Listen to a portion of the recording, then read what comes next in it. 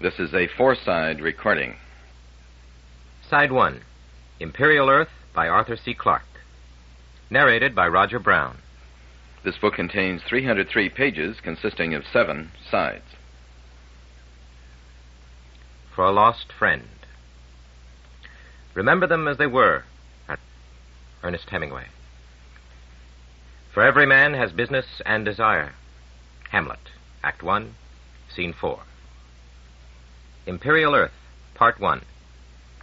Titan. Chapter 1, A Shriek in the Night. Duncan Mackenzie was 10 years old when he found the magic number. It was pure chance. He had intended to call Grandma Ellen, but he had been careless, and his fingers must have touched the wrong keys. He knew at once that he had made a mistake because Grandma's video had a 2-second delay, even on auto-record. This circuit was live immediately. Yet there was no ringing tone and no picture. The screen was completely blank, with not even a speckling of interference. Duncan guessed that he had been switched into an audio-only channel, or had reached a station where the camera was disconnected. In any case, this certainly wasn't Grandma's number, and he reached out to break the circuit. Then he noticed the sound. At first, he thought that someone was breathing quietly into the microphone at the far end, but he quickly realized his mistake. There was a random, inhuman quality about this gentle susurration. It lacked any regular rhythm, and there were long intervals of complete silence. As he listened, Duncan felt a growing sense of awe. Here was something completely outside his normal, everyday experience, yet he recognized it almost at once. In his 10 years of life, the impressions of many worlds had been imprinted on his mind, and no one who had heard this most evocative of sounds could ever forget it. He was listening to the voice of the wind, as it sighed and whispered across the lifeless landscape 100 meters above his head. Duncan forgot all about Grandma and turned the volume up to its highest level. He lay back on the couch, closed his eyes, and tried to project himself into the unknown, hostile world from which he was protected by all the safety devices that 300 years of space technology could contrive.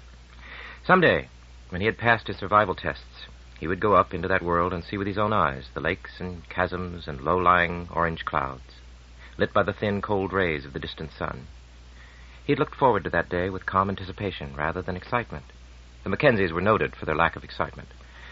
But now he suddenly realized what he was missing. So might a child of Earth on some dusty desert far from the ocean have pressed a shell against his ear and listened with sick longing to the music of the unattainable sea. There was no mystery about the sound, but how was it reaching him? It could be coming from any of the 100 million square kilometers lying above his head. Somewhere, perhaps in an abandoned construction project or experimental station, a live microphone had been left in circuit, exposed to the freezing, poisonous winds of the world above. It was not likely to remain undetected for long. Sooner or later it would be discovered and disconnected. He had better capture this message from the outside while it was still there. Even if he knew the number he'd accidentally called, he doubted if he could ever establish the circuit again.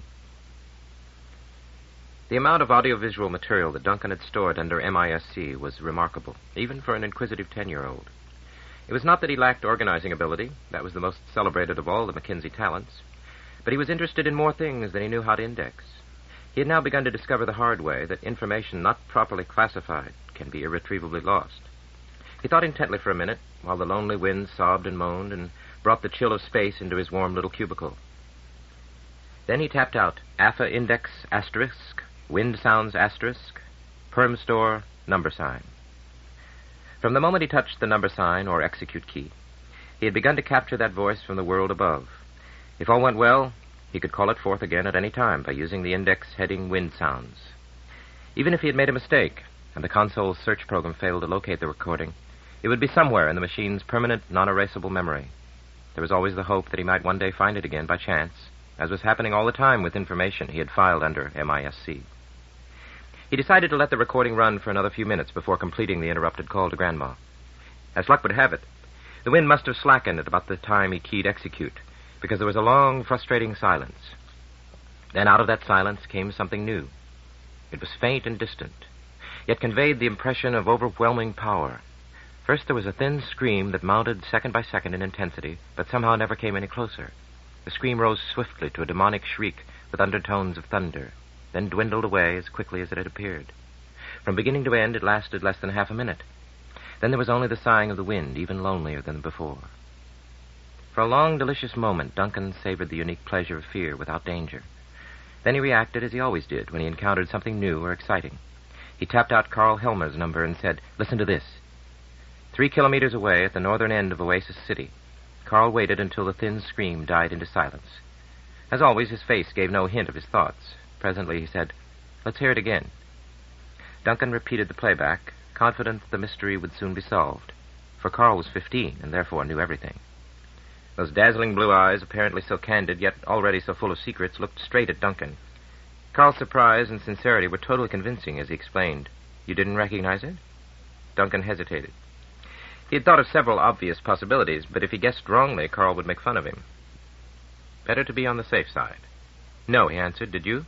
"Of course," said Carl in his most superior tone of voice. He paused for effect, then leaned toward the camera so that his face loomed enormous on the screen. "It's a Hydrosaurus on the rampage." For a fraction of a second, Duncan took him seriously, which was exactly what Carl had intended. He quickly recovered and laughed back at his friend. "You're crazy. So you don't know what it is." For the methane-breathing monster Hydrosaurus Rex was their private joke, the product of youthful imaginations inflamed by pictures of ancient Earth and the wonders it had brought forth near the dawn of creation. Duncan knew perfectly well that nothing lived now or had ever lived on the world that he called home. Only man had walked upon its frozen surface. Yet if Hydrosaurus could have existed, that awesome sound might indeed have been its battle cry, as it leaped upon the gentle carbotherium wallowing in some ammonia lake. "Oh, I know what made that noise," said Carl smugly. "Didn't you guess? There was a ram tanker making a scoop. If you call traffic control, they'll tell you where it was heading." Carl had had his fun, and the explanation was undoubtedly correct. Duncan had already thought of it, yet he had hoped for something more romantic. Though it was perhaps too much to expect methane monsters, an everyday spaceship was a disappointing anticlimax. He felt a sense of letdown and was sorry that he had given Carl another chance to deflate his dreams. Carl was rather good at that. But like all healthy 10-year-olds, Duncan was resilient. The magic had not been destroyed. Though the first ship had lifted from Earth 3 centuries before he was born, the wonder of space had not yet been exhausted. There was romance enough in that shriek from the edge of the atmosphere as the orbiting tanker collected hydrogen to power the commerce of the solar system. In a few hours, that precious cargo would be falling sunward, past Saturn's other moons, past giant Jupiter, to make its rendezvous with one of the fueling stations that circled the inner planets. It would take months, even years, to get there, but there was no hurry. As long as cheap hydrogen flowed through the invisible pipeline across the solar system, the fusion rockets could fly from world to world, as once the ocean liners had plied the seas of Earth. Duncan understood this better than most boys of his age. The hydrogen economy was also the story of his family, and would dominate his own future when he was old enough to play a part in the affairs of Titan. It was now almost a century since Grandfather Malcolm had realized that Titan was the key to all the planets, and had shrewdly used this knowledge for the benefit of mankind, and of himself. So Duncan continued to listen to the recording after Carl had switched off. Over and over again he played back that triumphant cry of power, trying to detect the precise moment when it was finally swallowed up in the gulfs of space. For years it would haunt his dreams. He would wake in the night, convinced that he had heard it again through the roof of rock that protected Oasis from the hostile wilderness above. And when at last he fell back into sleep, he would always dream of Earth. Chapter 2, Dynasty. Malcolm Mackenzie had been the right man at the right time. Others before him had looked covetously at Titan, but he was the first to work out all the engineering details and to conceive the total system of orbiting scoops, compressors, and cheap expendable tanks that could hold their liquid hydrogen with minimum loss as they dropped leisurely sunward. Back in the 2180s, Malcolm had been a promising young aerospace designer at Port Lowell, trying to make aircraft that could carry useful payloads in the tenuous Martian atmosphere. In those days, he had been Malcolm Mackenzie, Mackenzie with a C, for the computer mishap that had irrevocably changed the family name did not occur until he emigrated to Titan. After wasting 5 years in futile attempts at correction, Malcolm had finally cooperated with the inevitable. It was one of the few battles in which the Mackenzies had ever admitted defeat, but now they were quite proud of their unique name, Makenzie, Mackenzie. When he had finished his calculations and stolen enough drafting computer time to prepare a beautiful set of drawings, young Malcolm had approached the planning office of the Martian Department of Transportation. He did not anticipate serious criticism, because he knew that his facts and his logic were impeccable. A large fusion-powered space liner could use 10,000 tons of hydrogen on a single flight, merely as inert working fluid. 99% of it took no part in the nuclear reaction, but was hurled from the jets unchanged at scores of kilometers a second, imparting momentum to the ships it drove between the planets. There was plenty of hydrogen on Earth, easily available in the oceans. But the cost of lifting megatons a year into space was horrendous, and the other inhabited worlds, Mars, Mercury, Ganymede, and the Moon, could not help. They had no surplus hydrogen at all. Of course, Jupiter and the other gas giants possessed unlimited quantities of the vital element, but their gravitational fields guarded it more effectively than any unsleeping dragon coiled round some mythical treasure of the gods. In all the solar system, Titan was the only place where nature had contrived the paradox of low gravity and an atmosphere remarkably rich in hydrogen and its compounds. Malcolm was right in guessing that no one would challenge his figures or deny the feasibility of the scheme, but a kind-hearted senior administrator took it upon himself to lecture young Mackenzie on the political and economic facts of life. He learned with remarkable speed about growth curves and forward discounting and interplanetary debts and rates of depreciation and technological obsolescence, and understood for the first time why the solar was backed not by gold, but by kilowatt hours. It's an old problem, his mentor had explained patiently. In fact, it goes back to the very beginnings of astronautics in the 20th century. We couldn't have commercial spaceflight until there were flourishing extraterrestrial colonies, and we couldn't have colonies until there was commercial space transportation. In this sort of bootstrap situation, you have a very slow growth rate until you reach the takeoff point. Then quite suddenly the curves start shooting upward and you're in business. It could be the same with your Titan refueling scheme, but have you any idea of the initial investment required? Only the World Bank could possibly underwrite it. What about the Bank of Selene? Isn't it supposed to be more adventurous? Don't believe all you've read about the gnomes of Aristarchus. They're as careful as anyone else. They have to be. Bankers on Earth can still go on breathing if they make a bad investment. But it was the Bank of Selene 3 years later that put up the 5 megasols for the initial feasibility study. Then Mercury became interested, and finally Mars. By this time, of course, Malcolm was no longer an aerospace engineer. He had become, not necessarily in this order, a financial expert, a public relations advisor, a media manipulator, and a shrewd politician. In the incredibly short time of 20 years, the first hydrogen shipments were falling sunward from Titan.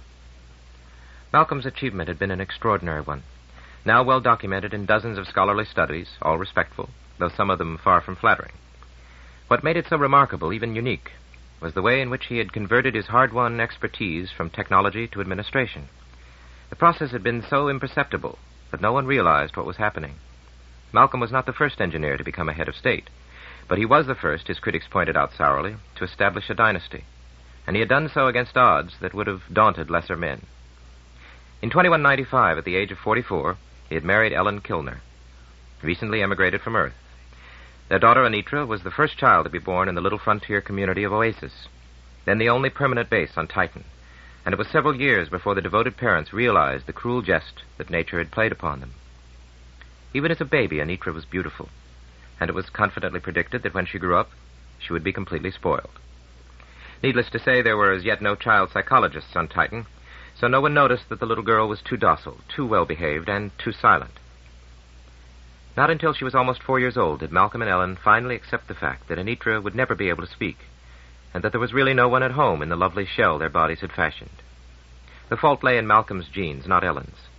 Sometime during his shuttling back and forth between Earth and Mars, a stray photon that had been cruising through space since the cosmic dawn had blasted his hopes for the future. The damage was irreparable, as Malcolm discovered when he consulted the best genetic surgeons of 4 worlds. It was a chilling thought that he had actually been lucky with Anitra. The results could have been far, far worse.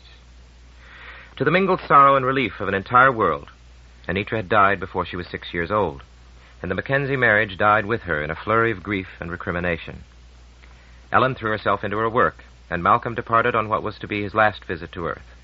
He was gone for almost 2 years, and in that time he achieved much. He consolidated his political position and set the pattern of economic development on Titan for the next half-century. And he acquired the son he had now set his heart upon. Human cloning, the creation of exact replicas of another individual from any cell in the body except the sex cells, had been achieved early in the 21st century. Even when the technology had been perfected, it had never become widespread, partly because there were few circumstances that could ever justify it. Malcolm was not a rich man. There had been no large personal fortunes for 100 years, but he was certainly not poor. He used a skillful combination of money, flattery, and more subtle pressures to attain his goal. When he returned to Titan, he brought with him the baby who was his identical twin, but half a century younger. When Colin grew up, there was no way in which he could be distinguished from his clone father at the same age. Physically, he was an exact duplicate in every respect. But Malcolm was no Narcissus, interested in creating a mere carbon copy of himself. He wanted a partner as well as a successor. So Cullen's educational program concentrated on the weak points of Malcolm's. Though he had a good grounding in science, he specialized in history, law, and economics. Whereas Malcolm was an engineer-administrator, Cullen was an administrator-engineer. While still in his 20s, he was acting as his father's deputy wherever it was legally admissible, and sometimes where it was not. Together, the two Mackenzies formed an unbeatable combination, and trying to draw subtle distinctions between their psychologies was a favorite Titanian pastime. Perhaps because he had never been compelled to fight for any great objective, and had had all his goals formulated before his birth, Cullen was more gentle and easygoing than Malcolm, and therefore more popular. No one outside the Mackenzie family ever called the older man by his first name. Few called Cullen anything else. He had no real enemies, and there was only one person on Titan who disliked him. At least it was assumed that Malcolm's estranged wife, Ellen, did so, for she refused to acknowledge his existence.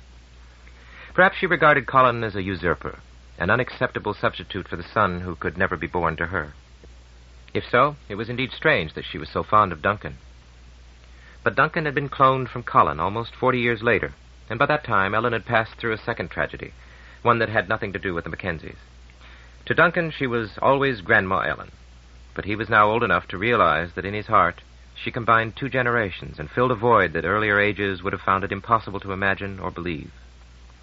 If Grandma had any real genetic relationship with him, all trace of it had been lost centuries ago on another world.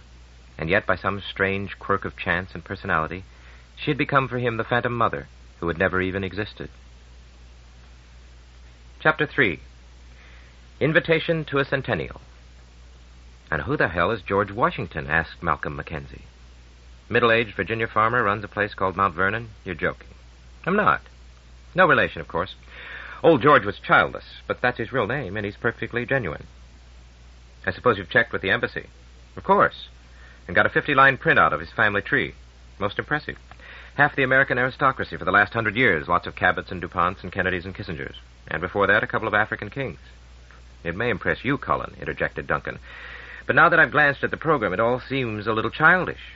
Grown men pretending to be historical figures? Are they really going to throw tea into Boston Harbor? Before Cullen could answer, Grandfather Malcolm stepped in. A discussion among the three Mackenzies, which was something seldom overheard by outsiders, was more in the nature of a monologue than an argument. Because their three personas differed only through the accidents of background and education, genuine disagreements among them were virtually unknown. When difficult decisions had to be made, Duncan and Cullen would take opposing viewpoints and debate them before Malcolm, who would listen without saying a word, though his eyebrows could be very eloquent. He seldom had to give a judgment because the two advocates usually reached a synthesis without much difficulty. But when he did, that was the end of the matter. It was quite a good way to run a family, or a world. I don't know about the tea, which would certainly be a waste at 50 solars a kilo, but you're being too hard on Mr. Washington and his friends. When we have 500 years behind us, we'll be justified in a little pomp and ceremony. And never forget, the Declaration of Independence was one of the most important historical events of the last 3,000 years. We wouldn't be here without it. After all, the Treaty of Phobos opens with the words, "When in the course of human events it becomes necessary for one people." Quite inappropriate in that context. On the whole, Earth was heartily glad to get rid of us. Perfectly true. But don't ever let the Terrans hear it. I'm still confused, said Duncan rather plaintively. Just what does the good general want from us? How can we raw colonials contribute to the proceedings? He's only a professor, not a general, replied Cullen. They're extinct, even on Earth. As I see it, a few nicely composed speeches drawing whatever parallels you can find between our historical situations. A certain exotic charm, you know. A whiff of the frontier where men still live dangerously. The usual barbarian virility, so irresistible to decadent Terrans of all sexes. And not least a low-keyed yet genuine gratitude for the unexpected gift of an open-earth Titan return ticket with all expenses for a 2-month stay. That solves several of our problems, and we should appreciate it. Very true, Duncan replied thoughtfully, even though it wrecks our plans for the next 5 years. It doesn't wreck them, said Cullen. It advances them. Time gained is time created, and success in politics depends upon the masterful administration of the unforeseen, as you are so fond of saying. Well, this invitation is certainly unforeseen, and I'll try to master it. Have we sent an official thank you? Only a routine acknowledgement. I suggest that you followed up, Duncan, with a personal note to Professor Washington. They're both right, said Malcolm, rereading the formal invitation. It says here, Chairman of the Quincentennial Celebration Committee and President of the Historical Association of Virginia. So you can take your choice. We've got to be very careful about this, or someone will bring it up in the Assembly. Was the invitation official or personal? Well, it's not government to government, I'm happy to say, since the committee sponsored it. And the fax was addressed to the Honorable Malcolm Mackenzie, not to the President. The Honorable Malcolm Mackenzie, also President of Titan, was clearly pleased at this subtle distinction. Do I detect in this the fine hand of your good friend, Ambassador Farrell? Asked Colin. I'm sure the idea never occurred to him. I thought as much. Well, even if we are on firm legal grounds, that won't stop the objections. There will be the usual cries of privilege, and we'll be accused once again of running Titan for our personal benefit. I'd like to know who started the word fiefdom circulating. I had to look it up. Colin ignored the older man's interruptions. As chief administrator, he had to face the day-to-day problems of running the world, and could not afford the slight irresponsibility that Malcolm was beginning to show in his old age. It was not senility. Grandfather was still only 124, but rather the carefree Olympian attitude of one who had seen and experienced everything, and had achieved all his ambitions. There are 2 points in our favor, Colin continued. No official funds are involved, so we can't be criticized for using government money. And let's have no false modesty. Earth will expect a Mackenzie. It might even be regarded as an insult if one of us didn't go. And as Duncan is the only possibility, that settles the matter. You're perfectly correct, of course. But not everyone will see it that way. All the families will want to send their younger sons and daughters. There's nothing to stop them, Duncan interjected. How many could afford it? We couldn't.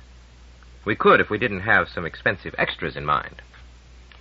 So can the Tanaka Smiths, the Mohadines, the Swartzes, the Deweys. But not, I believe, the Helmers. Colin spoke lightly, but without humor. And there was a long silence while all 3 Mackenzies shared a single thought. Then Malcolm said slowly, Don't underrate Carl. We have only power and brains, but he has genius, and that's always unpredictable. But he's crazy, protested Duncan. The last time we met, he tried to convince me that there's intelligent life on Saturn. Did he succeed? Almost.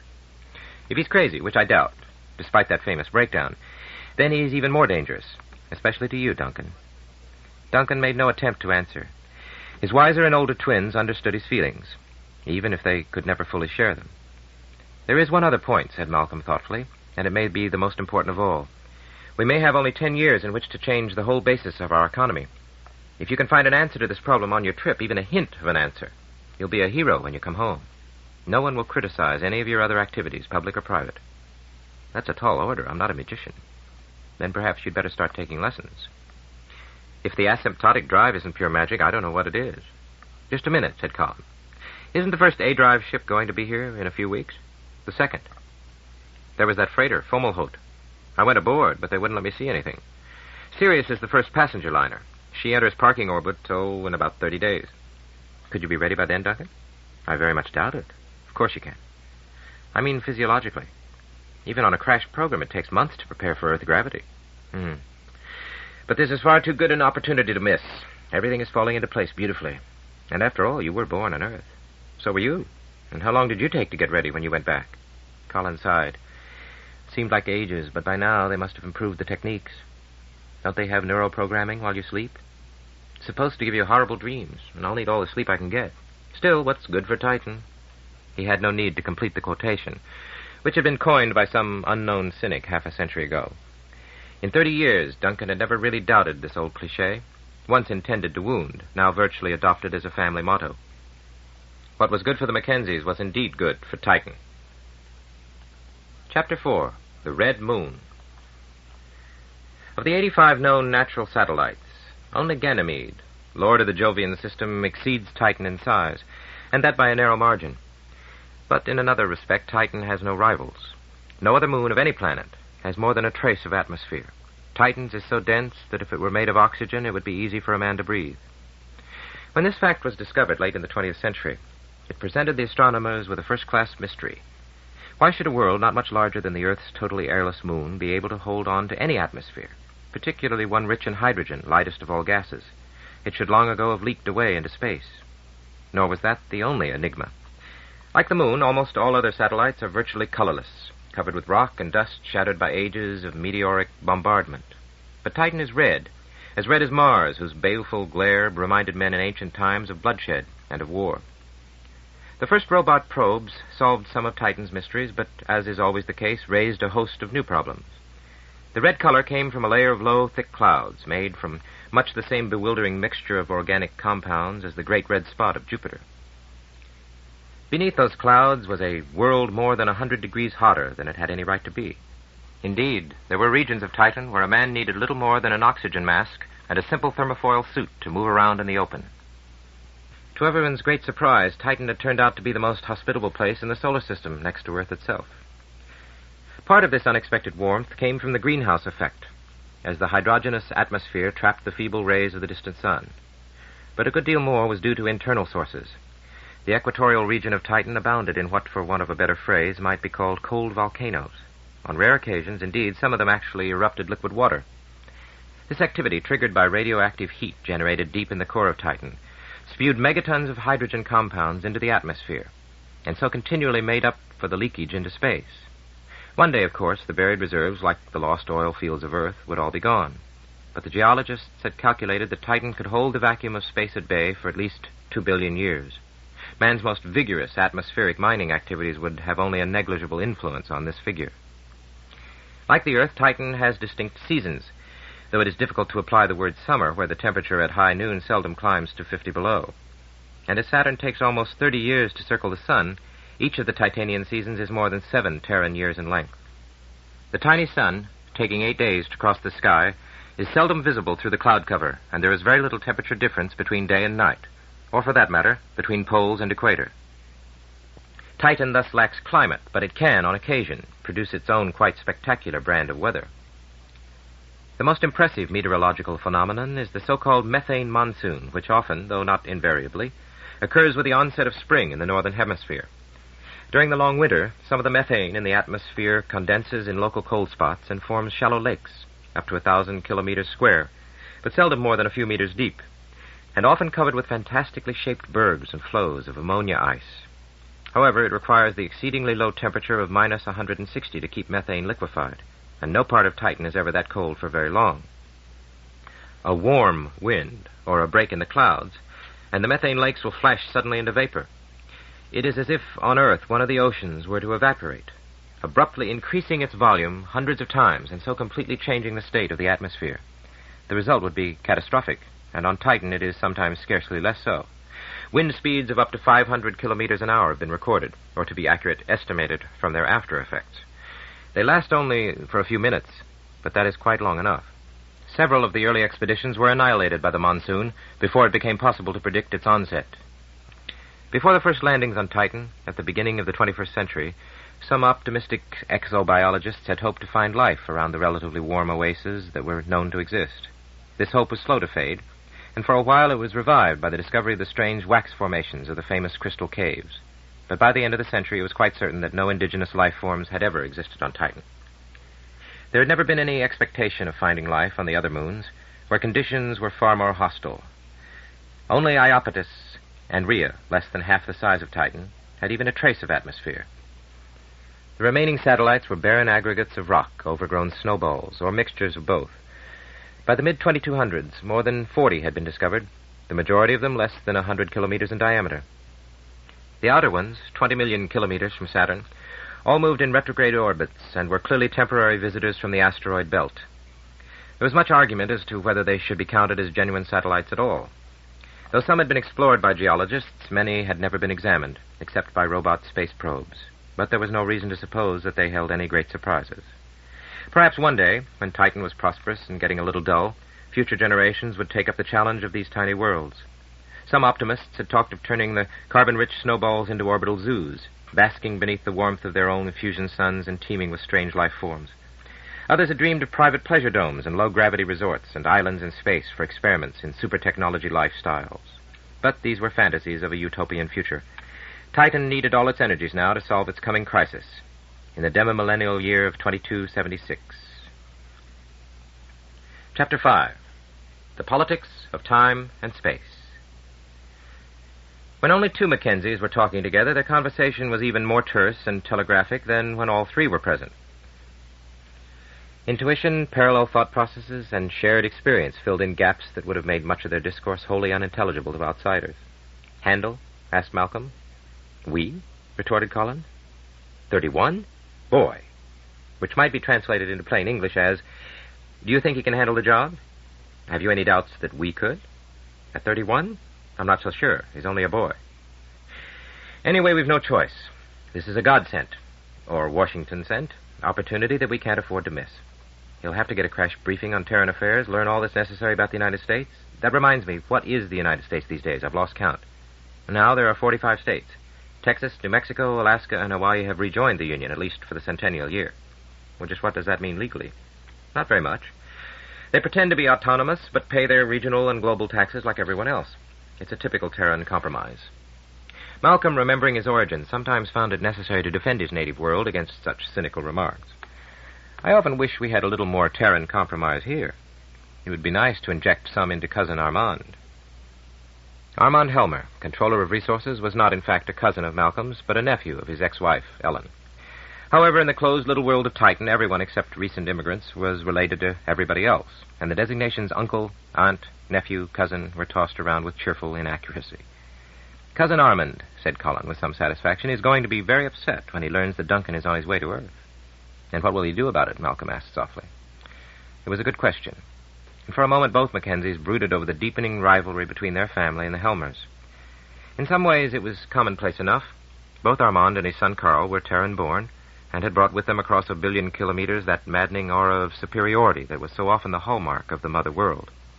Some immigrants eventually managed to eradicate it, though the process was difficult. Malcolm Mackenzie had succeeded only after 3 planets and 100 years, but the Helmers had never even tried. And although Carl had been only 5 years old when he left Earth, he seemed to have spent the subsequent 30 trying to become more Terran than the Terrans. Nor could it have been a coincidence that all his wives had been from Earth. Yet this had been a matter of amusement rather than annoyance until only a dozen years ago. As boys, Duncan and Carl had been inseparable, and there had been no cause for conflict between the families until Armand's swift rise through the technological hierarchy of Titan had brought him into a position of power. Now the controller did not bother to conceal his belief that 3 generations of Mackenzies were enough. Whether or not he had actually coined the famous "what's good for the Mackenzies" phrase, he certainly quoted it with relish. To do Armand justice, his ambitions seemed more concentrated on his only son than on himself. That alone would have been sufficient to put some strains on the friendship between Carl and Duncan, but it would probably have survived paternal pressures from either direction. What had caused the final rift was still something of a mystery, and was associated with the psychological breakdown that Carl had experienced 15 years ago. He had emerged from it with all his abilities intact, but with a marked change of personality. After graduating with honors at the University of Titan, he had become involved in a whole range of research activities, from measurements of galactic radio waves to studies of the magnetic fields around Saturn. All this work had some practical relevance, and Carl had also played a valuable role in the establishment and maintenance of the communications network upon which Titanian life depended. It would be true to say, however, that his interests were theoretical rather than practical, and he sometimes tried to exploit this whenever the old two cultures debate raised its hoary head. Despite a couple of centuries of invective from both sides, no one really believed that scientists with a capital S were more cultured, whatever that meant, than engineers.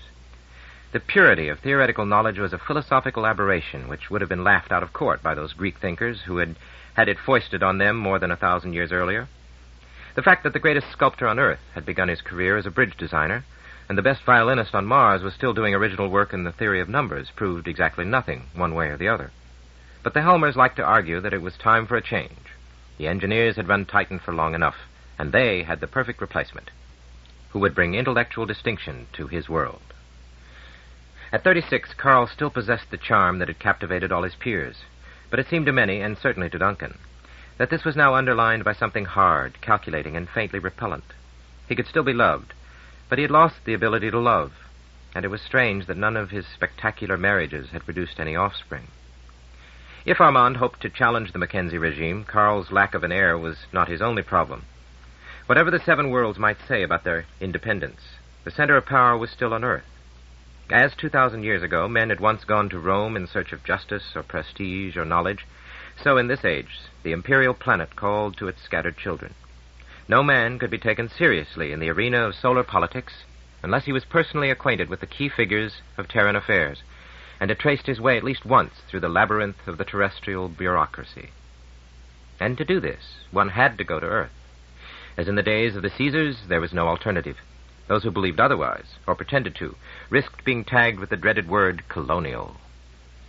It might have been different if the velocity of light were infinite, but it was a mere 1 billion kilometers an hour, and therefore real-time conversation would be forever impossible between Earth and anyone beyond the orbit of the moon.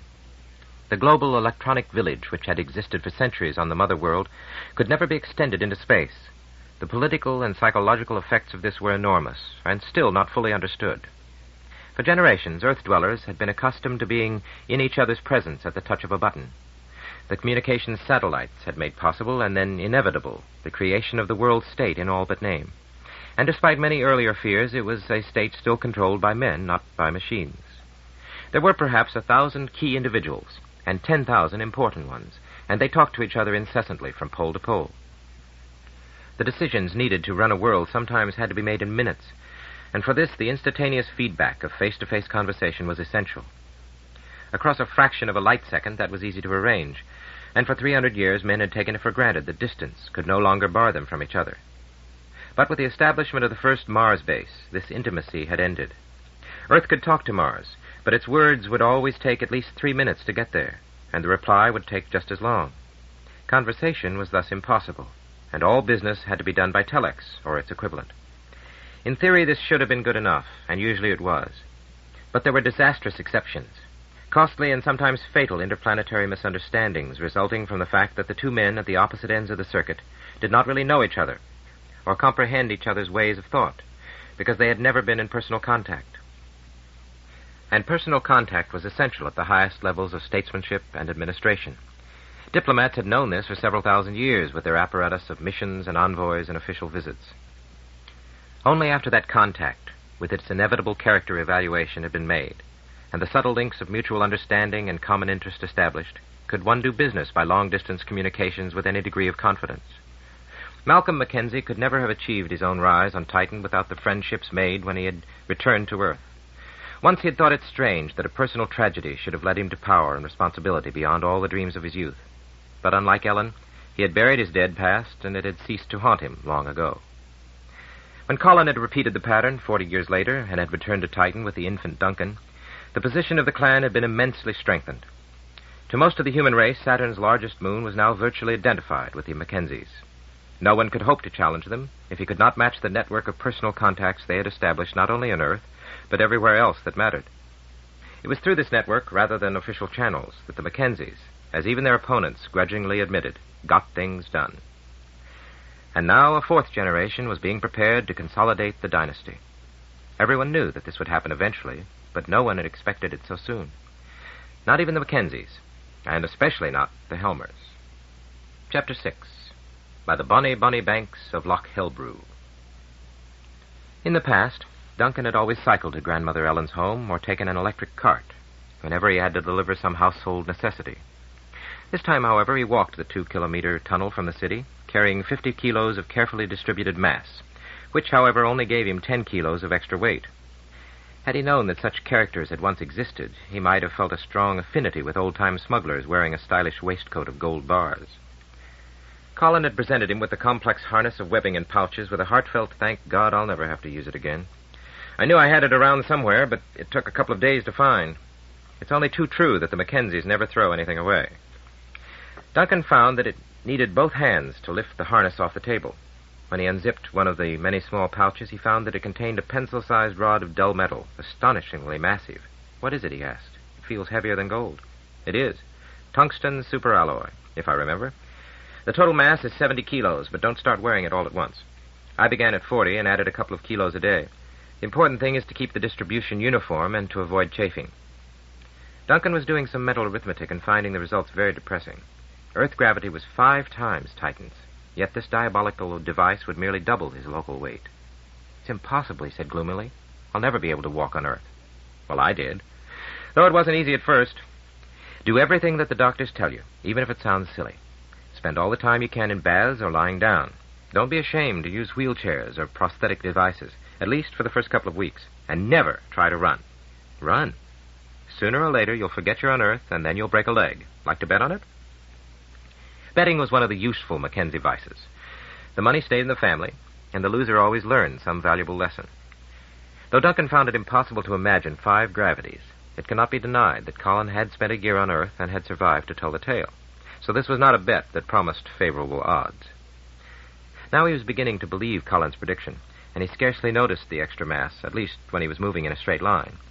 It was only when he tried to change direction that he felt himself in the grip of some irresistible force. Not counting visitors from Earth, he was probably now the strongest man on Titan. It was not that his body was developing new strength. Rather, it was recovering latent powers which had been slumbering, waiting for the moment when they would be called forth. In a few more years, what he was now attempting would be too late.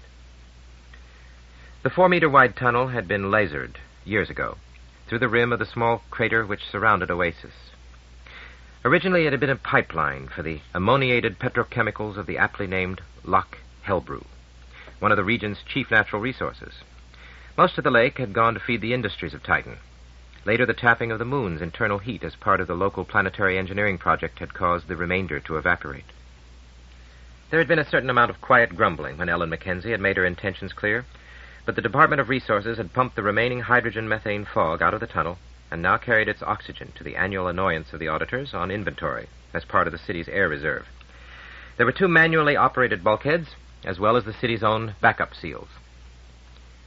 Anyone went beyond the second bulkhead at his own risk, but that was negligible.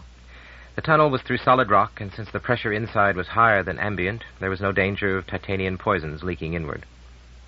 6 side tunnels, all of them now blocked, led out of the main passageway.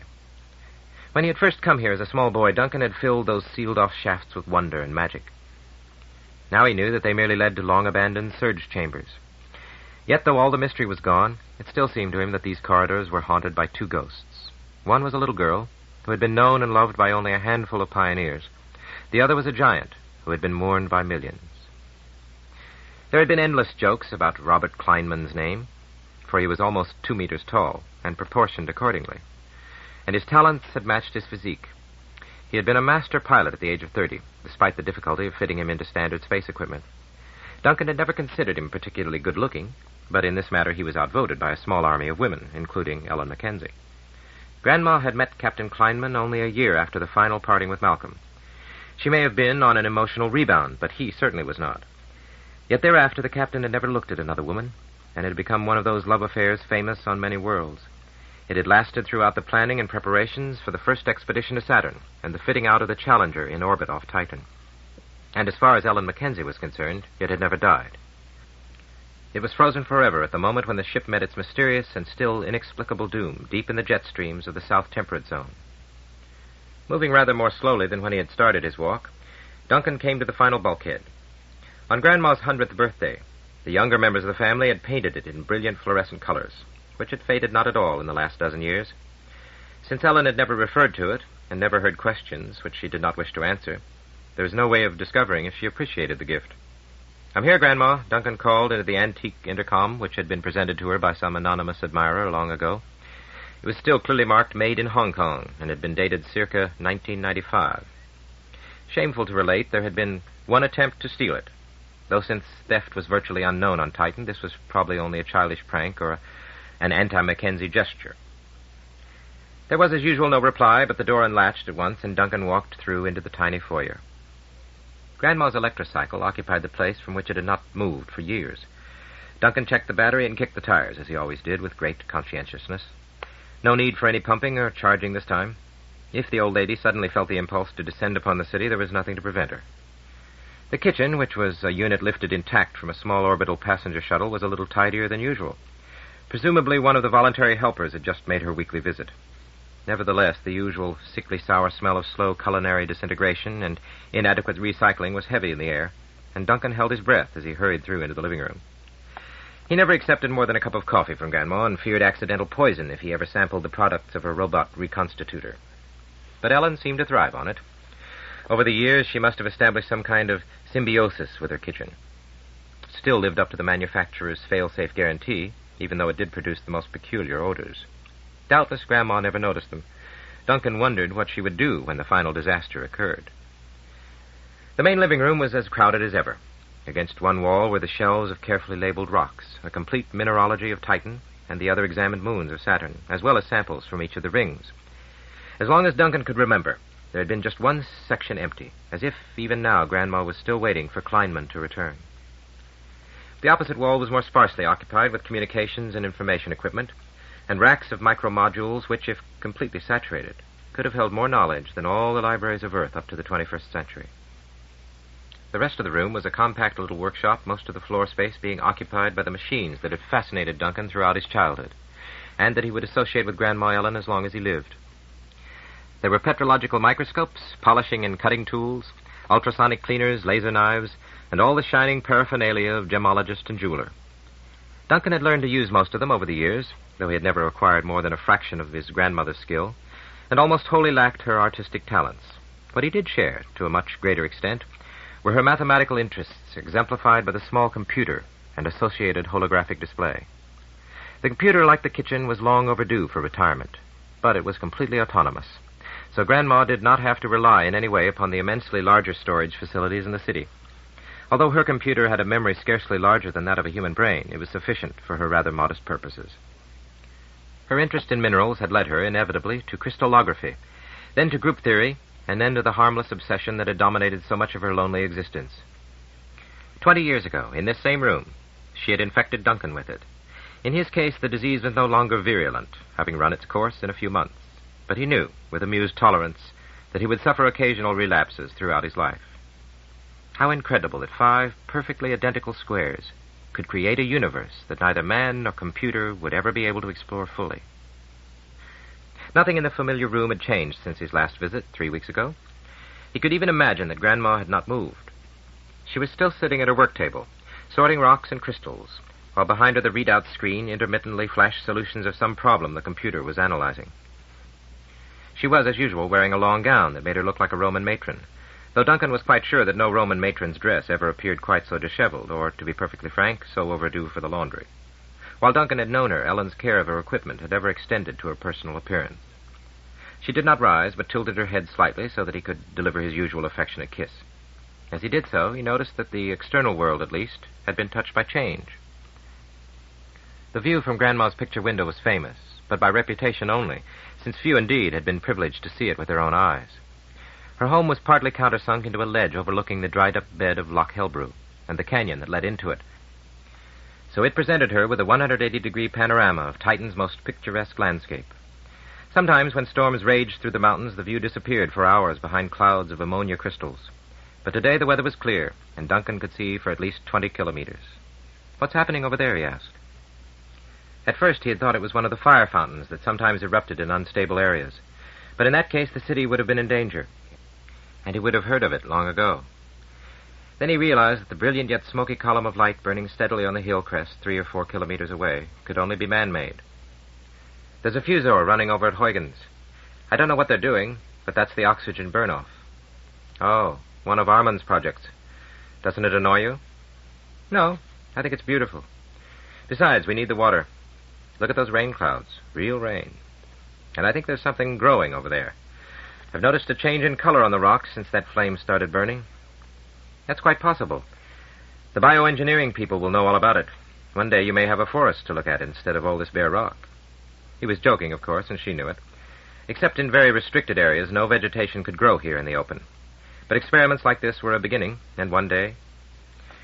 Over there in the mountain, a hydrogen fusion plant was at work, melting down the crust of Titan to release all the elements needed for the industries of the little world. And as half that crust consisted of oxygen, now needed only in very small quantities in the closed cycle economies of the cities, it was simply allowed to burn off. "Do you realize, Duncan," said Grandma suddenly, "how neatly that flame symbolizes the difference between Titan and Earth?" "Well, they don't have to melt rocks there to get everything they need." "I was thinking of something much more fundamental. If a Terran wants a fire, he ignites a jet of hydrocarbons and lets it burn. We do exactly the opposite. We set fire to a jet of oxygen and let it burn in our hydromethane atmosphere. This was such an elementary fact of life, indeed an ecological platitude, that Duncan felt disappointed. He had hoped for some more startling revelation. His face must have reflected his thoughts, for Grandma gave him no chance to comment. "What I'm trying to tell you," she said, "is that it may not be as easy for you to adjust to Earth as you imagine. You may know, or think you know, what conditions are like there, but that knowledge isn't based on experience. When you need it in a hurry, it won't be there. Your Titan instincts may give the wrong answers. So act slowly, and always think twice before you move. I've no choice about acting slowly. My Titan muscles will see to that. How long will you be gone? About a year. My official invitation is for 2 months, but now the trip's being paid for, I'll have funds for a much longer stay. And it seems a pity to waste the opportunity, since it's my only one. He tried to keep his voice as cheerfully optimistic as he could, though he knew perfectly well the thoughts that must be passing through Grandma's mind. They were both aware that this might be their last meeting. 114 was not an excessive age for a woman, but truly what did Grandma have to live for? The hope of seeing him again when he returned from Earth? He liked to think so. And there was another matter, never to be referred to, yet hovering in the background. Grandma knew perfectly well the main purpose of his visit to Earth, and the knowledge must, even after all these years, be like a dagger in her heart. She had never forgiven Malcolm. She had never accepted Colin. Would she continue to accept him when he returned with little Malcolm? Now she was hunting around with a clumsiness quite unlike her normal precise movements in one of the cubbyholes of her work desk. Here's a souvenir to take with you. What? Oh, it's beautiful. He was not being excessively polite. Sheer surprise had forced the reaction from him. The flat, crystal-lidded box he was now holding in his hands was indeed one of the most exquisite works of geometrical art he had ever seen. And Grandma could not have chosen any single object more evocative of his youth and of the world that, though he was now about to leave it, must always be his home. As he stared at the mosaic of colored stones that exactly filled the little box, greeting each of the familiar shapes like an old friend, his eyes misted. The years seemed to roll away. Grandma had not changed, but he was only 10. Chapter 7. A Cross of Titanite. You're old enough now, Duncan, to understand this game, though it's very much more than a game. Whatever it is, thought Duncan, it doesn't look very exciting. What can you do with 5 identical squares of white plastic, a couple of centimeters on a side? Now, the first problem, continued Grandma, is to see how many different patterns you can make by putting all these squares together. While they lie flat on the table? Yes, with the edges matching exactly. Overlapping isn't allowed. Duncan started to shuffle the squares. Well, he began, I can put them all in a straight line like this. Then I can switch the end one to make an L, and the one at the other end to make a U. He quickly produced 6 different assemblies of the 5 squares, then found that he was repeating himself. I think that's all. Oh, stupid of me. He had missed the most obvious figure of all, the cross, or X, formed by putting one square in the middle and the other 4 surrounding it. Most people, said Grandma, find that one first. I don't know what this proves about your mental processes. Do you think you found them all? Duncan continued to slide the squares around and eventually discovered 3 more figures. Then he gave up. That's the lot, he announced confidently. Well, then what about this one, said Grandma, moving the squares swiftly to make a figure that looked like a humpbacked F. Oh, and this? Duncan began to feel very foolish and was much relieved when Grandma continued. You did fairly well. You only missed these 2. Altogether, there are exactly 12 of these patterns, no more and no less. Here they are. You could hunt forever. You won't find another one. She brushed aside the 5 little squares and laid on the table a dozen brightly colored pieces of plastic.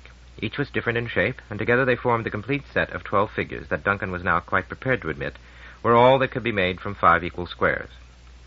But surely there must be more to it than this. The game couldn't have finished already. No, Grandma still had something up her sleeve. Now listen carefully, Duncan. Each of these figures, they're called pentominoes, by the way, is obviously the same size, since they're all made from 5 identical squares. And there are 12 of them, so the total area is 60 squares, right? Yes. Now, 60 is a nice round number, which you can split up in lots of ways. Let's start with 10 multiplied by 6, the easiest one. That's the area of this little box, 10 units by 6 units. So the 12 pieces should fit exactly into it, like a simple jigsaw puzzle.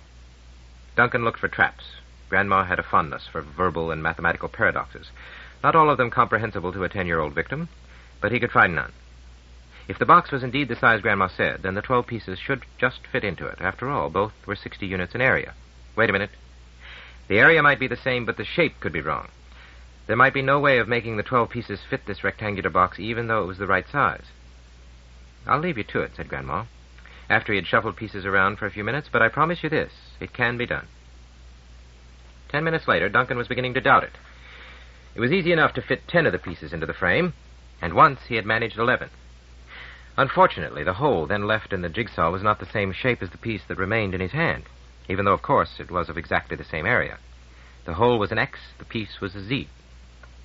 30 minutes later, he was fairly bursting with frustration. Grandma had left him completely alone, while she conducted an earnest dialogue with her computer, but from time to time she gave him an amused glance, as if to say, see, it isn't as easy as you thought. Duncan was stubborn for his age. Most boys of 10 would have given up long ago. It never occurred to him until years later that Grandma was also doing a neat job of psychological testing. He did not appeal for help for almost 40 minutes. Grandma's fingers flickered over the mosaic. The U and X and L slid around inside the restraining frame, and suddenly the little box was exactly full. The 12 pieces had been perfectly fitted into the jigsaw. Well, you knew the answer, said Duncan rather lamely. The answer? Retorted Grandma. Would you care to guess how many different ways those pieces can be fitted into their box? There was a catch here. Duncan was sure of it. He hadn't found a single solution in almost an hour of effort, and he must have tried at least 100 arrangements, but it was possible that there might be, a dozen different answers. I'd guess there might be 20 ways of putting those pieces into the box, he replied, determined to be on the safe side. Try again.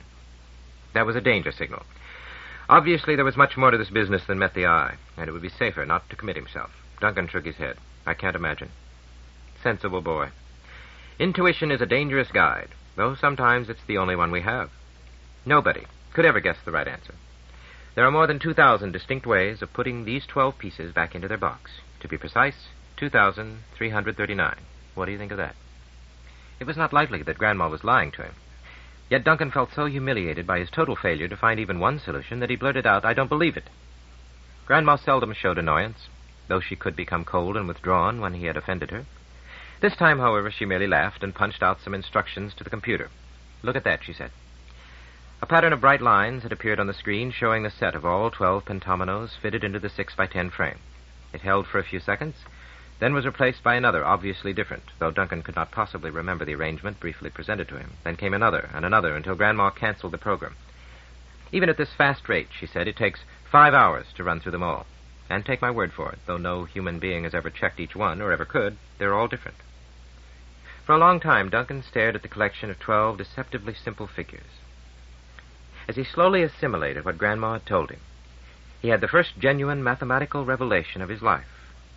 What had at first seemed merely a childish game had opened endless vistas and horizons, though even the brightest of 10-year-olds could not begin to guess the full extent of the universe now opening up before him. This moment of dawning wonder and awe was purely passive. A far more intense explosion of intellectual delight occurred when he found his first very own solution to the problem. For weeks he carried around with him the set of 12 pentominoes in their plastic box, playing with them at every odd moment. He got to know each of the dozen shapes as personal friends, calling them by the letters which they most resembled, though in some cases with a good deal of imaginative distortion. The odd group, FILPN, and the ultimate alphabetical sequence, TUVWXYZ. And once, in a sort of geometrical trance or ecstasy which he was never able to repeat, he discovered 5 solutions in less than an hour. Newton and Einstein and Chen Tzu could have felt no greater kinship with the gods of mathematics in their own moments of truth. It did not take him long to realize, without any prompting from Grandma, that it might also be possible to arrange the pieces in other shapes besides the 6x10 rectangle. In theory, at least, the 12 pentominoes could exactly cover rectangles with sides of 5x12 units, 4x15 units, and even the narrow strip only 3 units wide and 20 long. Without too much effort, he found several examples of the 5x12 and 4x15 rectangles. Then he spent a frustrating week trying to align the dozen pieces into a perfect 3x20 strip. Again and again he produced shorter rectangles, but always there were a few pieces left over, and at last he decided that this shape was impossible. Defeated, he went back to Grandma and received another surprise. I'm glad you made the effort, she said. Generalizing, exploring every possibility, is what mathematics is all about. But you're wrong. It can be done. There are just 2 solutions, and if you find one, you'll also have the other. Encouraged, Duncan continued the hunt with renewed vigor. After another week, he began to realize the magnitude of the problem, the number of distinct ways in which a mere 12 objects could be laid out essentially in a straight line, when one also allowed for the fact that most of them could assume at least 4 different orientations, was staggering. Once again he appealed to Grandma, pointing out the unfairness of the odds. If there were only 2 solutions, how long would it take to find them? I'll tell you, she said. If you were a brainless computer and put down the pieces at the rate of 1 a second in every possible way, you could run through the whole set in, she paused for effect, rather more than 6 million years. Earth years or Titan years, thought the appalled Duncan. Not that it really matters. But you aren't a brainless computer, continued Grandma. You can see at a glance whole categories that won't fit into the pattern, so you don't have to bother about them. Try again. Duncan obeyed, though without much enthusiasm or success, and then he had a brilliant idea. Carl was interested and accepted the challenge at once. He took the set of pentominoes, and that was the last Duncan heard of him for several hours. Then he called back, looking a little flustered. Are you sure it can be done? He demanded. Absolutely. In fact, there are 2 solutions. Haven't you found even one? I thought you were good at mathematics. So I am. That's why I know how tough the job is. There are over a quadrillion possible arrangements to be checked. How do you work that out? Asked Duncan, delighted to discover something that had baffled his friend. Carl looked at a piece of paper covered with sketches and numbers. Well, excluding forbidden positions and allowing for symmetry and rotation, it comes to factorial 12 times 2 to the 21st. You wouldn't understand why. That's quite a number. Here it is. He held up a sheet on which he had written in large figures the imposing array of digits. 1, 004, 539, 160, 000, 000. Duncan looked at the number with satisfaction. He did not doubt Carl's arithmetic. So you've given up? No. I'm just telling you how hard it is. And Carl, looking grimly determined, switched off. The next day, Duncan had one of the biggest surprises of his young life.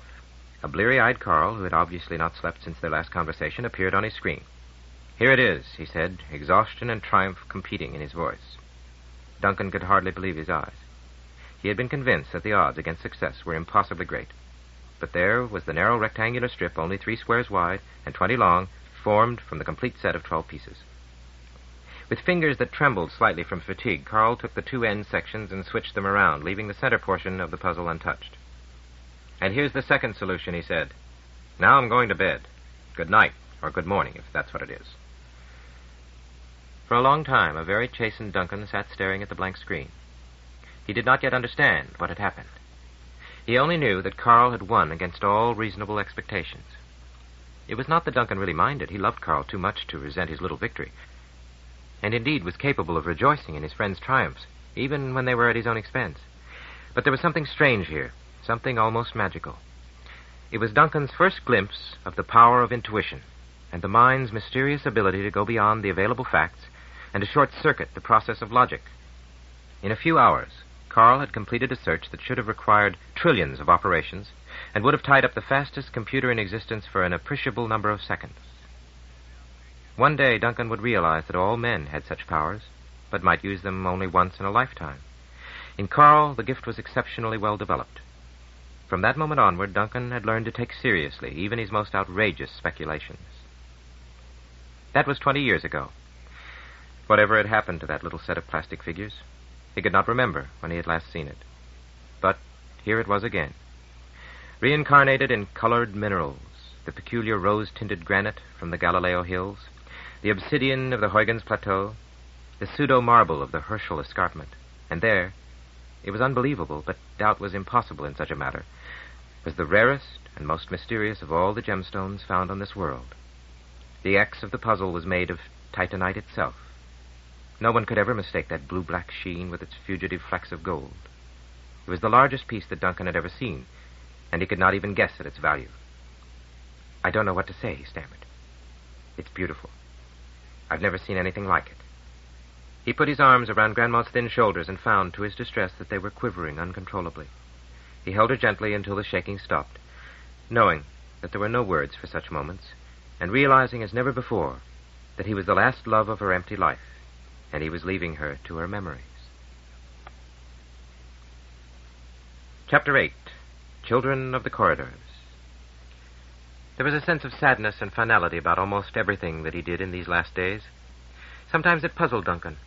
He should be excited, anticipating the great adventure that only a handful of men on his world could ever share.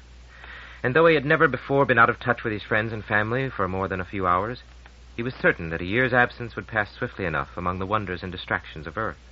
So why this melancholy?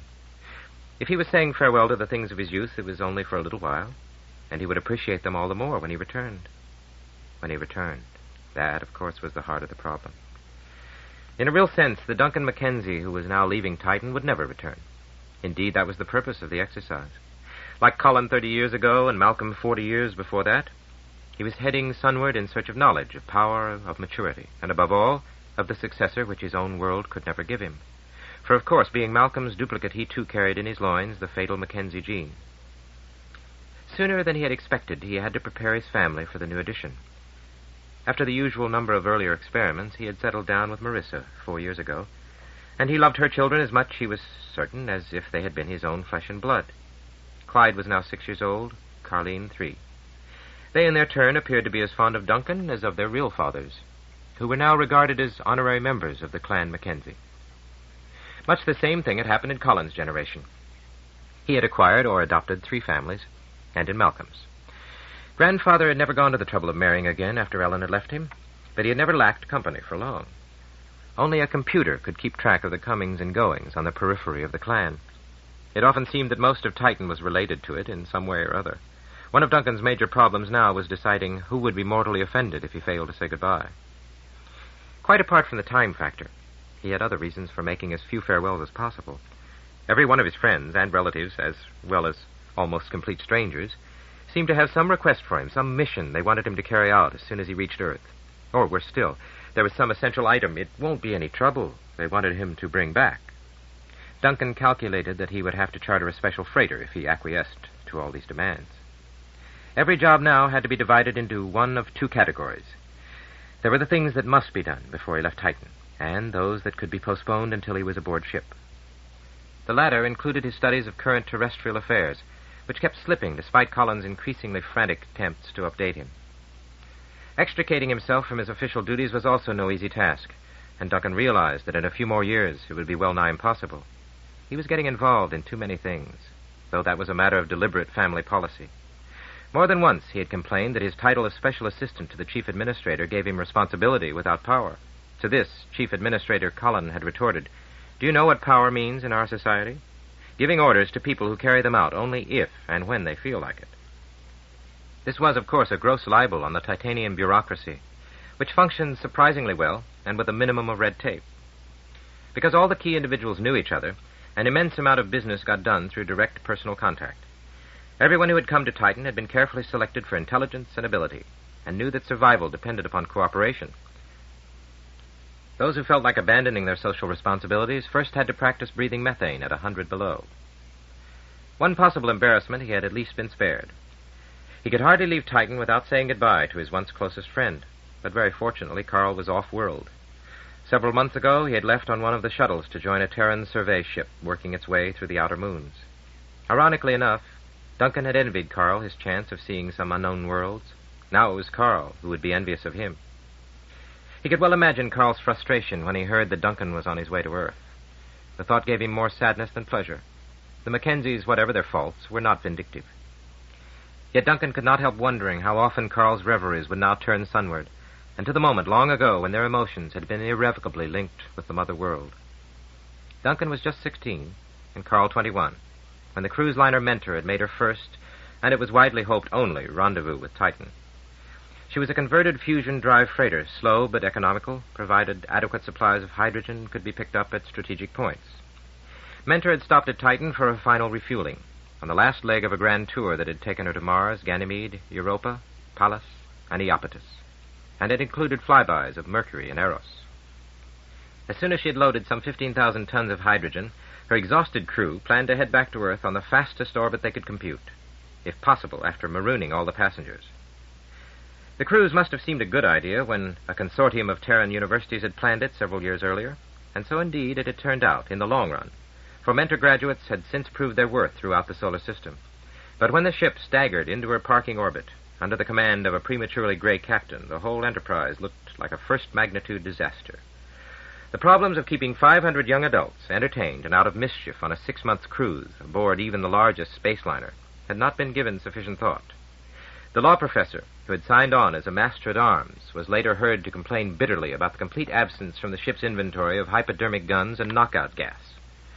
On the other hand, there had been no deaths or serious injuries, only one pregnancy, and everyone had learned a great deal, though not necessarily in the areas that the organizers had intended. The first few weeks, for example, were mostly occupied by experiments in zero-gravity sex, despite warnings that this was an expensive addiction for those compelled to spend most of their lives on planetary surfaces. Other shipboard activities, it was widely believed, were not quite so harmless. There were reports of tobacco smoking, not actually illegal, of course, but hardly sensible behavior when there were so many safe alternatives.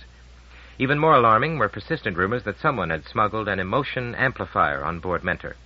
The so-called joy machines were banned on all planets, except under strict medical control. But there would always be people to whom reality was not good enough, and who would want to try something better. Notwithstanding the horror stories radioed ahead from other ports of call, Titan had looked forward to welcoming its young visitors. It was felt that they would add color to the social scene and help establish some enjoyable contacts with Mother Earth. And anyway, it would be for only a week. Luckily, no one dreamed that it would be for 2 months. This was not Mentor's fault. Titan had only itself to blame. When Mentor fell into her parking orbit, Earth and Titan were involved in one of their periodical wrangles over the price of hydrogen, FOB, Zero Gravitational Potential Solar Reference. The proposed 15% rise screamed the Terrans would cause the collapse of interplanetary commerce. Anything under 10%, swore the Titanians, would result in their instant bankruptcy and would make it impossible for them to import any of the expensive items Earth was always trying to sell. To any historian of economics, the whole debate was boringly familiar.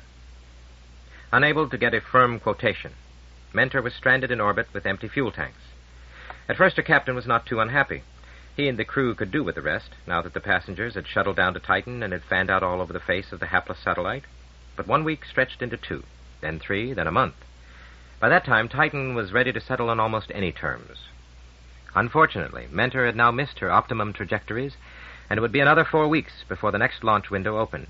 Meanwhile, the 500 guests were enjoying themselves, usually much more than their hosts. But to the younger Titanians, it was an exciting time, which they would remember all their lives. On a small world where everyone knew everybody else, 6,000 fascinating strangers had arrived, full of tales, many of them quite true, about the wonders of Earth. Here were men and women, barely into their 20s, who had seen forests and prairies and oceans of liquid water, who had strolled unprotected under an open sky beneath a sun whose heat could actually be felt. This very contrast in backgrounds, however, was a possible source of danger. The Terrans could not be allowed to go wandering around by themselves, even inside the habitats. They had to have escorts, preferably responsible people not too far from their own age group, to see that they did not inadvertently kill either themselves or their hosts. Naturally, there were times when they resented this well-intentioned supervision and even tried to escape from it. One group succeeded. It was very lucky and suffered no more than a few searing whiffs of ammonia. Damage was so slight that the foolish adventurers required only routine lung transplants. But after this exploit, there was no more serious trouble. There were plenty of other problems. The sheer mechanics of absorbing 500 visitors was a challenge to a society where living standards were still somewhat Spartan and accommodation limited. At first, all the unexpected guests were housed in the complex of corridors left by an abandoned mining operation, hastily converted into dormitories. Then, as quickly as arrangements could be made, they were farmed out, like refugees from some bombed city in an ancient war, to any households that were able to cope with them. At this stage, there were still many willing volunteers, among them Colin and Sheila Mackenzie. The apartment was lonely, now that Duncan's pseudo-sibling Glenn had left home to work on the other side of Titan.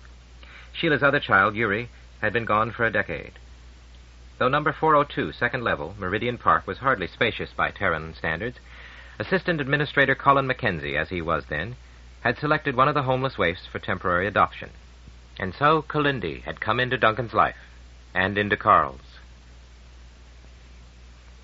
Chapter 9, The Fatal Gift. Catherine Linden Ellerman had celebrated her 21st birthday just before Mentor reached Saturn. By all accounts, it had been a memorable party, giving the final silvery gloss to the captain's remaining hairs. Kalindi would have sailed through untouched. Next to her beauty, that was her most outstanding characteristic. In the midst of chaos, even chaos that she herself had generated, she was the calm center of the storm. With a self-possession far beyond her years, she seemed to young Duncan the very embodiment of Terran culture and sophistication. He could smile wryly 1.5 decades later at his boyish naivete, but it was not wholly unfounded. By any standards, Kalindi was a remarkable phenomenon. Duncan knew, of course, that all Terrans were rich. How could it be otherwise when each was the heir to 100,000 generations? But he was overawed by Kalindi's display of jewels and silks, never realizing that she had a limited wardrobe which she varied with consummate skill. Most impressive of all was a stunningly beautiful coat of golden fur, the only one ever seen on Titan, made from the skins of an animal called a mink. That was typical of Kalindi. No one else would have dreamed of taking a fur coat aboard a spaceship. And she had not done so, as malicious rumor pretended, because she had heard it was cold out around Saturn. She was much too intelligent for that kind of stupidity, and knew exactly what she was doing. She had brought her mink simply because it was beautiful. Perhaps because he could see her only through a mist of adoration, Duncan could never visualize her in later years as an actual person. When he thought of Kalindi and tried to conjure up her image, he did not see the real girl, but always his only replica of her in one of the bubble stereos that had become popular in the 50s. How many thousands of times he had taken that apparently solid yet almost weightless sphere in his hands, shaken it gently, and thus activated the 5-second loop. Through the subtle magic of organized gas molecules, each releasing its programmed quantum of light, Kalindi's face would appear out of the swirling mists, tiny yet perfect in form and color. At first she would be in profile, then she would turn, and suddenly Duncan could never be sure of the moment when it arrived. There would be the faint smile that only Leonardo could have captured in an earlier age. She did not seem to be smiling at him, but at someone over his shoulder. The impression was so strong that more than once Duncan had looked back, startled to see who was standing behind him. Then the image would fade, the bubble would become opaque, and he would have to wait 5 minutes before the system recharged itself. It did not matter. He had only to close his eyes, and he could still see the perfect oval face, the delicate ivory skin, the lustrous black hair gathered up into a toque, and held in place by a silver comb that had belonged to a Spanish princess when Columbus was a child. Kalindi liked playing roles, though she took none of them too seriously, and Carmen was one of her favorites. When she entered the Mackenzie household, however, she was the exiled aristocrat, graciously accepting the hospitality of kindly provincials, with what few family heirlooms she had been able to save from the Revolution. As this impressed no one except Duncan, she quickly became the studious anthropologist, taking notes for her thesis on the quaint habits of primitive societies. This role was at least partly genuine, for Kalindi was really interested in differing lifestyles, and by some definitions, Titan could indeed be classed as primitive, or at least undeveloped. Thus, the supposedly unshockable Terrans were genuinely horrified at encountering families with 3 and even 4 children on Titan. The 20th century's millions of skeleton babies still haunted the conscience of the world, and such tragic but understandable excesses as the breeder lynching campaign, not to mention the burning of the Vatican, had left permanent scars on the human psyche. Duncan could still remember Kalindi's expression when she encountered her first family of 6. Outrage contended with curiosity until both were moderated by Terran good manners. He had patiently explained the facts of life to her, pointing out that there was nothing eternally sacred about the dogma of zero growth, and the Titan really needed to double its population every 50 years. Eventually, she appreciated this logically, but she had never been able to accept it emotionally. And it was emotion that provided the driving force of Kalindi's life. Her will and beauty and intelligence were merely its servants. For a young Terran, she was not promiscuous. She once told Duncan, and he believed her, that she never had more than 2 lovers at a time. On Titan, to Duncan's considerable distress, she had only 1. Even if the Helmers and Mackenzies had not been related through Grandma Ellen, it was inevitable that she would have met Carl at one of the countless concerts and parties and dances arranged for Mentor's castaways. So Duncan could not really blame himself for introducing them. It would have made no difference in the end. Yet even so, he would always wonder. Carl was then almost 22, a year older than Kalindi, though far less experienced. He still possessed the slightly over-muscled build of the native-born Terran, but had adapted so well to the lower gravity that he moved more gracefully than most men who had spent their entire lives on Titan. He seemed to possess the secret of power without clumsiness. And in a quite literal sense, he was the golden boy of his generation. Though he pretended to hate the phrase, Duncan knew that he was secretly proud of the title someone had given him in his teens, the boy with hair like the sun. The description could only have been coined by a visitor from Earth. No Titanian would have thought of it, but everyone agreed that it was completely appropriate. For Carl Helmer was one of those men upon whom, for their own amusement, the gods had bestowed the fatal gift of beauty. Only years later, and partly thanks to Colin, did Duncan begin to understand all the nuances of the affair.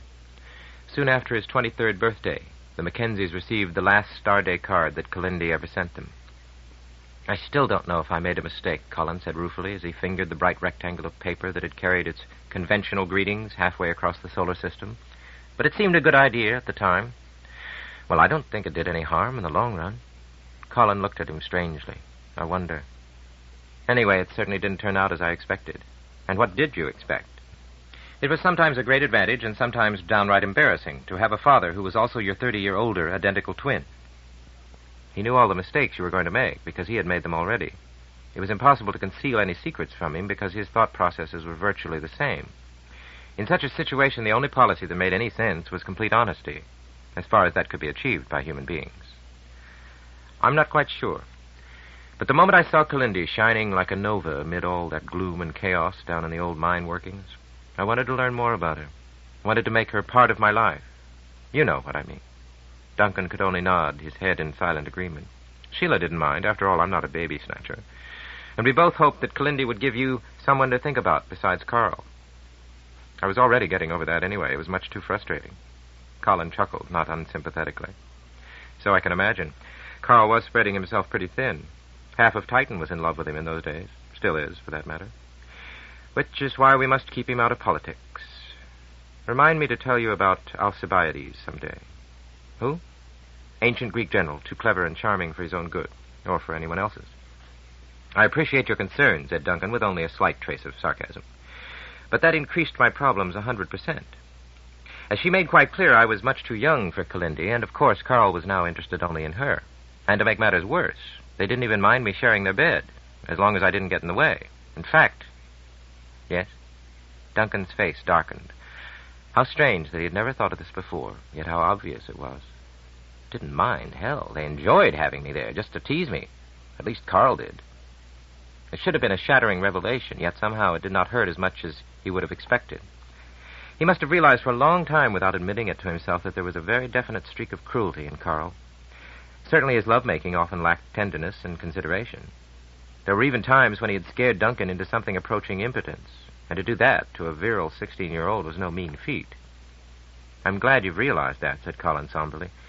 You had to find it out for yourself. You wouldn't have believed us.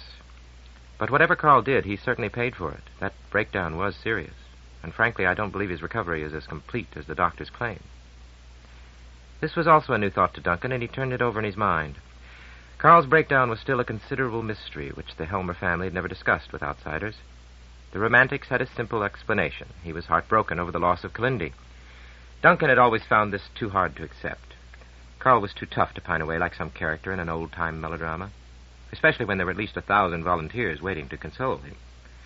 Yet it was undeniable that the breakdown had occurred only a few weeks after Mentor had, to everyone's relief, blasted earthward. After that, there had been a complete change in his personality. Whenever Duncan met him in these last few years, he had seemed almost a stranger. Physically, he was as beautiful as ever, perhaps even more so, thanks to his greater maturity.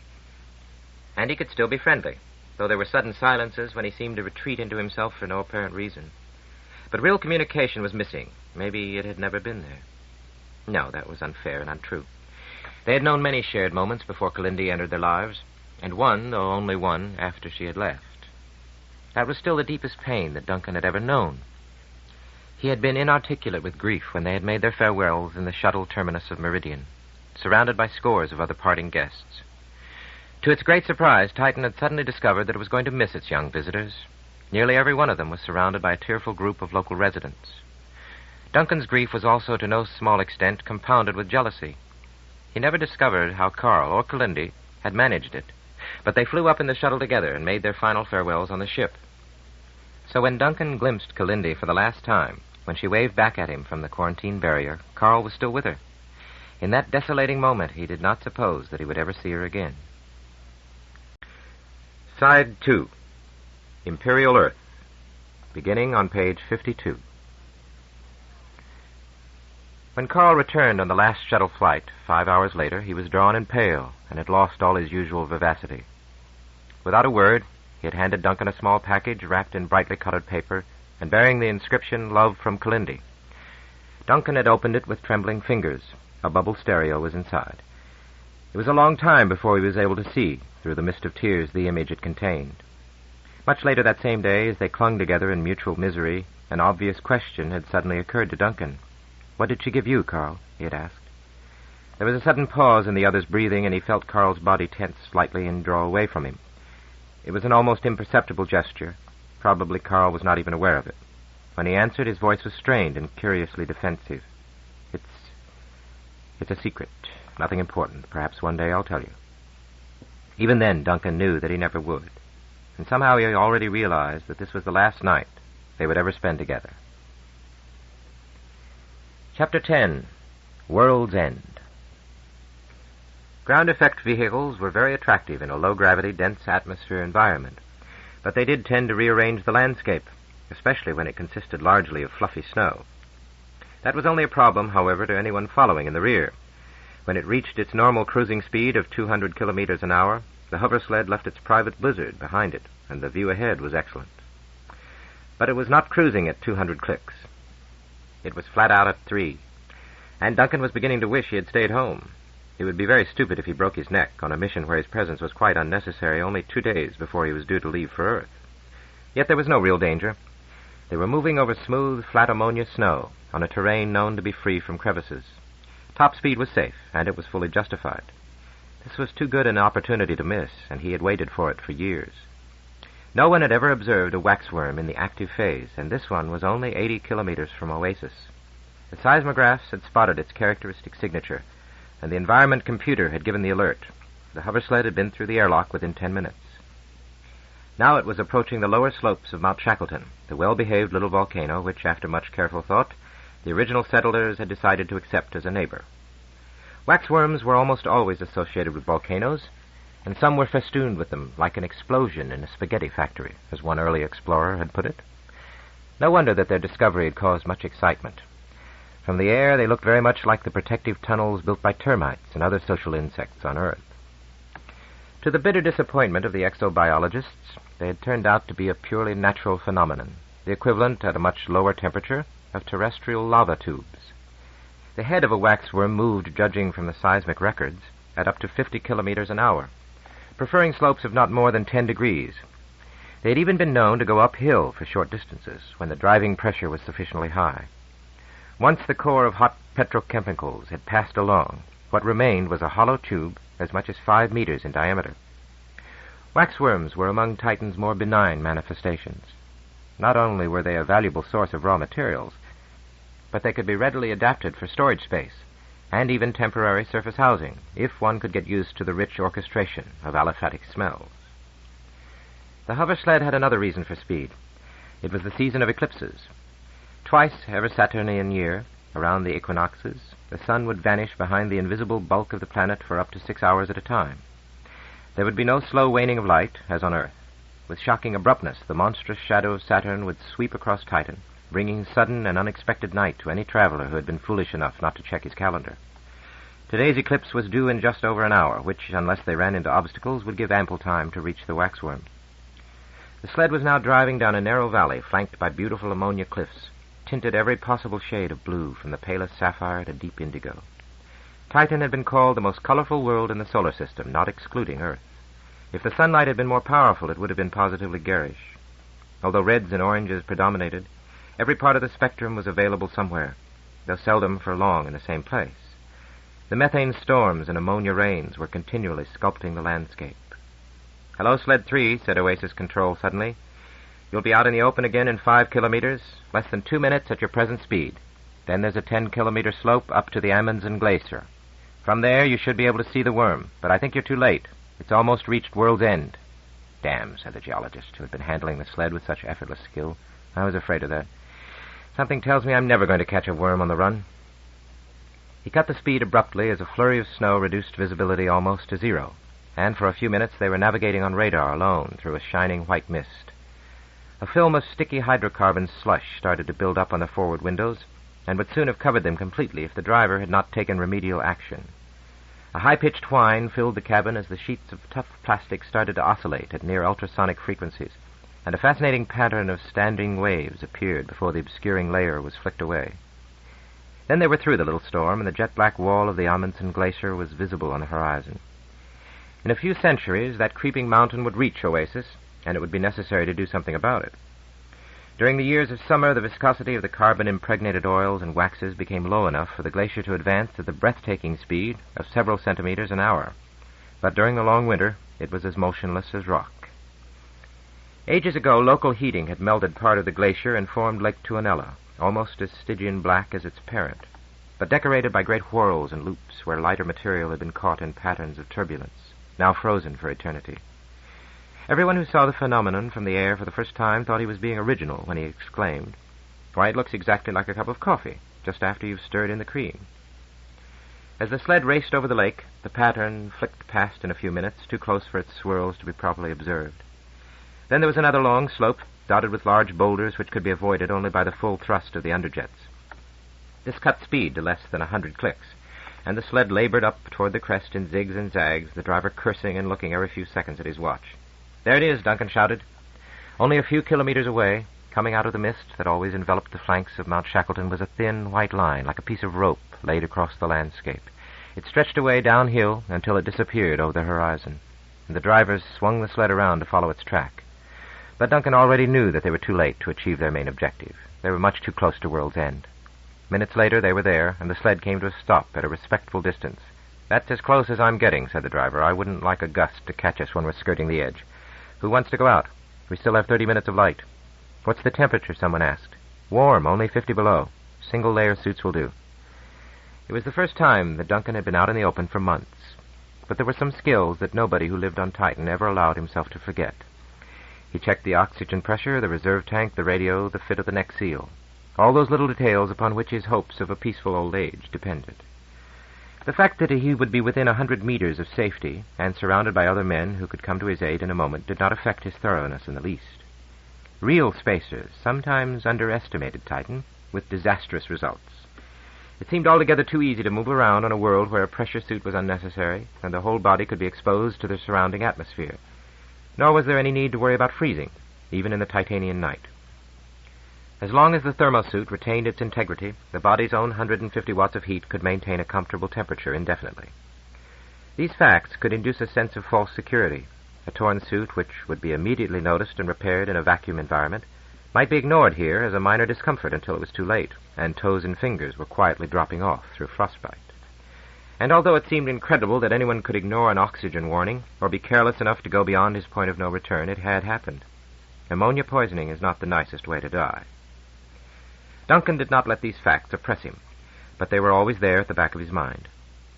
As he walked toward the worm, his feet crunching through a thin crust like congealed candle grease, he kept automatically checking the positions of his nearest companions in case they needed him, or he needed them. The cylindrical wall of the worm now loomed above him, ghostly white, textured with little scales or platelets which were slowly peeling off and falling to the ground. Duncan removed a mitten and laid his bare hand on the tube. It was slightly warm, and there was a gentle vibration. The core of hot liquid was still pulsing within like blood through a giant artery, but the worm itself, controlled by the interacting forces of surface tension and gravity, had committed suicide. While the others busied themselves with their measurements, photographs, and samples, Duncan walked to the World's End. It was not his first visit to that famous and spectacular view, but the impact had not diminished. Almost at his feet, the ground fell away vertically for more than 1,000 meters. Down the face of the cliff, the decapitated worm was slowly dripping stalactites of wax. From time to time, an oily globule would break off and fall slowly toward the cloud layer far below. Duncan knew that the ground itself was another kilometer beneath that, but the sea of clouds that stretched out to the horizon had never broken since men had first observed it. Yet overhead, the weather was remarkably clear.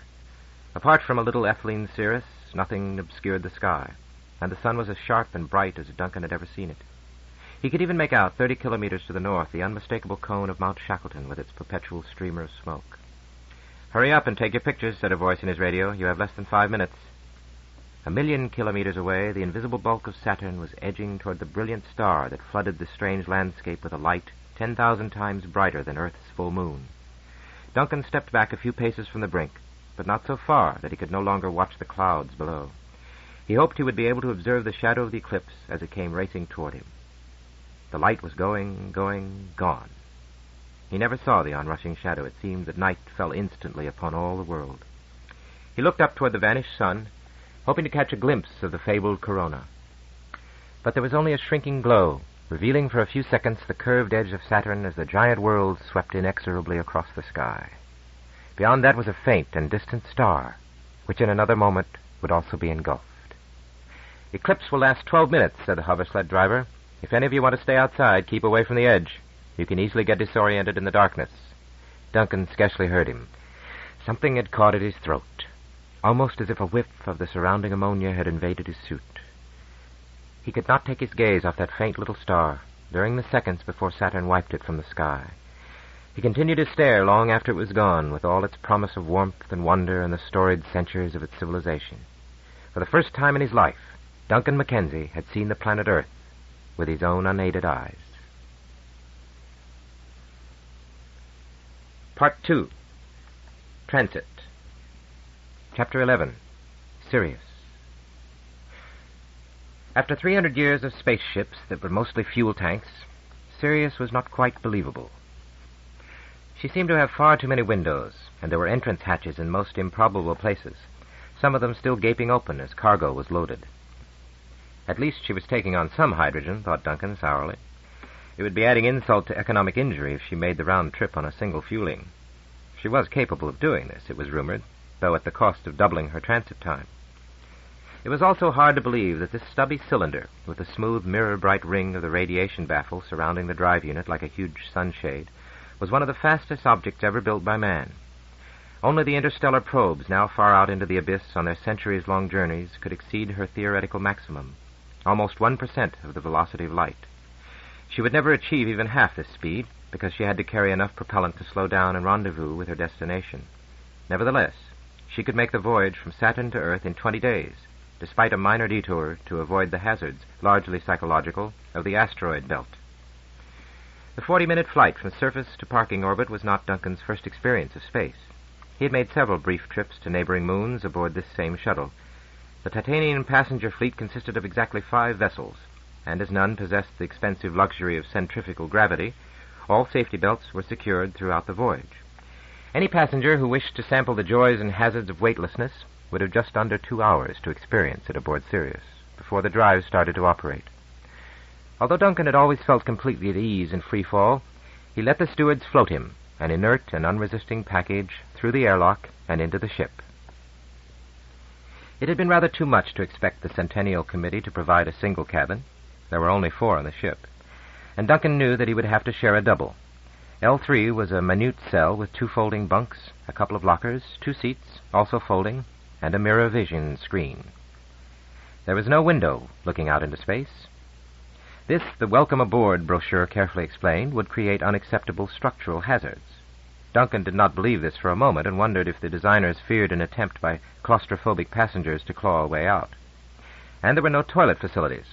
These were all in an adjacent cubicle which serviced the 4 cabins around it. Well, it was only going to be for a few weeks. Duncan's spirits rose somewhat after he had gained enough confidence to start exploring his little world. He quickly learned to visualize his location by following the advice printed on the shipboard maps. It was convenient to think of Sirius as a cylindrical tower with 10 floors. The 50 cabins were divided between the 6th and 7th floors. Immediately below, on the 5th level, was the lounge, recreation, and dining area. The territory above these 3 floors was forbidden to passengers. Going upward, the remaining levels were life support, crew quarters, and forming a kind of penthouse with all-around visibility, the bridge. In the other direction, the 4 levels were galley, hold, fuel, and propulsion. It was a logical arrangement, but it would take Duncan some time to discover that the purser's office was on the kitchen level, the surgery next to the freight compartment, the gym and life support, and the library tucked away in an emergency airlock overlapping levels 6 and 7. During the circumnavigation of his new home, Duncan encountered a dozen other passengers on a similar voyage of exploration, and exchanged the guarded greetings appropriate among strangers who will soon get to know each other, perhaps all too well. He had already been through the passenger list to see if there was anyone on board he knew, and had found a few familiar Titanian names, but no close acquaintances. Sharing cabin L3, he had discovered, was a Dr. Louise Chung, but the parting with Marisa still hurt too much for the Louise to arouse more than the faintest flicker of interest. In any event, as he found when he returned to L3, Dr. Chung was a bright little old lady, undoubtedly on the far side of 100, who greeted him with an absent-minded courtesy which, even by the end of the voyage, never seemed to extend to a complete recognition of his existence. She was, he soon discovered, one of the solar system's leading mathematical physicists, and the authority on resonance phenomena among the satellites of the outer planets. For half a century she had been trying to explain why the gaps in Saturn's rings were not exactly where all the best theories demanded. The 2 hours ticked slowly away, finally seeming to move with a rush toward the expected announcement. "This is Captain Ivanov speaking at -5 minutes. All crew members should be on station or stand by. All passengers should have safety straps secured. Initial acceleration will be 100th gravity, 10 centimeters second squared. I repeat, 100th gravity. This will be maintained for 10 minutes while the propulsion system undergoes routine checks. And suppose it doesn't pass those checks, Duncan asked himself. Do even the mathematicians know what would happen if the asymptotic drive started to malfunction? This line of thought was not very profitable, and he hastily abandoned it. -4 minutes, stewards check all passengers secured. Now that instruction could not possibly be obeyed. There were 325 passengers, half of them in their cabins and the other half in the 2 lounges, and there was no way in which the dozen harassed stewards could see that all their charges were behaving. They had made 1 round of the ship at -30 and -10 minutes, and passengers who had cut loose since then had only themselves to blame. And anyone who could be hurt by 100th of a G, thought Duncan, certainly deserved it. Impacts at that acceleration had about the punch of a large wet sponge. -3 minutes. All systems normal. Passengers in Lounge B will see Saturn rising. Duncan permitted himself a slight glow of self-satisfaction. This was precisely why, after checking with one of the stewards, he was now in Lounge B. As Titan always kept the same face turned towards its primary, the spectacle of the great globe climbing above the horizon was one that could never be seen from the surface, even if the almost perpetual overcast of hydrocarbon clouds had permitted. That blanket of clouds now lay 1,000 kilometers below, hiding the world that it protected from the chill of space. And then suddenly, unexpectedly, even though he had been waiting for it, Saturn was rising like a golden ghost. In all the known universe, there was nothing to compare with the wonder he was seeing now. 100 times the size of the puny moon that floated in the skies of Earth, the flattened yellow globe looked like an object lesson in planetary meteorology.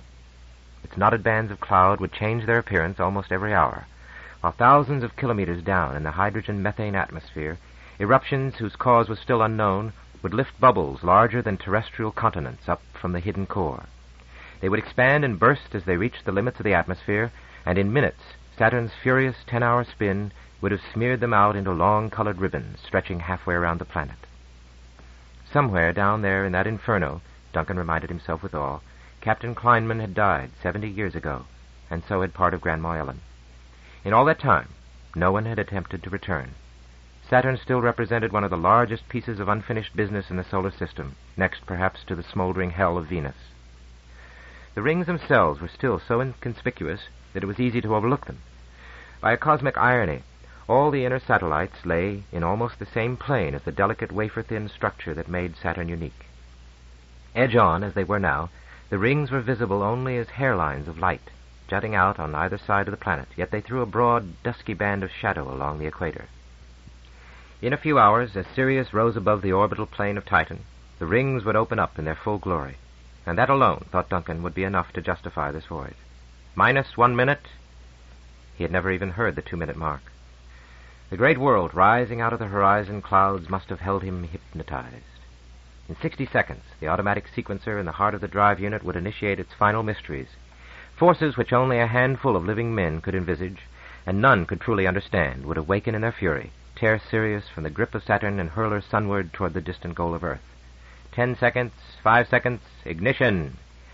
How strange that a word that had been technologically obsolete for at least 200 years should have survived in the jargon of astronautics. Duncan barely had time to formulate his thought when he felt the onset of thrust. From exactly 0, his weight leaped up to less than a kilogram. It was barely enough to dent the cushion above which he had been floating, and was detectable chiefly by the slackening tension of his waist belt. Other effects were scarcely more dramatic. There was a distinct change in the timbre of the indefinable noises which never cease on board a spacecraft while its mechanical hearts are operating, and it seemed to Duncan that far away he could hear a faint hissing, but he was not even sure of that. And then 1,000 kilometers below, he saw the unmistakable evidence that Sirius was indeed breaking away from her orbit. The ship had been driving into night on its final circuit of Titan, and the wan sunlight had been swiftly fading on the sea of clouds far below. But now a second dawn had come. In a wide swath across the face of the world he was soon to leave. For 100 kilometers behind the accelerating ship, a column of incandescent plasma was splashing untold quintillions of candle power out into space and across the carmine cloudscape of Titan. Sirius was falling sunward in greater glory than the sun itself. 10 minutes after ignition, all drive checks complete. We will now be increasing thrust to our cruise level of 0.2 gravities, 200 centimeters second squared. And now, for the first time, Sirius was showing what she could do. In a smooth surge of power, thrust and weight climbed 20-fold and held steady. The light on the clouds below was now so strong that it hurt the eye. Duncan even glanced at the still-rising disk of Saturn to see if it too showed any sign of this fierce new sun. He could now hear, faint but unmistakable, the steady whistling roar that would be the background to all life aboard the ship until the voyage ended. It must, he thought, be pure coincidence that the awesome voice of the asymptotic drive sounded so much like that of the old chemical rockets that first gave men the freedom of space. The plasma hurtling from the ship's reactor was moving 1,000 times more swiftly than the exhaust gases of any rocket, even a nuclear one. And how it created that apparently familiar noise was a puzzle that would not be solved by any naive mechanical intuition. We are now on cruise mode at 1/5 G. Passengers may unstrap themselves and move about freely, but please use caution until you are completely adapted. That won't take me very long, thought Duncan, as he unbuckled himself. The ship's acceleration gave him his normal Titan weight. Any residents of the moon would also feel completely at home here, while Martians and Terrans would have a delightful sense of buoyancy. The lights in the lounge, which had been dimmed almost to extinction for better viewing of the spectacle outside, slowly brightened to normal. The few first-magnitude stars that had been visible disappeared at once, and the gibbous globe of Saturn became bleached and pale, losing all its colors. Duncan could restore the scene by drawing the black curtains around the observation alcove, but his eyes would take several minutes to readapt. He was wondering whether to make the effort when the decision was made for him.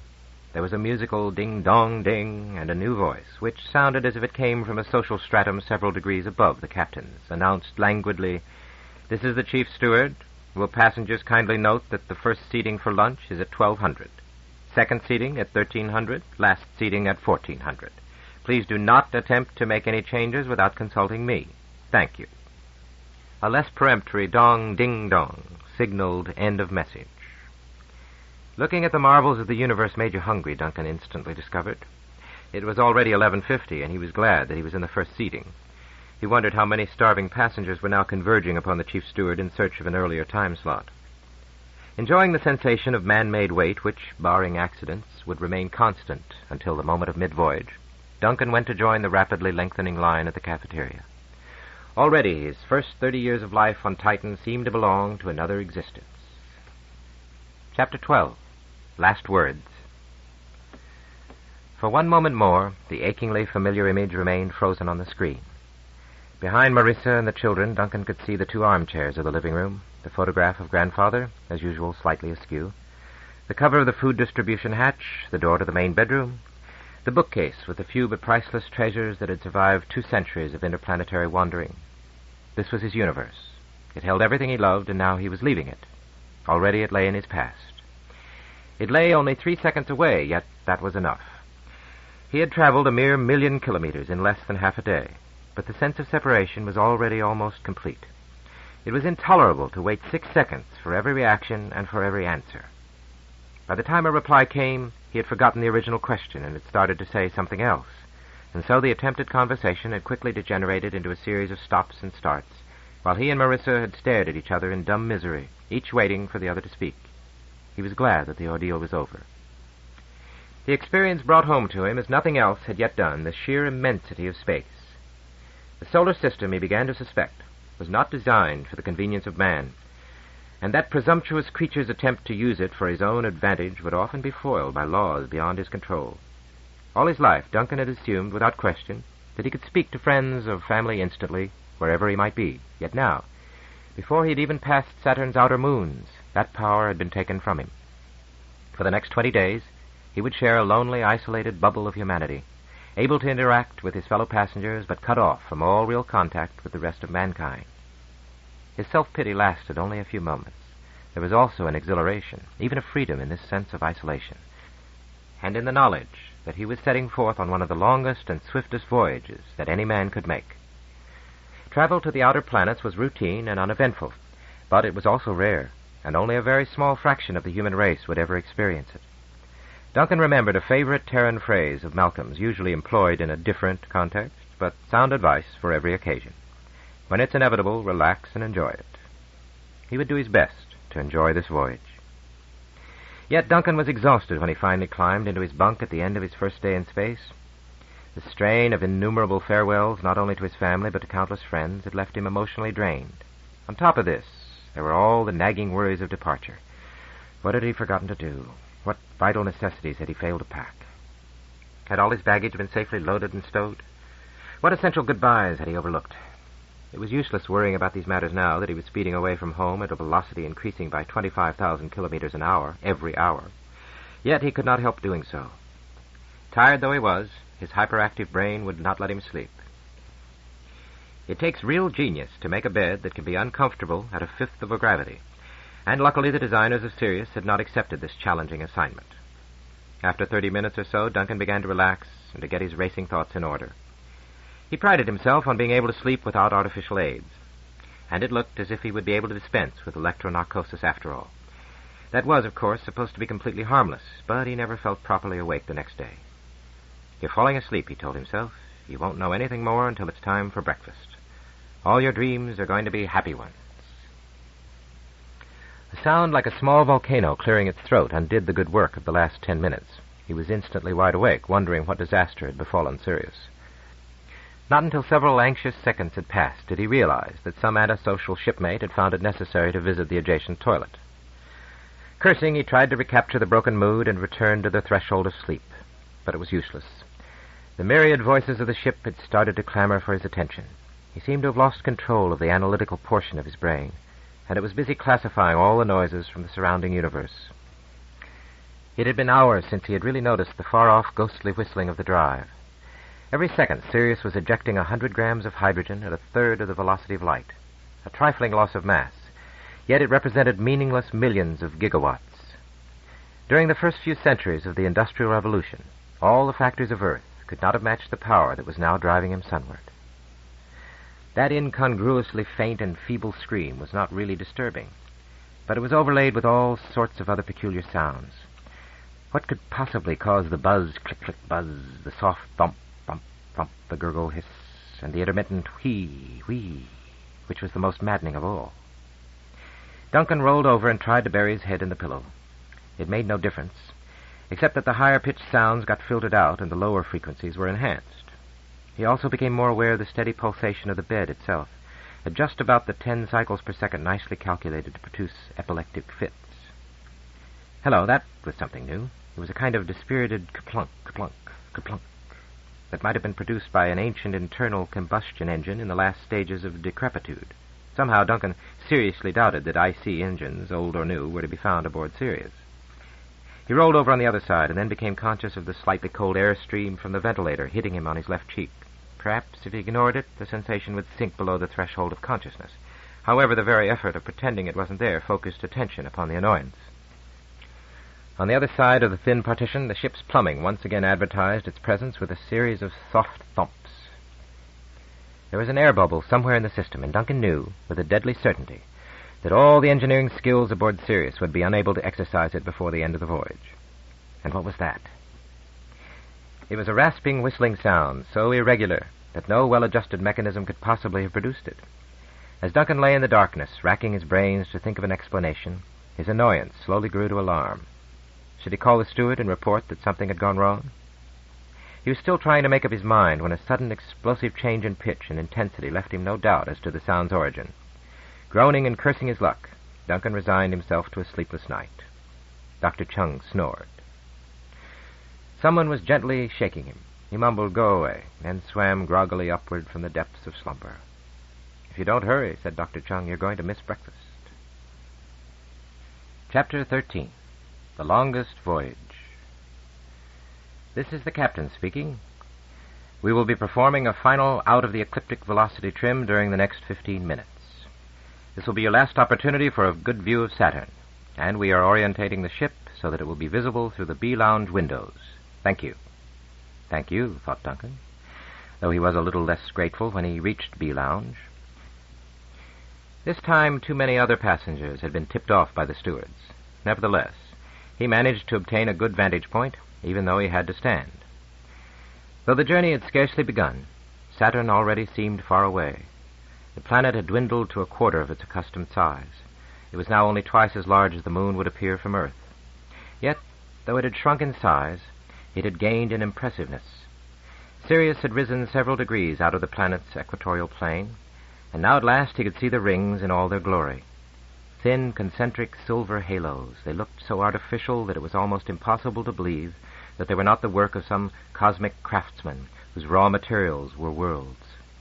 Although at first sight they appeared to be solid, when he looked more carefully, Duncan could see the planet glimmering through them, its yellow light contrasting strangely with their immaculate snowy whiteness.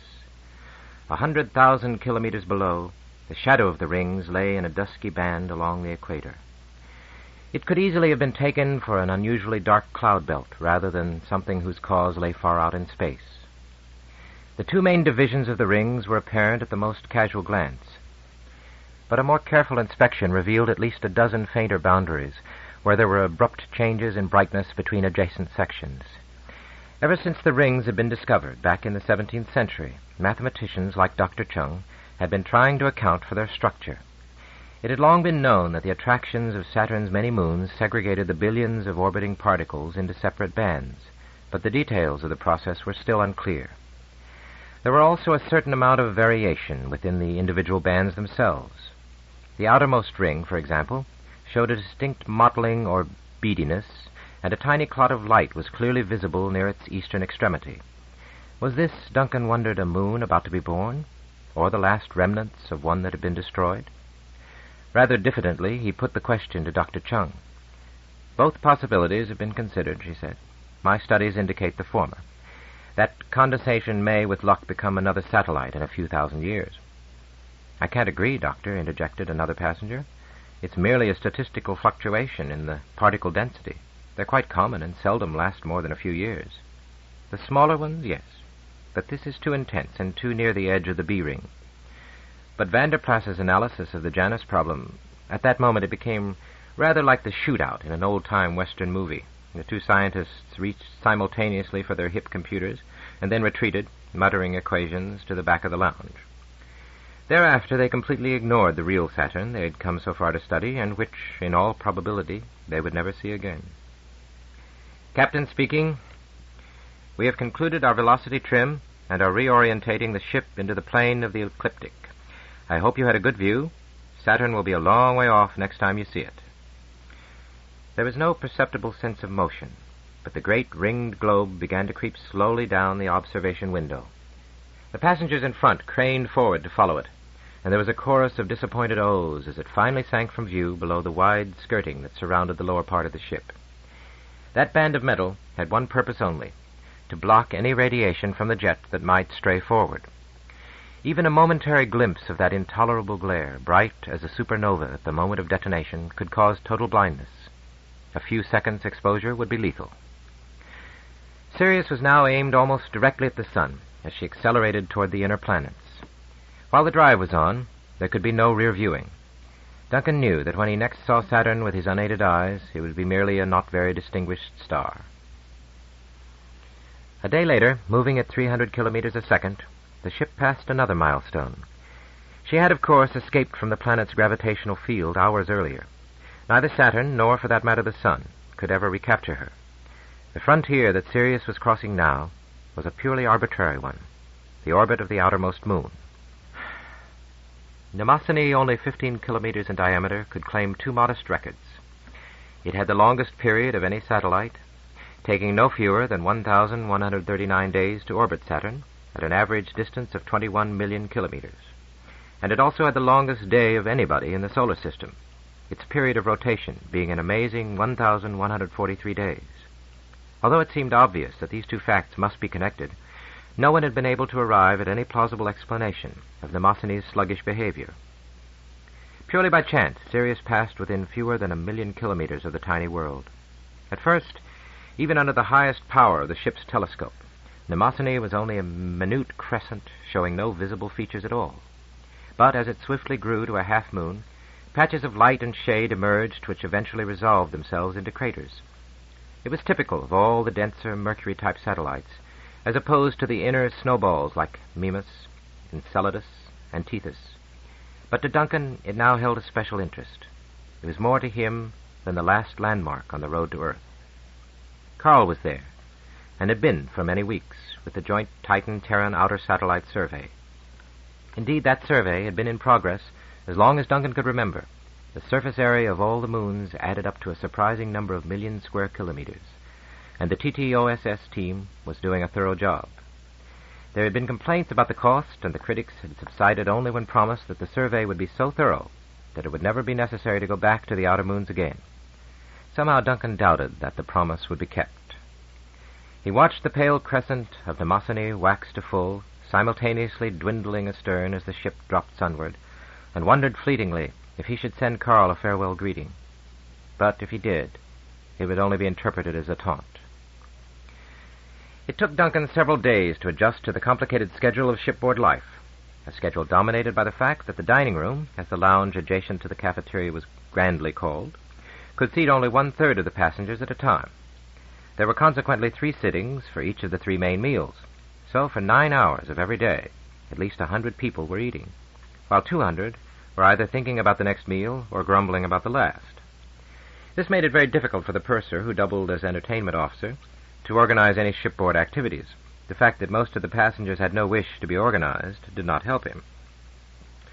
Nevertheless, the day was loosely structured by a series of events, at which a good attendance was guaranteed by sheer boredom. There would be a 30-minute newscast from Earth at 0800, with a repeat at 1000, and updates in the evening at 1900 and 2100. At the beginning of the voyage, the Earth news would be at least an hour and a half late, but it would become more and more timely as Sirius approached her destination. When she reached her final parking orbit, 1,000 kilometers above the equator, the delay would be effectively 0, and watches could at last be set by the radio time signals. Those passengers who did not realize this were liable to get into a hopeless state of confusion, and even worse, to miss meal sittings. All types of visual display, including the contents of several million volumes of fiction and non-fiction, as well as most of the musical treasures of mankind, were available in the tiny library. At a squeeze, it could hold 10 people. However, there were 2 movie screenings every evening in the main lounge, selection being made, if the purser could be believed, in the approved democratic manner by public ballot. Almost all the great film classics were available, right back to the beginning of the 20th century. For the first time in his life, Duncan saw Charlie Chaplin's Modern Times, much of the Disney canon, Olivier's Hamlet, Ray's Pater Panchali, Kubrick's Napoleon Bonaparte, Zemanowski's Moby Dick, and many other old masterpieces that had not even been names to him. But by far the greatest popular success was If This Is Tuesday, This Must Be Mars, a selection from the countless space travel movies made in the days before spaceflight was actually achieved. This invariably reduced the audience to helpless hysterics, and it was hard to believe that it had been once banned for in-flight screening because some unimaginative bureaucrat feared that its disasters, such as accidentally arriving at the wrong planet, might alarm nervous passengers. In fact, it had just the opposite effect. They laughed too much to worry. The big event of the day, however, was the lottery on the ship's run, a simple but ingenious device for redistributing wealth among the passengers. All that one had to do was to guess how far Sirius had traveled along her heliocentric trajectory during the previous 24 hours. Any number of guesses was permitted, at the cost of 1 solar each. At noon, the captain announced the correct result. The suspense was terrific, as he read out the figures very slowly. Today's run has been 2275906.4.3 kilometers. Cheers and moans. Since everyone knew the ship's position and acceleration, it required very little mathematics to calculate the first 4 or 5 figures. But beyond that, the digits were completely arbitrary, so winning was a matter of luck. Although it was rumored that navigating officers had been bribed to trim the last few decimal places by minute adjustments to the thrust, no one had ever been able to prove it. Another wealth distributor was a noisy entertainment called bingo, apparently the main surviving relic of a once flourishing religious order. Duncan attended 1 session, then decided that there were better ways of wasting time. Yet a surprising percentage of his very talented and intellectually superior companions seemed to enjoy this rather mindless ritual, jumping up and down and shrieking like small children when their numbers were called. They could not be criticized for this. They needed some such relaxation, for they were the loneliest people in the solar system. Hundreds of millions of kilometers separated them from the rest of mankind. Everybody knew this, but no one ever mentioned it. Yet it would not have taken an astute psychologist to detect countless slightly unusual reactions, even minor symptoms of stress in the behavior of Sirius's passengers and crew. There was, for example, a tendency to laugh at the feeblest of jokes, and to go into positive convulsions over catchphrases such as, "This is the captain speaking," or "Dining room closes in 15 minutes.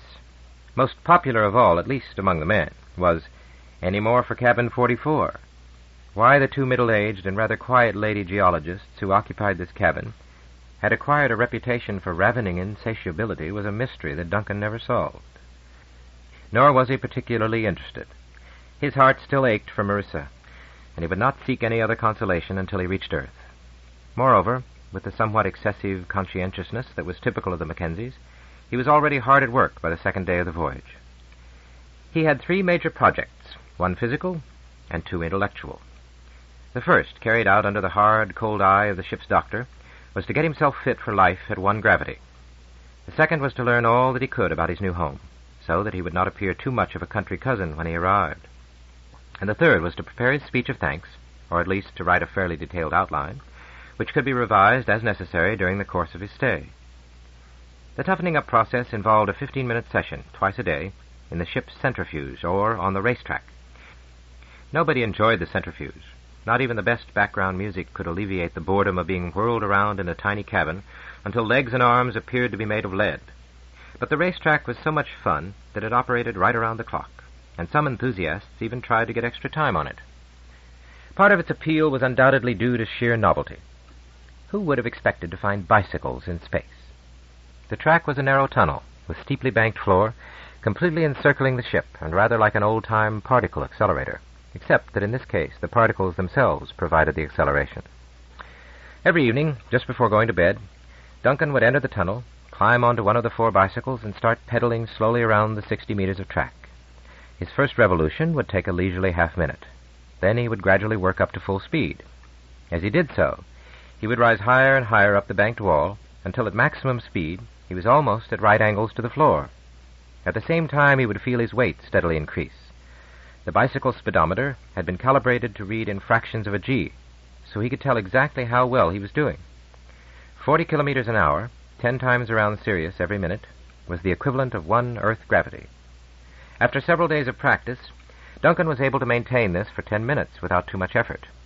By the end of the voyage, he could tolerate it indefinitely, as he would have to when he reached Earth. The racetrack was at its most exciting when it contained 2 or more riders, especially when they were moving at different speeds.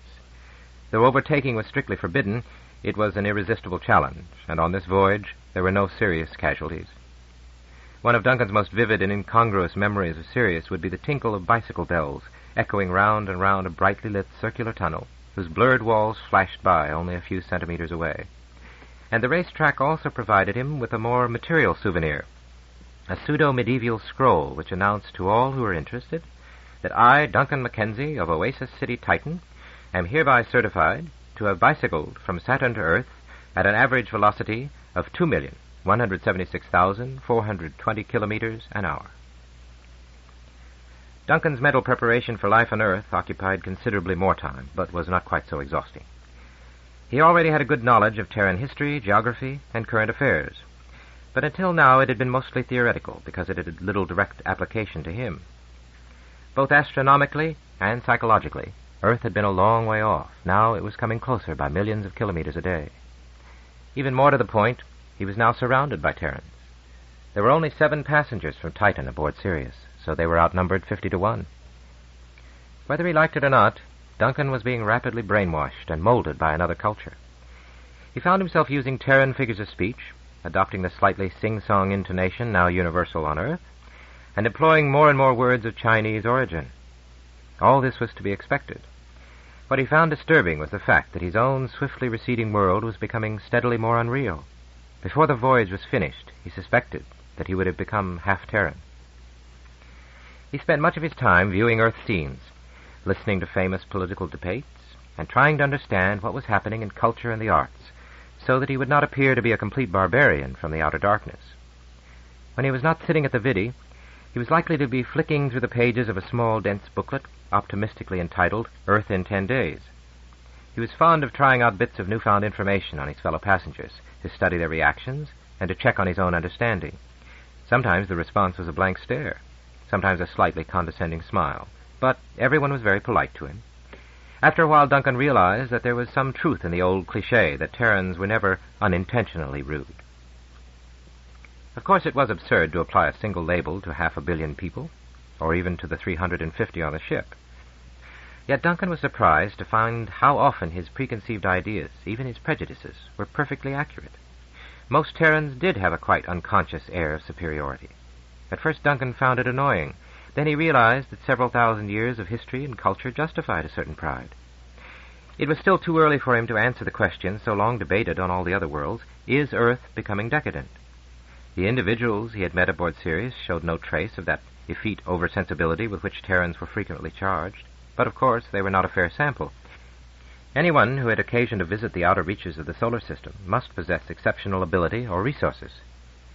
He would have to wait until he reached Earth before he could measure its decadence more precisely. The project might be an interesting one, if his budget and his timetable could stand the strain. Chapter 14, Songs of Empire. In 100 years, thought Duncan, he could never have managed to arrange this deliberately. Masterful administration of the unforeseen, indeed. Colin would be proud of him. It had all begun quite accidentally, when he discovered that the chief engineer bore the scarcely uncommon name of Mackenzie. It had been natural enough to introduce himself and to compare family trees. A glance was sufficient to show that any relationship was remote. Warren Mackenzie, Doctor of Astrotechnology, Propulsion, was a freckled redhead. It made no difference, for he was pleased to meet Duncan and happy to chat with him. A genuine friendship had developed long before Duncan decided to take advantage of it. I sometimes feel, Warren lamented, not very seriously, that I'm a living cliché. Did you know that there was a time when all ship's engineers were Scots and called Mac something or other? I didn't know it. Why not Germans or Russians? They started the whole thing. You're on the wrong wavelength. I'm talking about ships that float on water. The first powered ones were driven by steam, piston engines working paddle wheels, around the beginning of the 19th century. Now, the Industrial Revolution started in Britain, and the first practical steam engine was made by a Scot. So, when steamships began to operate all over the world, the Macs went with them. No one else could understand such complicated pieces of machinery. Steam engines? Complicated? You must be joking. Have you ever looked at one? More to it than you might think, though it doesn't take long to figure it out. Anyway, while the steamships lasted, that was only about 100 years, the Scots ran them. I've made a hobby of the period. It has some surprising parallels with our time. Go on, surprise me.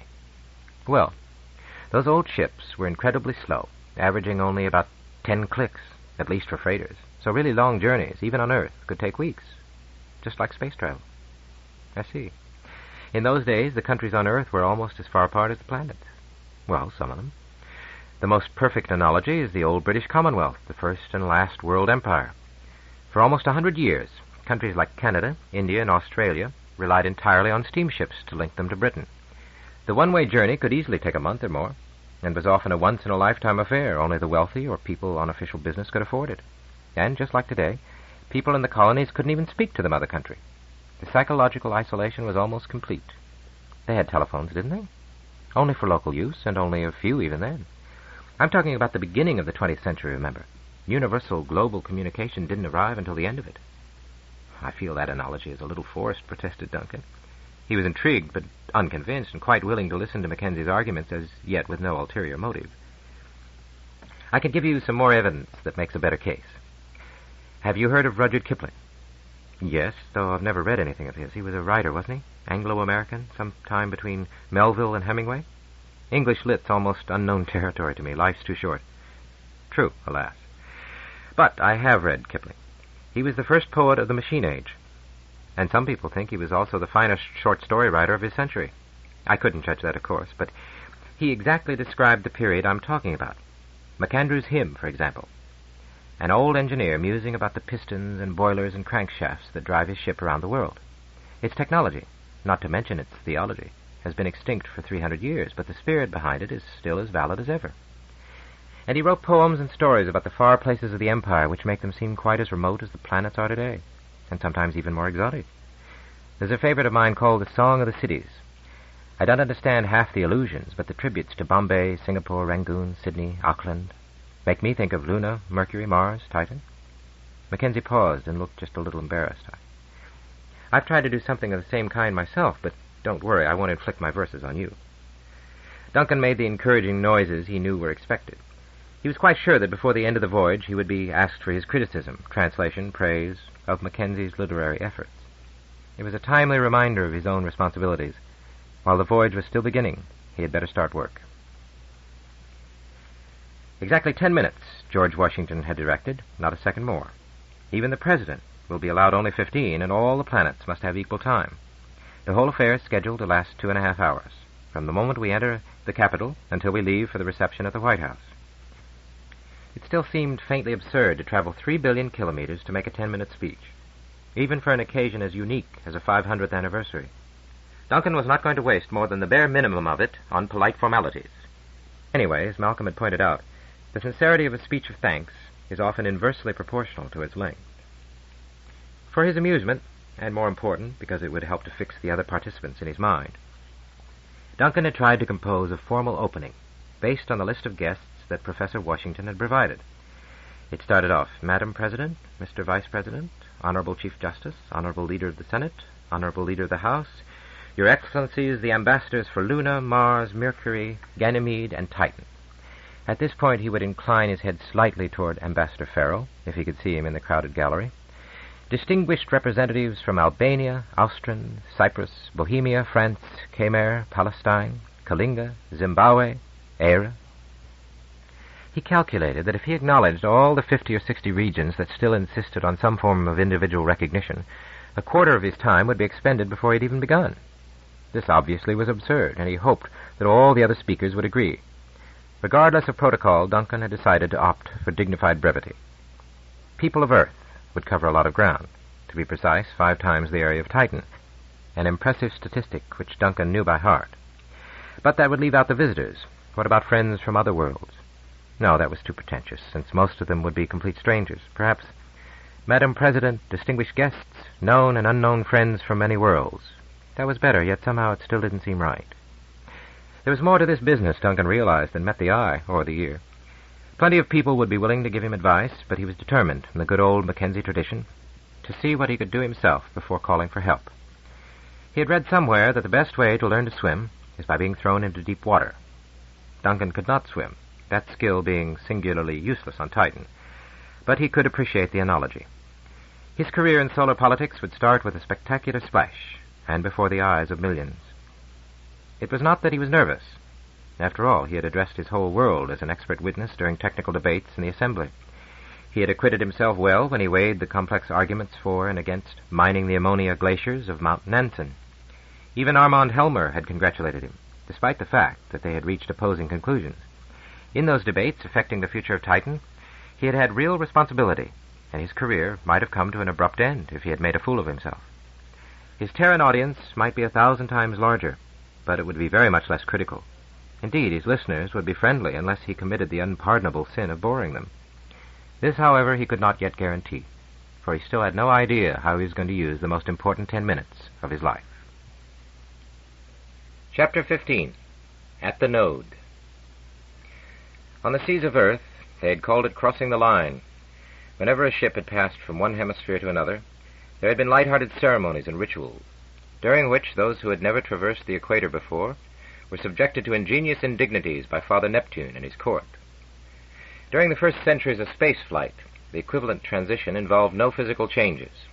Only the navigational computer knew when a ship had ceased to fall toward one planet and was beginning to fall toward another. But now, with the advent of constant acceleration drives, which could maintain thrust for the entire duration of a voyage, midpoint or turnaround had a real physical meaning and a correspondingly enhanced psychological impact. After living and moving for days in an apparent gravitational field, Sirius's passengers would lose all weight for several hours and could at least feel that they were really in space. They could watch the slow rotation of the stars as the ship was swung through 180 degrees, and the drive was aimed precisely against its previous line of thrust, to slowly whittle away the enormous velocity built up over the preceding 10 days. They could savor the thought that they were now moving faster than any human beings in history, and could also contemplate the exciting prospect that if the drive failed to restart, Sirius would ultimately reach the nearest stars in not much more than 1,000 years. All these things they could do. However, human nature having certain invariants, a majority of Sirius's passengers had other possibilities in mind. It was the only chance most of them would ever have of experiencing weightlessness long enough to enjoy it. What a crime to waste the opportunity. No wonder that the most popular item in the ship's library these last few days had been the Nasa Sutra, an old book and an old joke explained so often that it was no longer funny. Captain Ivanov denied with a reasonably convincing show of indignation that the ship's schedule had been designed to pander to the passengers' lower instincts. When the subject had been raised at the captain's table the day before turnaround, he had put up quite a plausible defense. It's the only logical time to shut down the drive, he had explained. Between 00 and 04, all the passengers will be in their cabins, or sleeping. So there will be the minimum of disturbance.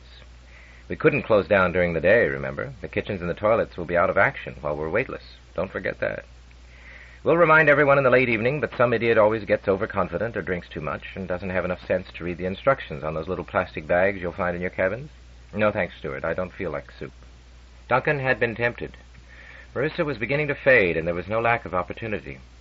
He had received unmistakable signals from several directions, and for groups with all values of n from 1 to 5. It would not have been easy to make a choice, but fate had saved him the trouble. It was a full week, and turnaround was only 3 days ahead before he had felt confident enough in his increasing intimacy with Chief Engineer Mackenzie to drop some gentle hints.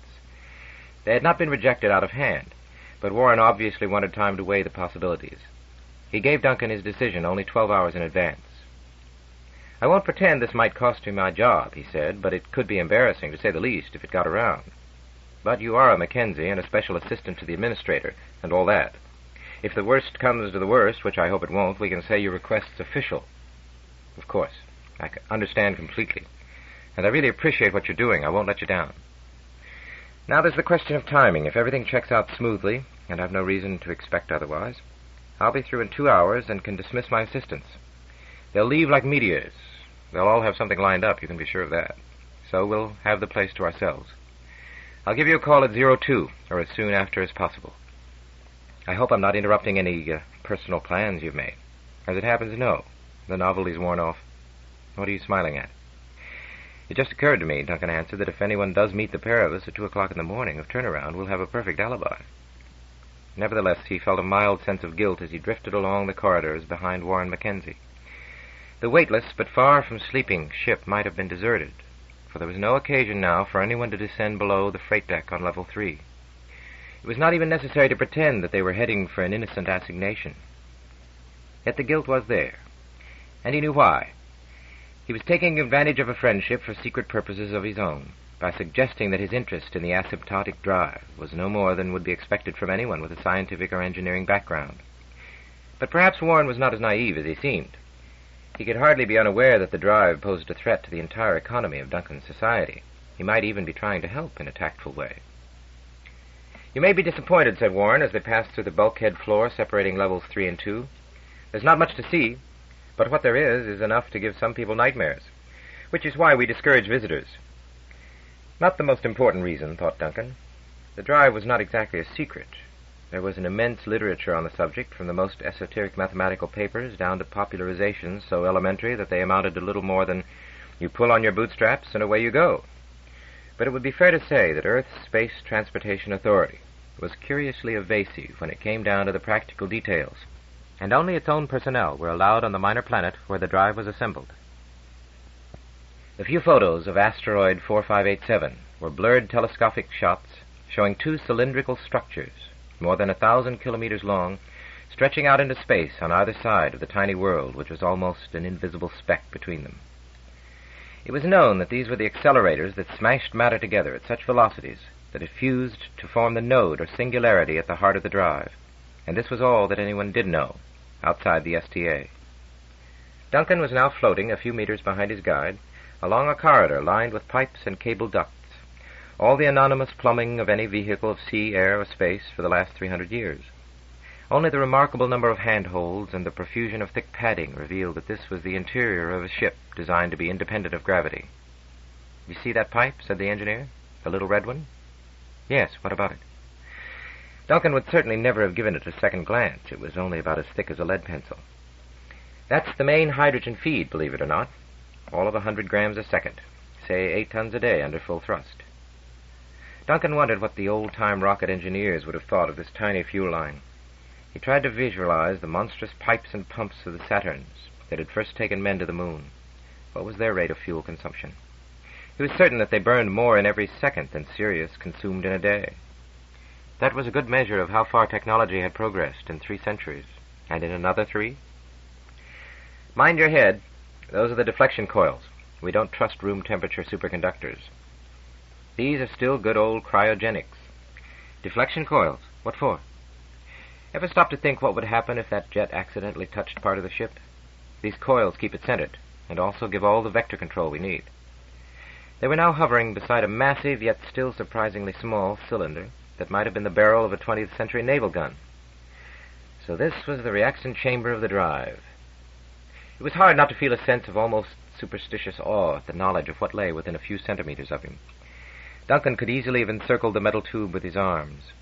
How strange to think of putting your arms around a singularity, and thus, if some of the theories were correct, embracing an entire universe.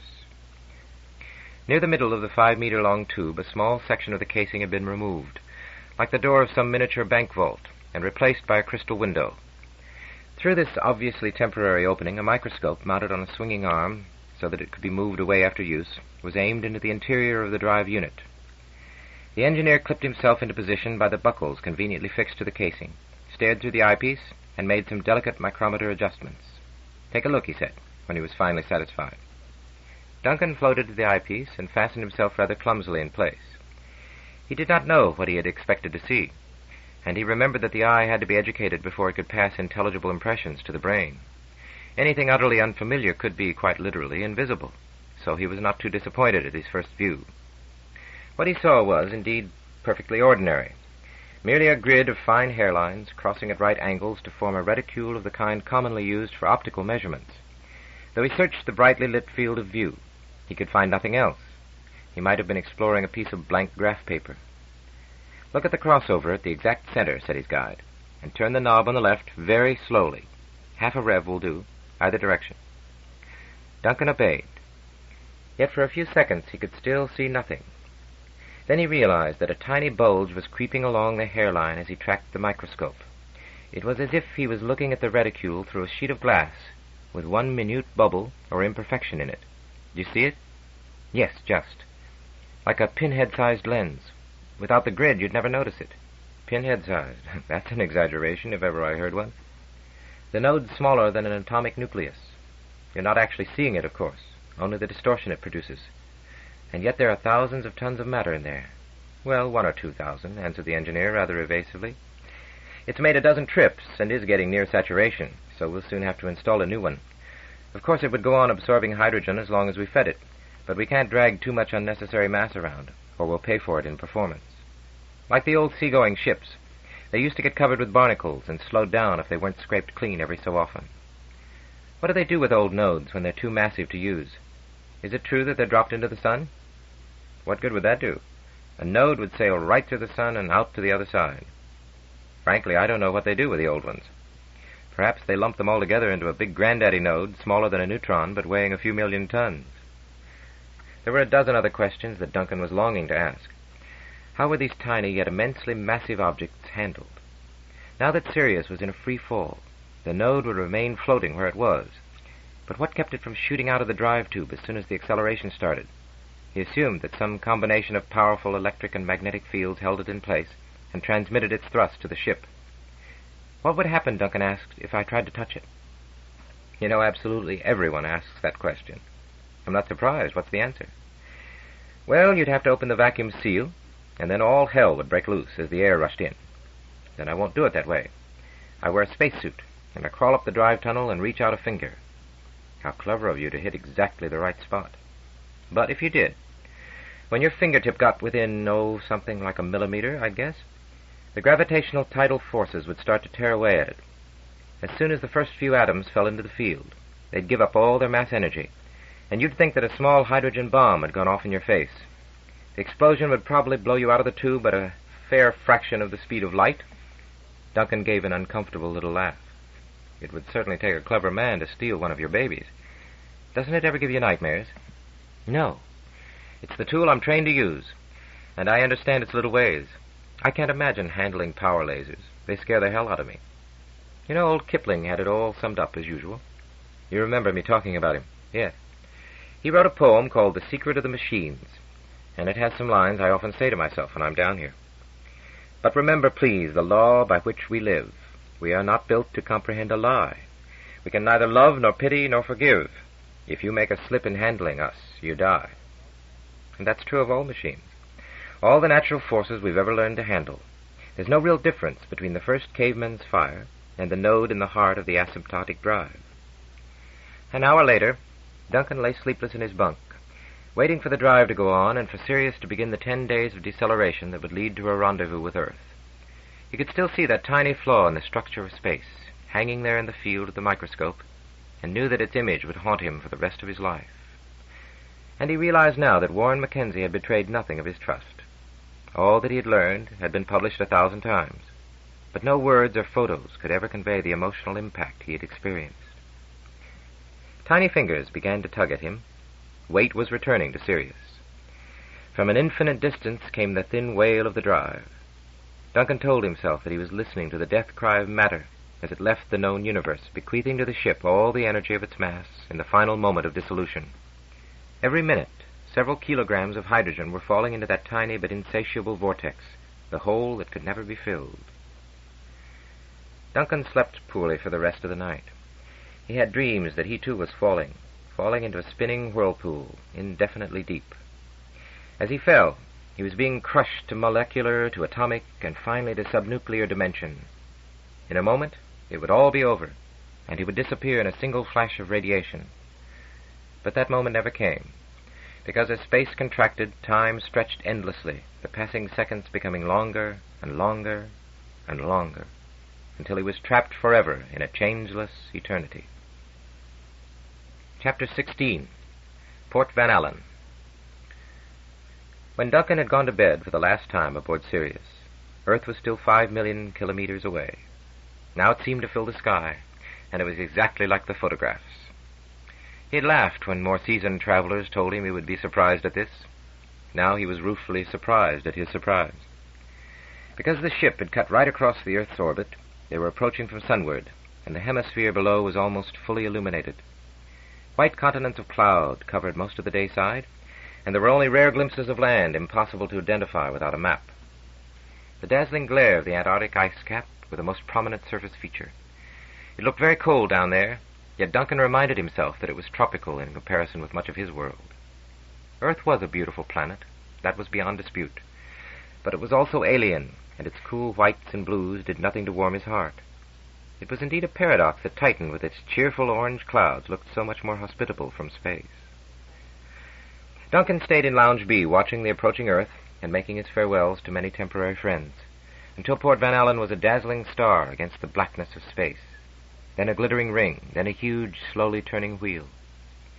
Weight gradually ebbed away as the drive that had taken them halfway across the solar system decreased its thrust to zero. Then there were only occasional nudges as low-powered thrusters trimmed the attitude of the ship. The space station continued to expand. Its size was incredible, even when one realized that it had been steadily growing for almost 3 centuries. Now it completely eclipsed the planet whose commerce it directed and controlled. A moment later, a barely perceptible vibration, instantly damped out, informed everyone that the ship had docked. A few seconds later, the captain confirmed it. "Welcome to Port Van Allen, gateway to Earth. It's been nice having you with us, and I hope you enjoy your stay. Please follow the stewards and check that you've left nothing in your cabins. And I'm sorry to mention this, but 3 passengers still haven't settled their accounts. The purser will be waiting for them at the exit." A few derisive groans and cheers greeted this announcement, but were quickly lost in the noisy bustle of disembarkation. Although everything was supposed to have been carefully planned, chaos was rampant. The wrong passengers went to the wrong checkpoints, while the public address system called plaintively for individuals with improbable names. It took Duncan more than an hour to get into the spaceport, and he did not see all of his baggage again until his second day on Earth. But at last the confusion abated as people squeezed through the bottleneck of the docking hub and sorted themselves out in the appropriate levels of the station. Duncan followed instructions conscientiously, and eventually found himself with the rest of his alphabetical group lined up outside the quarantine office. All other formalities had been completed hours ago by radio circuit, but this was something that could not be done by electronics. Occasionally travelers had been turned back at this point, on the very doorstep of Earth, and it was not without qualms that Duncan confronted this last hurdle. "We don't get many visitors from Titan," said the medical officer, who checked his record. "You come in the lunar classification, less than a quarter G. It may be tough down there for the first week, but you're young enough to adapt. It helps if both your parents were born—" The doctor's voice trailed off into silence. He had come to the entry marked Mother. Duncan was used to this reaction, and it had long ago ceased to bother him.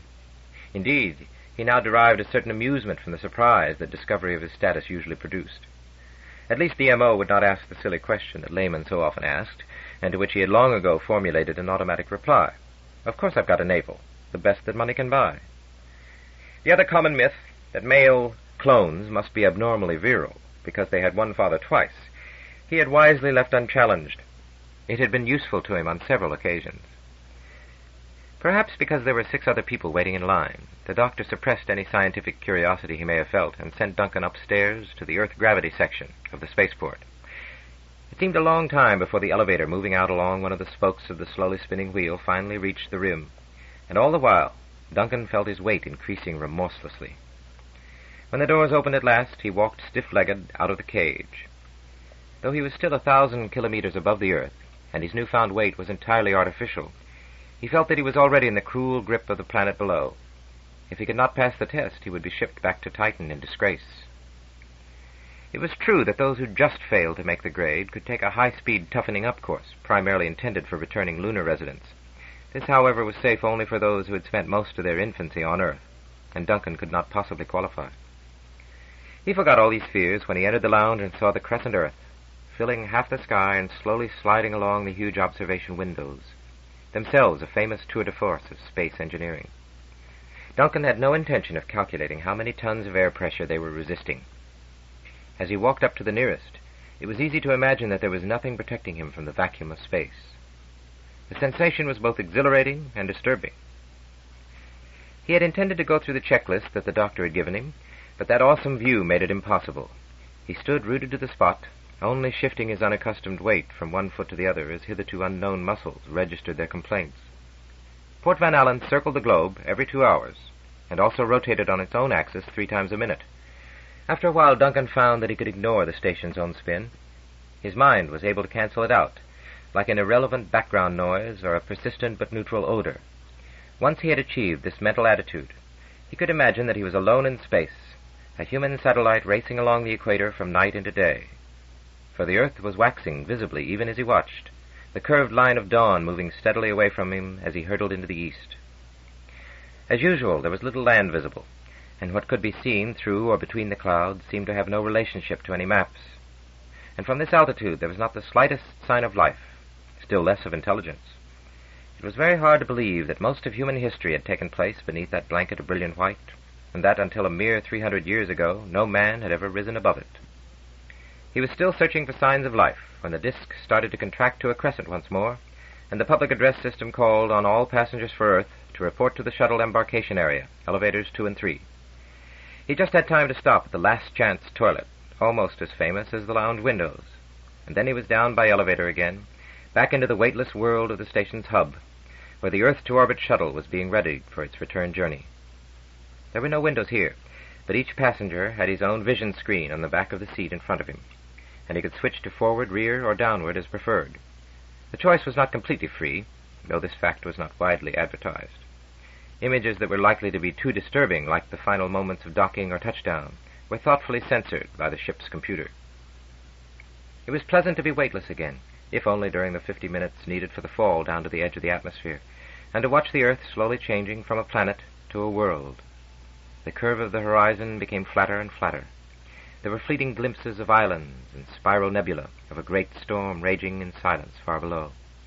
Then at last a feature that Duncan could recognize, the characteristic narrow isthmus of the California coastline, as the shuttle dropped out of the Pacific skies for its final landfall, still the width of a continent away.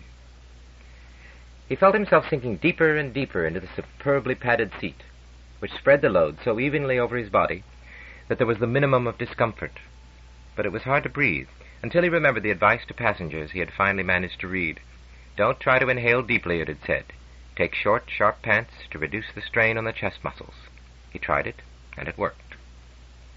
Now there was a gentle buffeting and a distant roar, and the vision screen flashed into momentary flame, then switched automatically from the fires of re-entry to the view astern. The canyons and deserts dwindled behind, to be replaced by a group of lakes, obviously artificial, with the tiny white flecks of sailboats clearly visible. He caught a glimpse of the huge V-shaped wake, kilometers long, of some vessel going at great speed over the water, although from this altitude it seemed completely motionless. Then the scene changed with an abruptness that took him by surprise. He might have been flying over the ocean once more, so uniform was the view below. Still so high that he could not see the individual trees, he was passing over the endless forests of the American Midwest. Here indeed was proof of life on a scale such as he had never imagined. On all of Titan there were fewer than 100 trees, cherished and protected with loving care. Spread out beneath him now were incomputable millions. Somewhere Duncan had encountered the phrase primeval forest, and now it flashed again into his mind. So must the earth have looked in the ancient days, before man had set to work upon it with fire and axe.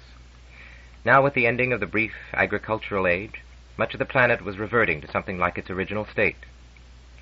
Though the fact was very hard to believe, Duncan knew perfectly well that the primeval forest, lying endlessly beneath him, was not much older than grandfather.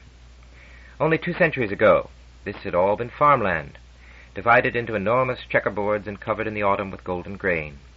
That concept of seasons was another local reality he found extremely difficult to grasp. There were still plenty of farms in the world run by eccentric hobbyists or biological research organizations, but the disasters of the 20th century had taught men never again to rely on a technology that, at its very best, had an efficiency of barely 1%. The sun was sinking, driven down into the west with unnatural speed by the shuttle's velocity. It clung to the horizon for a few seconds, then winked out. For perhaps a minute longer, the forest was still visible. Then it faded into obscurity, but not into darkness. As if by magic, faint lines of light had appeared on the land below, spiders' webs of luminosity, stretching as far as the eye could see. Sometimes 3 or 4 lines would meet at a single glowing knot. There were also isolated islands of phosphorescence, apparently unconnected with the main network. Here was further proof of man's existence. That great forest was a much busier place than it appeared to be by daylight.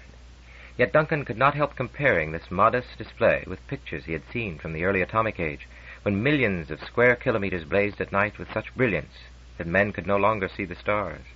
He suddenly became aware of a compact constellation of flashing lights, moving independently of the glimmering landscape far below. For a moment he was baffled. Then he realized that he was watching some great airship cruising not much faster than a cloud with its cargo of freight or passengers. This was one experience Titan could not provide. He determined to enjoy it as soon as the opportunity arose. And there was a city, quite a big one, at least 100,000 people. The shuttle was now so low that it could make out blocks of buildings, roads, parks, and a stadium blazing with light, presumably the scene of some sporting event.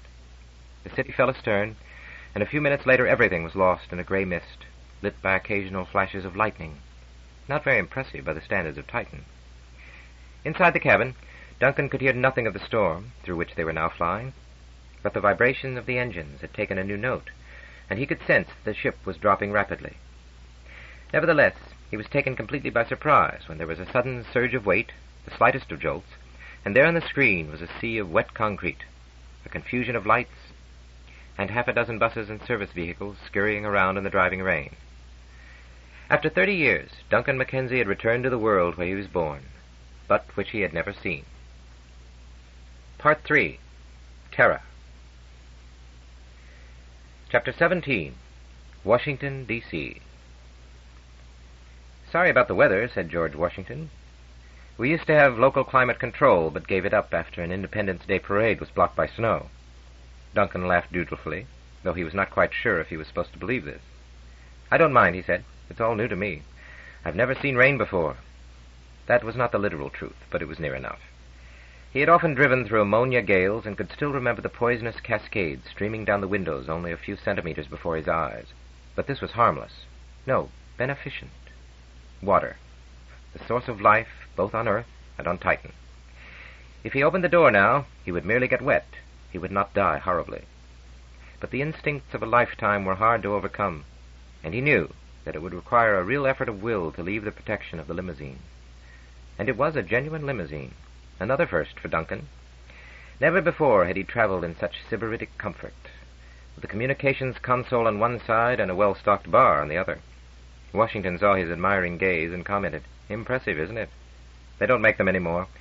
This was President Bernstein's favorite car." Duncan was not too good on American presidents. After all, there had been by now 95 of them. But he had an approximate idea of Bernstein's date. He performed a quick calculation, didn't believe the result, and repeated it. That means it's more than 150 years old, and it's probably good for another 150. Of course, the upholstery, real leather, notice, is replaced every 20 years or so. If these seats could talk, they could tell some secrets. As a matter of fact, they often did. But you have my personal assurance that it's now been thoroughly debugged. Debug? Oh, I know what you mean. Anyway, I don't have any secrets. Well, then we'll soon provide you with some.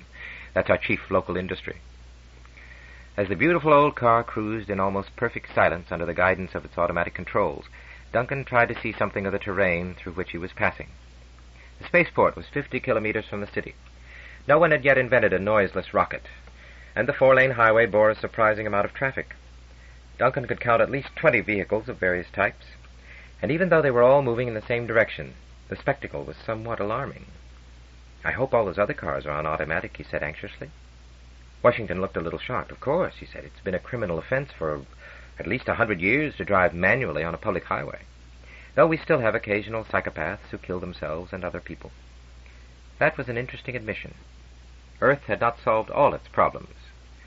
One of the greatest dangers to the technological society was the unpredictable madman who tried to express his frustrations, consciously or otherwise, by sabotage. There had been hideous instances of this in the past. The destruction of the Gondwana reactor in the early 21st century was perhaps the best-known example. Since Titan was even more vulnerable than Earth in this respect, Duncan would have liked to discuss the matter further, but to do so within an hour of his arrival would hardly be tactful. He was quite sure that if he did commit such a faux pas, his host would neatly divert the conversation without causing him the slightest embarrassment. During the short time that they had been acquainted, Duncan had decided that George Washington was a very polished diplomat, with the self-assurance that comes only with a family tree whose roots are several hundred years deep. Yet it would have been hard to imagine anyone less like his distinguished namesake, for this George Washington was a short, bald, and rather plump brown man, very elegantly dressed and bejeweled. The baldness and plumpness were both rather surprising, since they could be so easily corrected. On the other hand, they did provide a mark of distinction, and perhaps that was the idea. But this was another sensitive subject that Duncan would be well advised to avoid, at least until he knew his host much better, and perhaps not even then. Side 3, Imperial Earth, beginning on page 105. The car was now passing over a slender bridge spanning a wide and rather dirty river. The spectacle of so much genuine water was impressive, but it looked very cold and dismal on this dreary night. "The Potomac," said Washington. "But wait until you see it on a sunny day, after that silt's gone downstream. Then it's blue and sparkling, and you'd never guess it took 200 years of hard work to get it that way. And that's Watergate. Not the original, of course. That was pulled down around 2000, though the Democrats wanted to make it a national monument. And the Kennedy Center? That is the original, more or less. Every 50 years some architect tries to salvage it, but now it's been given up as a bad job." So this was Washington, still basking, though not very effectively on a night like this, in its former glories. Duncan had read that the physical appearance of the city had changed very little in 300 years, and he could well believe it. Most of the old government and public buildings had been carefully preserved. The result, said the critics, was the largest inhabited museum in the world. A little later, the car turned into a driveway which led through beautifully kept lawns. There was a gentle beeping from the control panel, and a sign flashed beneath the steering handle, "Switch to manual." George Washington took over, and proceeded at a cautious 20 clicks between flower beds and sculptured bushes, coming to a halt under the portico of an obviously very old building. It seemed much too large for a private house, but rather too small for a hotel, despite the fact that it bore the sign, in lettering so elaborate that it was almost impossible to read, "Centennial Hotel." Professor Washington seemed to have an extraordinary knack of anticipating questions before they could be asked. It was built by a railroad baron in the late 19th century. He wanted to have somewhere to entertain Congress, and the investment paid him several thousand%. We've taken it over for the occasion, and most of the official guests will be staying here. To Duncan's astonishment and embarrassment, since personal service was unknown on Titan, His scanty baggage was seized by two black gentlemen wearing gorgeous liveries. One of them addressed him in a soft musical language of which he could not comprehend a single word. "You're overdoing it, Henry," George Washington remonstrated mildly. "That may be genuine slave patter, but what's the point if only you linguistic historians can understand it? And where did you get that makeup? I may need some myself." Despite this appeal, Duncan still found the reply unintelligible. On their way up in a gilded birdcage of a tiny elevator, Washington commented, "I'm afraid Professor Murchison is entering too thoroughly into the spirit of 76. Still, it shows we've made some progress. A couple of centuries ago, if you'd suggested to him that he'd play one of his humbler ancestors, even in a pageant, he'd have knocked your head off. Now he's having a perfectly wonderful time, and we may not be able to get him back to his classes at Georgetown." Washington looked at his plump brown hand and sighed. "It's getting more and more difficult to find a genuine black skin. I'm no race snob," he added hastily, "but it will be a pity when we're all the same shade of off-white. Meanwhile, I suppose you do have a slightly unfair advantage." Duncan looked at him for a moment with puzzled incomprehension. He had never given any more thought to his skin color than to that of his hair. Indeed, if suddenly challenged, he would have been hard-pressed to describe either. Certainly he had never thought of himself as black, but now he realized with understandable satisfaction that he was several shades darker than George Washington, descendant of African kings. When the door of the hotel suite closed behind him, and it was no longer necessary to keep up appearances, Duncan collapsed thankfully into one of the heavily padded chairs. It tilted backward so voluptuously that he guessed it had been especially designed for visitors from low-gravity worlds. George Washington was certainly an admirable host and seemed to have thought of everything. Nevertheless, Duncan knew that it would be a long time before he felt really at ease. Quite apart from the drag of gravity, there were dozens of subtle reminders that he was not on his home world. One was the very size of the room. By Titanian standards, it was enormous. And it was furnished in such luxury as he had never seen in real life, but only in historical plays. Yet that, of course, was completely appropriate. He was living in the middle of history. This mansion had been built before the first man had ventured beyond the atmosphere, and he guessed that most of its fittings were contemporary. The cabinets full of delicate glassware, the oil paintings, the quaint old photographs of stiffly posed and long-forgotten eminences. Perhaps the original Washington? No, cameras hadn't been invented then. The heavy drapes? None of these could have been matched on Titan, and Duncan doubted if their holographic patterns were even stored in the central library. The very communications console looked as if it dated back to the last century. Although all the elements were familiar, the blank gray screen, the alphanumeric keyboard, the camera lens and speaker grill, something about the design gave it an old-fashioned appearance. When he felt that he could again walk a few yards without danger of collapse, Duncan made his way cautiously to the console and parked himself heavily on the chair in front of it. The type and serial numbers were in the usual place, tucked away at the side of the screen. Yes, there was the date, 2183. It was almost 100 years old. Yet apart from a slight fuzziness of the E and A on the contact pads, there was practically no sign of wear. And why should there be, in a piece of equipment that did not contain a single moving part? This was another sharp reminder that Earth was an old world, and had learned to conserve the past. Novelty, for its own sake, was an unlamented relic of the centuries of waste. If a piece of equipment functioned satisfactorily, it was not replaced merely because of changes in style, but only if it broke down, or there was some fundamental improvement in performance. The home communications console, or ComSole, had reached its technological plateau in the early 21st century, and Duncan was prepared to bet that there were units on Earth that had given continuous service for over 200 years. And that was not even 1/10 of the history of this world. For the first time in his life, Duncan felt an almost overwhelming sense of inferiority. He had not really believed that the Terrans would regard him as a barbarian from the outer darkness, but now he was not so sure. Chapter 18. Embassy. Duncan's Minisec had been a parting gift from Cullen, and he was not completely familiar with its controls. There had been nothing really wrong with his old unit, and he had left it behind with some regret, but the casing had become stained and battle-scarred, and he had to agree that it was not elegant enough for Earth. The sec was the standard size of all such units, determined by what could fit comfortably in the normal human hand. At a quick glance, it did not differ greatly from one of the small electronic calculators that had started coming into general use in the late 20th century. It was, however, infinitely more versatile, and Duncan could not imagine how life would be possible without it. Because of the finite size of clumsy human fingers, It had no more controls than its ancestors of 3 centuries earlier.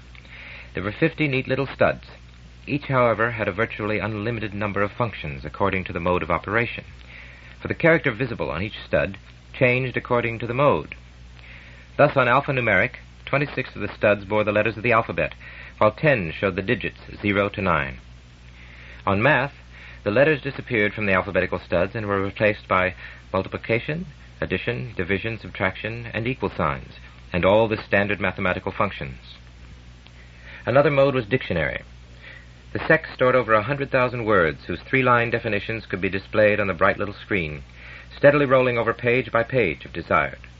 Clock and calendar also used this screen for display, but for dealing with vast amounts of information, it was desirable to link the SEC to the much larger screen of a standard console. This could be done through the unit's optical interface, a tiny transmit-receive bullseye operating in the near ultraviolet.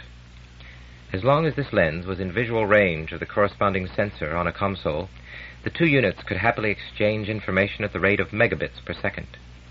Thus, when the SEC's own internal memory was saturated, its contents could be dumped into a larger store for permanent keeping, or conversely, it could be loaded up through the optical link with any special data required for a particular job. Duncan was now employing it for its simplest possible use, merely as a speech recorder, which was almost an insult to a machine of such power. But first, there was an important matter to settle, the question of security. An easily remembered word, preferably one that would never be employed in this context, would be the simplest key. Better still, a word that did not even exist. Then it could never accidentally trigger the SEC's memory. Suddenly he had it. There was one name he would never forget, and if he deliberately misspelled it, he carefully pecked out Kalindi, followed by the sequence of instructions that would set up the memory. Then he unplugged the tiny radio mic, pinned it on his shirt, spoke a test message, and checked that the machine would play it back only after it had been given the correct order. Duncan had never kept a diary, but he had decided to do so as soon as he arrived on Earth. In a few weeks, he would meet more people and visit more places than in the whole of his preceding life, and would certainly have experiences that could never be repeated when he returned to Titan. He was determined to miss nothing that could be helped, for the memories he was storing now would be of inestimable value in the years ahead. How many times in his old age, he wondered, would he play back these words of his youth? 2276, June 12. I'm still adapting to Earth's gravity, and don't think I'll ever get really used to it. But I can stand for an hour at a time now, without developing too many aches and pains. Yesterday, I saw a man actually jumping. I could hardly believe my eyes. George, who thinks of everything, has arranged a masseur for me. I don't know if that's helped at all, but it's certainly an interesting experience. Duncan stopped recording and contemplated this slight understatement. Such luxuries were rare on Titan, and he had never before had a massage in his life. Bernie Patras, the amiable and uninhibited young man who had visited him, had shown a remarkable, indeed startling, knowledge of physiology, and had also given Duncan much useful advice. He was a specialist in treating off-worlders, and recommended one sovereign cure for gravitational complaints. Spend an hour a day floating in a bath, at least for the first month. Don't let your schedule squeeze this out, no matter how busy you are. If you have to, you can do a lot of work in a tub, reading, dictating, and so forth. Why, the lunar ambassador used to hold briefings with just his nose and mouth above water. Said he could think better that way. That would certainly be an undiplomatic spectacle, Duncan told himself. Unique even in this city, which had probably seen everything. I've been here 3 days now, and this is the first time I've had the energy and the inclination and the opportunity to put my thoughts in order. But from now on, I swear I'll do this every day. The first morning after my arrival, General George, that's what everyone calls him, took me to the embassy, which is only a few hundred meters from the hotel. Ambassador Robert Farrell apologized because he couldn't come to the spaceport. He said, I knew you'd be in good hands with George. He's the world's greatest organizer. Then the general left us, and we had a long private talk. I met Bob Farrell on his last visit to Titan 3 years ago, and he remembers me well. At least he gave that impression, which I suppose is an art all diplomats have to acquire. He was very helpful and friendly, but I got the feeling that he was sounding me out and not telling me everything he knew. I realized that he's in an ambiguous position, being a Terran yet having to represent our interests. One day this may cause difficulties, but I don't know what we can do about it, since no native-born Titanian can ever live on Earth. Luckily, there are no urgent problems, as the hydrogen agreement isn't due for renegotiation until 80. But there were dozens of little items on my shopping list, and I left him with plenty to think about, such as why can't we get quicker deliveries of equipment? Can anything be done to improve shipping schedules? What went wrong with the new student exchange? And similar galaxy-shaking questions. He promised to set up appointments for me with all the people who could straighten these things out, but I tried to hint that I wanted to spend some time looking at Earth. And after all, he's not only our man in Washington, but also our representative on Terra. He seemed quite surprised when I told him that I expected to stay on Earth for almost a year, but at this stage, I thought it best not to give him the main reason. I'm sure he'll guess it quickly enough. When he tactfully asked about my budget, I explained that the Centennial Committee had been a great help, and there was still some Mackenzie money in the World Bank which I was determined to use. I understand, he said, old Malcolm's over 120 now, isn't he? Even on Earth, leaving as little as possible for the community fund to grab is a popular pastime. Then he added, not very hopefully, that any personal balances could be legally bequeathed to the embassy for its running expenses. I said that was a very interesting point, and I'd bear it in mind. He volunteered to give me any assistance on my speech, which was kind of him.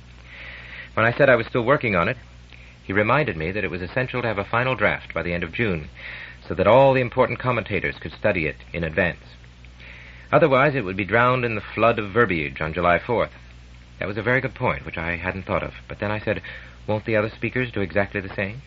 And he answered, of course, but I've got good friends in all the media, and there's a great interest in Titan. You're still intrepid pioneers at the edge of the solar system, carving out a new civilization in the wilderness. There may not be many volunteer carvers around here, but we like to hear about such things. By that time, I felt we'd got to understand each other, and so I risked teasing him. You mean it's true? Earth is getting decadent? And he looked at me with a grin and answered quickly, oh no, we aren't decadent. Then he paused and added, but the next generation will be. I wonder how far he was joking. Then we talked for 10 minutes about mutual friends like the Helmers and the Wongs and the Morgans and the Lees. Oh, he seems to know everyone important on Titan. And finally he asked about Grandma Ellen, and I told him that she was just the same as ever, which he understood perfectly. And then George came back and took me to his farm. It was the first chance I had of seeing the open countryside in full daylight. I'm still trying to get over it. Chapter 19, Mount Vernon. Don't take this program too seriously, said General George Washington. It's still being changed every day.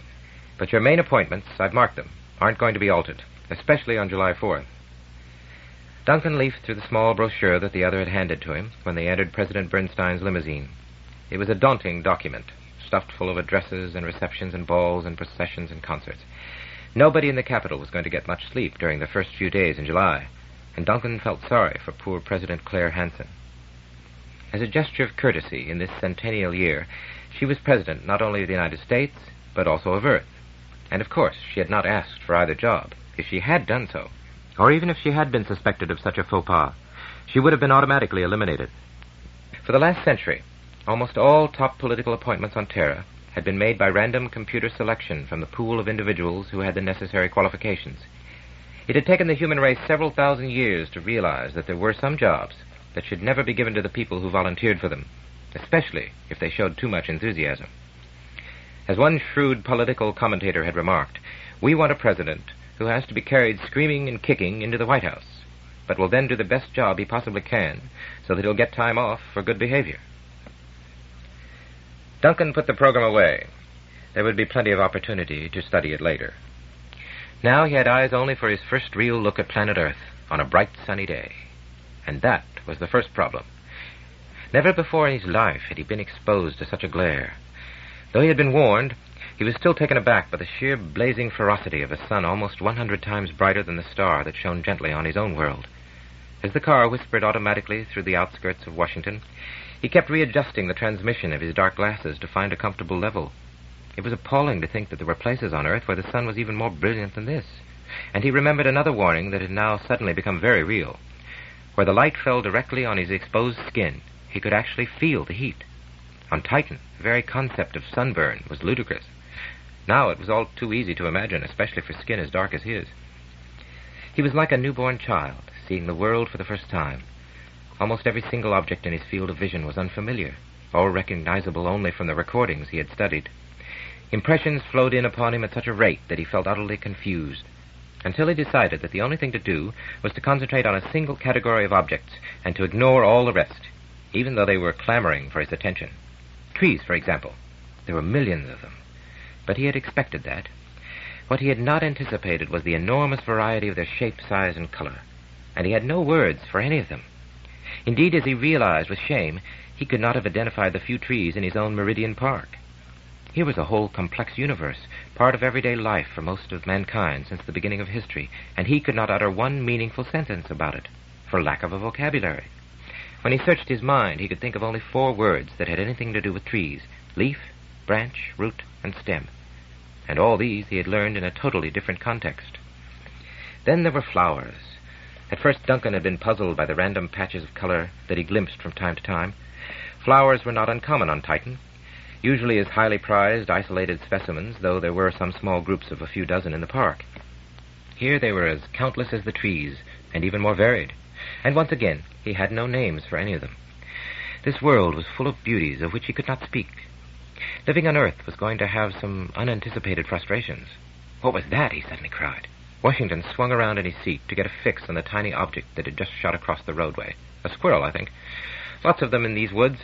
And, of course, they're always getting run over. That's one problem no one has ever been able to solve. He paused, then added gently, I suppose you've never seen one before. Duncan laughed without much humor. I've never seen any animal before, except man. You don't even have a zoo on Titan? No. We've been arguing about it for years, but the problems are too great. And to be perfectly frank, I think most people are scared of something going wrong. Remember the plague of rats in that lunar colony? What we're really frightened of, though, are insects. If anyone ever discovered that a fly had slipped through quarantine, there'd be worldwide hysteria. We've got a nice, sterile environment, and we want to keep it that way. Said Washington. You're not going to find it easy to adjust to our dirty, infested world. Yet a lot of people here have been complaining for the last century or so that it's too clean and tidy. They're talking nonsense, of course. There's more wilderness now than there has been for 1,000 years. The car had come to the crest of a low hill, and for the first time, Duncan had an extensive view of the surrounding countryside. He could see for at least 20 kilometers, and the effect of all this open space was overwhelming. It was true that he had gazed at much larger and far more dramatic vistas on Titan, but the landscapes of his own world were implacably lethal, and when he traveled on its open surface, he had to be insulated from the hostile environment by all the resources of modern technology. It was almost impossible to believe that there was nowhere here, from horizon to horizon, where he could not stand unprotected in the open, breathing freely in an atmosphere which would not instantly shrivel his lungs. The knowledge did not give him a sense of freedom, but rather of vertigo. It was even worse when he looked up at the sky, so utterly different from the low crimson overcast of Titan. He had flown halfway across the solar system, yet never had he received such an impression of space and distance as he did now, when he stared at the solid-looking white clouds sailing through a blue abyss that seemed to go on forever. It was useless to tell himself that they were only 10 kilometers away, the distance a spaceship could travel in a fraction of a second.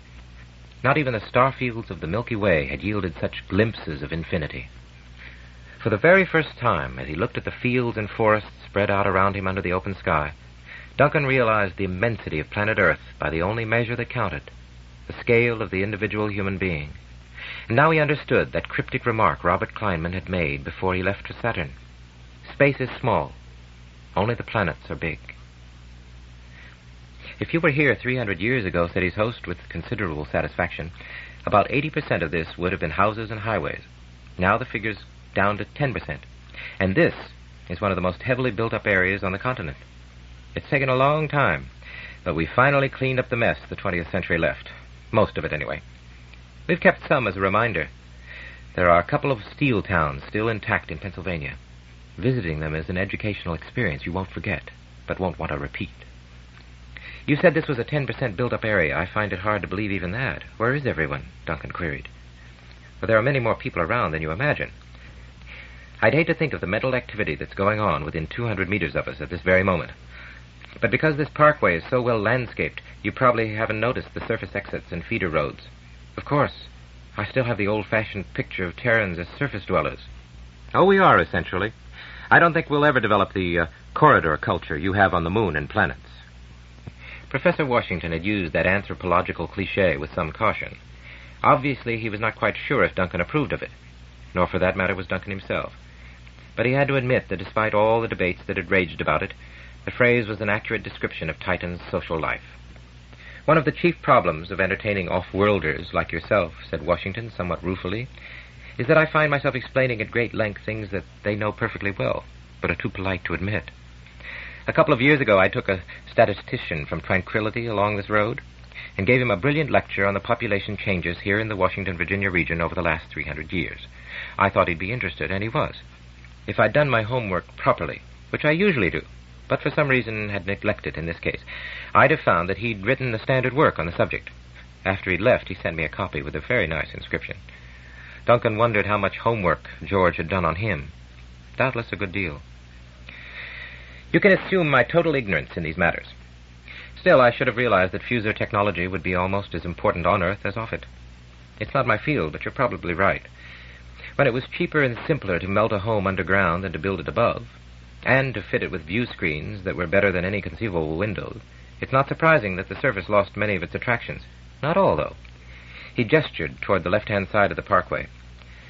They were approaching a small access road which merged gently into the main traffic lane. It led into a wood about a kilometer away, and through the trees Duncan could glimpse at least a dozen houses. They were all of different design, yet had common features so that they formed a harmonious group. Every one had steeply gabled red roofs, large windows, gray stone walls, and even chimneys. These were certainly not functional, but many of them served to support complicated structures of metal rods. Fake antique, said Washington with some disapproval. Mid-20th century TV antennas. Oh, well, there's no accounting for tastes. The road was plunging downhill now, and was about to pass under a graceful bridge, carrying a road much wider than the parkway. It was also carrying considerably more traffic, moving at a leisurely 20 or 30 kilometers an hour. Enjoying the good weather, said Washington. You only see a few madmen there in the winter, and you may not believe this, but there was a time when the motorways were the wide roads. They had to be when there was 100 times as much traffic, and no automatic steering.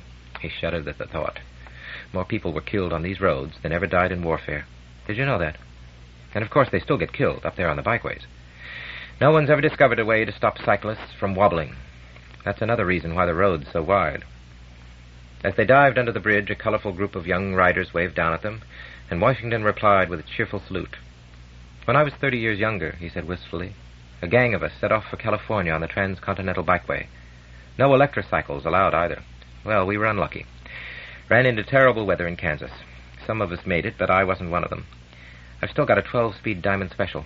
All carbon, fiber, and beryllium. You can lift it with one finger. Even now I could do 100 clicks on it if I were fool enough to try. The big car was slowing down, its computer brain sensing an exit ahead. Presently it peeled off from the parkway, then speeded up again along a narrow road whose surface rapidly disintegrated into a barely visible grass-covered track. Washington took the steering lever just a second before the end auto warning light started to flash on the control panel. I'm taking you to the farm for several reasons, he said. Life will soon get hectic for both of us as more visitors start arriving. This may be the last opportunity we have to go through your program in peace and quiet. Also, outworlders can learn a lot about Earth very quickly in a place like this. But to be honest, the truth is that I'm proud of the place and like showing it off. They were now approaching a high stone wall running for hundreds of meters in both directions. Duncan tried to calculate how much labor it represented if all those oddly shaped blocks were assembled by hand, as surely they must have been. The figure was so incredible that he couldn't believe it. And that huge gate was made of genuine wood, for it was unpainted and he could see the grain. As it swung automatically open, Duncan read the nameplate and turned to the professor in surprise. But I thought, he began. George Washington looked slightly embarrassed. That's my private joke, he admitted. The real Mount Vernon is 50 kilometers southeast of here. You mustn't miss it. That last phrase, Duncan guessed, was going to become all too familiar in the months ahead, right up to the day when he re-embarked for Titan. Inside the walls, the road, now firm-packed gravel, ran in a straight line through a checkerboard of small fields. Some of the fields were plowed, and there was a tractor working in one of them, under direct human control, for a man was sitting on the open driving seat. Duncan felt that he had indeed traveled back in time. I suppose there's no need to explain, said the professor, that all this doesn't belong to me. It's owned by the Smithsonian.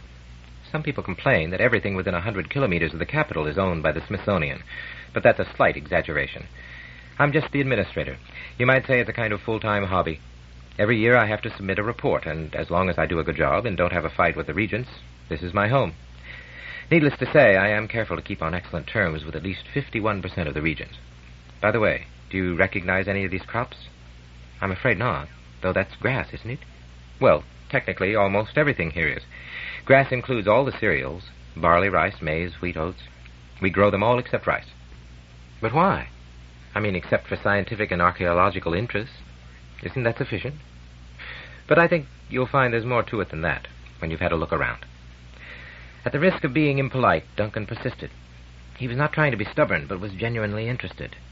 What about efficiency? Doesn't it take a square kilometer to feed one man with this system? Out around Saturn, perhaps. I'm afraid you've dropped a few zeros. If it had to, this little farm could support 50 people in fair comfort, though their diet would be rather monotonous. I'd no idea. My God, what's that? You're joking. You don't recognize it? Oh, I know it's a horse, but it's enormous.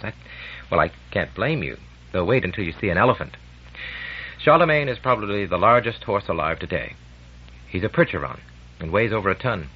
His ancestors used to carry knights in full armor. Like to meet him? Duncan wanted to say not really, but it was too late. Washington brought the car to a halt, and the gigantic creature ambled toward them. Until this moment, the limousine had been closed, and they had been traveling in air-conditioned comfort.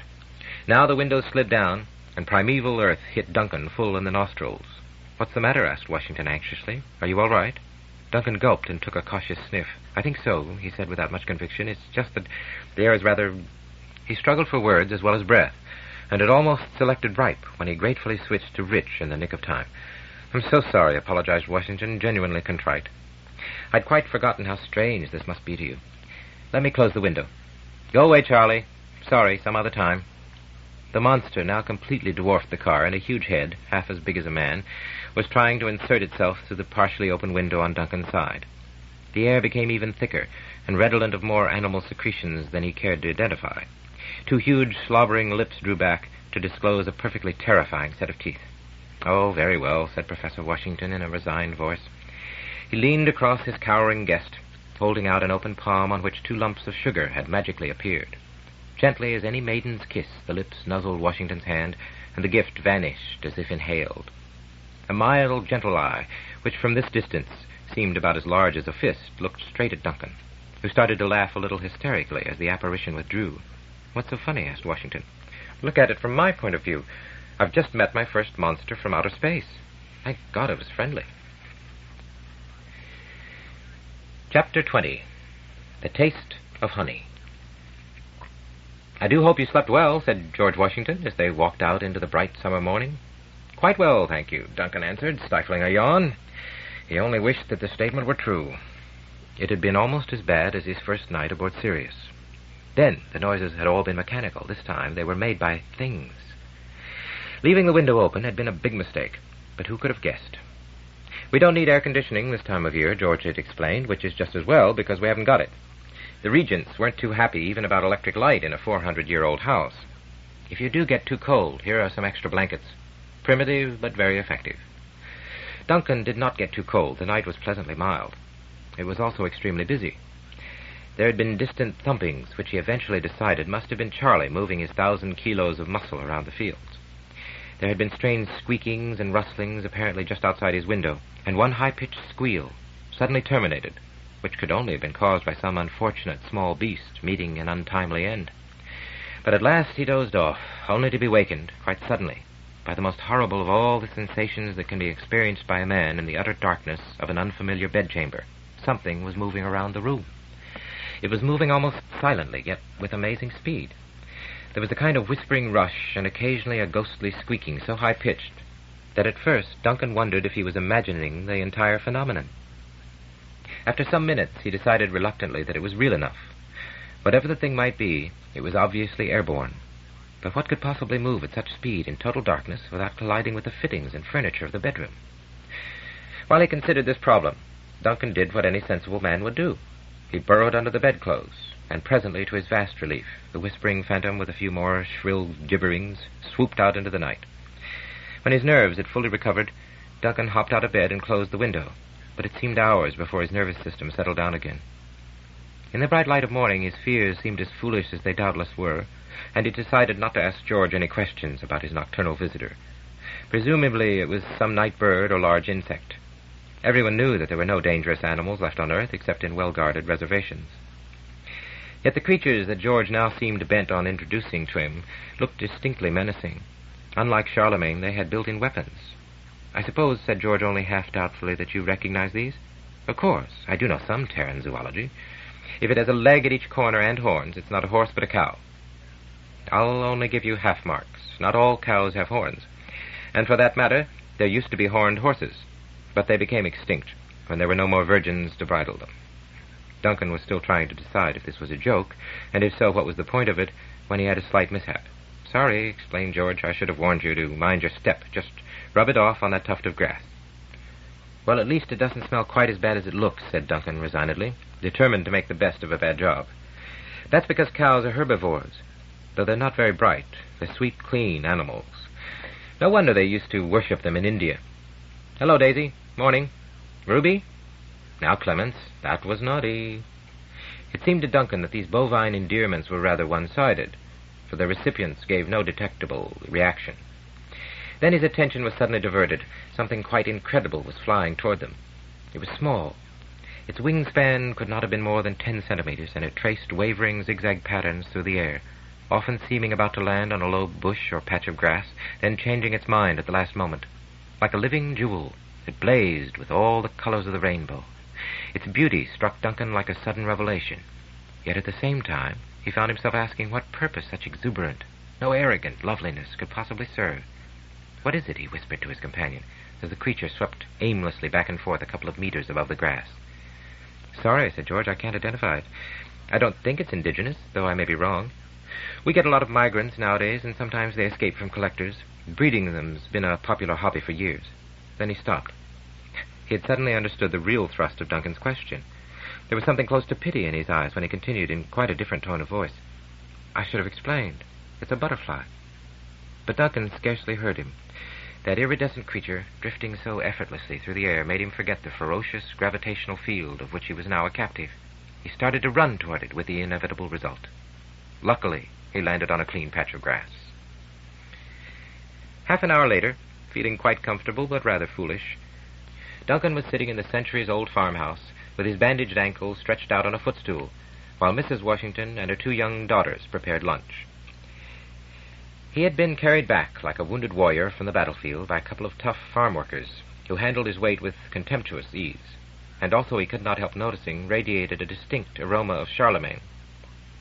It must be strange, he thought, to live in what was virtually a museum, even as a kind of part-time hobby. He would have been continually afraid of damaging some priceless artifact, such as the spinning wheel that Mrs. Washington had demonstrated to him. At the same time, he could appreciate that all this activity made a good deal of sense. There was no other way in which you could really get to understand the past, and there were still many people on Earth who found this an attractive way of life. The 20 or so farm workers, for example, were here permanently, summer and winter. Indeed, he found it rather hard to imagine some of them in any other environment, even after they had been thoroughly scrubbed. But the kitchen was spotless, and a most attractive smell was floating from it. Duncan could recognize very few of its ingredients, but one was unmistakable, even though he had met it today for the first time in his life. It was the mouth-watering fragrance of newly baked bread. It would be all right, he assured his still slightly queasy stomach. He had to ignore the undeniable fact that everything on the table was grown from dirt and dung, and not synthesized from nice, clean chemicals in a spotless factory. This was how the human race had lived for almost the whole of its history. Only in the last few seconds of time had there been any alternative. For one gut-wrenching moment, until Washington had reassured him, he had feared that he might be served real meat. Apparently it was still available, and there was no actual law against it, though many attempts had been made to pass one. Those who opposed prohibition pointed out that attempts to enforce morality by legislation were always counterproductive. If meat were banned, everybody would want it, even if it made them sick. And anyway, this was a perversion which did harm to nobody. Not so, retorted the prohibitionists. It would do irreparable harm to countless innocent animals, and revive the revolting trade of the butcher. The debate continued with no end in sight. Confident that lunch would present mysteries but no terrors, Duncan did his best to enjoy himself. On the whole, he succeeded. He bravely tackled everything set before him, rejecting about a third after one nibble, tolerating another third, and thoroughly appreciating the remainder. As it turned out, there was nothing that he actively disliked, but several items had flavors that were too strange and complicated to appeal to him at first taste. Cheese, for example. That was a complete novelty. There were about 6 different kinds, and he nibbled at them all. He felt that he could get quite enthusiastic about at least 2 varieties, if he worked on it. But that might not be a good idea, for it was notoriously difficult to persuade the Titan food chemists to introduce new patterns into their synthesizers. Some products were quite familiar. Potatoes and tomatoes, it seemed, tasted much the same all over the solar system. He had already encountered them as luxury products of the hydroponic farms, but had always found it difficult to get enthusiastic about either, at several solars a kilogram. The main dish was, well, interesting. It was something called steak and kidney pie, and perhaps the unfortunate name turned him off. He knew perfectly well that the contents were based on high-protein soya. Washington had confessed that this was the only item not actually produced on the farm, because the technology needed was too elaborate. Nevertheless, he could not manage more than a few bites. It was too bad that every time he tried to take a mouthful, he kept thinking of the phrase kidney function and its unhappy associations. But the crust of the pie was delicious, and he polished off more than half of it. Dessert was no problem. It consisted of a large variety of fruits, most of them unfamiliar to Duncan even by name. Some were insipid, others very pleasant, but he felt that all were perfectly safe. The strawberries he thought especially good, though he turned down the cream that was offered with them when he discovered by tactful questioning exactly how it was made. He was comfortably replete when Mrs. Washington produced a final surprise, a small wooden box containing a wax honeycomb. As long as he could remember, Duncan had been familiar with that term for lightweight structures. It required a mental volte-face to realize that this was the genuine, original item constructed by Terran insects. "We've just started keeping bees," explained the professor. "Fascinating creatures, but we're still not sure if they're worth the trouble. I think you'll like this honey. Try it on this crust of new bread." His hosts watched him anxiously as he spread the golden liquid which he thought looked exactly like lubricating oil. He hoped that it would taste better, but he was now prepared for almost anything. There was a long silence. Then he took another bite, and another. "Well?" asked George at last. "It's delicious. One of the best things I've ever tasted." "I'm so pleased," said Mrs. Washington. "George, be sure to send some to the hotel for Mr. Mackenzie." Mr. Mackenzie continued to sample the bread and honey very slowly. There was a remote and abstracted expression on his face, which his delighted hosts attributed to sheer gastronomical pleasure. They could not possibly have guessed at the real reason. Duncan had never been particularly interested in food, and had made no effort to try the occasional novelties that were imported into Titan. The few times that any had been pressed upon him, he had not enjoyed them. He still grimaced at the memory of a reputed delicacy called caviar. He was therefore absolutely certain that never before in his life had he tasted honey. Yet he recognized it at once, and that was only half the mystery. Like a name that is on the tip of the tongue, yet eludes all attempts to grasp it, the memory of that earlier encounter lay just below the level of consciousness. It had happened a long time ago, but when and where? For a fleeting moment he almost took seriously the idea of reincarnation. You, Duncan Mackenzie, were a beekeeper in some earlier life on Earth. Perhaps he was mistaken in thinking that he knew the taste. The association could have been triggered by some random leakage between mental circuits. And anyway, it could not possibly be of the slightest importance. He knew better. Somehow, it was very important indeed. Chapter 21. History Lesson. Of all the old cities, it was generally agreed that Paris and Washington offered the best combination of beauty, culture, history, and convenience. Unlike such largely random aggregations as London and Rome, which had defied millennia of planning, they had been adapted fairly easily to automatic transportation.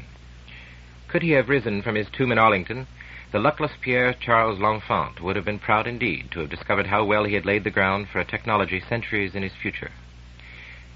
Though an official car was available whenever he wished, Duncan preferred to be as independent as possible. Coming from an aggressively egalitarian society, he never felt quite happy when he was afforded special privileges, except, of course, those he had earned himself. Now that his sprained ankle was no longer paining him, he had no excuse for using personal transport, and one could never know a city until one had explored it on foot. Like an ordinary tourist, and Washington expected the incredible total of 5 million before the end of July, Duncan rode the glideways and auto jitneys, gaping at the famous buildings and remembering the great men who had lived and worked here for 500,000 years. In the 5-kilometer-long rectangle from the Lincoln Memorial to the Capitol, and from the Washington Monument to the White House, no changes had been permitted for more than a century. To ride the shuttle down Constitution Avenue and back along Independence on the south side of the mall was to take a journey through time. And time was the problem, for Duncan could spare only an hour or two a day for sightseeing. His planned schedule had already been wrecked by a factor that he had refused to take seriously, despite numerous warnings. Instead of his usual 6, he needed no fewer than 10 hours of sleep every day. This was yet another side effect of the increased gravity, and there was nothing he could do about it. His body stubbornly insisted on the additional time to overcome the extra wear and tear. Eventually, he knew, he would make a partial adaptation, but he could hardly hope to manage with less than 8 hours. It was maddening to have come all this way, to one of the most fascinating places on Earth, and to be compelled to waste more than 40% of his life in unconsciousness. As with most off-worlders, his first target had been the National Museum of Astronautics on the Mall, because it was here that his own history had begun that day in July 1969. He had walked past the flimsy and improbable hardware of the early space age and had taken his seat with several hundred other visitors in the Apollo Rotunda just before the beginning of the half-hourly show. There was nothing that he had not seen many times before, yet the old drama still gripped him. Here were the faces of the first men to ride these crazy contraptions into space, and the sound of their actual voices, sometimes emotionless, sometimes full of excitement, as they spoke to their colleagues on the receding Earth. Now the air shook with the crackling roar of a Saturn launch, magically recreated exactly as it had taken place on that bright Florida morning 307 years ago, and still in many ways the most impressive spectacle ever staged by man. The moon drew closer. Not the busy world that Duncan knew, but the virgin moon of the 20th century. Hard to imagine what it must have meant to the peoples of that time, to whom the Earth was not only the center of the universe, but, even to the most sophisticated, still the whole of creation. Now man's first contact with another world was barely minutes ahead. It seemed to Duncan that he was floating in space, only meters away from the spidery lunar module, bristling with antennas and wrapped in multicolored metal foil. The simulation was so perfect that he had an involuntary urge to hold his breath, and found himself clutching the handrail, seeking reassurance that he was still on Earth. 2 minutes, 20 seconds, everything looking good.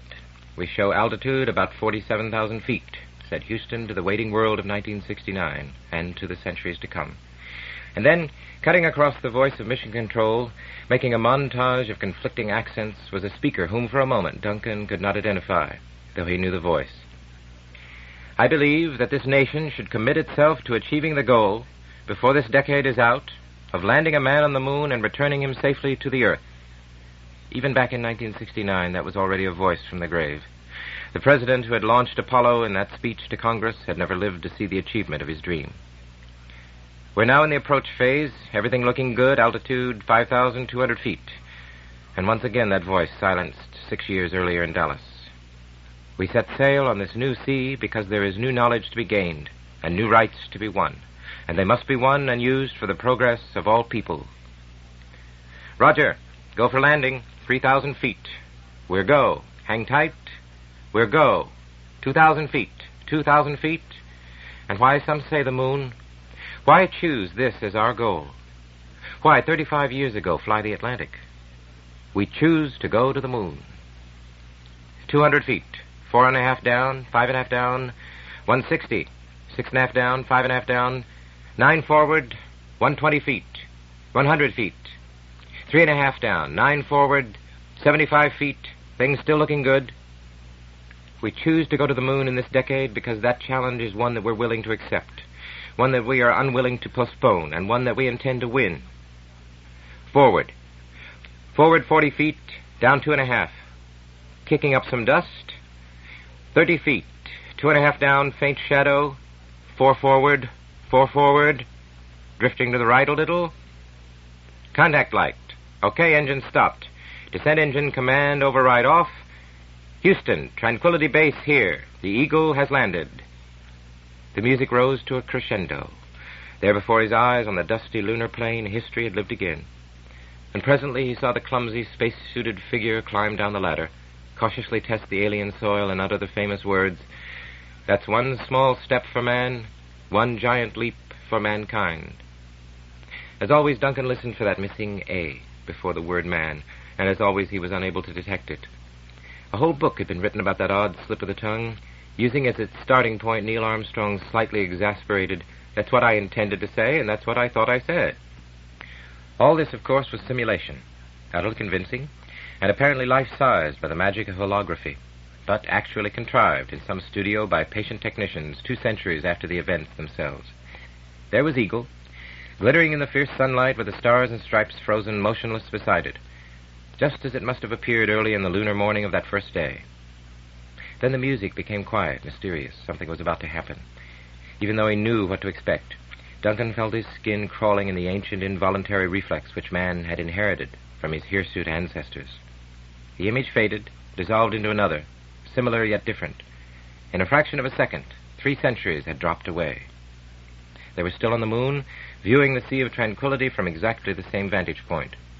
But the direction of the light had changed, for the sun was now low, and the long shadows threw into relief all the myriads of footprints on the trampled ground. And there stood all that was left of Eagle, the slightly peeled and blistered descent stage, standing on its 4 outstretched legs like some abandoned robot. He was seeing Tranquility Base as it was at this instant, or to be precise, 1.25 seconds ago, when the video signals left the moon. Again, the illusion was perfect. Duncan felt that he could walk out into that shining silence and feel the warm metal beneath his hands. Or he could reach down into the dust and lift up the flag to end the old debate that had re-erupted in this centennial year. Should the Stars and Stripes be left where the blast of the takeoff had thrown it? Or should it be erected again? "Don't tamper with history," said some. "We're only restoring it," said others. Something was happening just beyond the fenced-off area, at the very limits of the 3D scanners. It was shockingly incongruous to see any movement at all at such a spot. Then Duncan remembered that the sea had lost its tranquility at least 2 centuries ago. A bus full of tourists was slowly circling the landing site, its occupants in full view through the curving glass of the observation windows. And though they could not see him, they waved across at the scanners, correctly guessing that someone on Earth was watching at this very moment. The interruption should have destroyed the magic, yet it did not. Nothing could detract from the skill and courage of the pioneers, and they would have been happy to know that where they had first ventured, thousands could now travel in safety and in comfort. That, in the long run, was what history was all about. Chapter 22. Budget. Today I walked at least 3 kilometers and was on my feet for over 2 hours. I'm beginning to feel that life is possible on Earth. But I must be careful not to overdo it, and I'm still using glideways and transporters most of the time. This means that I've not visited the White House or the Capitol, which can only be entered on foot. But I've been to the Museum of Technology and the National Gallery of Art. They have transport cubicles that you can program yourself, so there's no need to waste time on exhibits that don't interest you. Of course, I could stay in the hotel and take a holovision tour anywhere, but that would be ridiculous. I could do that any time back at home. I must remember that I'll be replaying these words 20, 50, maybe 100 years from now, when this visit to Earth is a dim memory. So it may be a good idea to describe a typical day, if there is such a thing, here at the Centennial Hotel. I wake up at 6:30 and listen to the radio news summary while I'm having my bath. Then I dial the console for any messages that have arrived during the night. Usually there are half a dozen. Not many people know I'm here yet, but I've had quite a few offers of hospitality and have been asked to speak to a number of social and cultural groups. I suspect Ambassador Farrell is behind most of these. Then I set the news abstractor to print out anything that's happened in my area of interest and scan the result. That doesn't take long, since I give Titan as the main heading and we are never in the news. If I want to know what's happening at home, I call the embassy and get the Daily Dispatch.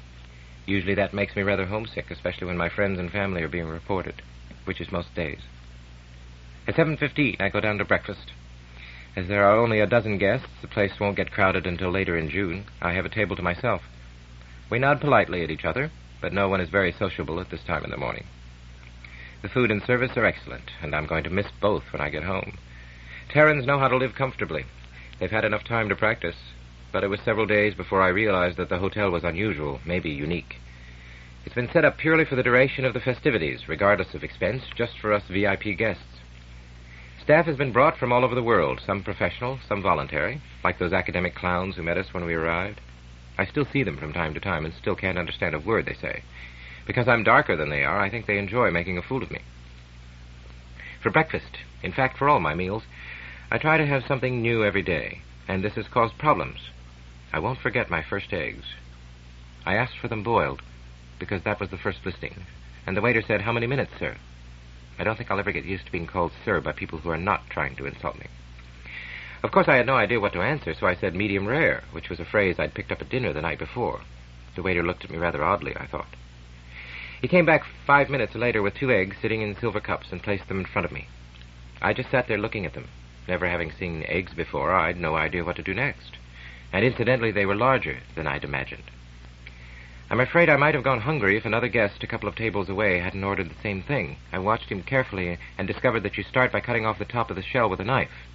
I made a horrible mess of the first egg, but got it right the second time. Later, I found that they'll do this in the kitchen, which saves a lot of trouble. I'll never ask for eggs this way again, but I'm glad I did it once.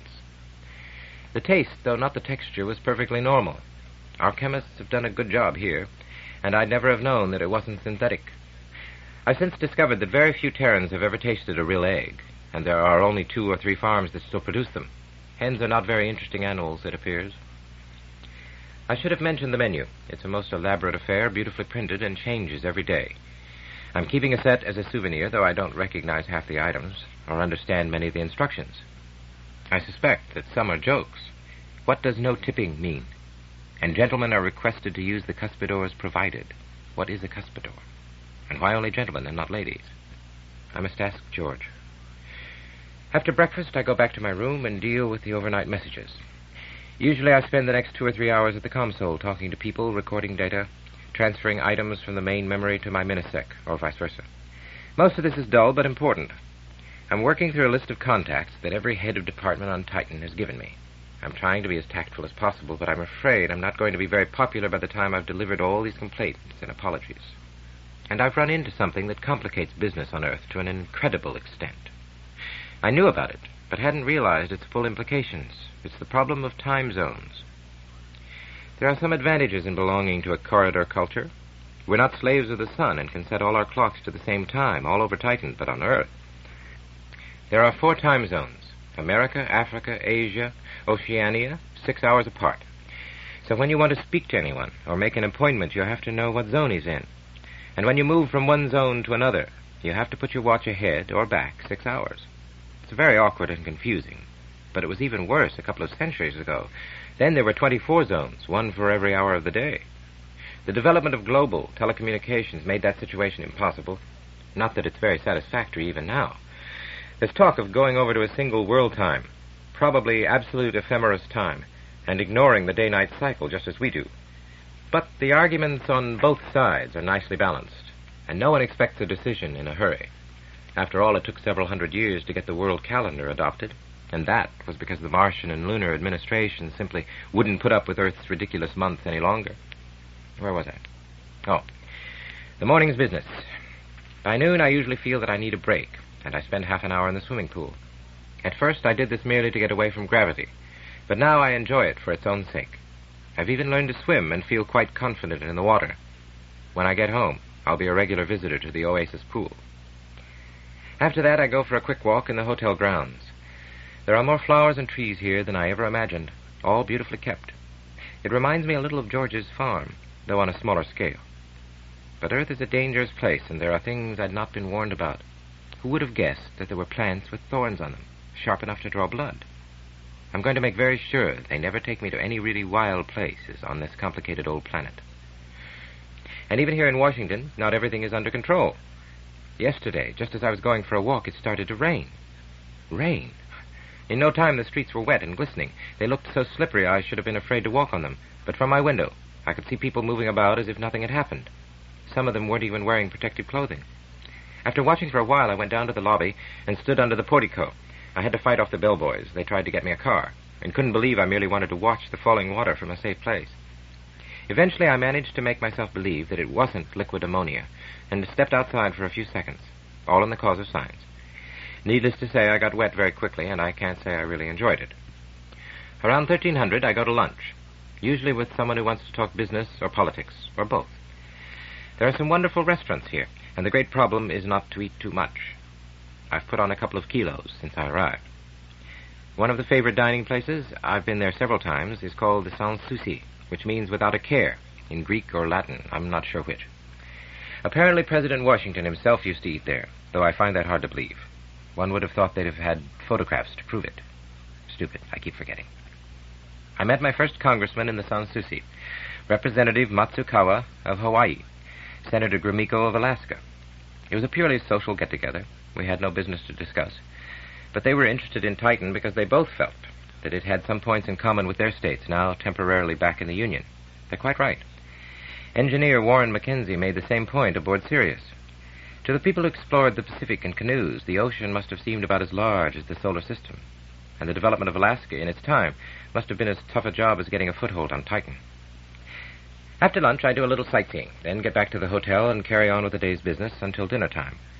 By then, I'm too exhausted to think of anything but bed. The very latest I've been awake is 21:30. It's going to be quite embarrassing if I don't adapt soon to the local lifestyle. Already I've had to turn down several party invitations because I couldn't afford to miss the sleep. That sort of thing isn't easy to explain, and I hope I've not offended any of the hostesses this city's famous for. I have accepted one late engagement because George stressed its importance. This to speak in person, not holovision, to a group called the Daughters of the Revolutions. They're mostly elderly ladies, queen dragons, but dears when you get to know them, George said. And they're all over the place this centennial year. Originally, they were only concerned with the American Revolution, but later they became less exclusive. I'm told I'll meet direct descendants of Lenin and Mao and Bolunga. What a pity Washington never had any children. I wonder why. Because I've given priority to my official mission, I'm still working on that damn speech. I've had almost no time for personal or family business. About the only thing I've been able to do in this direction is to contact the bank and establish my credentials so that I can use Malcolm's accumulated funds. Even if everything works out according to plan and our estimates are correct, the budget will be tight. My big fear is running out of money and having to go to finance for more of our precious Terran solars. If that happens, the family will be under attack from all quarters, and it won't be easy to think of a good defense. This is one reason why I've done no shopping. That and the time factor. I won't know how much money I'll have until I'm almost ready to leave. But I have run some of the catalogs through the console, and they're fascinating. You could spend a lifetime, and 1,000,000 solars a day, sampling the luxuries of Earth. Every conceivable artifact has its tape stored somewhere, waiting to go into a replicator. Since manufacturing costs are essentially zero, I don't understand why some items are so expensive. The capital costs of the replicators must have been written off decades ago. One would have thought. Despite Colin's efforts, I don't really understand Terran economy. But I'm learning many things fast. For example, there are some smart operators around on the lookout for innocents from space. Yesterday, I was going through a display of Persian carpets, antique, not replicated, wondering if I could possibly afford to take a small one back to Marissa. I can't. This morning, there was a message, addressed to me personally, correct room number, from a dealer in Tehran, offering his wares at very special rates. He's probably quite legitimate and may have some bargains, but how did he know? I thought console circuits were totally private. But perhaps this doesn't apply to some commercial services. Anyway, I didn't answer. Nor have I acknowledged some even more personal messages from various sex clubs. They were very explicit, and I've stored them as mementos for my old age. After the carpet episode, I was wondering if any would be tailored to my psych profile, which must be on record somewhere. That would have made me mad. But it was very broadband stuff, and the artwork was beautiful. Perhaps when I'm not so busy. Duncan stopped talking. He was not quite sure why. And then he began to laugh at his hesitation. Could it be that, despite fairly heroic efforts, the Mackenzies were puritanical after all?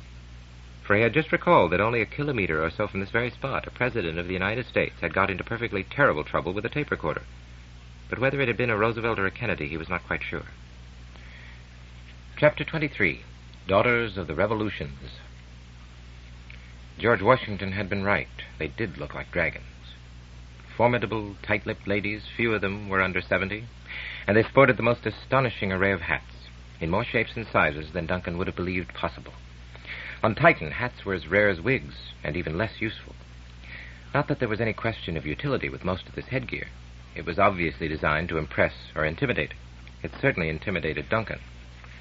So did the introductions, though he quickly lost track of all the names being thrown at him. Every one of these ladies, it appeared, boasted ancestors who had played some role in the great revolutions that had shaped the modern world. As he shook hands and listened to the chairperson's brief comments, he felt that he was being presented with snapshots of history.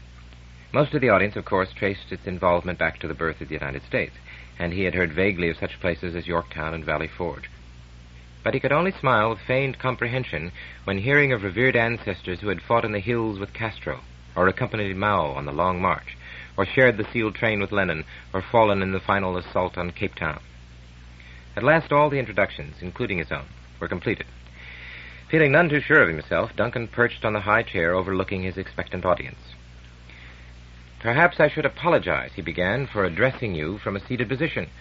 But as you know, I've spent all my life on a world with only a fraction of Earth's gravity. Believe me, having 5 times normal weight isn't exactly enjoyable. How would you like it if you woke up one morning and found your scales registered 350 kilograms? There was a moment of shocked surprise as the audience confronted the startling vision. Then a titter ran around the room. Fine, Duncan told himself, I've broken the ice. Then he realized that there was an undertone of something besides good-natured amusement in the sound, as if his listeners were laughing not with him, but at him. He glanced frantically around the audience, then to his horror saw that there was a perfectly enormous woman halfway back on the far left. She was the fattest person Duncan had ever seen, and the entire audience seemed to be carefully not looking in her direction. Well, thought Duncan, I've got nothing more to lose. It can only go uphill from here.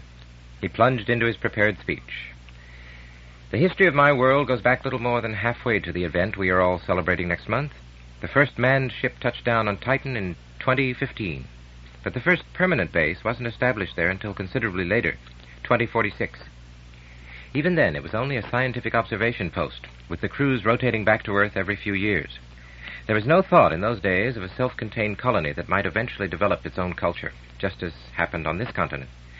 In any case, the 21st century was too busy dealing with Mars and the Moon to have the energy or the resources for activities farther afield. Could that have been a yawn he spotted there near the back of the hall? Surely not so soon. He was being morbidly sensitive. That sea of hats was getting him down. Most of the faces beneath them seemed to be reasonably attentive. But how to make these sleek and elegant matrons, not one of whom probably had ever been farther than the moon, understand the harsh realities of his distant world? It was a challenge, and that was something that no Mackenzie could ever resist. You may wonder why anyone would want to settle down in a place where the temperature never rises above 100 below zero, where the atmosphere is poisoned by methane and ammonia, and the sun so feeble that you can't detect its heat when it shines full on your face. Well, I won't pretend that Titan is an attractive tourist resort, though we have some tourists, believe it or not. But it does have certain unique advantages, which is why it's become important in human affairs. First of all, it's the only place outside the Earth where a man can move around on the surface without a full spacesuit. That may surprise you after what I've just said about the conditions there. I don't deny that we need protection, but it's much less than required on the Moon or even on Mars. The atmosphere is so dense, it allows us to breathe with simple oxygen masks, though we have to be extremely careful to avoid any leaks. If you've ever smelled ammonia, you'll know why. And lightweight thermosuits can cope with the temperature, except in very bad weather. Having an atmosphere, even a poisonous one, makes life easier in dozens of ways. It means that we can use aircraft for long-distance transportation. It protects us from meteorites, not that there are many out there, and from the temperature extremes that a completely airless world would have. And most important of all, we've got an atmosphere we can burn and use as a source of energy. It's just the opposite of the way things are on Earth. Here you burn hydrogen compounds, and the atmosphere supplies the oxygen. On Titan, we have to provide the oxygen, and we burn that in the hydrogen atmosphere. But the final result is the same: heat and energy to warm ourselves and drive our vehicles. That hydrogen-rich atmosphere is Titan's greatest asset, and the reason men settled there in the first place. For without hydrogen, our spaceships cannot operate. Our chemical rockets burn it, and our fusion rockets fuse it. Hydrogen is the key to the solar system. And there are only 2 places where it's easily obtainable. One is right here, in the oceans of Earth. But it's expensive, lifting it out into space against the huge gravity field of your world, the one that's keeping me pinned to this chair right now. Duncan paused hopefully and got a few encouraging smiles. The other place is Titan. It's a filling station, if you like, halfway to the stars. And because of its low gravity, we can export hydrogen cheaply to anywhere in the solar system using robot tankers carrying up to 10,000 tons. Without us, space travel would be at least 4 times as expensive as it is now, and interplanetary commerce would be crippled. And how we get that hydrogen is interesting. We've been called sky miners because of the way we take it out of the atmosphere. Specialized aircraft, ram scoops, fly at high altitude and ever-increasing velocity, collecting hydrogen and liquefying it, then jumping up to orbit when they have a full load.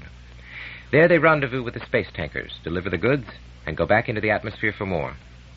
They stay up for weeks on end and land only when it's time for servicing or a change of crew. Better not overdo the technicalities, Duncan told himself. It was a pity, but he'd be wise to omit the most dramatic part of the whole operation. The fall down to Saturn after the robot tanker had escaped from Titan, and the hairpin loop around the giant planet taking advantage of its gravitational field to launch the precious payload to the customer who was waiting 1 or 2 years in the future. And he certainly couldn't do justice to the most spectacular trip in the solar system, the Saturn sleigh ride, as it had been aptly christened by one of the few men who had raced across the thousands of kilometers of spinning ice that formed the rings. Duncan bravely resisted these temptations.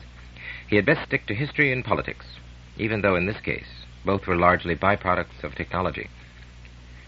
One could make a very interesting comparison, he continued, between the settlement of Titan and the opening up of this continent 300 or 400 years earlier. I'm sure it took the same kind of pioneering spirit, and in our case we're lucky because we have films and tapes and cassettes of the whole period.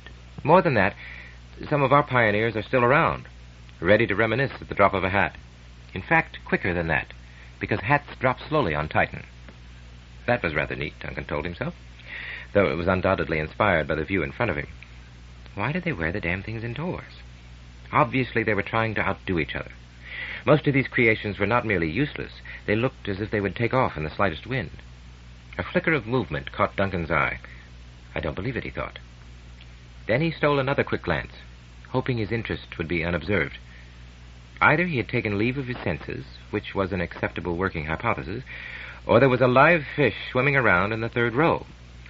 It was orbiting in a tiny crystal globe, surrounded by a tasteful display of corals and seashells, on the head of an intense middle-aged lady who unluckily was staring straight at him with pop-eyed concentration. Duncan gulped, gave a sickly smile, and stumbled on. He tried to push to the back of his mind the baffling problem of the fish's life support system. If he stopped to worry about that, he would be tripping over his tongue in no time at all. Where was he? Oh, back with the pioneers, difficult though it was to focus on them in this lavishly decorated and slightly overheated room. I'm sure many of you have read Professor Prescott's famous book, With Axe and Laser, A Study of Two Frontiers. Though he draws his parallels between America and Mercury, everything that he says is also applicable to Titan. As I recall, Prescott argues that man's conquest of the wilderness on this planet was based on 3 things: the axe, the plow, and fire. He uses these symbolically rather than literally. The axe stands for all tools, the plow for agriculture, and fire for all forms of power generation. The axe cut down the forests, shaped homes and furniture. More refined tools manufactured all the other necessities of civilized living, from cups and saucers to aircraft and computers. The axe wasn't much use on the Moon or Mercury or Titan. What took its place was the power laser. That was the tool that carved out our homes and later cities, and it opened up the mineral resources buried kilometers down in the rocks. Of course, we were luckier than the old pioneers, because we did not have to spend endless man-hours making every single object that we needed. All the artifacts of civilization were already stored in the memories of our replicators. As long as we fed in the raw materials, anything we needed, no matter how complex, would be produced automatically in a matter of seconds, and in any quantity we needed. I know we take the replicator for granted, but it would have seemed like magic to our ancestors. As for the plow, that too had no place on our world, but by the 22nd century it had no place on yours either. We simply took your food technology to the planets. And on Titan it was easy, much easier than anywhere else in the solar system. We have enormous deposits of hydrocarbons, waxes, oils, and so forth. Who knows, perhaps one day we may be feeding Earth. Finally, the third item, fire. Occasionally we still use it, though as I explained, we have to provide the oxygen. But again, as on Earth, we get all the power we need from nuclear fusion. We're already heating large areas of Titan and are thinking about major changes to its climate. But as some of these may be irreversible, we're proceeding very cautiously. We don't want to repeat the mistakes that have been made elsewhere. Duncan nearly set on Earth, but tactfully changed gear just in time. He did a swift scan of the audience, carefully avoiding the fish in the third row. The ladies still seemed to be with him, though 1 or 2 hats were nodding suspiciously. Yet despite their sophisticated tools, the first generation of our pioneers probably had as tough a time as your Pilgrim fathers. What they lacked in hostile Indians was more than made up for by a hostile environment. Deaths by accidents were common. Anyone who was careless did not live long on Titan in the early days. But slowly and painfully, we managed to convert our first primitive bases, which had no more than the bare necessities for survival, into fairly comfortable towns, then cities, like Meridian, Carbonville, Oasis. True, the largest has a population of only 50,000. There are still fewer than 250,000 of us on Titan. But, as we all know, quality is more important than quantity. There were a few smiles at this strikingly original remark, and Duncan felt encouraged to continue, but then he saw something that almost stopped him dead in his tracks. The smallest member of his audience was showing obvious signs of distress. Back there in the third row, that infernal fish was swimming around and round at an acute angle to the rest of the world. Since Duncan had noticed no alteration in the force of gravity, he could only assume that something had happened to its sense of balance.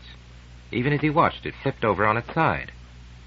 Very close at hand, somebody was talking, using Duncan's voice. Whether the words made any sense, he could not even guess. He was elsewhere, struggling with a problem of life and death. Should he stop talking and warn Miss Fishbowl of the impending tragedy of which she was obviously unaware? Perhaps there was still time for her to rush to the nearest animal hospital. That creature might be the last of its species, the only one in the world doomed to extinction owing to his negligence. Alas, it was too late. With a final convulsive wriggle, the fish turned belly up and floated motionless in its crystal globe. Duncan had never received a more obvious hint. As quickly as possible, he brought his peroration to a close. To his astonishment, the applause seemed perfectly genuine. He hoped he was not mistaken, but in any event, he was quite sure of one thing. After this ordeal, speaking to the Congress of the United States would be child's play. Chapter 24, Kalindi. The package had been delivered to Duncan's room while he was lecturing. It was a small, neatly wrapped cylinder, about 15 centimeters high and 10 across, and he could not imagine what it contained. He hefted it in his hand a few times. It was fairly heavy, but not heavy enough to be metal. When he tapped it, there was merely a dull, unreverberant thud. He abandoned futile speculation and tore open the envelope taped around the cylinder. Mount Vernon Farm. Dear Duncan, sorry about the delay, but we had a little accident. Charlemagne managed to walk into the hives one night. Luckily, or not, depending upon the point of view, our bees don't sting. However, production was badly affected. Remembering your reaction last time, Clara and I thought you might like this souvenir of your visit. Best, George. How kind of them, Duncan told himself. When he got through the wrappings, he found a transparent plastic jar full of golden liquid. The locking mechanism on the screw-top lid baffled him for a moment. It had to be pushed down and tightened before it could be opened. But after a few frustrating minutes, he had it off. The smell was delicious, and once again there was that haunting sense of familiarity. Like a small boy, he could not resist dipping in a finger, then savoring the tip with his tongue. Some delayed-action circuit was operating. Deep in the recesses of memory, the most primitive and potent of all senses was opening doors that had been locked for years. His body remembered before his mind. As he relaxed contentedly in a warm glow of sheer animal lust, everything came back to him. Honey tasted like Kalindi. Sooner or later, of course, he would have contacted her. But he wanted time to adjust, and to feel as much at home on Earth as he could ever be. So he had told himself, but that was not the only reason. The logical part of his mind had no wish for him to be sucked back into the whirlpool that had engulfed him as a boy. But in matters of the heart, logic was always defeated. In the long run, it could do no more than say, "I told you so," and by then it was too late. He had known Kalindi's body, but he had been too young to know her love. Now he was a man, and there was nothing that Carl could do to stop him. The first task was to locate Kalindi. He felt some disappointment that she had not already contacted him, for the news of his arrival had been well publicized. Was she indifferent, even embarrassed? He would take that chance. Duncan walked to the console, and the screen became alive as his fingers brushed the on-pad.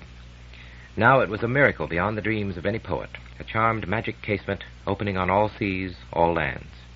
Through this window could flow everything that man had ever learned about his universe, and every work of art he had saved from the dominion of time. All the libraries and museums that had ever existed could be funneled through this screen, and the millions like it scattered over the face of Earth.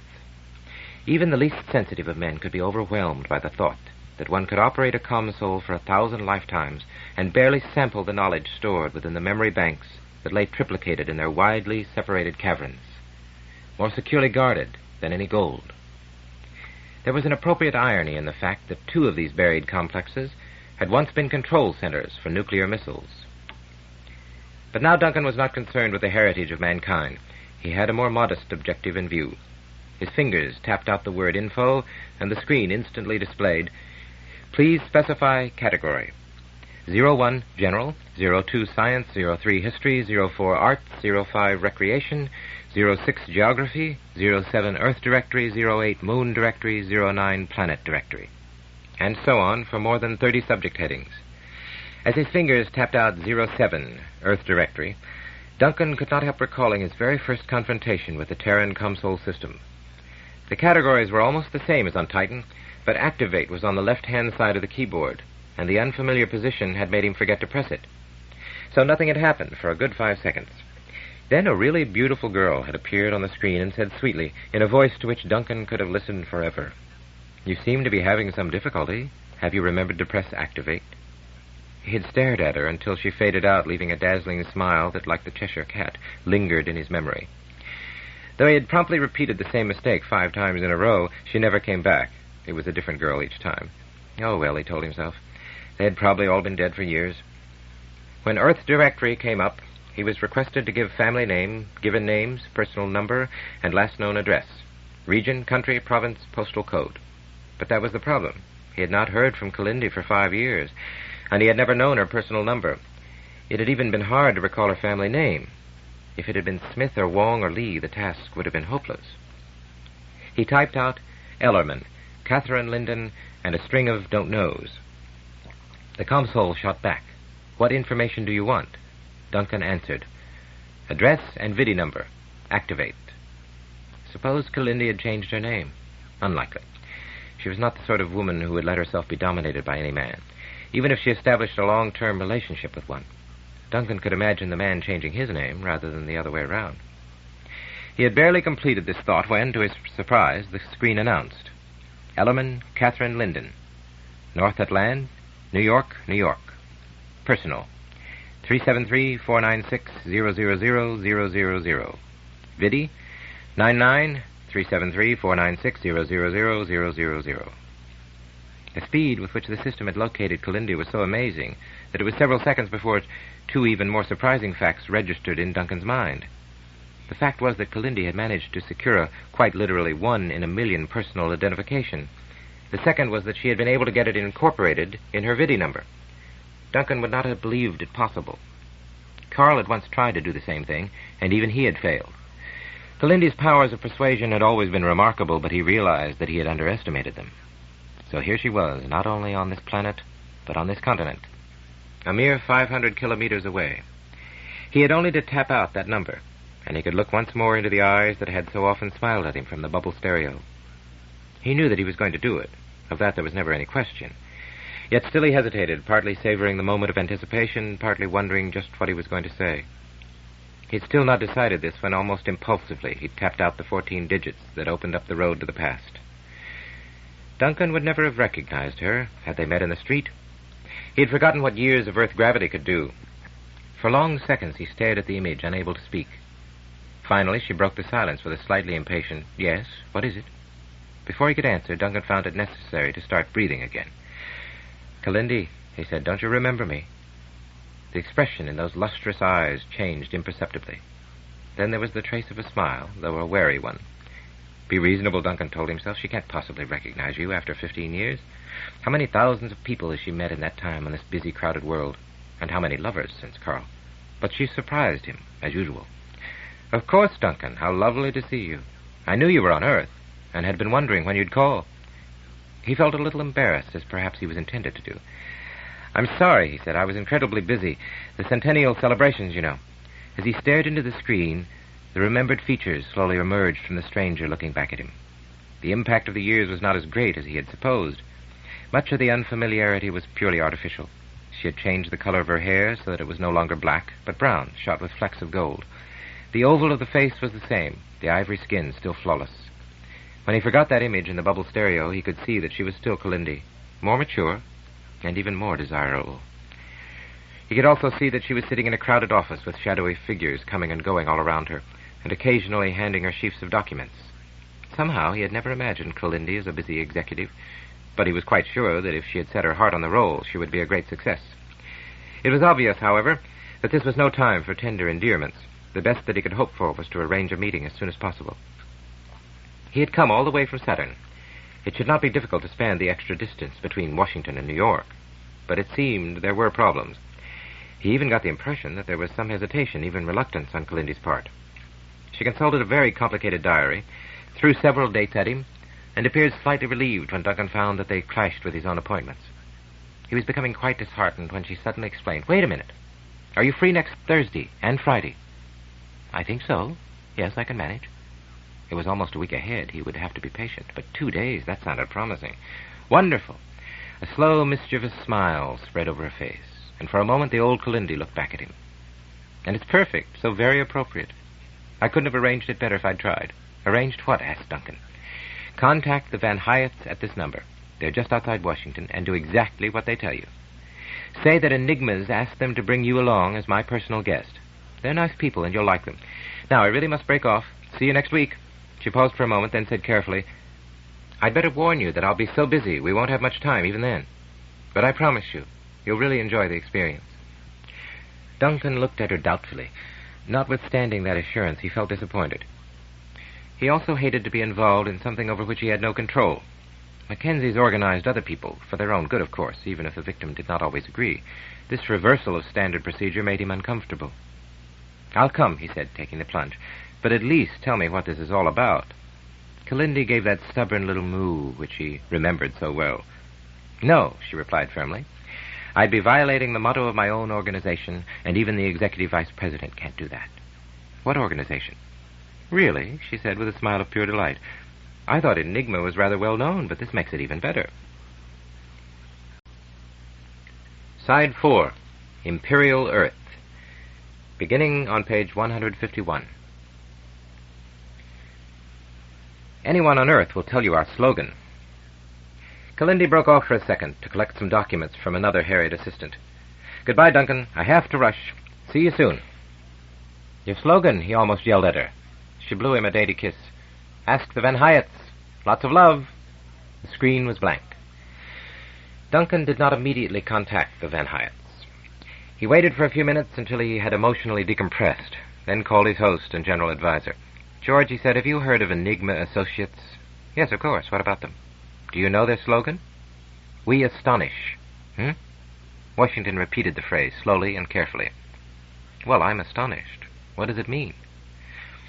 "You might say they're very sophisticated entertainers, or impresarios working on a highly individual basis. You go to them when you're bored and want novelty. They analyze your psych profile, run it through their computer banks, and come up with a program to fit the time and money you're prepared to invest. They may arrange for you to live at the North Pole, or take up a new profession, or have an exotic love affair, or write a play, or learn three-dimensional chess. And they rely a great deal on the element of surprise. You never know what they've planned for you until you're already involved. Suppose you don't like their program and want to pull out. Apparently that very seldom happens. They know their job, and moreover, you don't get your money back. But how did you hear about them? I hope you aren't bored." Duncan laughed. "I haven't had time for that luxury. But I've just contacted an old friend who's apparently vice president of the organization, and she's invited me to join a group for a couple of days. Would you advise it?" "Frankly, that's very difficult to say. How well does she know you?" "We've not met for 15 years, since she visited Titan." "Well, then, whatever program she's invited you to join will be fairly bland and innocuous, especially if it lasts only 2 days. Your chances of survival are excellent." "Thank you," said Duncan. "That's all I wanted to know." The Van Hyetts, when he introduced himself to them a little later, were able to fill in a few more details. They were a friendly but rather highly strung couple in late middle age, which was itself some reassurance. Kalindi would hardly dump them in the heart of a desert with one canteen of water, or set them climbing Mount Everest. Duncan felt reasonably confident that he could handle whatever was in store for them. "We've been instructed," said Bill Van Hyett, "to wear old clothes and sturdy boots, and to carry raincoats. It also says here hard hats will be provided when necessary." What on earth is a hard hat? The Van Hyetts, Duncan decided, had led somewhat sheltered lives. A hard hat, he explained, is a protective helmet of metal or plastic. Miners and construction workers have to wear them. "That sounds dangerous," said Millie Van Hyett with obvious relish. "It sounds like cave exploring to me. I hate caves." "Then Enigma won't send you into them. They have your profile, don't they?" "Well, yes, but sometimes they decide that what you don't like may be good for you. Shock treatment. Remember what happened to the Mulligans?" Duncan never did discover what happened to the Mulligans, as he thought it best not to intervene in what looked to be escalating into a family quarrel. He made hasty arrangements for a rendezvous at Washington Airport next Thursday, signed off, and then sat wondering if he had done the right thing. It was quite some time before he was suddenly struck by a curious omission on Calindi's part, one that both surprised and saddened him. She had never asked about Carl. Chapter 25. Mystery Tour. Only an expert on the history of aeronautics could have dated the vehicle that stood glistening in the late afternoon light.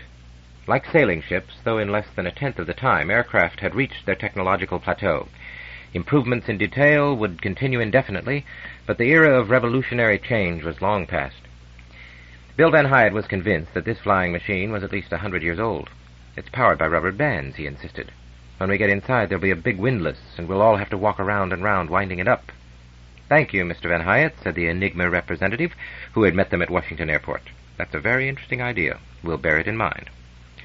There were 20 clients in the party, and they all seemed a little tense and expectant. The only person who was in complete control, in more ways than one, was the man from Enigma. He was a tough, self-assured character. "Just call me boss. You may think of something else later."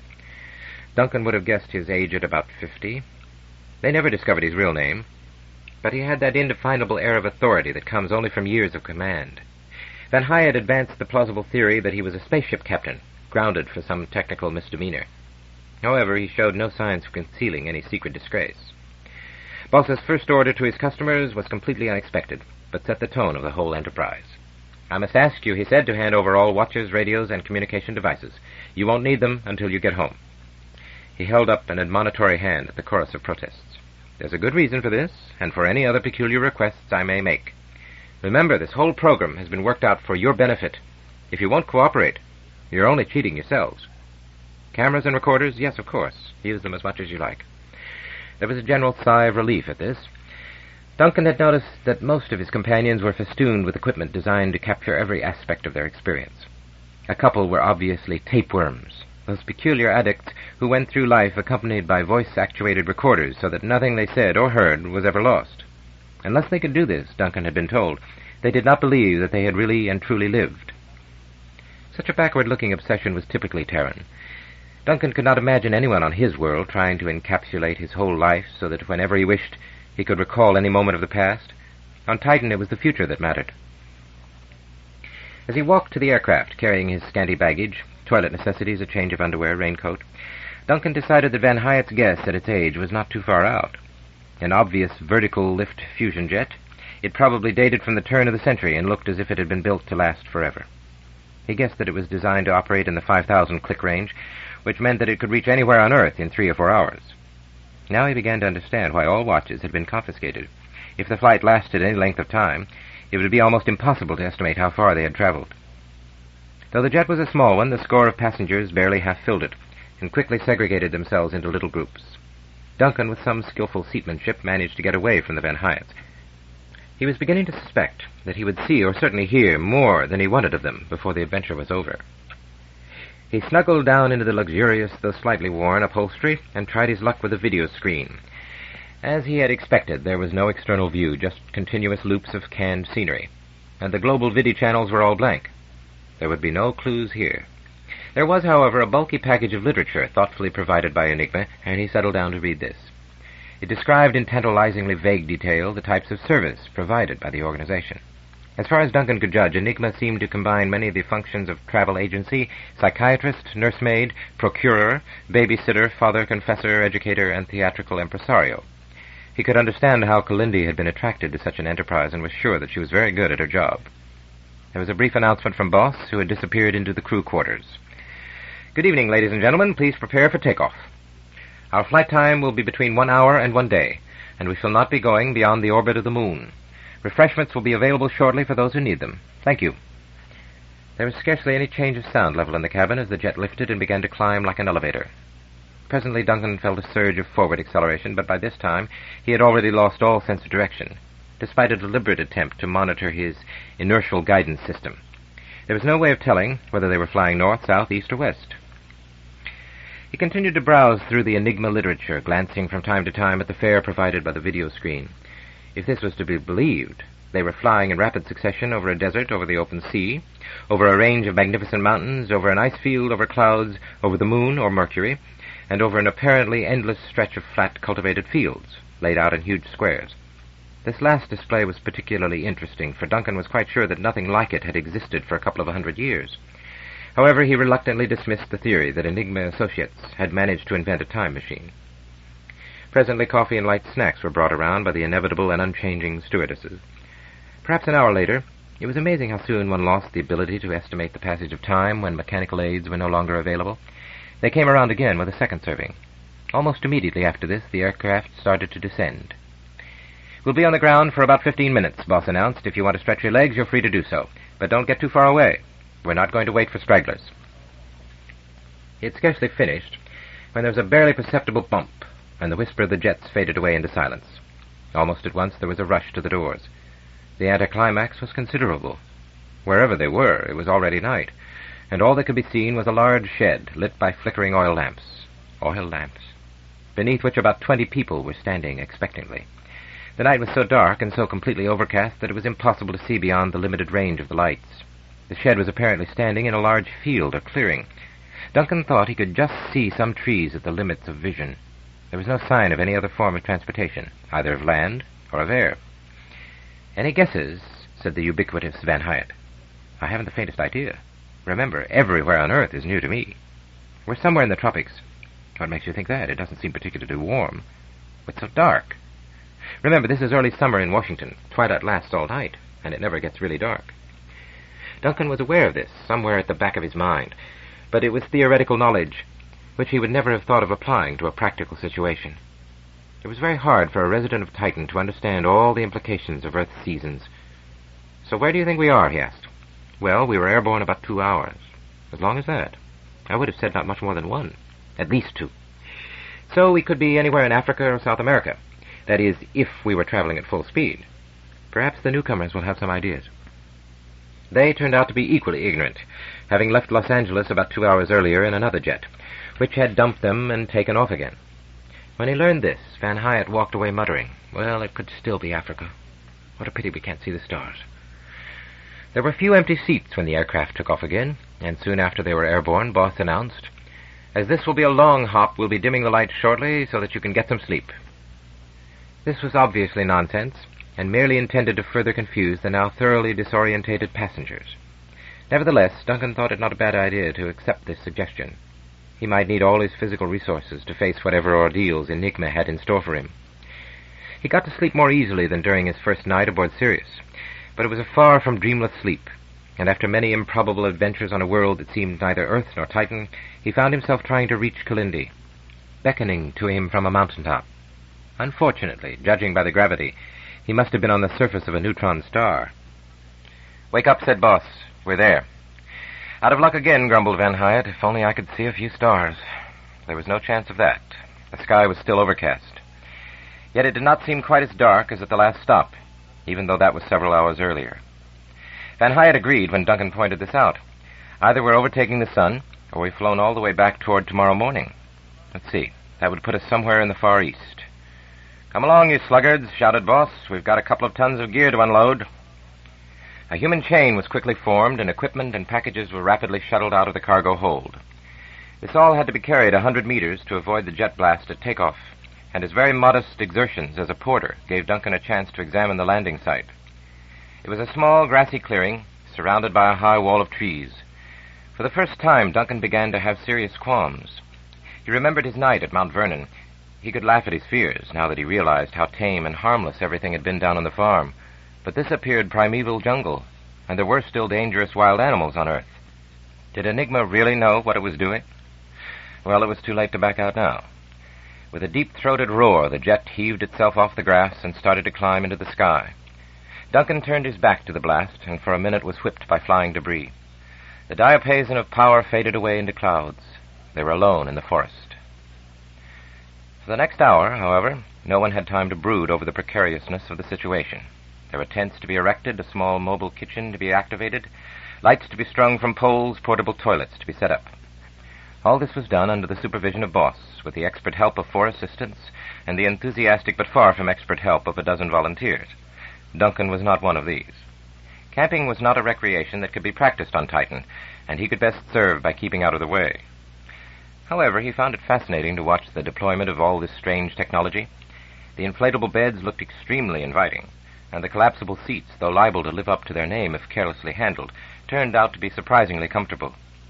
Life in the jungle need not be too rigorous, but Duncan was still worried about wild animals.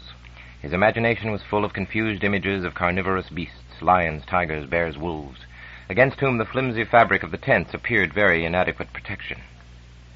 He felt much happier when the bonfire was lit. Its cheerful glow seemed far more effective than electricity in dispelling the dangers of the night. To Duncan, being able to feel, smell, and throw logs onto a large open fire was a unique experience, and another rare memory to store for the future. For the first time, he could understand what fire must have meant to early man. Looking around at his companions, he could see that many of them were also discovering their lost past. He was not the only stranger here, wherever here might be. Needless to say, Bill Van Hyatt had come up with a theory. "We're not too far from the equator," he assured Duncan, passing on his way to the fire with an armful of wood. "Probably a couple of thousand of meters above sea level, or it would be even warmer. Judging by the distance we must have flown, this could be somewhere in Indonesia." "But wouldn't it be daylight there?" asked Duncan, somewhat uncertainly. He did not want to reveal his ignorance of geographical details, but he had a vague idea that Indonesia was almost as far from Washington as one could get. And the one fact of which they were sure was that they had left late in the afternoon. "Look at the sky," said Bill confidently. "It soon will be sunrise, very quick in the tropics, you know, where the dawn comes up like thunder." An hour later, however, there was not the slightest sign of the dawn, but no one except Bill Van Hyatt seemed to worry in the least. A loud and happy campfire party was in progress, consuming food and drink in amazing quantities. Almost equally amazing was the speed with which 40 perfect strangers could become intimate friends. Duncan would never have recognized this uninhibited and noisy group as Terrans. Though he still felt a little apart from the scene, he enjoyed watching it and wandering around the circle listening to the discussions in progress. He was also surprised to discover how much he could eat. Something seemed to have happened to his appetite. And there were some splendid wines, all new to him, of course, so it was necessary to do a great deal of research to discover which he liked best. Presently singing started, led by an Enigma staff member whose voice and repertoire was so professional that he had obviously been selected for this role. In a very short time, he had the whole group rocking and stomping and joining in choruses describing events, most of which were wholly unfamiliar to Duncan. Some seemed to be tragic, though he judged this by the musical treatment rather than the words. He was not quite sure what fate had befallen darling Clementine, but that song was crystal clear compared with one recounting the exploits of waltzing Matilda. He listened for a few minutes in utter bafflement, then drifted away from the circle of firelight into the semi-darkness. "It's perfectly safe to go as far as the trees," Boss had said, "but if you go into them, we can accept no responsibility whatsoever, and the indemnity clause of our contract comes into force." Duncan would probably not have traveled even as far as this without the encouragement of the wine, but presently he was standing about 50 meters from the edge of the forest, and a considerably greater distance from the songsters. The illumination was roughly that of a cloudy night on Titan, when Saturn was in its crescent phase. Thus he could see general outlines, but no fine detail. The trees were large and impressive, and he guessed that they were very old. Somehow he had expected to see the slender palms which were the universal symbol of Earth's tropics, but to his disappointment there was not a palm in sight. The trees were not very different from those at Mount Vernon. Then he remembered Van Hyatt's suggestion that they might be well above sea level, where the climate was mild. Duncan's chemical courage was beginning to desert him. The thrill of standing at the edge of the unknown was rapidly losing its novelty. He turned back toward the now dwindling glow of the bonfire, from which stragglers were slowly departing as they headed to the tents, but had taken no more than a dozen paces when the sound from the forest rooted him to the spot. Never in his life had he heard anything remotely resembling it. Only a soul in the lowest circle of hell could have produced the wail of anguish that burst from the trees and instantly quenched the festivities at the campsite. It rose and fell, then ululated away into silence. But even in that first moment of sheer terror, when Duncan felt the strength ebb from his limbs, he found himself feeling thankful that at least no human throat could have produced that awful sound. Then the paralysis left him, and he was already halfway back to the camp before he remembered that he was unable to run. Deliberately slowing down was one of the bravest things he had ever done, especially when that nightmare howl echoed once more from the forest. When he reached the tents, Boss was still trying to restore morale. "Just some wild animal," he explained soothingly. "After the noise we've been making, I'm surprised everything has been so quiet until now." "What kind of animal, for heaven's sake?" someone expostulated. "Ask Mr. Van Hyatt. He seems to have all the answers." Bill Van Hyatt was completely unabashed and ready as ever to accept the challenge. "It sounded like a hyena to me," he replied. "I've never actually heard one, but it fits the descriptions I've read." I don't see how anyone could describe that, somebody muttered. Hyenas live in Africa, don't they? Said another voice. Anyway, they're quite harmless. Personally, I don't consider death from heart failure harmless. All right, Boss interjected. We've a busy day ahead of us. It's time to go to bed. Everyone glanced at absent wrist watches, but no confirmation of this fact was really needed. The camp slowly settled down for the night. Despite maneuverings that had barely stopped short of actual rudeness, Duncan had been unable to avoid sharing a tent with the Van Hyets. Just before he dozed off, he heard Bill remark sleepily to his wife, "I've just remembered. The program said that hard hats would be provided. I wonder why."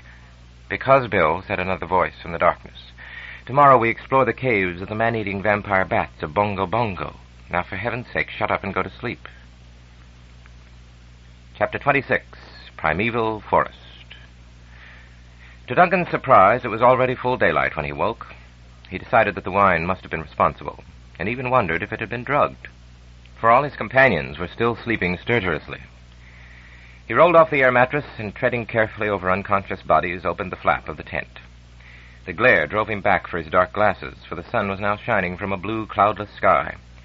As he walked to the portable shower, carrying towel and toothbrush, he scanned the circle of trees. In broad daylight, they seemed much less ominous. But with that infernal howl still echoing in his memory, nothing would have induced Duncan to venture there alone. For that matter, he was not quite sure how many companions he would need to give him any sense of security in the forest. But unless the jet returned for them, that was precisely where they would have to go. At one point, he could see what looked like the beginning of a jungle trail, though from this distance it was impossible to tell whether it was made by men or animals. Nothing else was visible. The trees were so high and so thick that there could have been a range of mountains a few kilometers away, completely hidden from view. Duncan ran into Boss on the way back from his toilet. The fearless leader looked as if he could use some extra sleep, but otherwise still seemed in full charge of the situation. "Did you put something in that wine?" Duncan asked, after they had exchanged greetings. "Usually I dream, but last night..." Boss grinned. "Don't expect me to reveal all Enigma's little secrets, but in this case we've nothing to hide. You can thank the natural open-air life for your good night's sleep, though the wine probably helped. Now let's wake up the others." This took some time, but eventually all the troops were on parade, though in a slightly disheveled condition, with not a few still yawning mightily. Groans of protest greeted Boss's first order. "We're going for a little safari before breakfast. Coffee will be along in a minute, but that's all you're having now. Your appetites will be all the better when we get back." "And when will that be?" cried half a dozen voices simultaneously. "It depends on how fast you march. Bob, you'll need better footwear than those sandals. Miss Lee, sorry, but in the jungle it's advisable to wear something above the waist. And even more advisable below it, Miss Perry." "Right, everybody. Back here in 5 minutes, then we start. No breakfast for stragglers?" There were no stragglers, though it must have been more than 10 minutes before Boss had everyone lined up in double file. Then he disappeared into his private tent, only to emerge again at once, heavily laden. Instantly, the babble of conversation stopped.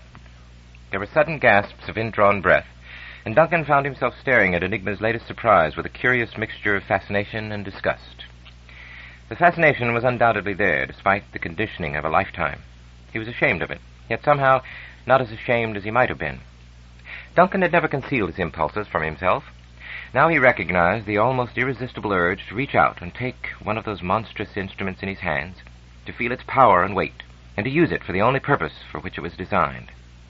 It was the first time he had ever seen a gun, and Boss was carrying two, as well as a pair of cartridge belts. He handed one gun and belt over to an assistant who took up his position at the end of the file.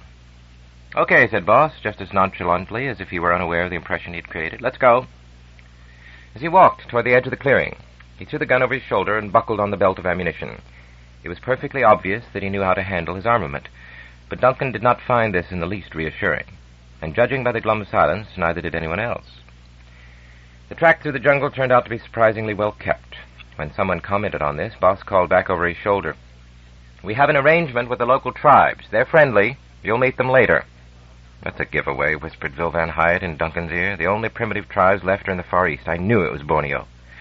They had now walked perhaps a kilometer through the closely packed trees, and were already beginning to feel the effects of the day's increasing heat. There was a chorus of relief when Boss abruptly called back, "We're nearly there. Close up." He stepped to the side of the trail and let the file walk on past him.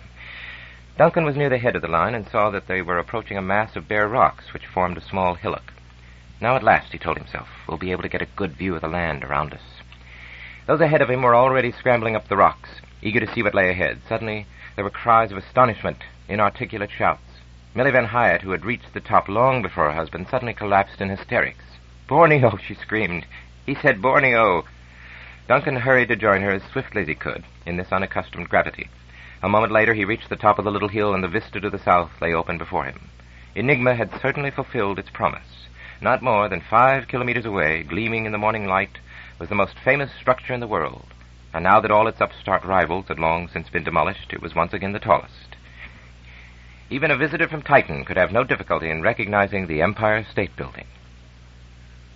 "Very clever," said Bill Van Hyatt in grudging admiration. "They must have flown us straight back over the same course when they picked up the second load of passengers. But there are still some questions. That hideous noise last night? Oh, eat your breakfast, Bill. Don't always try to get ahead of the game." Boss, who was clearly relaxed now that his deception had been successfully carried off, called back from the end of the table. "Surely you've guessed that one, Bill." "Probably the soundtrack of an old Tarzan movie." Boss chuckled and glanced at his watch. All timepieces and communicators had been returned to their owners, and Duncan no longer felt so naked. He had never been able to stop himself looking at his absent watch, and he realized how cleverly Enigma had managed to disorient him in all 4 dimensions. "In about 5 minutes, Bill, you'll know better. In that case, I'd appreciate it if you'd bring up the artillery again." "No use. The guns were real, but the bullets weren't." "I see. Just another part of the act. Tell me, have you ever used one of those things?" "Yes." "On what? Anything big?" "Fairly." "Was it dangerous?" One had to admire Bill's persistence almost as much as his resilience. It was obvious that Boss was getting tired of this line of questioning, but was too polite to shut it off. "Quite dangerous." "Could it have killed you?" "Easily," said Boss, and now his voice had suddenly become bleak and impersonal. "You see, it was carrying a gun, too." In the ensuing uncomfortable silence, Duncan came to several quick conclusions. Boss was speaking the cold truth. It was no concern of theirs, and they would never learn any more.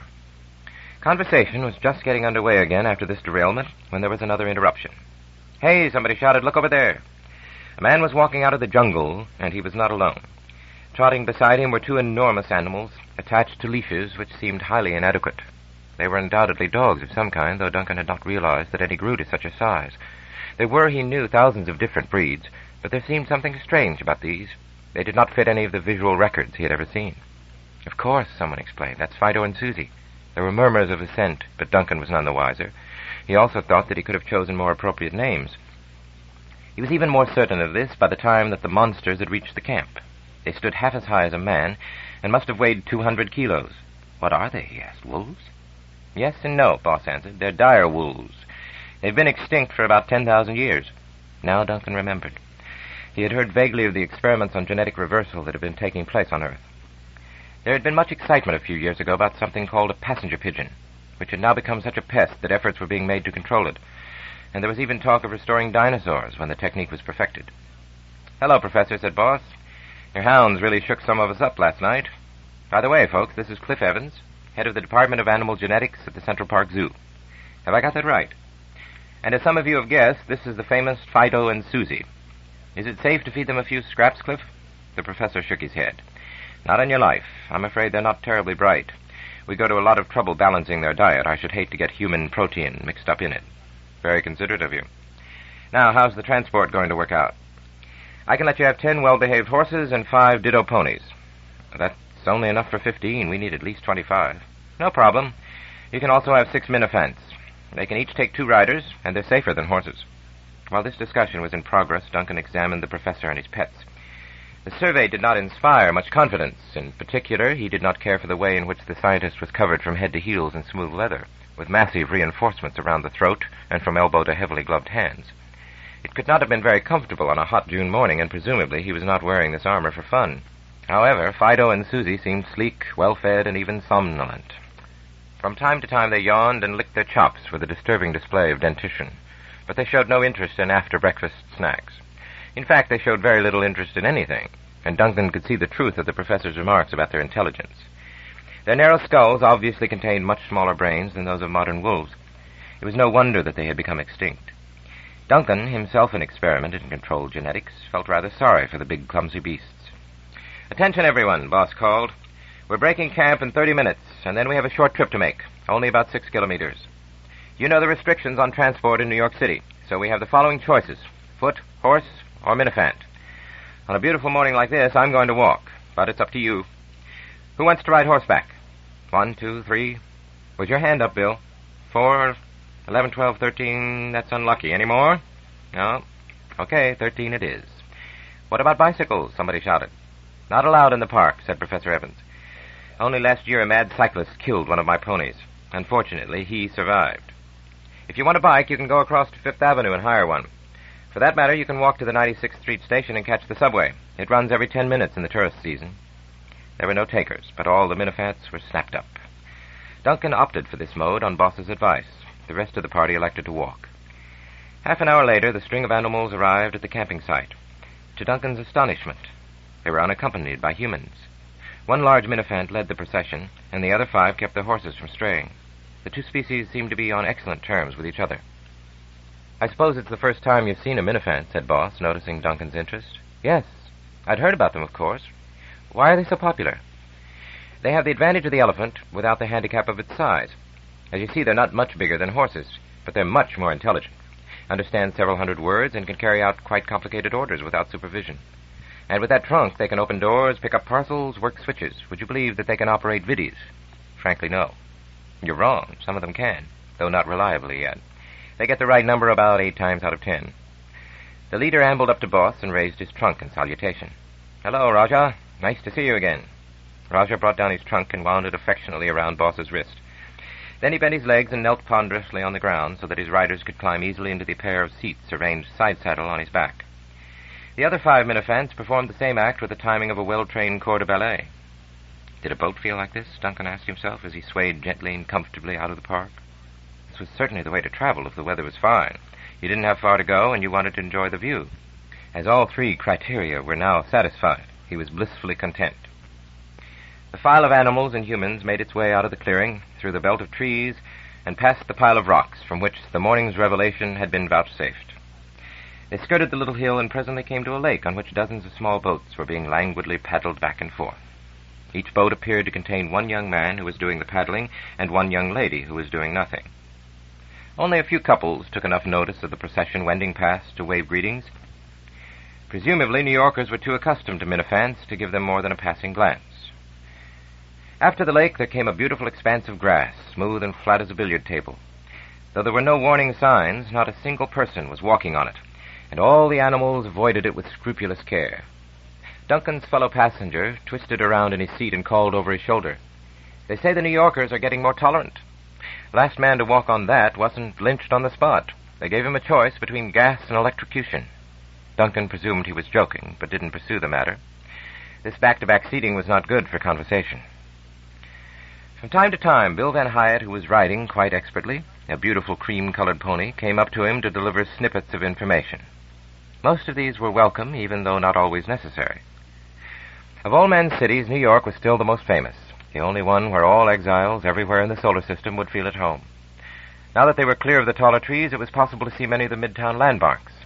Not only the dominating figure of the Empire State Building, but the slowly orbiting Grand Central Mobile, the shining slab of the old United Nations, the great terraced pyramid of Mount Rockefeller, spanning half the island from Fifth Avenue to the Hudson River. Duncan had no difficulty recognizing and naming these, but the more distant structures to the east and west were strange to him. That big golden dome over in, was it New Jersey, was most peculiar. But Duncan had grown a little tired of exposing his ignorance, and was determined to ask no more non-essential questions. He could always look up the guidebooks later. They reached Columbus Circle and started climbing the ramp up to the bridge over the Grand Canal that now bisected Manhattan. On the level below, bikes, trikes, and passenger capsules were racing silently back and forth, and on the level below them, the famous checker gondolas were shuttling between the East River and the Hudson. Duncan was surprised to see such heavy traffic so far north of the city area, but guessed it was almost all recreational or tourist.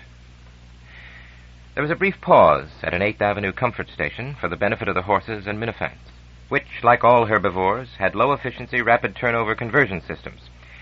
Some of the passengers also took advantage of the stop, even though the facilities were not intended for them. Remembering his contretemps at Mount Vernon, Duncan tried to imagine what the New York streets must have been like in the days when horses provided the only transportation, but failed and thankfully abandoned the attempt. Now they were skirting the northern flank of Mount Rockefeller, which towered 250 meters above them, challenging the Empire State Building in altitude and completely eclipsing it in bulk. With the exception of a few dams and the Great Wall of China, hardly a fair comparison, it was the largest single structure on Earth. Here had gone all the rubble and debris, all the bricks and concrete, the steel girders and ceramic tiles, and bathtubs and TV sets and refrigerators and air conditioners and abandoned automobiles when the decayed uptown area was finally bulldozed flat in the early 22nd century. The cleanup had perhaps been a little too comprehensive. Now the industrial archaeologists were happily mining the mountain for the lost treasures of the past. The straggling line of men and animals continued south along this wide, grassy sward of 8th Avenue, skirting the western face of the huge pyramid. Unlike the southern facade, which was entirely covered by the celebrated hanging gardens of Manhattan, this side was a montage of frescoes, murals, and mosaics. It would never be completed. As fast as one work of art was finished, another would be demolished, not always with the consent of the artist. The west side of Mount Rockefeller was an aesthetic battlefield. It had even been bombed with cans of red paint. The terraces and stairways of the man-made hill were crowded with sightseers, and on many of the vertical surfaces craftsmen were at work in swinging chairs suspended by cables. Morbidly conscious as he was of terrestrial gravity, Duncan could only look on these courageous artists with awe-struck admiration. Nearer ground level, there were hundreds of more informal attempts at expression. One section of wall, 4 meters high and 50 long, had been set aside for graffiti, and the public had taken full advantage of the opportunity with crayons, chalk, and spray guns. There was a good deal of cheerful obscenity, but most of the messages were totally meaningless to Duncan. Why, he wondered, should he support the Minimalist Manifesto? Was it true that Kilroy was here, and if so, why? Did the announcement that Councilman Wilbur Erickson is a Yenter convey praise or censure? He brooded over these and similar world-shattering problems all the way south to 44th Street. Here in a small plaza between 10th and 11th Avenues, they said goodbye to the horses and minifants. Duncan's mount gently collapsed in slow motion so that its riders could step off onto terra firma. Then, with equal solemnity, it rose to its feet, gravely saluted them with upraised trunk, and headed back toward its home in the Central Park Zoo. The ride had been an enjoyable experience, and Duncan could imagine few nicer ways of sightseeing in perfect weather such as this. Nevertheless, he was glad to be back on his own feet again. That gentle swaying had been growing a little monotonous, and although he had been in no real danger, he now knew what the first intimations of seasickness must be like. They were now only a few hundred meters from the elevated ribbon of the West Side Highway, and the impressive expanse of the Hudson River blue and flat in the morning sunlight. Never before had Duncan seen so large a body of water at such close quarters. Though it looked calm and peaceful, he found it slightly ominous, even menacing. He was more familiar with the ocean of space than the realm of water with all its mysteries and monsters, and because of that ignorance, he felt fear. There were numerous small villas and cafes and shops along the riverfront, as well as dozens of little docks containing pleasure boats.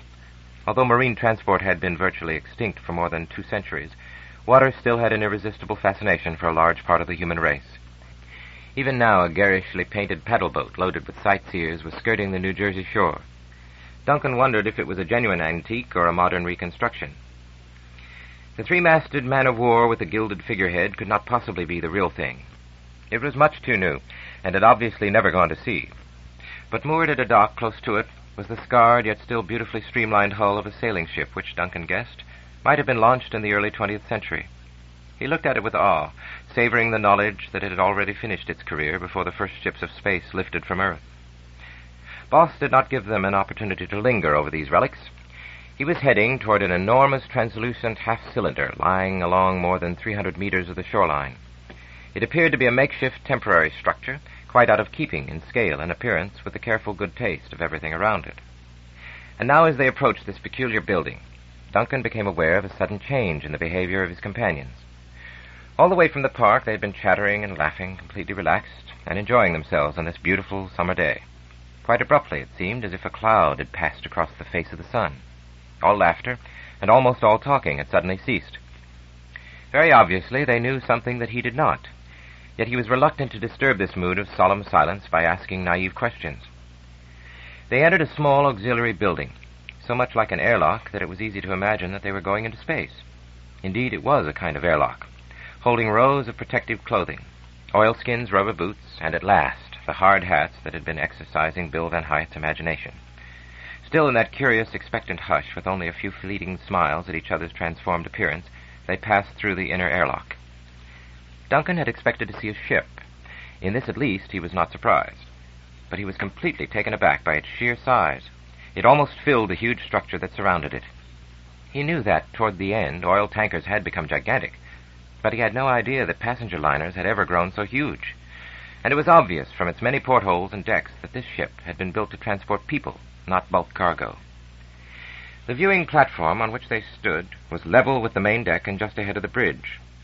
To his right, Duncan could see one huge but truncated mast and a businesslike maze of cranes, winches, ventilators, and hatches all the way up to the prow.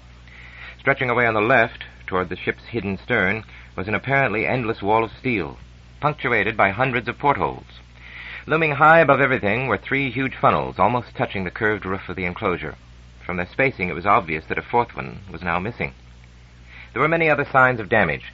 Windows were shattered, parts of the decking had been torn up, and when he looked down toward the keel, Duncan could see an enormous metal patch, at least 100 meters long, running just below the waterline. Only then did all the pieces of the puzzle fall into place. Now he understood the awed silence of his companions, and was able to share their emotions of wonder and of pity. On that day, he had been a boy on a distant world, but he could still remember when, after her 350-year maiden voyage, the Titanic had at last reached New York. Chapter 27, The Ghost from the Grand Banks. They never built another one like her. She marked the end of an age of wealth and elegance which was swept away only 2 years later by the first of the world wars. Oh, they built faster and bigger in the half-century before air travel closed that chapter for all time.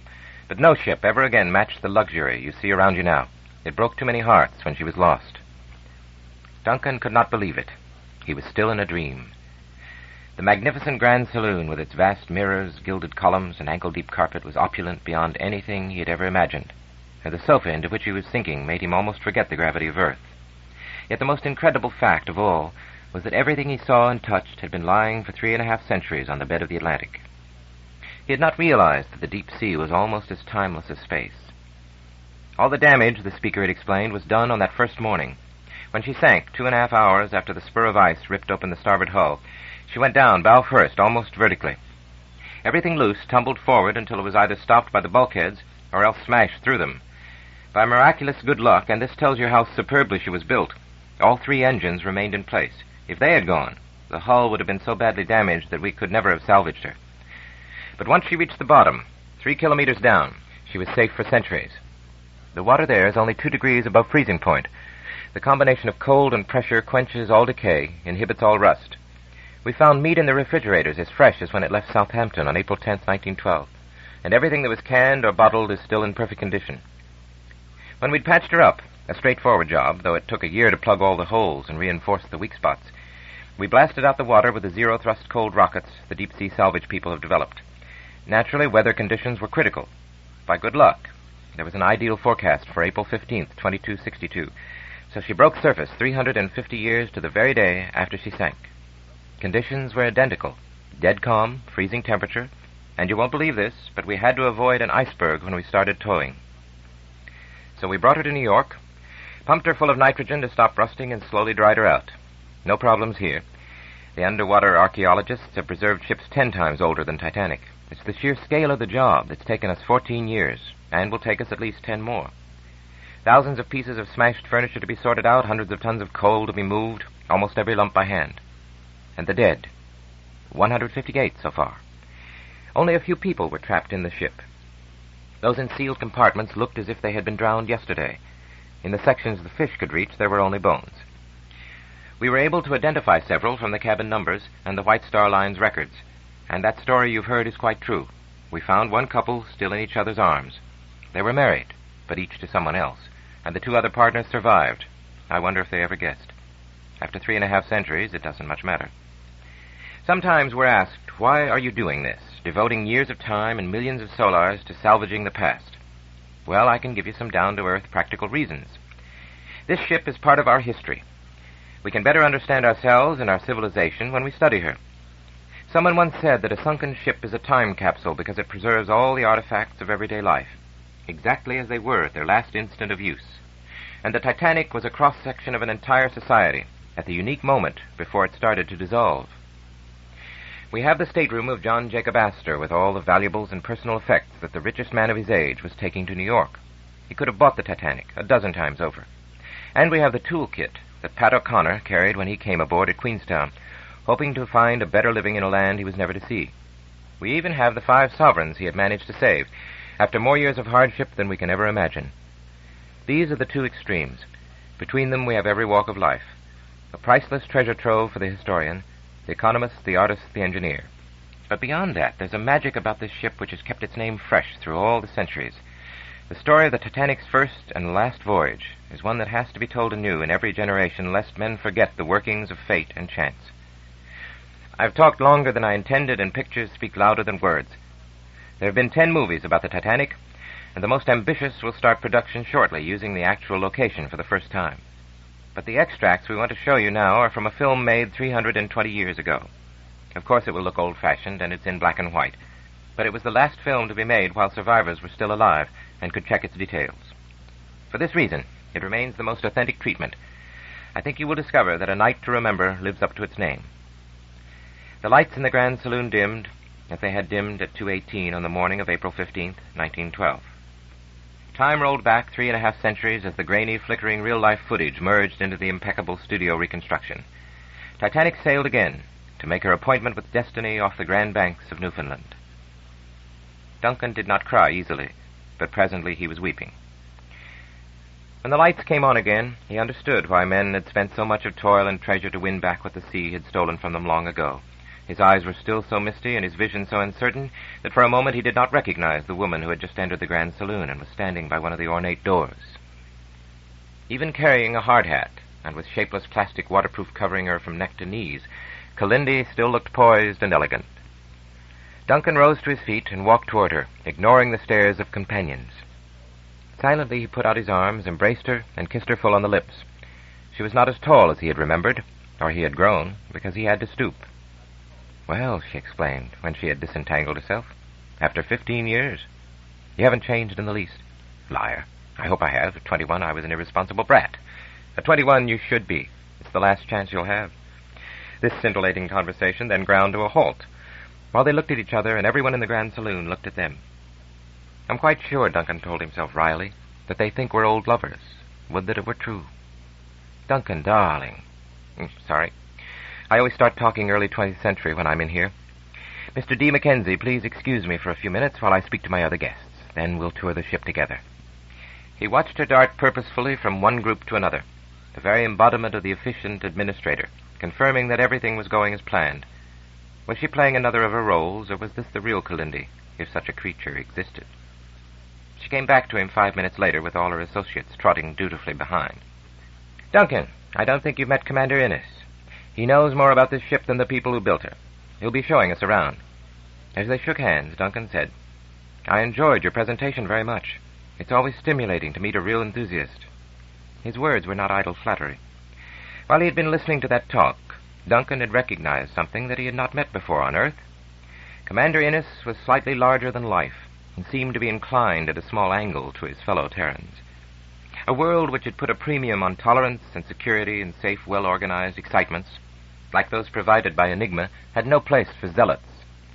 Though enthusiasm was not actually illegal, it was in somewhat bad taste.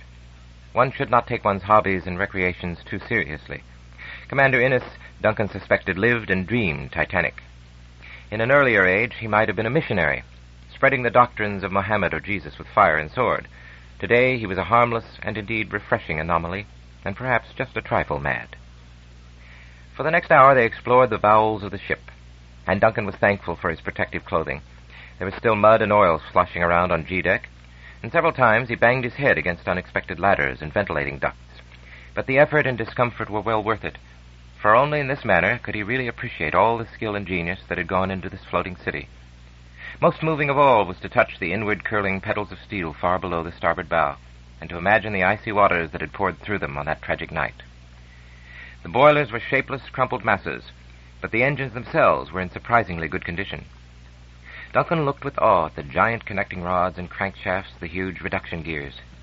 But why on earth did the designers use piston engines and turbines? Then his admiration was abruptly tempered when Commander Innes gave him some statistics. This mountain of metal developed a ludicrous 40,000 kilowatts. He remembered the figure that Chief Engineer Mackenzie had given for Sirius's main drive, 1 trillion kilowatts. Mankind had indeed gone a long way, in every sense of the phrase, during the last 3 centuries. He was exhausted when he had climbed back up the alphabet from G to A deck. One day, Commander Innes promised the elevators would be running again, and was more than thankful when they settled down for lunch in the first-class smoking room. Then he looked at the menu and blinked. RMS Titanic, April 14th, 1912. Luncheon. Consommé fermier, coquiliki. Fillets of brill. Egg à l'argenteuil. Chicken à la Maryland. Corned beef, vegetables, dumplings. From the grill. Grilled mutton chops, mashed, fried, and baked jacket potatoes, custard pudding, apple meringue, pastry. Buffet.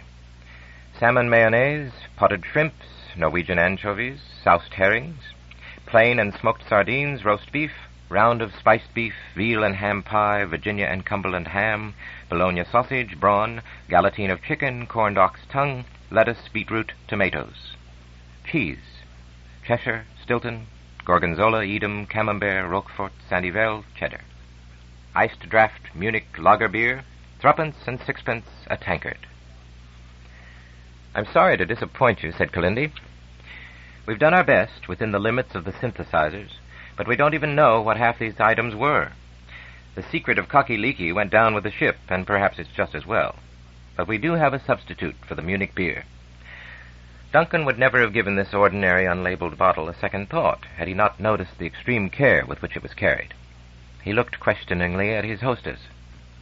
"Vintage '05, according to the wine steward's records. 1905, that is. Tell me what you think of it." With 1 bottle to 40 guests, there was just enough to get a good taste. It was port, and to Duncan seemed just like any other port, but he was too polite to say so. He made vague mumblings of appreciation, saw that Kalindi was laughing at him, and added, "I'm afraid we don't have much chance of studying wines on Titan." "Titan," said Commander Innes thoughtfully. "How very appropriate. But hardly a coincidence. You can thank Miss Ellerman. You've no seas on Titan, have you? Only small temporary ones of liquid ammonia. I couldn't live on a world like that. I can't bear to be away from the sea more than a few weeks. You must go to the Caribbean and dive on one of our reefs. If you've never seen a coral reef, you can't imagine it." Duncan had no intention of following the commander's advice. He could understand the fascination of the sea, but it terrified him. Nothing, he was sure, would ever induce him to enter that alien universe of strange beasts full of known dangers that were bad enough, and unknown ones that must be even worse. As if one could possibly imagine anything worse than the man-eating shark or the giant squid. People like Commander Innes must indeed be mad. They made life interesting, but there was no need to follow their example. And at the moment, Duncan was too busy trying to follow Kalindi, without much success. He could appreciate the fact that having some 50 people to deal with, she could give him only 2% of her time. But when he tried to pin her down to a meeting under less hectic circumstances, she was curiously evasive. It was not that she was unfriendly, for she seemed genuinely pleased to see him, but something was worrying her. She was holding him at arm's length. It was almost as if she had been warned that he was bringing deadly Titanian germs to Earth. All that he could extract from her before they parted was a vague promise that she would contact him just as soon as the season is over, whatever that might mean. Enigma Associates had not disappointed him, but their vice president had left him puzzled and saddened. Duncan worried at the problem throughout the 30-minute ride in the vacuum subway back to Washington. Thank God the Van Hyetts were staying in New York. He would not appreciate their company in his present mood. He realized that there was nothing he could do. If, like some lovesick suitor, he persisted in bothering Kalindi, it would merely make matters worse. Some problems could be solved only by time, if indeed they could be solved at all. He had plenty to do. He would forget about Kalindi, with any luck, for as much as an hour at a time. Chapter 28. Akhenaten and Cleopatra. Sir Mortimer Keynes sat in his armchair in Harley Street and looked with clinical interest at Duncan Mackenzie on the other side of the Atlantic. "So, you're the latest of the famous Mackenzies, and you want to make sure you're not the last." This was a statement, not a question. Duncan made no attempt to answer, but continued to study the man who, in an almost literal sense, was his creator. Mortimer Keynes was well into his 80s and looked like a rather shaggy and decrepit lion. There was an air of authority about him, but also of resignation and detachment. After half a century as Earth's leading genetic surgeon, he no longer expected life to provide him with any surprises. But he had not yet lost all interest in the human comedy. "Tell me," he continued, "why did you come yourself? all the way from Titan. Why not just send the necessary biotype samples? I have business here, Duncan answered, as well as an invitation to the Centennial. It was too good an opportunity to miss. You could still have sent the sample on ahead. Now you'll have to wait 9 months. That is, if you want to take your son back with you. This visit was arranged very unexpectedly at short notice. Anyway, I can use the time. This is my only chance to see Earth. In another 10 years, I won't be able to face its gravity. Why is it so important to produce another guaranteed 100% Mackenzie? Presumably, Colin had gone through all this with Keynes. But of course that was 30 years ago, and heaven knows how many thousands of clonings the surgeon had performed since then. He could not possibly remember. On the other hand, he would certainly have detailed records and was probably checking them at this very moment on that display panel in his desk. To answer that question, Duncan began slowly, I'd have to give you the history of Titan for the last 70 years. I don't think that will be necessary, interrupted the surgeon, his eyes scanning his hidden display. It's an old story. Only the details vary from age to age. Have you ever heard of Akhenaten? Who? Cleopatra. Oh, yes. She was an Egyptian queen, wasn't she? Queen of Egypt, but not Egyptian. Mistress of Anthony and Caesar. The last and the greatest of the Ptolemies. What on earth, Duncan thought in bemusement, has this to do with me? Not for the first time, and certainly not for the last. He felt overwhelmed by the sheer detail and complexity of terrestrial history. Colin, with his interest in the past, would probably know what Keynes was driving at, but Duncan was completely lost. I'm referring to the problem of succession. How do you make sure your dynasty continues after your death, on the lines you want? There's no way of guaranteeing it, of course, but you can improve the odds if you can leave a carbon copy of yourself. The Egyptian pharaohs made a heroic attempt at this, the best that could be done without modern science. Because they claimed to be gods, they could not marry mortals, so they mated brother and sister. The result was sometimes genius, but also deformity. In the case of Akhenaten, both. Yet they continued the tradition for more than 1,000 years, until it ended with Cleopatra. If the pharaohs had been able to clone themselves, they would certainly have done so. It would have been the perfect answer, avoiding the problems of inbreeding. But it introduces other problems. Because genes are no longer shuffled, it stops the evolutionary clock. It means the end of all biological progress. What's he driving at? Duncan asked himself impatiently. The interview was not going at all in the way he'd planned. It had seemed a simple enough matter to set up the arrangements, just as Colin and Malcolm had done, 3 and 7 decades ago, respectively.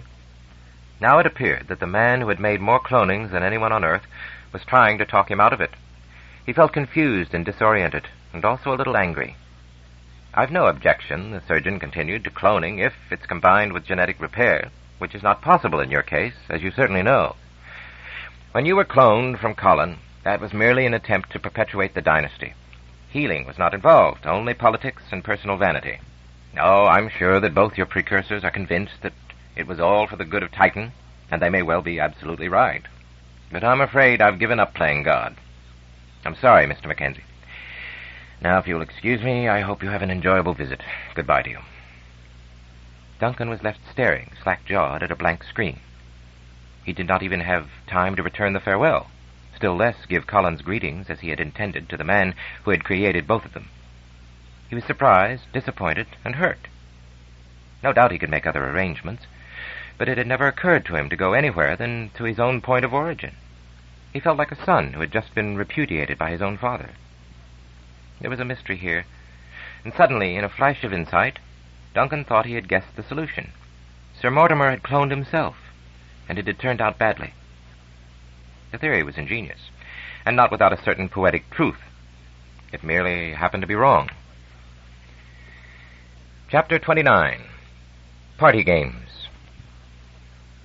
It was well for Duncan that he was now becoming less awed by conspicuous displays of culture. Impressed, by all means. Overwhelmed, no. Too strong a colonial inferiority complex would certainly have spoiled his enjoyment of his reception. He had been to other parties since his arrival, but this was by far the largest. It was sponsored by the National Geographic Society. No, that was tomorrow. By the Congressional Foundation, whatever that might be, and there were at least 1,000 guests circulating through the marble halls. If the roof fell in on us now, he overheard someone remark rather smugly, Earth would start running around like a headless chicken. There seemed no reason to fear such a disaster. The National Gallery of Art had stood for almost 400 years. Many of its treasures, of course, were far older. No one could possibly put a value on the paintings and sculpture displayed in its halls. Leonardo's Ginevra da Benci, Michelangelo's miraculously recovered Bronze David, Picasso's Willy Mom, Esquire, Levinsky's Martian Dawn were merely the most famous of the wonders it had gathered through the centuries.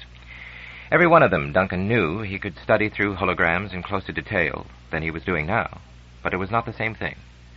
Though the copies might be technically perfect, these were the originals, forever unique. The ghosts of the long-dead artists still lingered here. When he returned to Titan, he would be able to boast to his friends, "Yes, I've stood within a meter of a genuine Leonardo." It also amused Duncan to realize that never on his own world could he move in such a crowd and be completely unrecognized. He doubted if there were 10 people here who knew him by sight. Most of them would be ladies he had addressed on that memorable evening with the Daughters of the Revolutions. He was, as George Washington had neatly put it, still one of Earth's leading unknown celebrities. Barring untoward events, his status would remain that way until he spoke to the world on July 4th, and perhaps even after that. However, his identity could be discovered easily enough, except by the most short-sighted individuals. He was wearing a badge that bore in prominent letters the words, Duncan Mackenzie, Titan. He had thought it impolite to make a fuss about the spelling. Like Malcolm, he had given up that argument years ago. On Titan, such labels would have been completely unnecessary. Here they were essential. The advance of microelectronics had relegated to history 2 problems that until the late 20th century had been virtually insoluble. At a really big party, how do you find who's there, and how do you locate any given person? When Duncan checked in at the foyer, he found himself confronting a large board bearing hundreds of names. That at once established the guest list, or to be more accurate, the list of guests who wished to make their presence known. He spent several minutes studying it, and picked out 6 possible targets. George, of course, was there, and so was Ambassador Farrell. No point in hunting up them. He saw them every day. Against each name was a button and a tiny lamp. When the button was pressed, the guest's badge would emit a buzz just loud enough for him to hear, and his light would start flashing. He then had 2 alternatives. He could apologize to the group he was with and start drifting toward a central rendezvous area. By the time he arrived, which could be anything from a minute to half an hour after the signal, according to the number of encounters en route, the caller might still be there, or he might have gotten fed up and moved away. The other alternative was to press a button on the badge itself, which would cut off the signal. The light on the board would then shine with a steady glow, informing the world that the callee did not wish to be disturbed. Only the most persistent or bad-mannered inquirer would ignore this hint. Although some hostesses thought the system too cold and mechanical and refused to use it at any price, it was in fact deliberately imperfect. Anyone who wished to opt out could neglect to pick up his badge, and it would then be assumed that he had not put in an appearance. To aid this deception, an ample supply of false badges was available, and the protocol that went with them was well understood. If you saw a familiar face above an innocuous John Doe or Mary Smith, you investigated no further, but a Jesus Christ or a Julius Caesar was fair game. Duncan saw no need for anonymity. He was quite happy to meet anyone who wished to meet him, so he left his badge in the operating mode while he raided the lavish buffet, then beat a retreat to one of the smaller tables. Although he could now function in Earth's gravity better than he would once have believed possible, he still took every opportunity of sitting down. And in this case, it was essential even for Terrans, except those skillful enough to manipulate 3 plates and 1 glass with 2 hands. He had been one of the early arrivals. This was a folly he never succeeded in curing during his whole stay on Earth, and by the time he had finished nibbling at unknown delicacies, the hall was comfortably full. He decided to start circulating among the other guests, lest he be identified for what he was, a lost and lonely outsider. He did not deliberately eavesdrop, but Mackenzie's had unusually good hearing, and Terrans, at least party-going Terrans, seemed anxious to spread information as widely as possible. Like a free electron wandering through a semiconductor, Duncan drifted from one group to another, occasionally exchanging a few words of greeting, but never getting involved for more than a couple of minutes. He was quite content to be a passive observer, and 90% of the conversations he overheard were meaningless or boring, but not all. I loathe parties like this, don't you? It's supposed to be the only set of genuine antique inflatable furniture in the world. Of course, they won't let you sit on it. I'm so sorry, but it will wash out easily. Buying at $150 and selling at $180? Would you believe that grown men once spent their entire lives doing that sort of thing? No music worth listening to since the late 20th century. Make it early 21st. Sorry, I don't know who's throwing this party either. Did El Greco come before Modigliani? I just can't believe it. Bill's ambition is to be shot dead at the age of 200 by a jealous wife. How's the revolution going? If you need any more money from the Ways and Means Committee, let me know. Food should come in pills the way God intended. Anyone in the room she's not slept with? Well, maybe that statue of Zeus. French is not a dead language. At least 5 million people still speak it, or at least read it. I'm getting up a petition to save the lunar wilderness areas. I thought it was the Van Allen belt. Oh, that was last year. At that point, Duncan's badge started to hum gently. For a moment he was taken by surprise. He had quite forgotten that it was part of a paging system. He looked around for the rendezvous point, which he had not even bothered to check. Eventually he spotted a discreet little banner bearing the notice L through S here, please. Needless to say, it was on the far side of the room, and it took him a good 5 minutes to plow through the crowd. Half a dozen complete strangers were waiting hopefully under the banner. He scanned their faces in vain, looking for some sign of recognition. But when he got within name-reading range, one of the group broke away and approached him with outstretched hands. "Mr. Mackenzie, how good of you to come. I'll take only a few minutes of your time." From bitter experience, Duncan had learned that this was one of Terra's great understatements. He looked cautiously at the speaker to sum him up and guess his business. What he saw was reasonably reassuring. A very neat goateed little man wearing a traditional Chinese-Indian sherwani, tightly buttoned up at the neck. He did not look like a bore or a fanatic, but they seldom did. "That's all right, Mr. Mandelstam. What can I do for you?" "I'd intended to contact you. It was pure luck, seeing your name on the list. I knew there could be only one Mackenzie. What does the D stand for? Donald, Douglas, David, Duncan. Ah, yes. Let's move over to that seat. It'll be quieter. Besides, I love Winslow Homer's Fair Wind, even though the technique is so crude. You can almost smell the fish sliding around in the boat. Why, what a coincidence. It's exactly 400 years old. Don't you think coincidences are fascinating? I've been collecting them all my life." "I've never thought about it," replied Duncan, already feeling a little breathless. He was afraid that if he listened much longer to Mr. Mandelstam, he too would start to talk in jerks. What did the man want? For that matter, was there any way of discovering the intentions of a person whose flow of speech seemed to be triggered by random impulses? Luckily, as soon as they were seated, Mr. Mandelstam became much more coherent. He gave a conspirational glance to check that there was nobody in earshot except Winslow Homer's fisher boys, then resumed his conversation in a completely different tone of voice. "I promised I'd take only a few minutes. Here's my card. You can use it to key my number. Yes, I call myself an antique dealer, but that covers a multitude of sins. My main interest is gems. I have one of the largest private collections in the world, so you've probably guessed why I was anxious to meet you. Go on. Titanite, Mr. Mackenzie. There are not more than a dozen fragments on Earth, 5 of them in museums. Even the Smithsonian doesn't have a specimen, and its curator of gems, that tall man over there, is most unhappy. I suppose you know that Titanite is one of the few materials that can't be replicated." "So I believe," answered Duncan, now very cautious. Mr. Mandelstam had certainly made his interests clear, though not his intentions. "You'll understand, therefore, that if a swarthy, cornute gentleman suddenly appeared in a puff of smoke with a contract for several grams of Titanite in exchange for my signature in blood, I wouldn't bother to read the small print."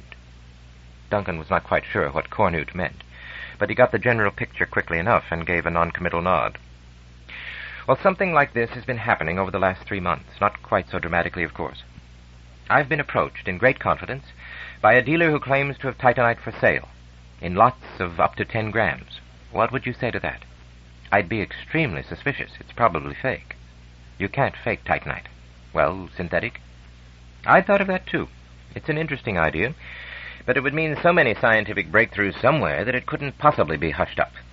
It certainly wouldn't be a simple job like diamond manufacture. No one has any idea how Titanite is produced. There are at least 4 theories proving that it can't exist. Have you ever seen it? Of course. The fragment in the American Museum of Natural History, and the very fine specimen in the Geological Museum, South Kensington. Duncan refrained from adding that there was an even finer specimen in the Centennial Hotel, not 10 kilometers from here. Until this mystery was cleared up, and he knew more about Mr. Mandelstam, this information was best kept to himself. He did not believe that burglarious visitors were likely, but it was foolish to take unnecessary chances. "I don't quite see how I can help you. If you're sure that the Titanite is genuine and hasn't been acquired illegally, what's your problem? Simply this. Not everything rare is valuable, but everything valuable is rare." If someone's discovered a few kilograms of Titanite, it would be just another common gemstone, like opal or sapphire or ruby. Naturally, I don't want to make a big investment if there's any danger that the price might suddenly nosedive. He saw Duncan's quizzical expression and added hastily, "Of course, now that the profit motive's extinct, I do this for amusement. I'm more concerned with my reputation." "I understand. But if there had been such a find, I'm sure I would have heard of it. It would have been reported to my government." Mr. Mandelstam's eyebrows gained altitude perceptibly. "Perhaps, but perhaps not. Especially if it were found off-planet. I'm referring, of course, to the theories suggesting that it's not indigenous to Titan." "You're certainly well informed," Duncan told himself. "In fact, I'm sure you know far more about Titanite than I do. I suppose you mean the theory that there may be bigger lodes on the other moons?" "Yes. In fact, traces have been detected on Iapetus." "That's news to me. But I wouldn't have heard unless there had been a major find, which I gather is what you suspect, among other things." For a few seconds, Duncan processed this information in silence. If it was true, and he could think of no reason why Mandelstam should be lying, it was his duty, as an officer of the Titanian administration, to look into it. But the very last thing he wanted now was extra work, especially if it was likely to lead to messy complications. If some clever operator was actually smuggling Titanite, Duncan would prefer to remain in blissful ignorance. He had more important things to worry about. Perhaps Mandelstam understood the reason for his hesitation, for he added quietly, "The sum involved may be quite large.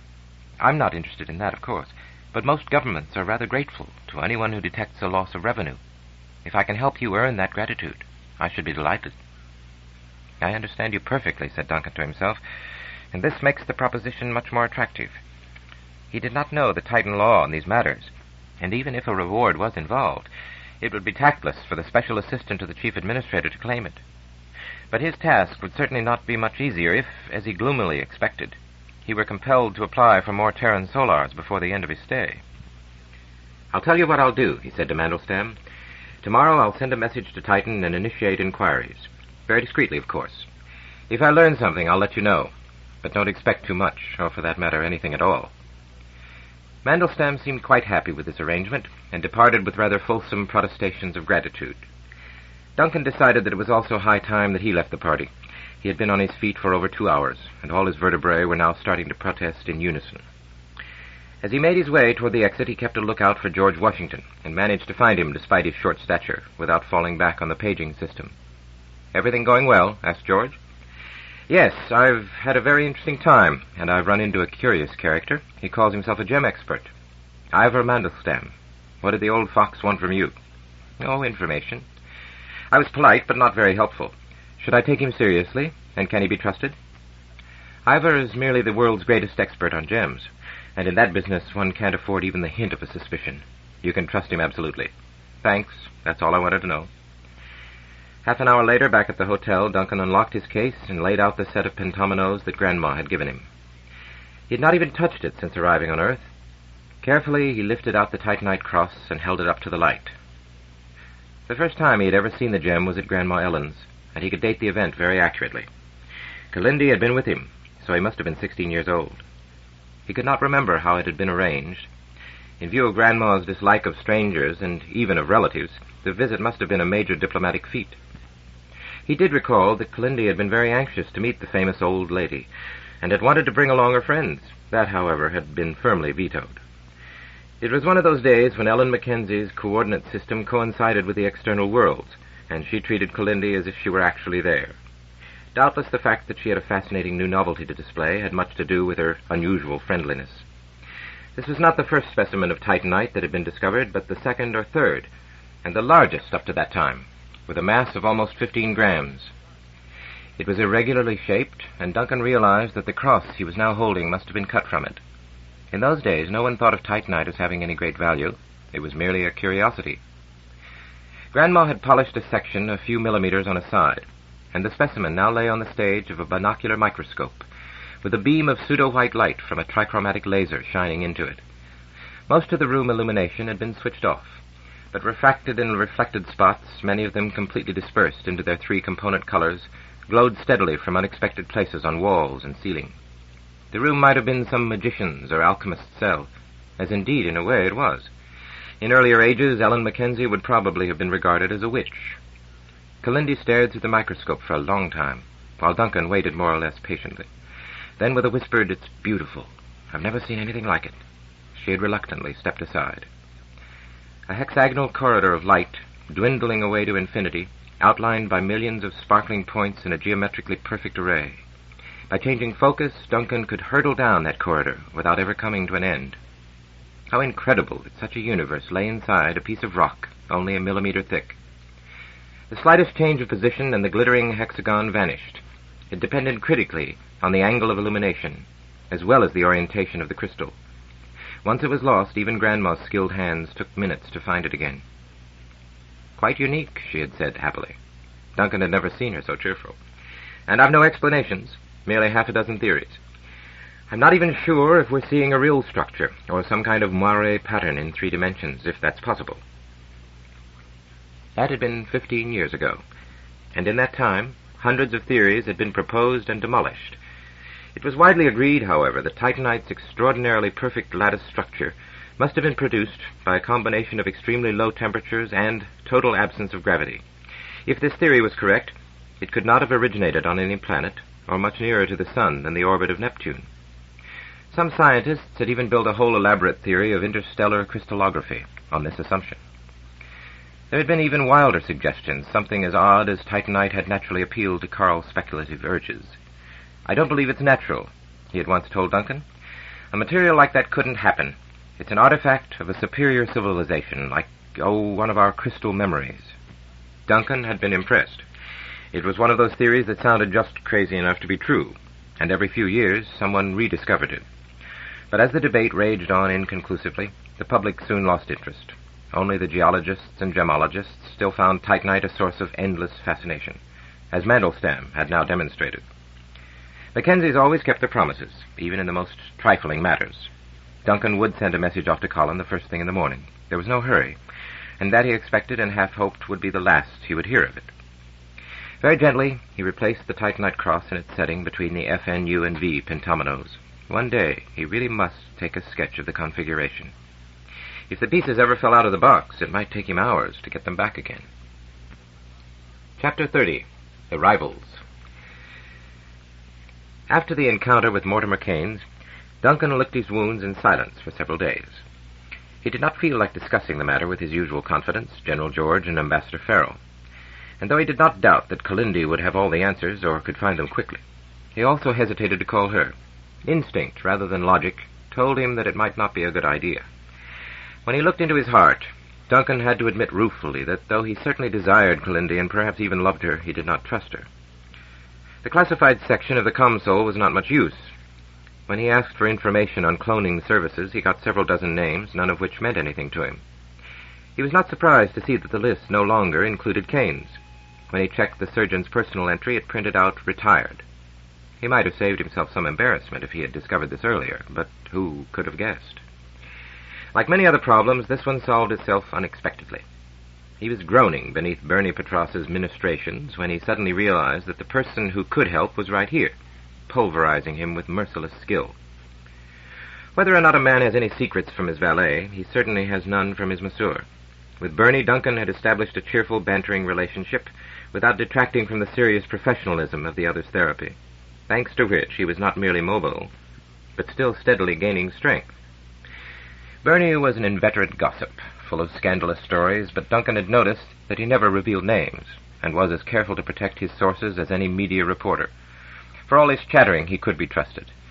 And he also had any entree he wished to the medical profession. He was just the man for the job. "Bernie, there's something I'd like you to do for me."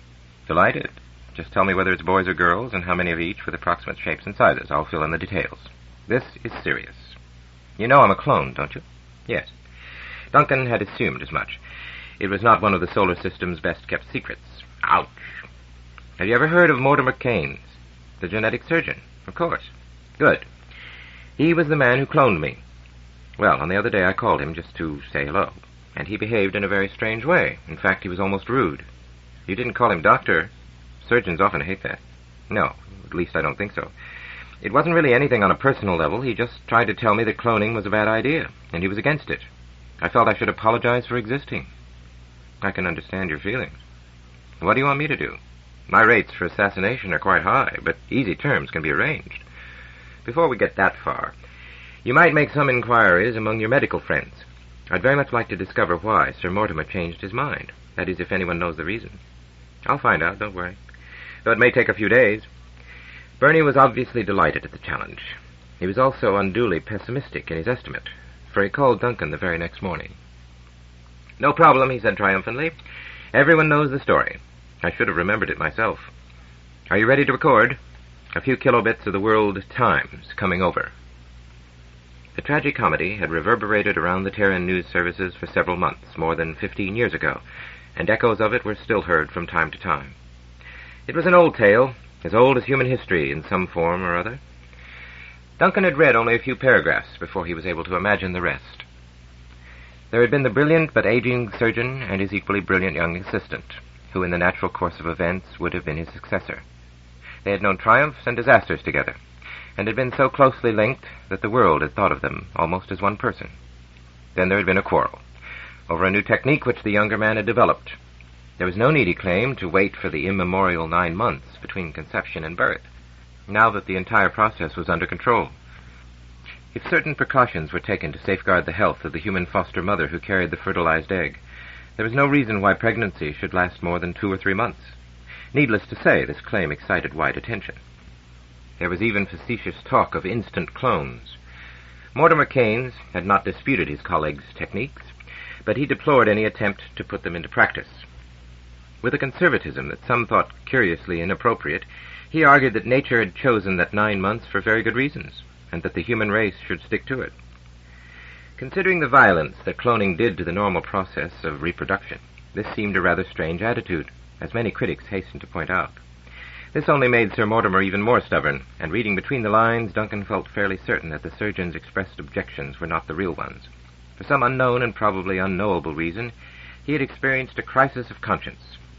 What he was now opposing was not merely the shortening of the gestation period, but the entire process of cloning itself. The younger man, of course, disagreed completely. The debate had become more and more bitter, also more and more public, as it was inflamed by sensation-seeking hangers-on who wanted to see a good fight. After one abortive attempt at reconciliation, the partnership split up, and the 2 men had never spoken to each other again.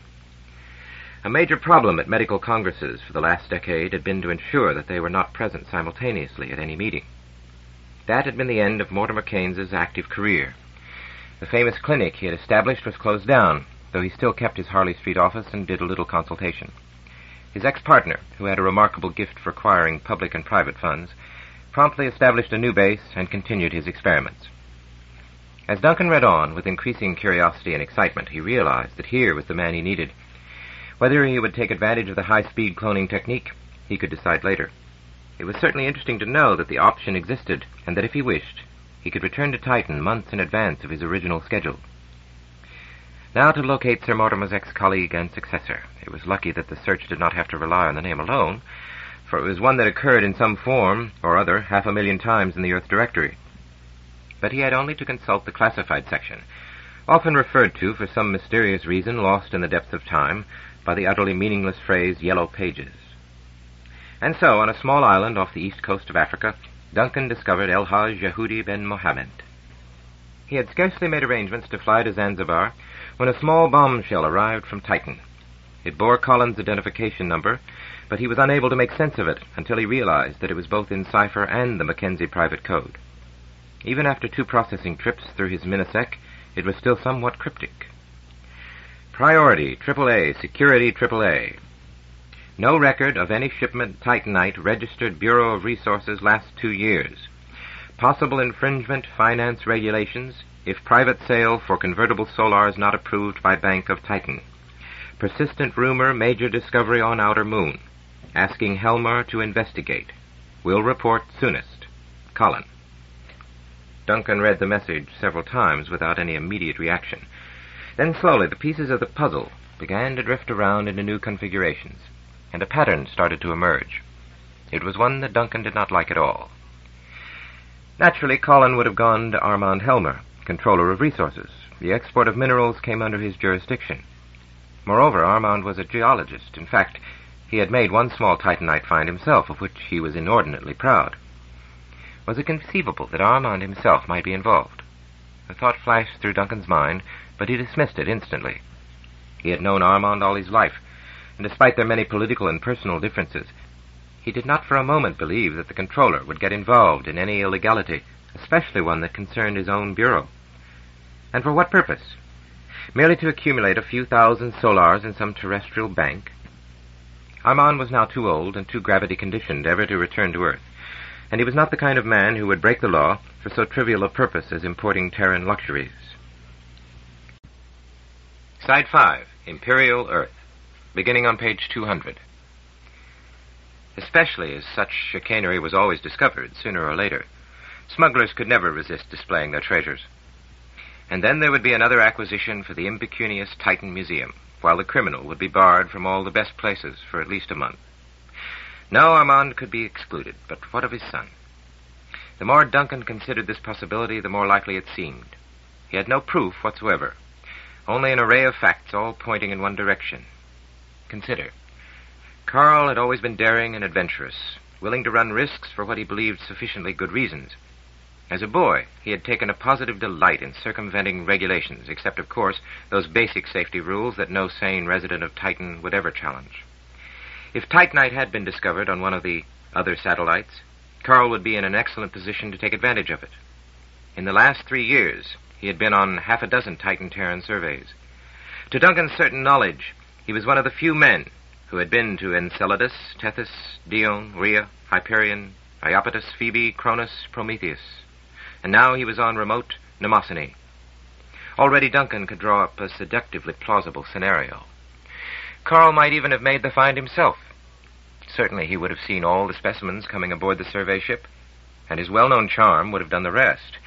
Indeed, the actual discoverer might never have known what he had found.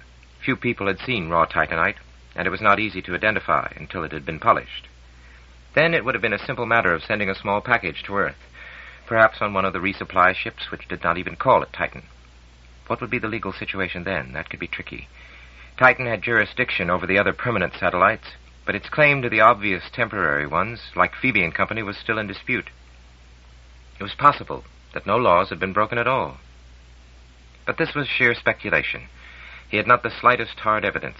Why, indeed, had he thought of Carl at all in this context? He reread the message, still glowing on the console monitor. Major discovery on outer moon, asking Helmer. That was what had triggered this line of thought, guilt by association, perhaps. The juxtaposition might be pure coincidence.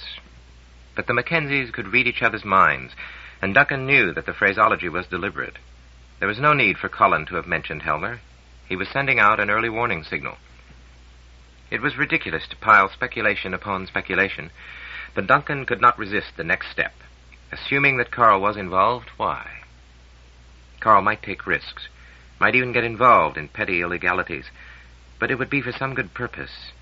If, and it was still an enormous if, he was trying to accumulate funds on Earth, he must have a long-range objective in mind. The most obvious was the establishment of a power base, precisely as Duncan was doing. He must also have an agent here, someone he could trust implicitly. That would not be difficult. Carl had met hundreds of Terrans. Oh, my God, Duncan breathed. That explains everything. He wondered if he should cancel his trip to Zanzibar. No, that took priority over all else, except the speech he had come 1 billion kilometers to deliver. In any case, he did not see what more he could do here in Washington until he had further news from home. He was still operating on pure guesswork, without one atom of proof. But there was a cold, dead feeling in the general region of his heart. And suddenly, for no good reason at all, Duncan thought of that solitary iceberg, gliding southward on the hidden current towards its irrevocable destiny. Chapter 31, The Island of Dr. Mohammed. El-Hajj's deputy, Dr. Todd, was one of those medical men who seem, not always justifiably, to radiate an aura of confidence. This despite his relative youth and informality. For reasons which Duncan never discovered, all his colleagues used his nickname, Sweeney. "I'm sorry you won't meet El-Hajj this time," he said apologetically. "He had to rush to Hawaii for an emergency operation." "I'm surprised that's necessary in this age. Normally it's not. But Hawaii is almost exactly on the other side of the world, which means you have to work through 2 ComSats in series. During telesurgery, that extra time delay can be critical. So even on Earth, thought Duncan, the slowness of radio waves can be a problem. A half-second lag would not matter in conversation, but between a surgeon's hand and eye, it might be fatal. Until 20 years ago, Dr. Todd explained, this was a famous marine biology lab, so it had most of the facilities we need, including isolation. Why is that necessary? Asked Duncan. He had wondered why the clinic was in such an inconveniently out-of-the-way spot. There's a good deal of emotional interest in our work, and we have to control visitors. Despite air transportation, you can still do that much easier on an island than anywhere else. And above all, we have to protect our mothers. They may not be very intelligent, but they're sensitive and don't like being stared at. I've not seen any yet. Do you really want to? That was a difficult question to answer, for Duncan felt his emotions tugging in opposite directions. 31 years ago, he must have been born in a place not unlike this, though probably not as spectacularly beautiful. If he had gone full term, and in those days he assumed all clones did so, some unknown woman had carried him in her body for at least 8 months after implantation. Was she still alive? Did any record of her name still exist? Or was she merely a number in a computer file? Perhaps not even that, for the identity of a foster mother was not of the slightest biological importance. A purely mechanical womb could have served as well, but there had never been any real need to perfect so complex a device. In a world where reproduction was strictly limited, there would always be plenty of volunteers. The only problem was selecting them. Duncan had no memory whatsoever of his unknown foster mother, or of the months he must have spent on Earth as a baby. Every attempt to penetrate the fog that lay at the very beginning of his childhood was a failure. He could not be certain if this was normal, or whether the earliest part of his life was hidden by deliberately induced amnesia. He suspected the latter, since he felt a distinct reluctance ever to investigate the subject in any detail. When he formed the concept mother in his mind, he instantly saw Colin's wife, Sheila. Her face was his earliest memory, her affection his first love, later shared with Grandma Ellen. Colin had chosen carefully and had learned from Malcolm's mistakes. Sheila had treated Duncan exactly like her own children, and he had never thought of Uri and Glynn as anything except his older brother and sister. He could not remember when he had first realized that Colin was not their father, and that they bore no genetic relationship to him whatsoever. Somehow it had never seemed to matter. He appreciated now the unobtrusive skills that had gone into the creation of so well-adjusted a family. It would not have been possible in an earlier age of exclusive marriage and sexual possessiveness. Even today, it was no easy task. He hoped that he and Marissa would be equally successful, and that Clyde and Carleen would accept little Malcolm as their brother, just as wholeheartedly as Uri and Glenn had once accepted him. "I'm sorry," said Duncan. "I was daydreaming." "Can't say I blame you. This place is too damned beautiful. I sometimes have to draw the curtains when I want to do any work." This was easy to believe.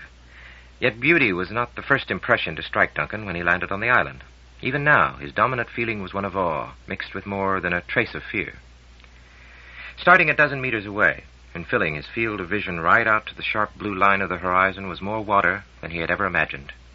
It was true that he had seen Earth's oceans from space, but from that Olympian vantage point, it had been impossible to envisage their true size. Even the greatest of seas was diminished when one could flash across it in 10 minutes. This world was indeed misnamed. It should have been called Ocean, not Earth. Duncan performed a rough mental calculation, one of the skills the Mackenzies had carefully retained, despite the omnipresent computer. Radius 6,000, and his eye was about 6 meters above sea level. That made it simple. 6√2, or near enough 8 kilometers. Only 8? It was incredible. He could easily have believed that the horizon was 100 kilometers away. His vision could not span even 1% of the distance to the other shore. And what he could see now was only the two-dimensional skin of an alien universe, teeming with strange life forms seeking whom they might devour. To Duncan, that expanse of peaceful blue concealed a world much more hostile and more terrifying than space. Even Titan, with its known dangers, seemed benign in comparison. And yet there were children out there, splashing around in the shallows and disappearing underwater for quite terrifying lengths of time. One of them, Duncan was certain, had been gone for well over a minute. "Isn't that dangerous?" he asked anxiously, gesturing toward the lagoon. "We don't let them go near the water until they're well trained.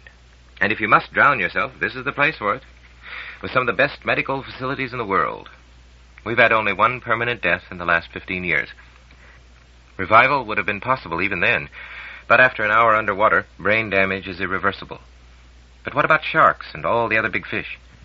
We've never had an attack inside the reef, and only one outside it.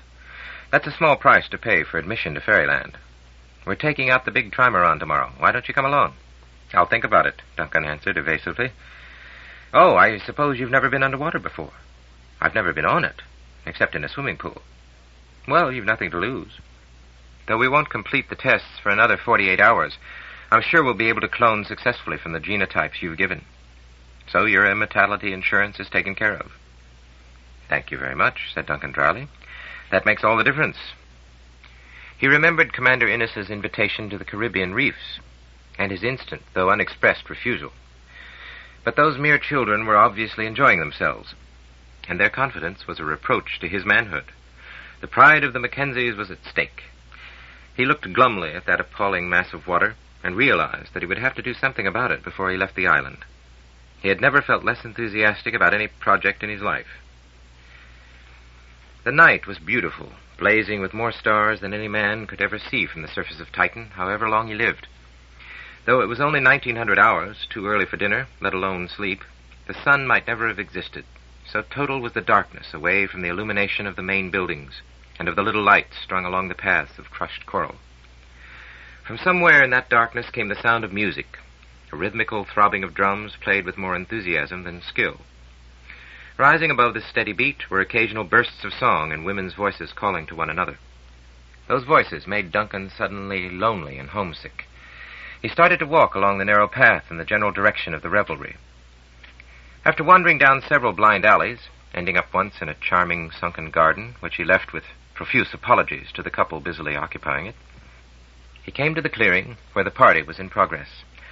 At its center, a large bonfire was lofting a column of smoke and flames toward the stars, and a score of figures was dancing around it, like the priestesses of some primitive religion. They were not dancing with much grace or vigor. In fact, it would be more truthful to say that most of them were circulating in a dignified waddle. But despite their obvious advanced state of pregnancy, they were clearly enjoying themselves, and were being as active as was advisable in the circumstances. It was a grotesque, yet strangely moving spectacle, arousing in Duncan a mixture of pity and tenderness, even an impersonal and wholly unerotic love. The tenderness was that which all men feel in the imminent presence of birth, and the wonder of their own existence. The pity had a different cause. Ugliness and deformity were rare on Titan, and rarer still on Earth, since both could almost always be corrected. Almost, but not always. Here was proof of that. Most of these women were extremely plain. Some were ugly. A few were frankly hideous. And though Duncan noticed 2 or 3 who might even pass as beautiful, it needed only a glance to show that they were mentally subnormal. Had his long-dead sister, Anitra, survived into adult life, she would have been at home in this strange assembly. If the dancers, and those others merely sitting around, banging away at drums and sawing on fiddles, had not been so obviously happy, it would have been a disturbing, perhaps even a sickening spectacle. It did not upset Duncan.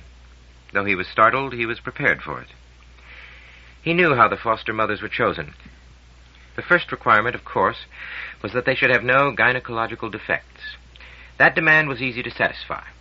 It was not so simple to cope with the psychological factors, and it might have been a virtually impossible task in the days before the world's population was computer profiled. There would always be women who desperately yearned to bear children, but who for one reason or another could not fulfill their destiny. In early ages, most of them would have been doomed to spinsterly frustration. Indeed, even in this world of 2276, many of them still were. There were more would-be mothers than the controlled birth rate could satisfy. But those who were especially disadvantaged could find some compensation here. The losers in the lottery of fate could yet win a consolation prize, and know for a few months the happiness that would otherwise be denied them. And so the world computer had been programmed as an instrument of compassion. This act of humanity had done more than anything else to silence those who objected to cloning. Of course, there were still problems, and all these mothers must know, however dimly, that soon after birth they would be separated forever from the child they were to bring into the world. That was not a sorrow that any man could understand. But women were stronger than men, and they would get over it, more often than not by taking part again in the creation of another life. Duncan remained in the shadows, not wishing to be seen, and certainly not wishing to get involved. Some of those incipient mothers could crush him to a pulp if they grabbed him and whirled him into the dance. He had now noticed that a handful of men, presumably medical orderlies or staff from the clinic, were circulating lightheartedly with the mothers and entering into the spirit of the festivities. He could not help wondering if there had also been some deliberate psychological selection here. Several of the men looked very effeminate and were treating their partners with what could only be called sisterly affection. They were obviously dear friends, and that was all they would ever be. No one could have seen in the darkness Duncan's smile of amused recollection. He had just remembered, for the first time in years, a boy who had fallen in love with him in his late teens. It is hard to reject anyone who is devoted to you, but although Duncan had good-naturedly succumbed a few times to Nicky's blandishments, he had eventually managed to discourage his admirer, despite torrents of tears. Pity is not a good basis for any relationship, and Duncan could never feel quite happy with someone whose affections were exclusively polarized toward one sex. What a contrast to the aggressive normality of Carl, who did not give a damn whether he had more affairs with boys or girls or vice versa, at least until the Kalindi episode. These memories, so unexpectedly dredged up from the past, made Duncan aware of the complicated emotional cross-currents that must be sweeping through this place. And he suddenly recalled that disturbing conversation, or rather monologue, with Sir Mortimer Keynes. That he would follow in the steps of Colin and of Malcolm before was something that Duncan had always taken for granted, without any discussion. But now he realized, rather late in the day, that there was a price for everything, and that it should be considered very carefully before the contract was finally signed. Cloning was neither good nor bad, only its purpose was important, and that purpose should not be one that was trivial or selfish. Chapter 32. The Golden Reef. The vivid green band of palms and the brilliant white crescent of the perfect beach were now more than a kilometer away, on the far side of the barrier reef. Even through the dark glasses, which he dared not remove for a moment, the scene was almost painfully bright. When he looked in the direction of the sun and caught its sparkle off the ocean swell, Duncan was completely blinded. Though this was a trifling matter, it enhanced his feeling of separation from all his companions. True, most of them also wore dark glasses, but in their case it was a convenience, not a necessity. Despite his wholly terrestrial genes, it seemed that he had adapted irrevocably to the light of a world 10 times farther from the sun. Beneath the smoothly sliding flanks of the triple hull, the water was so clear that it added to Duncan's feeling of insecurity. The boat seemed to be hanging in midair with no apparent means of support, over a dappled seabed 5 or 10 meters below. It seemed strange that this should worry him, when he had looked down on Earth from orbit hundreds of kilometers above the atmosphere. He was startled by a sudden distant crash, altogether out of place on this idyllically peaceful morning. It came from somewhere out at sea, and Duncan spun around just in time to see a column of spray slowly falling back into the water. Surely no one would be allowed to set off submarine explosions in this area. Now there was a jet of vapor, which rose slanting from the sea, hung for a moment in the bright sunlight, and gradually dispersed. For a full minute, nothing else happened, and then Duncan was paralyzed with astonishment. With unbelievable slowness, but with the inevitability of some continent rising from the primordial depths, a vast gray shape was soaring out of the sea. There was a flash of white as monstrous flukes slammed against the waves and created another cloud of spray. And still that incredible bulk continued to climb as if defying gravity, until it was completely clear of the water, and hung poised for a moment above the blue ledge of the horizon. Then, still in slow motion, as if reluctant to leave an alien element, it fell back into the ocean and vanished beneath a final geyser of spray. The booming crash seemed to come ages later. Duncan had never imagined such a spectacle, but he had no need of any explanation. Moby Dick was one of the thousands of Terran classics he knew only through repute, but now he understood how Herman Melville must have felt when, for the first time, he saw the sea furrowed by a glistening back as large as an overturned ship, and conceived in the image of the white whale a symbol of the forces that lie behind the universe. He waited for many minutes, but the giant did not leap again, though from time to time there were brief spouts of vapor becoming more and more distant until they vanished from sight. "Why did it do that?" he asked Dr. Todd, his voice still hushed by the lingering aura of departed majesty. "Nobody really knows. It may be pure joie de vivre. It may be to impress a lady friend, or it may be merely to get rid of parasites. Whales are badly infested with barnacles and lampreys." How utterly incongruous, thought Duncan. It seemed almost an outrage that a god should be afflicted with lice. Now the trimaran was slowing down, and the sheer strangeness and beauty of the underwater scene captured his attention so completely that Duncan forgot his remoteness from land. The fantastic shapes of the corals and the colors of the fish that sported or sauntered among them were a revelation. He had already been astounded by the variety of life on land. Now he saw that it was far exceeded by the reckless profusion of the sea. Something like an antique jet plane went flapping slowly past, with graceful undulations of its spotted wings. None of the other fish took any notice. To Duncan's surprise, there was no sign of the carnage he had expected to witness in this realm where everything fed on everything else. In fact, it was hard to imagine a more peaceful scene. The few fish that had been chasing others were obviously doing so merely to protect their territory. The impression he had gathered from books and films had been almost wholly misleading. Cooperation, not competition, seemed to rule the reef. The trimaran came to a halt. The anchor was thrown out and was followed almost instantly by 3 rubber dinghies, 4 doctors, 5 nurses, and a mass of diving equipment. The scene appeared to Duncan to be one of utter confusion. Actually, it was much better planned and disciplined than he realized. The swimmers promptly divided into groups of 3, and each trio went off with one of the dinghies, heading in a purposeful manner toward spots that had been obviously chosen in advance. "If it's so safe," remarked Duncan after the last splashings had died away, "why are they all carrying knives, and those vicious-looking little spears?" The trimaran was now almost deserted, its only other occupants besides Duncan being the skipper, who had promptly fallen asleep in front of the wheel, the engineer, who had disappeared below deck, and Dr. Todd. "Those aren't weapons, they're gardening tools." "You must have rather ferocious weeds. I wouldn't care to meet them." "Oh," said Todd, "some of them put up a good fight. Why don't you go and have a look? You'll be sorry if you miss the chance." That was perfectly true, yet Duncan still hesitated. The water in which the trimaran was gently rocking was very shallow. Indeed, it appeared no deeper than the swimming pool at the Centennial Hotel. "I'll go in with you. You can stand on the diving ladder until you get the hang of the face mask. And snorkel breathing should be easy to anyone who's used to a spacesuit." Duncan did not volunteer the information that he had never worn a genuine spacesuit. Nevertheless, a Titan surface life support system should be good training. And anyway, what could go wrong in a couple of meters of water? Why, there were places here where he could stand with his head above the surface. Sweeney Todd was right. He would never forgive himself if he turned down this opportunity of a lifetime. 10 minutes later, he was splashing inexpertly but steadily along the surface. Although it had seemed astonishing, and even indecent, to put on clothing when one entered the water, Todd had insisted that he dress from head to foot in a light one-piece overall of some closely knit fabric. It scarcely affected his movements, but he wished he could do without it. "Some of these corals sting," the doctor had explained. "It could spoil your day if you backed into one, and you might have an allergic reaction. Anything else you can think of?" "No, that's about it. Just watch me and hang on to the rubber dinghy whenever you want to rest." He was now rapidly gaining confidence and beginning to enjoy himself thoroughly. There was obviously no danger whatsoever while he drifted along behind the dinghy, never letting go of the rope dangling in the water. And Dr. Todd, he was reassured to observe, always kept within arm's length. He was being almost ridiculously overcautious. Even if a shark came shooting up out of the depths, Duncan believed he could be aboard the dinghy in 2 seconds flat, notwithstanding Earth's gravity.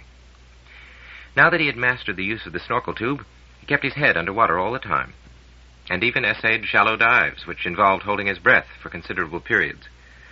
The panorama beneath was so fascinating that Duncan even occasionally forgot the need for air and emerged sputtering foolishly. The first signboard was at a depth of 5 meters and said in fluorescent yellow letters, "No unauthorized visitors beyond this point." The second warning was a flashing holographic display in mid-water, which must have been very perplexing to the fish. It announced ominously, "This reef is monitored." Duncan could see no trace of the projectors that had been very cunningly concealed. Todd was pointing ahead to the line of divers working along the edge of the reef. So he had not been joking. They really were going through the unmistakable motions of gardeners digging up noxious weeds, and each one was surrounded by a small cloud of brilliantly colored fish, clearly benefiting from all this activity. The coral formations seemed to be changing shape. Even to Duncan's untrained eye, they looked strange, even abnormal. He had grown accustomed to the branching antlers of the staghorns, the convoluted labyrinths that looked like giant brains, the delicate mushrooms, sometimes meters in diameter. They were still here, but now subtly distorted. Then he saw the first metallic glint, then another and another. As he came closer, and the blue haze of distance no longer softened the details of the underwater world, Duncan realized why this reef was cherished and protected. Everywhere he looked, it glittered and sparkled with gold. 200 years earlier, it had been one of the greatest triumphs of biological engineering, bringing world fame to its creators. Ironically, success had come when it was no longer required. What had been intended to fulfill a vital need had turned out to be no more than a technological cul-de-sac. It had been known for centuries that some marine organisms were able to extract, for the benefit of their own internal economies, elements present in seawater in unbelievably small proportions. If sponges and oysters and similar lowly creatures could perform such feats of chemical engineering with iodine or vanadium, the biologists of the 2100s had argued, why could they not be taught to do the same trick with more valuable elements? And so, by heroic feats of gene manipulation, several species of coral had been persuaded to become gold miners. The most successful were able to replace almost 10% of their limestone skeletons with the precious metal. That success, however, was measured only in human terms. Since gold normally plays no part in biochemical reactions, the consequences to the corals were disastrous. The auriferous reefs were never healthy and had to be carefully protected from predators and disease. Only a few hundred tons of gold were extracted by this technique before large-scale transmutation made it uneconomic. The nuclear furnaces could manufacture gold as cheaply as any other metal. For a while, the more accessible reefs were maintained as tourist attractions, but souvenir hunters soon demolished them. Now only one was left, and Dr. Mohammed's staff was determined to preserve it. So, at regular intervals, the doctors and nurses took time off from their usual duties and enjoyed an arduous working holiday on the reef. They dumped carefully selected fertilizers and antibiotics to improve the health of the living corals and waged war against its enemies, particularly the spectacular crown-of-thorns starfish and its smaller relative, the spiny sea urchin. Duncan floated perfectly relaxed in the tepid water, lazily flippering from time to time, so that he remained in the shadow of the dinghy. Now he understood the purpose of those sinister knives and spikes. The adversaries they had to deal with were well protected indeed. Only a couple of meters beneath him, one of the divers was jabbing at a colony of small black spheres, each at the center of a formidable array of needle-sharp spines. From time to time, one of the spheres would be split open, and fish would dart in to grab the pieces of white meat that came floating out. It was a delicacy they could scarcely ever have enjoyed without human intervention. Duncan could not imagine that these spiky beasts had any natural enemies. The diver, one of the nurses, noticed the two spectators hovering overhead and beckoned Duncan to join her. He had become so fascinated that he now obeyed automatically, without a second's thought. Taking several deep breaths and partly exhaling on the last one, he hauled himself slowly down the line, anchoring the dinghy to its small grapnel. The distance was greater than he had imagined, more like 3 meters than 2, for he had forgotten the refractive effect of the water. Midway, his left ear gave a disconcerting click, but Dr. Todd had warned him about this, and he did not check his descent. When he reached the anchor and grabbed its shank, he felt a tremendous sense of achievement. He was a deep-sea diver. He had plumbed the fabulous depth of 3 meters. Well, at least 2.5. The glitter of gold was all around him. There was never more than a tiny speck, smaller than a grain of sand, at any one spot, but it was everywhere. The entire reef was impregnated with it. Duncan felt that he was floating beside the chef d'oeuvre of some mad jeweler, determined to create a Baroque masterpiece regardless of expense. Yet these pinnacles and plates and twisted spires were the work of mindless polyps, not, except indirectly, the products of human intelligence. Reluctantly, he shot up to the surface for air. This was easy. He felt ashamed of his previous fears. Now he understood how visitors often reacted to Titan. Next time, when someone politely declined an invitation to take a pleasant jaunt outside, he would be a little more tolerant. "What are those black things?" he asked Dr. Todd, who was still hovering watchfully above him. "Long-spined sea urchin, diadema, something or other. When you see so many, it's a sign of pollution or an unbalanced ecology. They don't really damage the reef, like a canthaster, but they're ugly and a nuisance. If you back into one, the needles may take a month to work their way out. Are you going down again?" "Yes." "Good. Don't overdo it, and watch out for those spines." Duncan hauled himself down the anchor line once more, and the diver waved him a greeting as he approached. Then she offered him her deadly-looking knife and pointed toward a small group of sea urchins. Duncan nodded, took the tapering metal blade by the proffered handle, and started jabbing away inexpertly, being careful to avoid those ominous black needles. Not until then did he realize, to his considerable surprise, that these lowly animals were aware of his presence and were not relying merely on a static defense. The long spines were swinging toward him, orienting themselves in the direction of maximum danger. Presumably, it was only a simple automatic reflex, but it made him pause for a moment. There was more here than met the eye. Perhaps the first faint intimations of dawning consciousness. His knife was longer than the sea urchin's spines, and he jabbed vigorously again and again. The carapace was surprisingly tough, but presently it gave way, and the waiting fish raced in to grab at the creamy white flesh that was suddenly exposed. And then, with growing discomfort, Duncan realized that his victim was not dying in silence. For some time he had been aware of faint sounds in the water around him. The hammering of the other divers on the reef, the occasional clang of the anchor against the rocks.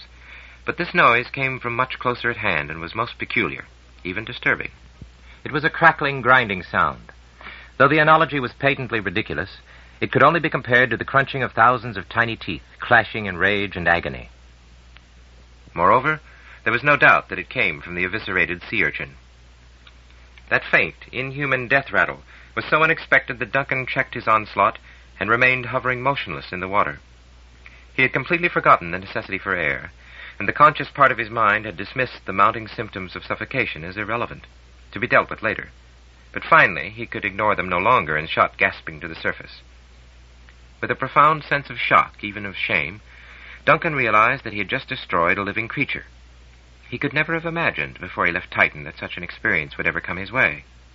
One could hardly feel much guilt over the murder of a sea urchin. Nevertheless, for the first time in his life, Duncan Mackenzie was a killer. Chapter 33, Sleuth. When Duncan returned to Washington, the second time bomb from Cullen was ticking away in the Centennial Hotel. Once again, it was so cryptic that it would have been almost unintelligible, even to an outsider who had succeeded in decoding it.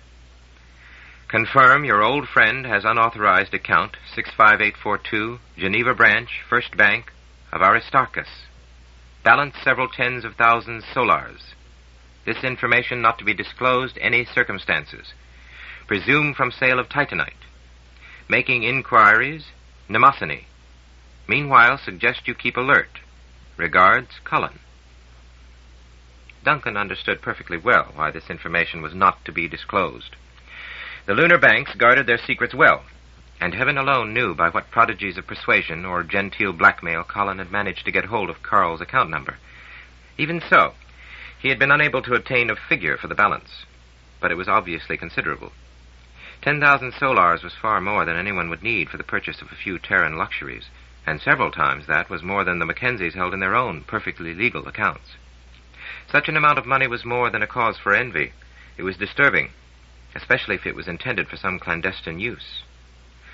Duncan allowed himself a few moments of wistful daydreaming, imagining what he could do with 20 or 30,000 solars. Then he put the seductive vision firmly aside and concentrated all his mind upon the problem.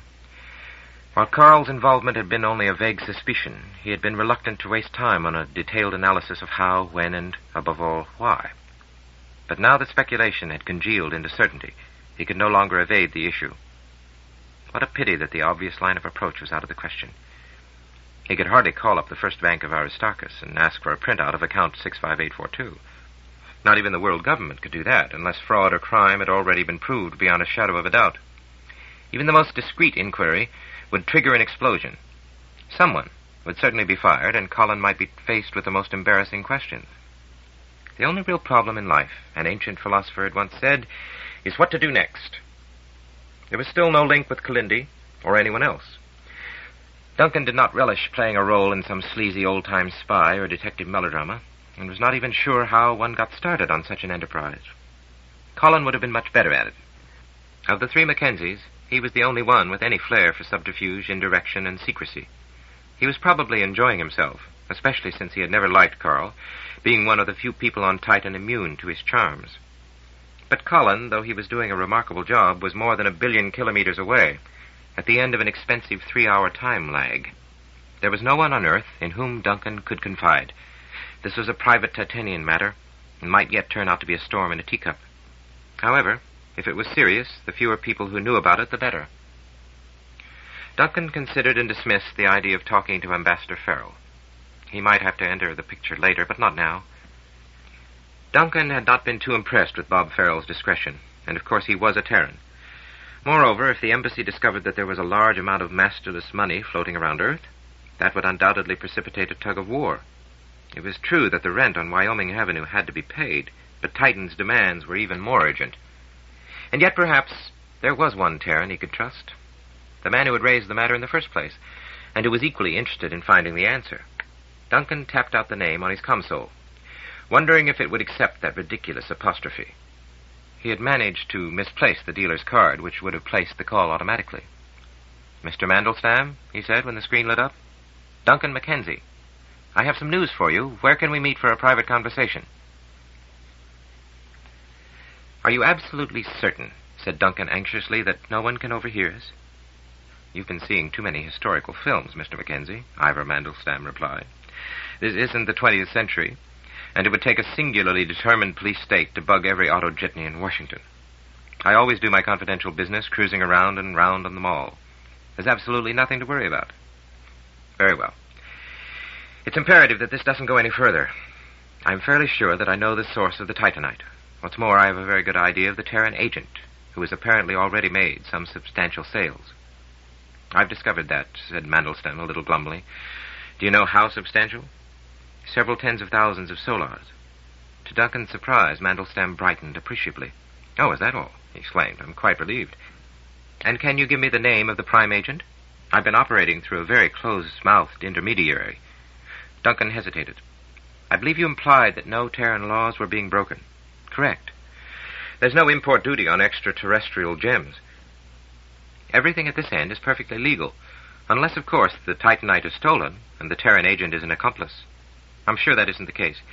You see, and it's not really as big a coincidence as you might think, the agent is a friend of mine." A knowing smile creased Mandelstam's face. "I appreciate your problem." "No, you don't," Duncan told himself. It was an excruciatingly complicated situation. He was quite sure now why Kalindi had been avoiding him. Carl would have warned her that he was coming to Earth, and would have advised her to keep out of his way. Yes, Carl must have been very worried up there on Little Mnemosyne, lest Duncan stumble upon his activities. It was essential to keep completely out of the picture. Kalindi must never guess that he knew. There was no way in which she could possibly link him with Mandelstam, with whom she was already dealing through her own exceedingly discreet intermediary. Yet still Duncan hesitated, like a chess master over a crucial move. He was analyzing his own motives and his own conscience, for his personal and official interests were now almost inextricably entangled. He was anxious to find out what Carl was doing, and if necessary, frustrate him. He wanted to make Kalindi ashamed of her deceit and possibly turn her embarrassment to his emotional advantage. This was a rather forlorn hope. Kalindi did not embarrass easily, if at all. And he wanted to help Titan, and thereby the Mackenzies. All these objectives were not likely to be compatible. Duncan began to wish that Titanite had never been discovered. Yet undoubtedly there was a brilliant opportunity here, if only he had the wit to make his moves correctly. Their auto-jitney was now gliding at the breathless speed of some 20 clicks between the Capitol and the Library of Congress. The sight reminded Duncan of his other responsibility. Already it was the last week in June, yet his speech still consisted of no more than a few sheets of notes. Over-preparation was one of the Mackenzie failings. The all-right-on-the-night attitude was wholly alien to their natures. But even allowing for this often valuable fault, of which he was well aware, Duncan was beginning to feel a mild sense of panic. The problem was a very simple one, yet its diagnosis had not suggested a remedy. Try as he could, Duncan had still been unable to decide on a basic theme, or any message from Titan more inspiring than the usual zero-content official greetings. Mandelstam was still waiting patiently when they passed the Rayburn building, now encrusted with a vast banyan tree, brought all the way from Angkor Wat. It was hoped that within the next 50 years this would do the job of demolition at virtually no public expense. There were times when aesthetics took precedence over history, and it was generally agreed that, unlike the old Smithsonian, the Rayburn building was not quite hideous enough to be worth preservation.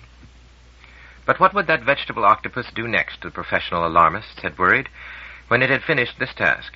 Would the monster crawl across Independence Avenue and attack the hallowed dome? Now the jitney was cruising past the prone 100 meters of the Saturn V replica, lying on what had once been the site of NASA headquarters. They could not spend all day orbiting central Washington. Very well, Duncan told himself with a sigh. I have your promise that my name won't come out under any circumstances? Yes. And there's no risk that my friend may get into trouble? I can't guarantee that he won't lose any money. But there will be no legal problems, at any rate under Terran jurisdiction. It's not a he. I leave the details to you, but you might make some tactful inquiries about the vice president of Enigma Associates, Catherine Lyndon Ellerman. Chapter 34, Star Day. Though he tried to convince himself that he had done the right thing, even the only thing, Duncan was still slightly ashamed. Deep in his heart, he felt that he had been guilty of betraying an old friendship. He was glad that some impulse had kept him from mentioning Carl, and with part of his mind he still hoped that Mandelstam and Colin would run into blank walls so that the whole investigation would collapse. Meanwhile, there was so much to be done, and so much to see that for long periods of time Duncan could forget his twinges of conscience. It seemed ridiculous to have come all the way to Earth, and then to sit for hours of every day, in beautiful weather, in a hotel room, talking into a console.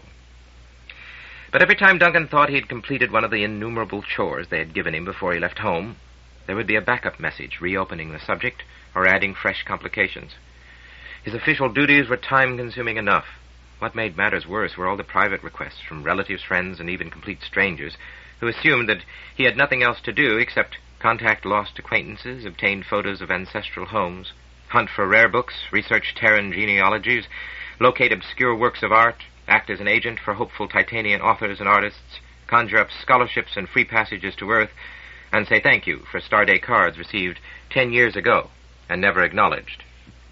Which reminded Duncan that he had not sent off his own cards for this quadrennial occasion. Since 76 was a leap year, Starday was therefore looming up in the near future, to be precise between June 30th and July 1st. Duncan was glad of the extra day, but it also meant that there would shortly be 3 days in 5 where no business could be done. For July 1st, being at the beginning of a new quarter, was of course a Sunday, and the Sunday before that was only June 28th. It was bad enough in an ordinary year to have 2 Sundays at the end of every 91-day quarter, with only a Monday and Tuesday between them, but now to have another holiday as well made it even worse. There was still time to mail cards to all his Terran friends, Ambassador Farrell, the Washingtons, Kalindi, Bernie Petras, and half a dozen others. As for Titan, there was really no hurry. Even if they took 6 months to get there, the cards with their beautiful gold leaf centennial stamps, 5 solars each, for heaven's sake, even by second-class space mail, would still be appreciated. Despite these problems, Duncan had found some opportunities to relax. He had been on personal teletours of London, Rome, and Athens, which was the next best thing to being there in the flesh. Seated in a tiny, darkened cubicle with 360 degrees of high-quality sound and vision, he could easily believe that he was actually walking through the streets of the ancient cities. He could ask questions of the invisible guide who was his alter ego, talk to any passers-by, change the route to look more closely at something that took his interest. Only the senses of smell and touch remained immobile, and even these could be tele-extended for anyone willing to foot the bill. Duncan could not afford such a marginal luxury and did not really miss it.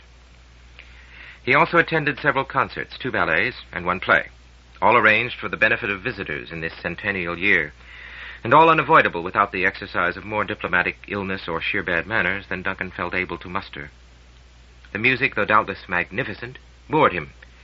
His tastes were old-fashioned, and he enjoyed little written after the 21st century. The ballet was also a disappointment. To anyone who had spent all his life at a fifth of gravity, the most remarkable of Terran grand jetés was unimpressive, and also nerve-wracking, for Duncan could never quite get over the fear that the dancers would injure themselves. He watched them with envy, but he had no wish to imitate them. It was enough that he could now walk and stand without conscious effort. This achievement was a matter of modest pride, for there had been a time when he would not have believed it possible. But the play delighted him. He had heard vaguely of George Bernard Shaw, now undergoing one of his periodic revivals, and The Devil's Disciple was perfect for the occasion. Though George Washington muttered from time to time in Duncan's ear such comments as, "General Burgoyne wasn't the least like that," he felt that he at least understood the American Revolution in human terms. It was no longer a shadowy affair of 2-dimensional puppets, 500 years in the past, but a life-and-death struggle involving real people whose hopes and fears and loves he could share. Though love, with a capital L, was not a complication that Duncan would welcome during his stay on Earth. He could not imagine anyone ever replacing Marissa. And to have a really serious affair with a Terran would be the stuff of tragedy, since separation would be inevitable when he returned to Titan. He wanted no part of that. He had been through it once before with Kalindi. Or so it had seemed at the time. Now he realized that the calf love of a 16-year-old boy, though it had once dominated all his waking hours, was indeed shallow and transient. Yet its after effects still lingered, shaping all his later passions and desires. Although he was annoyed and disappointed with Kalindi, that was unchanged. Her deliberate avoidance had, if anything, added fuel to his emotions and contributed to some notably fevered dreams. Bernie Petras, of course, was happy to relieve his symptoms, and had arranged several enjoyable encounters. One cuddlesome and talented young lady he swore was his own girlfriend, who only does this with people she really wants to meet. She did indeed show a genuine interest in Titan and its problems. But when Bernie, as an interested party, wanted to join in the festivities, Duncan selfishly threw him out. That was shortly before Ivor Mandelstam, this time in the Penn Mass auto jitney, totally demolished his peace of mind. They had just left the DuPont Circle interchange when he told Duncan, "I've some interesting news for you, but I don't know what it means. You may be able to explain it. I'll do my best. I think I can claim, without much exaggeration or conceit, that I can get to anyone on Earth in one jump. But sometimes discretion suggests doing it in two, and that's how I proceeded with Miss Ellerman. I've never had any dealings with her personally, or so I thought, until you advised me otherwise, but we have mutual friends. So I got one whom I can trust without question to give her a call. Tell me, have you tried to contact her recently?" "Not for at least a week. I thought it better to keep out of the way." Duncan did not add, to this perfectly good excuse, the fact that he had felt ashamed to face Kalindi. "She answered my friend's call, but there's something very odd. She wouldn't switch on her vidi." That certainly was peculiar. As a matter of common good manners, one never overrode the vision circuit unless there was a very good excuse indeed. Of course, this could sometimes cause acute embarrassment, a fact exploited to the utmost in countless comedies. But whatever the real reason, social protocol demanded some explanation. To say that the vidi was out of order was to invite total disbelief, even on those rare occasions when it was true. What was her excuse? Asked Duncan. A plausible one. She explained that she'd had a bad fall, and apologized for not showing her face. I hope she wasn't badly hurt. Apparently not, though she sounded rather unhappy. Anyway, my friend had a brief conversation with her and raised the subject of Titan, quite legitimately, and in a way that couldn't possibly arouse suspicion. He knew that she'd been there, and asked if she could put him in touch with any Titanians she happened to know on Earth. Actually, he said he had an export order in mind. Not a very good story. All business is handled through the Embassy Trade Division, and he could have contacted them. If I may say so, Mr. Mackenzie, you still have a lot to learn. I can think of half a dozen reasons for not going to the Embassy, at least for the first approach. My friend knows that, and you can be sure that Miss Ellerman does. If you say so, I don't doubt that you're right. What was her reaction? I'm afraid you're going to be disappointed. She said that she did have a good Titanian friend who might be able to help, that he just arrived for the celebrations, and he was in Washington. Duncan began to laugh. The anticlimax was so ridiculous. So your friend wasted his time. We're right back where we started. Along this line, yes. I thought you'd be amused. But there's rather more to come. Go on, said Duncan, his confidence in Mandelstam now somewhat diminished by this debacle. I tried several other lines of inquiry, but they all came to nothing. I even thought of calling Miss Ellerman myself and saying outright that I knew she was the principal behind the Titanite negotiations, without accusing her of anything, of course. I'm glad you didn't. Oh, it would have been a perfectly reasonable thing to do. She wouldn't be surprised if I found out sooner or later. But as it happened, I had a better idea. One I should have tried in the first place. I checked on her visitors for the last month. How, Duncan asked in astonishment, could you do that? It's the oldest trick in the world. Have you never seen one of those 20th century French detective films? No, I suppose not. I simply asked the concierge. The what? You don't have them on Titan. I don't even know what they are. Perhaps you're lucky.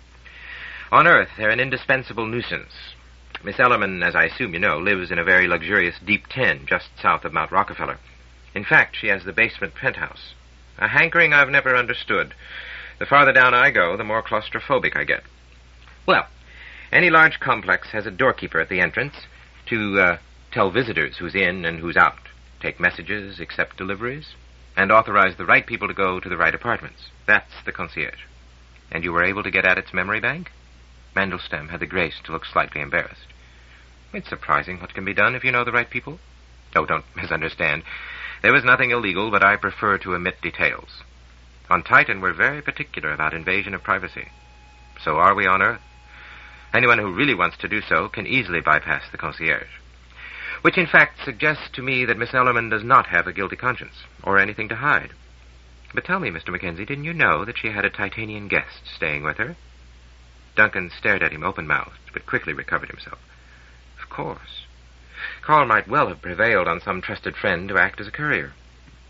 That must have been a good many months ago. There had been no passenger ship for 6 weeks before Sirius. Who could possibly... That could wait. There was another little matter to clear up first. You said staying with her? Yes. That is, until only 2 days ago. That explained everything. Almost. No wonder Kalindi had avoided him. In equal measure, Duncan felt jealousy, disappointment, and relief that his maneuverings had, after all, been justified by events. Who is this Titanian? He asked glumly. I wonder if I know him. Well, that's what I'll be interested to hear. His name is Carl Helmer. Chapter 35. A Message from Titan. That's utterly impossible, said Duncan, when he had recovered from the initial shock. I left Helmer at Saturn, and I came here on the fastest ship in the solar system. Mandelstam gave an expressive shrug. Then perhaps someone else is using that name for reasons best known to himself. Miss Ellerman's concierge is not very bright. They seldom are. And incidentally, we were lucky to get at it just before the regular end-of-the-month memory update. I got hold of the visual recognition coding, and here's the reconstruction. He handed over the crude but perfectly adequate synthesis. Duncan could identify it as quickly as any robot pattern-detecting circuit. Without question, it was Carl. So you know him, said Mandelstam. Very well, Duncan replied faintly. His mind was still in a whirl. Even now, he could not fully believe the evidence of his eyes. It would take a long time for him to work out all the implications of this stunning development. You said he was no longer at Miss Ellerman's? Do you know where he is now? No. I was hoping you might have some ideas.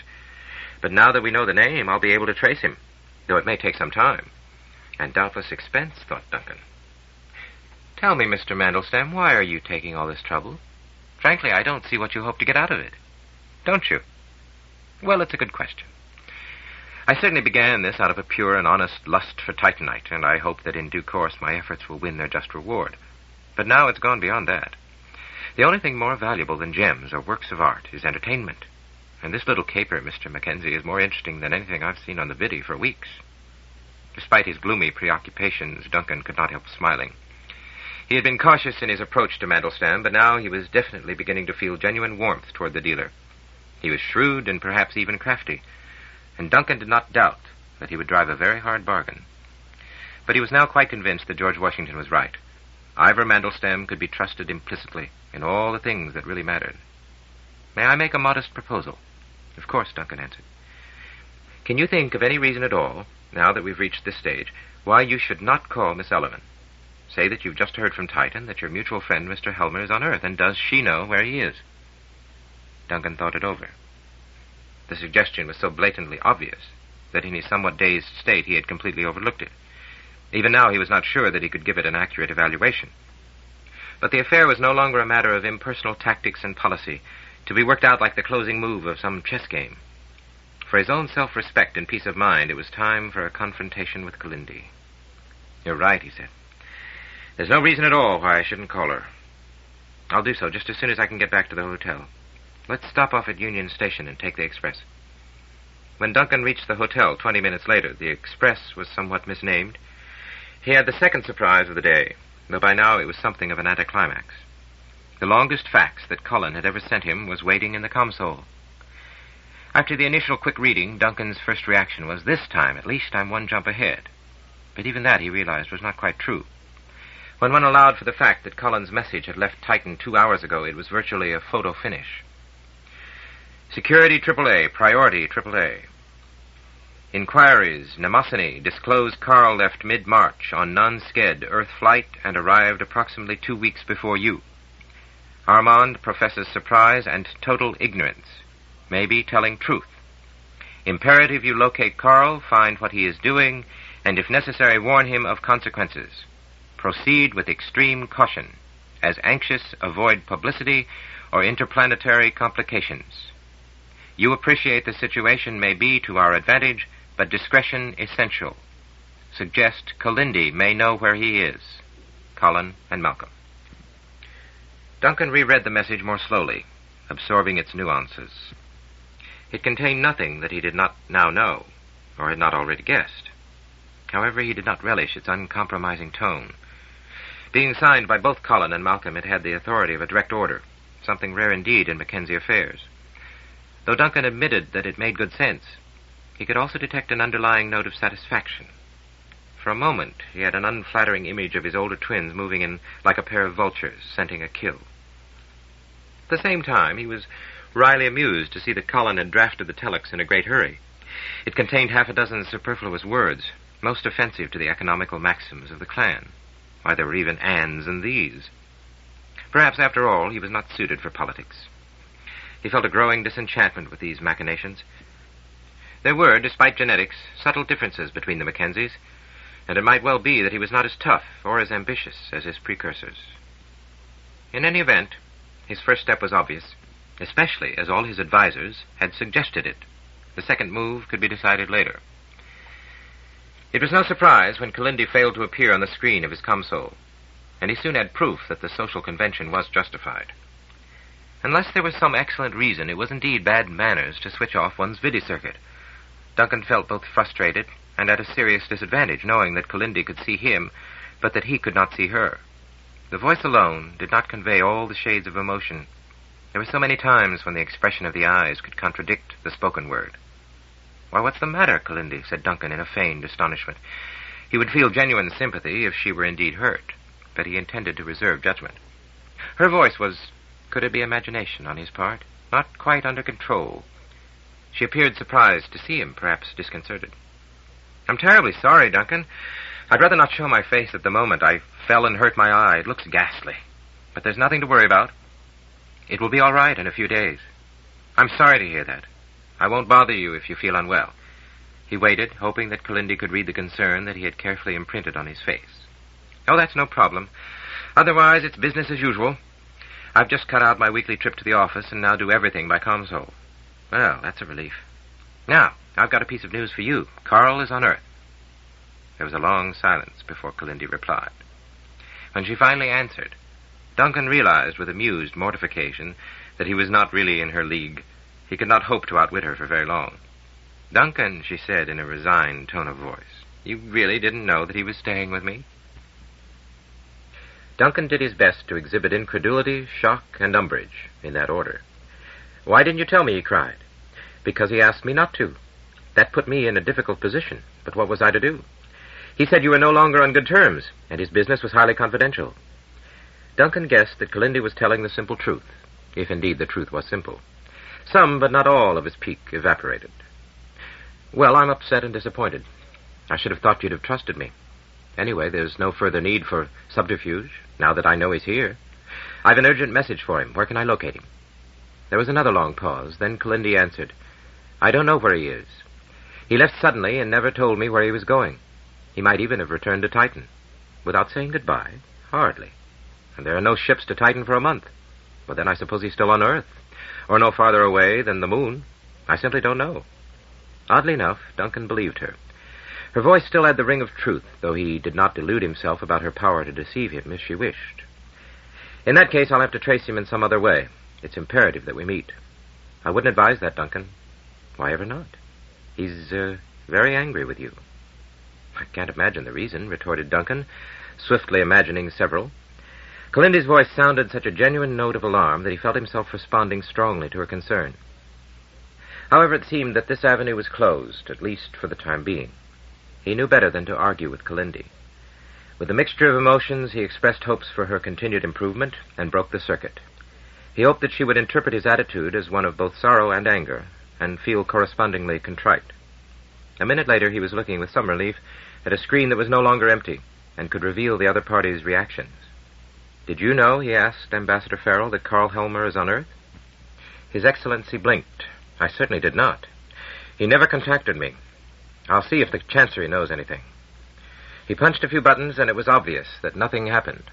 The ambassador glanced at Duncan with annoyance. "I wish we could afford a new intercom system," he said accusingly. "They cost a very small fraction of the Titan gross national product."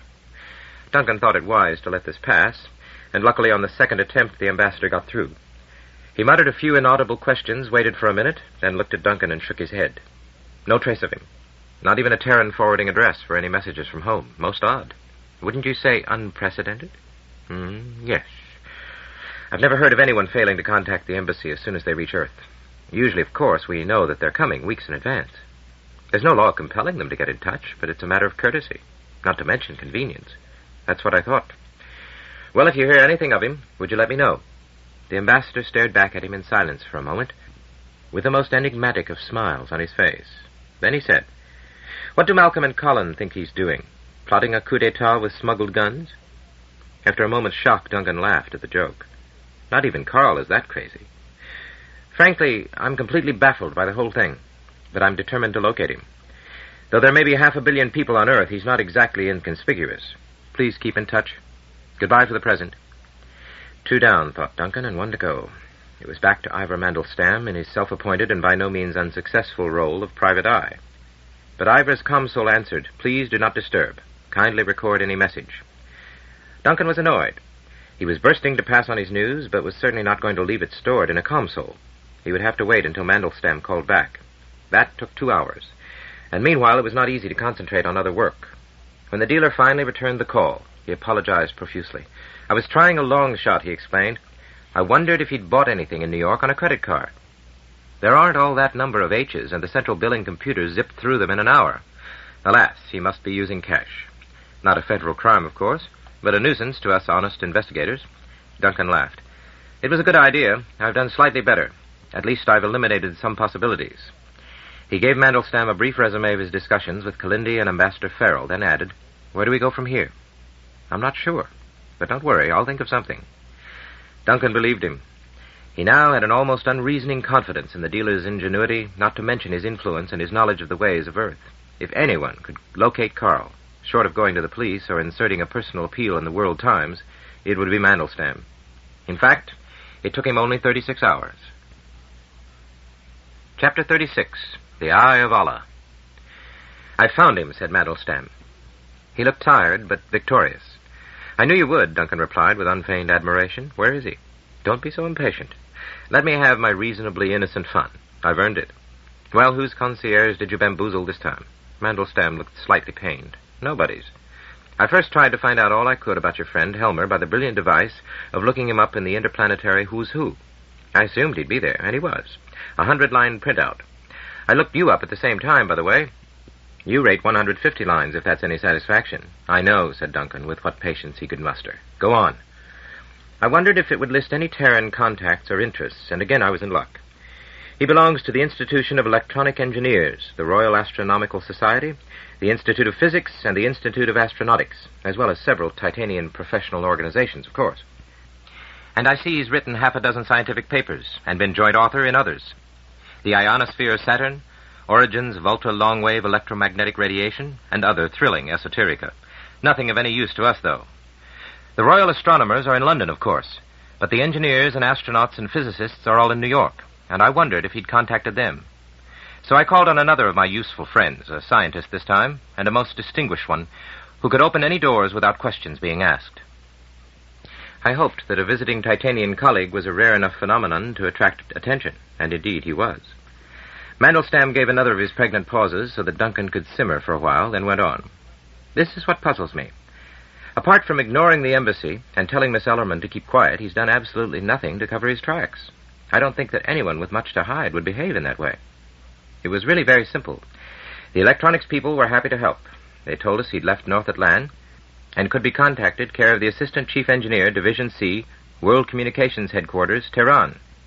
Not the sort of address you'd associate with gem smuggling and interplanetary skullduggery.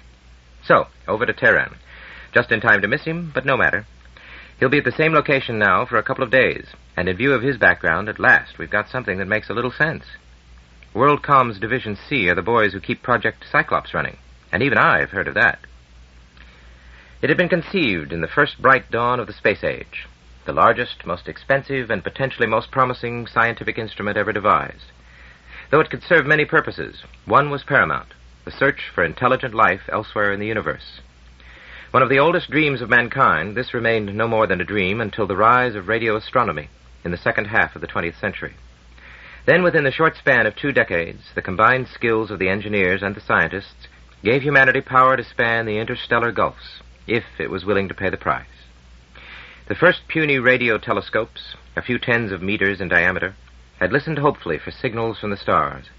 No one had really expected success from these pioneering efforts, nor was it achieved. Making certain plausible assumptions about the distribution of intelligence in the galaxy, it was easy to calculate that the detection of a radio-emitting civilization would require telescopes not decameters, but kilometers in aperture. There was only one practical method of achieving this result, at least with structures confined to the surface of the Earth.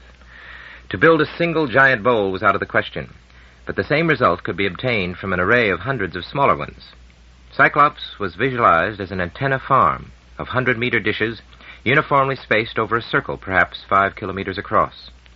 The faint signals from each element in this army of antennas would be added together, and then cunningly processed by computers programmed to look for the unique signatures of intelligence against the background of cosmic noise. The whole system would cost as much as the original Apollo project, but unlike Apollo, it could proceed in installments over a period of years or even decades. As soon as a relatively few antennas had been built, Cyclops could start operating. From the very beginning, it would be a tool of immense value to the radio astronomers. Over the years, more and more antennas could be installed, until eventually the whole array was filled in. And all the while, Cyclops would steadily increase in power and capability, able to probe deeper and deeper into the universe. It was a noble vision, though there were some who feared its success as much as its possible failure. However, during the time of troubles that brought the 20th century to its unlamented close, there was little hope of funding such a project. It could be considered only during a period of political and financial stability, and therefore Cyclops did not get underway until 100 years after the initial design studies. A child of the brief but brilliant Muslim Renaissance, it helped to absorb some of the immense wealth accumulated by the Arab countries during the oil age. The millions of tons of metal required came from the virtually limitless resources of the Red Sea brines, oozing up along the Great Rift Valley. Here, where the crust of the earth was literally coming apart at the seams, as the continental plates slowly separated, were metals and minerals enough to banish all fear of shortages for centuries to come. Ideally, Cyclops should have been situated on the equator, so that its questing radio mirrors could sweep the heavens from pole to pole. Other requirements were a good climate, freedom from earthquakes or other natural disasters, and, if possible, a ring of mountains to act as a shield against radio interference. Of course, no perfect site existed, and political, geographical, and engineering compromises had to be made. After decades of often acrimonious discussion, the desolate, empty quarter of Saudi Arabia was chosen. It was the first time that anyone had ever found a use for it. Wide tracks were roughly graded through the wilderness so that 10,000-ton hover freighters could carry in components from the factories on the shore of the Red Sea. Later, these were supplemented by cargo airships. In the first phase of the project, 60 parabolic antennas were arranged in the form of a giant cross, its 5-kilometer arms extending north, south, east, west. Some of the faithful objected to this symbol of an alien religion, but it was explained to them that this was only a temporary state of affairs. When the Eye of Allah was completed, the offending sign would be utterly lost in the total array of 700 huge dishes, spaced uniformly over a circle 80 square kilometers in extent. By the end of the 21st century, however, only half of the planned 700 elements had been installed. 200 of them had filled in most of the central core of the array, and the rest formed a kind of picket fence outlining the circumference of the giant instrument.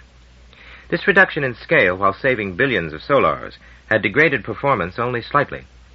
Cyclops had fulfilled virtually all its design objectives, and during the course of the 22nd century had wrought almost as great a revolution in astronomy as had the reflectors on Mount Wilson and Mount Palomar 200 years earlier.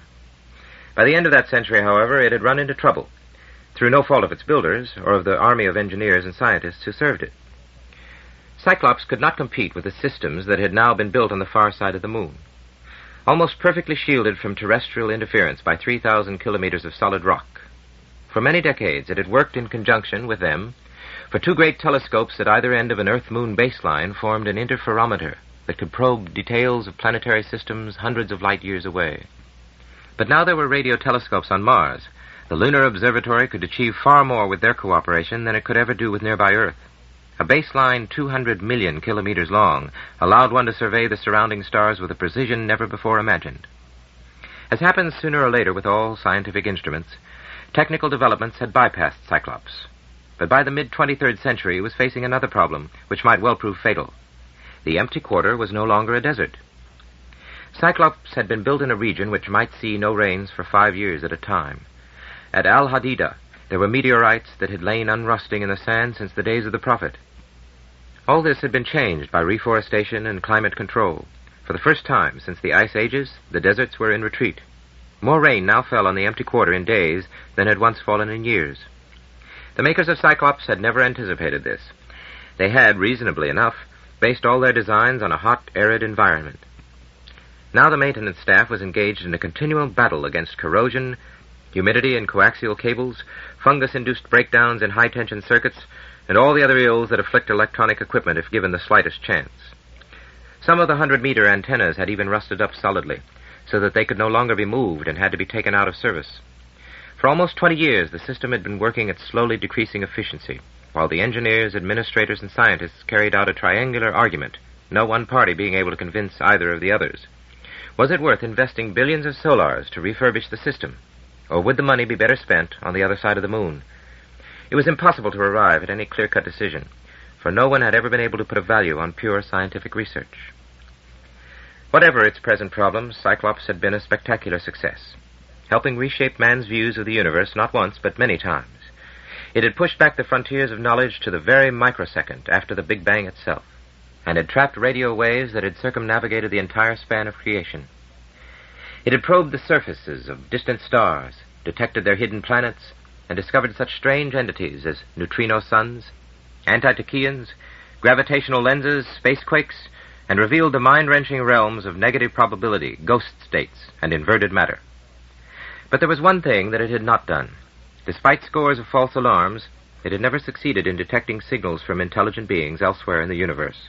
Either man was alone, or nobody else was using radio transmitters. The two explanations seemed equally improbable. Chapter 37. Meeting at Cyclops. He had known what to expect, or so he had believed, but the reality was still overwhelming. Duncan felt like a child in a forest of giant metal trees, extending in every direction to the limit of vision. Each of the identical trees had a slightly tapering trunk 50 meters high, with a stairway spiraling around it up to the platform supporting the drive mechanism. Looming above this was the huge yet surprisingly delicate 100-meter-wide bowl of the antenna itself, tilted toward the sky as it listened for signals from the deeps of space.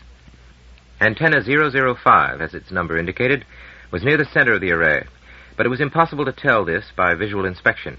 Whichever way Duncan looked, the ranks and columns of steel towers dwindled into the distance until eventually they formed a solid wall of metal.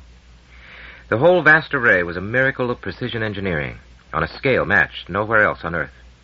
It was altogether appropriate that many key components had been manufactured in space. The foamed metals and crystal fibers which gave the parabolic reflectors strength with lightness could be produced only by the zero-gravity orbiting factories. In more ways than one, Cyclops was a child of space. Duncan turned to the guide who had driven him through the labyrinth of access tunnels on a small, chemically powered scooter. "I don't see anyone," he complained. "Are you sure he's here?" "This is where we left him an hour ago. He'll be in the preamplifier assembly up there on the platform. You'll have to shout. No radios allowed here, of course." Duncan could not help smiling at this further example of the Cyclops management's almost fanatical precautions against interference. He had even been asked to surrender his watch lest its feeble electronic pulses be mistaken for signals from an alien civilization a few hundred light years away. His guide was actually wearing a spring-driven timepiece, the first that Duncan had ever seen. Cupping his hands around his mouth, Duncan tilted his head toward the metal tower looming above him and shouted, "Carl!" A fraction of a second later, the K echoed back from the next antenna, then reverberated feebly from the ones beyond. After that, the silence seemed more profound than before. Duncan did not feel like disturbing it again. Nor was there any need. 50 meters above, a figure had moved to the railing around the platform, and had brought with it the familiar glint of gold. "Who's there?" "Who do you think?" Duncan asked himself. Of course, it was hard to recognize a person from vertically overhead, and voices were distorted in this inhumanly scaled place. "It's Duncan!" There was a pause that seemed to last for the better part of a minute, but could only have been a few seconds in actuality. Carl was obviously surprised, though by this time he must surely have guessed that Duncan knew of his presence on Earth. Then he answered, "I'm in the middle of a job. Come up if you want to." That was hardly a welcome, but the voice did not seem hostile.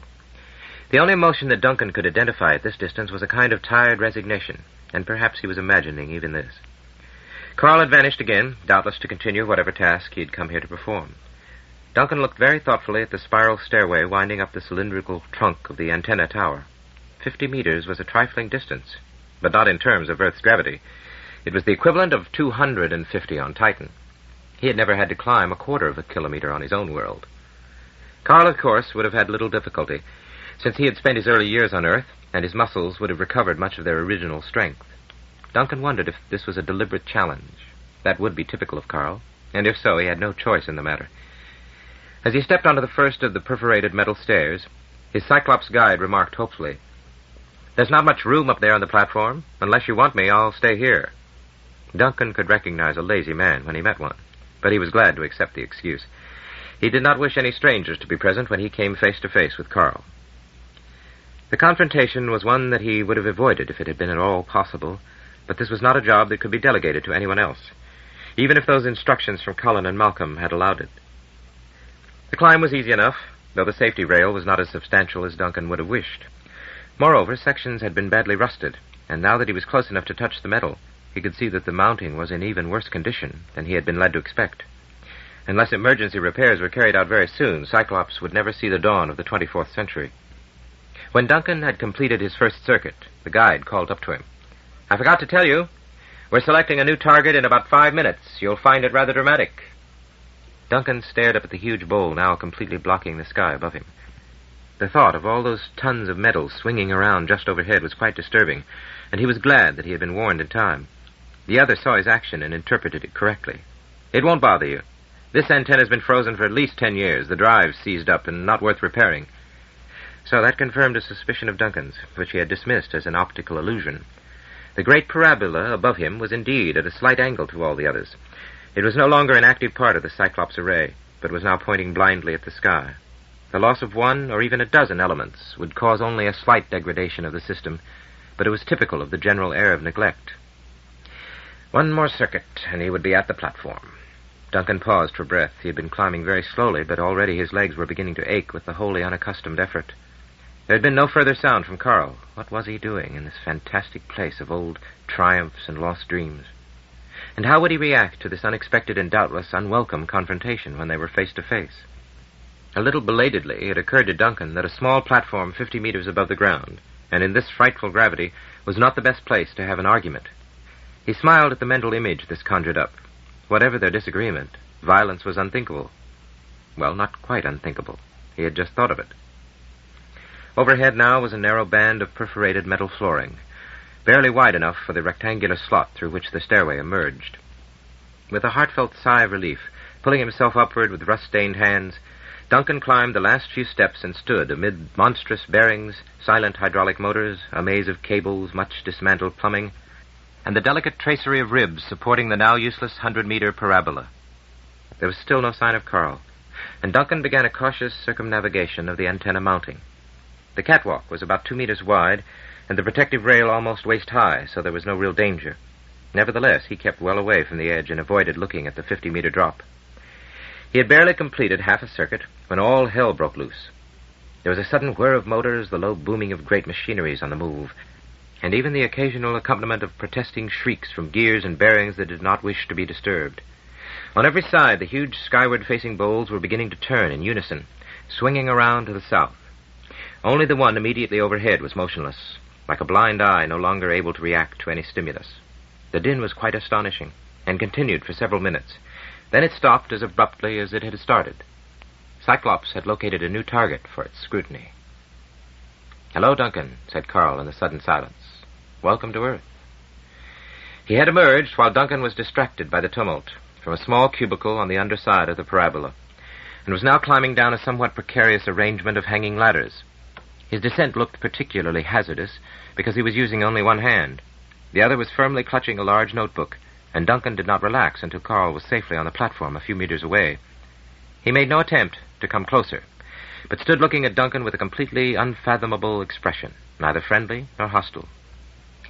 Then there was one of those embarrassing pauses when neither party wishes to speak first, and as it dragged on interminably, Duncan became aware for the first time of an omnipresent faint hum from all around him. The Cyclops array was alive now, its hundreds of tracking motors working in precise synchronism. There was no perceptible movement of the great antennas, but they would now be creeping around at a fraction of a centimeter a second. The multiple facets of the Cyclops eye, having fixed their gaze upon the stars, were now turning at the precise rate needed to counter the rotation of the Earth. How foolish, in this awesome shrine dedicated to the cosmos itself, for two grown men to behave like children, each trying to outface the other. Duncan had the dual advantage of surprise and a clear conscience. He would have nothing to lose by speaking first.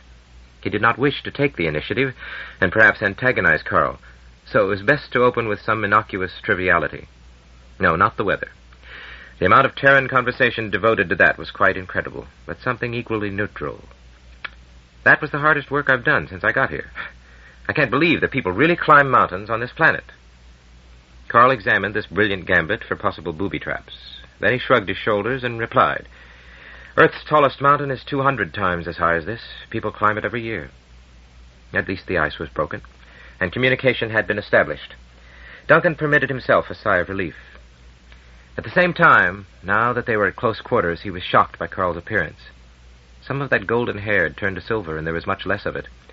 In the years since they had last met, Carl seemed to have aged 10. There were crow's feet wrinkles of anxiety around his eyes, and his brow was now permanently furrowed. He also seemed to have shrunk considerably, and Earth's gravity could not be wholly to blame, for Duncan was even more vulnerable to that. On Titan he had always had to look up to Carl. Now, as they stood face to face, their eyes were level. But Carl avoided his gaze and moved restlessly back and forth, firmly clutching the notebook he was still carrying. Presently he walked to the very edge of the platform and leaned with almost ostentatious recklessness against the protective rail. "Don't do that," protested Duncan. "It makes me nervous." That, he suspected, was the purpose of the exercise. Why should you care? The brusque answer saddened Duncan beyond measure. He could only reply, "If you really don't know, it's too late for me to explain." "Well, I know this isn't a social visit. I suppose you've seen Kalindi." "Yes, I've seen her." "And what are you trying to do?" "I can't speak for Kalindi. She doesn't even know that I'm here." "What are the Mackenzies trying to do?" "For the good of Titan, of course." Duncan knew better than to argue. He did not even feel angry at the calculated provocation. "All I'm trying to do is to avoid a scandal, if it's not too late." "I don't know what you mean." "You know perfectly well. Who authorized your trip to Earth? Who's paying your expenses?" Duncan had expected Carl to show some signs of guilt, but he was mistaken. "I have friends here, and I don't recall that the Mackenzies worried too much about regulations. How did Malcolm get the first lunar orbital refueling contract?" "That was 100 years ago, when he was trying to get the Titan economy started. There's no excuse now for financial irregularities, especially for purely personal ends." This was, of course, a shot in the dark, but he appeared to have landed on some target. For the first time, Carl looked angry. "You don't know what you're talking about," he snapped back. One day, Titan... Cyclops gently but firmly interrupted him. They had quite forgotten the slow tracking of the great antennas on every side, and were no longer even aware of the faint whir of the hundreds of drive motors. Until a few seconds ago, the upper platform of 005 had been shielded by the inverted umbrella of the next bowl, but now its shadow was no longer falling upon them. The artificial eclipse was over, and they were blasted by the tropical sun. Duncan closed his eyes until his dark glasses had adjusted to the glare. When he opened them again, he was standing in a world divided sharply into night and day. Everything on one side was clearly visible, while in the shadow only a few centimeters away he could see absolutely nothing. The contrast between light and darkness, exaggerated by his glasses, was so great that Duncan could almost imagine he was on the airless moon. It was also uncomfortably hot, especially for Titanians. "If you don't mind," said Duncan, still determined to be polite, "we'll move around to the shadow side." It would be just like Carl to refuse, either out of sheer stubbornness or to demonstrate his superiority. He was not even wearing dark glasses, though he was holding the notebook to shield his eyes. Rather to Duncan's surprise, Carl followed him meekly enough around the catwalk, into the welcome shade on the northern face of the tower. The utter banality of the interruption seemed to have put him off his stride. "I was saying," continued Duncan, when they had settled down again, "that I'm merely trying to avoid any unpleasantness that will embarrass both Earth and Titan. There's nothing personal in this, and I wish that someone else were doing it, believe me." Side 6, Imperial Earth, beginning on page 248. Carl did not answer at once, but bent down and carefully placed his notebook on the most rust-free section of the catwalk he could find. The action reminded Duncan so vividly of old times that he was absurdly moved. Carl had never been able to express his emotions properly unless his hands were free, and that notebook was obviously a major hindrance. "Listen carefully, Duncan," Carl began. "Whatever Kalindi told you, she's told me nothing. She must have helped you find me. Not even that. She doesn't even know I'm here. I don't believe you." Duncan shrugged his shoulders and remained silent. His strategy seemed to be working. By hinting that he knew much more than he did, which was indeed little enough, he hoped to undercut Carl's confidence and gain further admissions from him. But what he would do then, he still had no idea. He could only rely on Colin's maxim of the masterful administration of the unforeseen. Carl had now begun to pace back and forth in such an agitated manner that for the first time Duncan felt distinctly nervous. He remembered Kalindi's warning, and once again he reminded himself uneasily that this was not at all a good place for a confrontation with an adversary who might be slightly unbalanced. Suddenly Carl seemed to come to a decision. He stopped his uncertain weaving along the narrow catwalk and turned on his heel so abruptly that Duncan drew back involuntarily. Then he realized, with both surprise and relief, that Carl's hands were outstretched in a gesture of pleading, not of menace. "Duncan," he began in a voice that was now completely changed, "you can help me. What I'm trying to do..." It was as if the sun had exploded. Duncan threw his hands before his eyes and clenched them tightly against the intolerable glare. He heard a cry from Carl, and a moment later the other bumped into him violently, rebounding at once. The actinic detonation had lasted only a fraction of a second. Could it have been lightning? But if so, where was the thunder? It should have come almost instantaneously for a flash as brilliant as this. Duncan dared to open his eyes and found that he could see again, though through a veil of pinkish mist. But Carl, it was obvious, could not see at all. He was blundering around blindly with his hands cupped tightly over his eyes, and still the expected thunder never came. If Duncan had not been half paralyzed by shock, he might yet have acted in time. Everything seemed to happen in slow motion, as in a dream. He could not believe that it was real. He saw Carl's foot hit the precious notebook so that it went spinning off into space, fluttering downward like some strange white bird. Blinded though he was, Carl must have realized what he had done. Totally disoriented, he made one futile grab at the empty air, then crashed into the guardrail. Duncan tried to reach him, but it was too late. Even then, it might not have mattered, but the years and the rust had done their work. As the treacherous metal parted, it seemed to Duncan that Carl cried out his name in the last second of his life. But of that, he would never be sure. Chapter 38. The Listeners. "You're under no legal compulsion," Ambassador Farrell had explained. "If you wish, I could claim diplomatic immunity for you, but it would be unwise and might lead to various, difficulties. In any case, this inquiry is in the mutual interest of all concerned. We want to find out what's happened just as much as they do. And who are they? Even if I knew, I couldn't tell you. Let's say Terran security. You still have that kind of nonsense here. I thought spies and secret agents went out a couple of 100 years ago. Bureaucracies are self-perpetuating. You should know that. But civilization will always have its discontents, to use a phrase I came across somewhere. Though the police handle most matters, as they do on Titan, there are cases which require special treatment. By the way, I've been asked to make it clear that anything you care to say will be privileged and won't be published without your consent. And if you wish, I will come along with you for moral support and guidance." Even now, Duncan was not quite sure who the ambassador was representing, but the offer was a reasonable one, and he had accepted it. He could see no harm in such a private meeting. Some kind of judicial inquiry was obviously needed, but the less publicity the better. He had half expected to be taken in a blacked-out car on a long, tortuous drive to some vast underground complex in the depths of Virginia or Maryland. It was a little disappointing to end up in a small room at the old State Department building, talking to an assistant undersecretary with the improbable name of John Smith. Later checking on Duncan's part disclosed that this actually was his name. However, it soon became clear that there was much more to this room than the plain desk and 3 comfortable chairs that met the eye. Duncan's suspicions about the large mirror that covered most of one wall were quickly confirmed. His host, or interrogator, if one wanted to be melodramatic, saw the direction of his glance and gave him a candid smile. "With your permission, Mr. Mackenzie, we'd like to record this meeting. And there are several other participants watching. They may join in from time to time. If you don't mind, I'll refrain from introducing them." Duncan nodded politely toward the mirror. "I've no objection to recording," he said. "Do you mind if I also use my minisec?" There was a painful silence, broken only by an ambassadorial chuckle. Then Mr. Smith answered, "We would prefer to supply you with a transcript. I can promise that it will be quite accurate." Duncan did not press the point. Presumably, it might cause embarrassment if some of the voices involved were recognized by outsiders. In any case, a transcript would be perfectly acceptable. He could trust his memory to spot errors or deletions. "Well, that's fine," said Mr. Smith, obviously relieved. "Let's get started." Simultaneously, something odd happened to the room. Its acoustics changed abruptly. It was as if it had suddenly become much larger. There was not the slightest visible alteration, but Duncan had the uncanny feeling of unseen presences all around him. He would never know if they were actually in Washington or on the far side of the earth, and it gave him an uncomfortable, naked sensation to be surrounded by invisible listeners and watchers. A moment later, a voice spoke quietly from the air immediately in front of him. "Good morning, Mr. Mackenzie. It's good of you to spare us your time, and please excuse our reticence. If you think this is some kind of 20th century spy melodrama, our apologies. 99 times out of 100, these precautions are totally unnecessary, but we can never tell which occasion will be the 100th.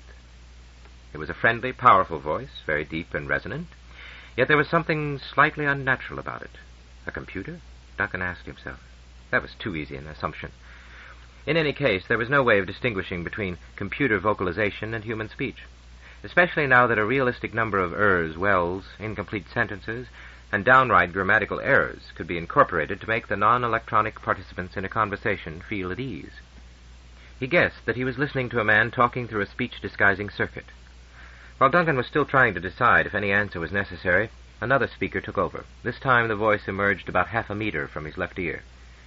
"It's only fair to reassure you on one point, Mr. Mackenzie. As far as we can ascertain, no Terran laws have been broken. We are not here to investigate a crime, only to solve a mystery, to explain a tragedy. If any Titanian regulations are involved, that is your problem, not ours. I hope you understand." "Yes," Duncan replied.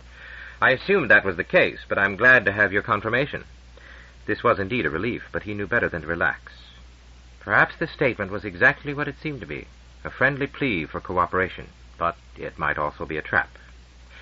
Now a woman's voice came from immediately behind him, and he had to resist the impulse to swing around and look at the speaker. Was this quite unnecessary shifting of sound focus a deliberate attempt to disorient him? How naive did they take him to be? To save us all time, let me explain that we have a complete summary of Mr. Helmer's background. And mine, thought Duncan. Your government has been most helpful, but you may have information which is unknown to us, since you were one of his closest friends. Duncan nodded without bothering to speak. They would know all about that friendship and its ending. As if responding to some hidden signal, Mr. Smith opened his briefcase and carefully laid a small object on the table. "You'll recognize this, of course," the female voice continued. "The Helmer family had asked that it be handed over to you for safe custody with the other property of the deceased." The sight of Carl's minisec, virtually the same model as his own, was in itself such a shock that at first the remainder of the message failed to get through. Then Duncan reacted with a start and said, "Would you please repeat that?" There was such a surprisingly long delay that he wondered if the speaker was on the moon. During the course of the session, Duncan became almost certain of it. With all the other interrogators, there was a quick give and take, but with the lone woman, there was always this invariable time lag. "The Helmers have asked that you be custodian of their son's effects until disposition is settled." It was a gesture of peace, across the grave of all their hopes, and Duncan felt his eyes stinging with unshed tears. He looked at the handful of microelectronics on the table and felt a deep reluctance even to touch it. There were all Carl's secrets. Would the Helmers have asked him to accept this if they had anything to hide? But there was a great deal, Duncan was certain, that Carl had concealed from his own family. There would be much in the minisec that only he had ever known. True, it would be guarded by carefully chosen code words, some had unauthorized intrusion. "Naturally," continued the voice from the moon, if it was from the moon, "we are interested in what may be in this minisec. In particular, we would like any list of contacts on Earth, addresses or personal numbers." "Yes," thought Duncan, "I can understand that. I'm sure you must have been tempted to do some interrogation already, but are scared of possible erase circuits and want to explore other alternatives first." He stared thoughtfully at that little box on the table with its multitudinous studs and its now darkened readout panel. There lay a device of complexity beyond all the dreams of earlier ages, a virtual micro-simulacrum of a human brain. Within it were billions of bits of information, stored in endless atomic arrays, awaiting to be recalled by the right signal or obliterated by the wrong one. At the moment, it was lifeless, inert. like consciousness itself in the profoundest depths of sleep. No, not quite inert. The clock and calendar circuits would still be operating, ticking off the seconds and minutes and days that now were no concern of Carl's. Another voice broke in, this time from the right. "We have asked Mr. Armand Helmer if his son left any code words with him, as is usual in such cases. You may be hearing more on the matter shortly. Meanwhile, no attempt will be made to obtain any readouts. With your permission, we would like to retain the minisect for the present." Duncan was getting a little tired of having decisions made for him, and the Helmers had apparently stated that he was to take possession of Carl's effects.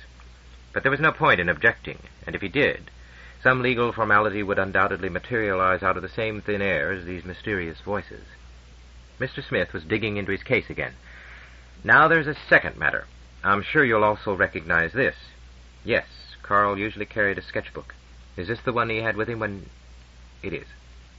"Would you like to go through it and see if there is anything that strikes you as unusual, noteworthy, of any possible value to this investigation? Even if it seems utterly trivial or irrelevant, please don't hesitate to speak."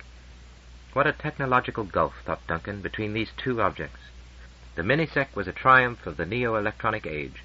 The sketchbook had existed virtually unchanged for at least 1,000 years, and so had the pencil tucked into it. It was very true, as some philosopher of history had once said, that mankind never completely abandons any of its ancient tools. Yet Carl's sketchbooks had always been something of an affectation. He could make competent engineering drawings, but had never shown any genuine sign of artistic talent. As Duncan slowly turned the leaves, he was acutely conscious of the hidden eyes all around him. Without the slightest doubt, every page here had been carefully recorded, using all the techniques that could bring out invisible marks and erasures. It was hard to believe that he could add much to the investigations that had already been made. Carl apparently used his sketchbooks to make notes of anything that interested him, to conduct a sort of dialogue with himself, and to express his emotions. There were cryptic words and numbers in small, precise handwriting, fragments of calculations and equations, mathematical sketches. And there were spacescapes, obviously rough drawings of scenes on the outer moons, with the formalized circle and ellipse of Saturn hanging in the sky, circuit diagrams with more calculations, full of lambdas and omegas, and vector notations that Duncan could recognize but could not understand. And then suddenly, bursting out of the pages of impersonal notes and rather inept sketches, something that breathed life, something that might have been the work of a real artist, a portrait of Kalindi, drawn with obvious, loving care. It should have been instantly recognizable, yet strangely enough, for a fraction of a second, Duncan stared at it blankly. This was not the Kalindi he now knew, for the real woman was already obliterating the image from the past. Here was Kalindi as they had both remembered her, the girl frozen forever in the bubble stereo beyond the reach of time. Duncan looked at the picture for long minutes before turning the page. It was really excellent, quite unlike all the other sketches, but then how many times had Carl drawn it, over and over again, during the intervening years? No one spoke from the air around him or interrupted his thoughts, and presently he moved on. More calculations, patterns of hexagons, dwindling away into the distance. Why, of course. That's the Titanite lattice. But the number written against it means nothing to me. It looks like a Terran VIDI coding. You are correct. It happens to be the number of a gem expert here in Washington, not Ivor Mandelstam, in case you're wondering. The person concerned assures us that Mr. Helmer never contacted him, and we believe him. It's probably a number he acquired somehow, jotted down, but never used. More calculations, now with lots of frequencies and phase angles. Doubtless communication stuff, part of Carl's regular work. Geometrical doodles, many of them based on the hexagon motif. Kalindi again. Only an outline sketch this time, showing none of the loving care of the earlier drawing. A honeycomb pattern of little circles seen in plan and elevation. Only a few were drawn in detail, but it was obvious that there must be hundreds. The interpretation was equally obvious. The Cyclops array. Yes, he's written in the number of elements and the overall dimensions. Why do you think he was so interested? That's quite natural. It's the biggest and most famous radio telescope on Earth. He often discussed it with me. Did he ever speak of visiting it? Very likely, but I don't remember. After all, this was some years ago. The drawings on the next few pages, though very rough and diagrammatic, were clearly details of Cyclops. Antenna feeds, tracking mechanisms, obscure bits of circuitry, interspersed with yet more calculations. One sketch had been started and never finished. Duncan looked at it sadly, then turned the page. As he had expected, the next sheet was blank. "I'm sorry to disappoint you," he said, closing the book, "but I get nothing at all from this. Carl, Mr. Helmer's field was communications science. He helped design the Titan inner planets link. This is all part of his work. His interest is completely understandable, and I see nothing unusual about it." "Perhaps so, Mr. Mackenzie, but you haven't finished." Duncan looked in surprise at the empty air. Then Under-Secretary Smith gestured toward the sketchbook. "Never take anything for granted," he said mildly. "Start at the other end." Feeling slightly foolish, Duncan reopened the sketchbook, then flipped it over as he realized that Carl had used it from both directions. But he had been badly shaken by those last drawings and was not thinking too clearly. The inside back cover was blank, but the facing page bore the single, enigmatic word Argus. It meant nothing to Duncan, though it did arouse some faint and unidentifiable association from history. He turned the page and had one of the biggest shocks of his life. As he stared incredulously at the drawing that occupied the entire area of the paper, he was suddenly transported back to Golden Reef. There could be no misinterpretation. Yet as far as he knew, Carl had never shown the slightest interest in the minutiae of terrestrial zoology. The very idea that any Titanian might be fascinated by marine biology was faintly incongruous. Yet here was a detailed study, with the perspective meticulously worked out around the faintly limbed X, Y, and Z axes of the spiny sea urchin, Diadema. Only a dozen of its thin, radiating needles were shown, but it was clear that there were hundreds occupying the entire sphere's face around it. That was astonishing enough, but there was something even more remarkable. This drawing must have required hours of devoted labor. Carl had dedicated to an unprepossessing little invertebrate, which surely he could never have seen in his life, all the love and skill he had applied to the portrait of Kalindi. In the bright sunshine outside the old State Department, Duncan and the ambassador had to wait for 5 minutes before the next shuttle came gliding silently down Virginia Avenue. No one was within earshot, so Duncan said with quiet urgency, "Does Argus mean anything to you?" "As a matter of fact, yes, though I'm damned if I see how it can help. I still have the remnants of a classical education, and unless I'm very much mistaken, Argus was the name of Odysseus' old dog. It recognized him when he came home to Ithaca after his 20 years of wandering, then died." Duncan brooded over this information for a few seconds, then shrugged his shoulders. "You're right. That's no help at all. And I still want to know why these people I met, or didn't meet, are so interested in Carl. As they admitted at the start, there's no suggestion that he's done anything illegal as far as Earth is concerned, and I suspect that he may have only bent some Titanian regulations, not broken them." Just a moment," said the ambassador. "You've reminded me of something."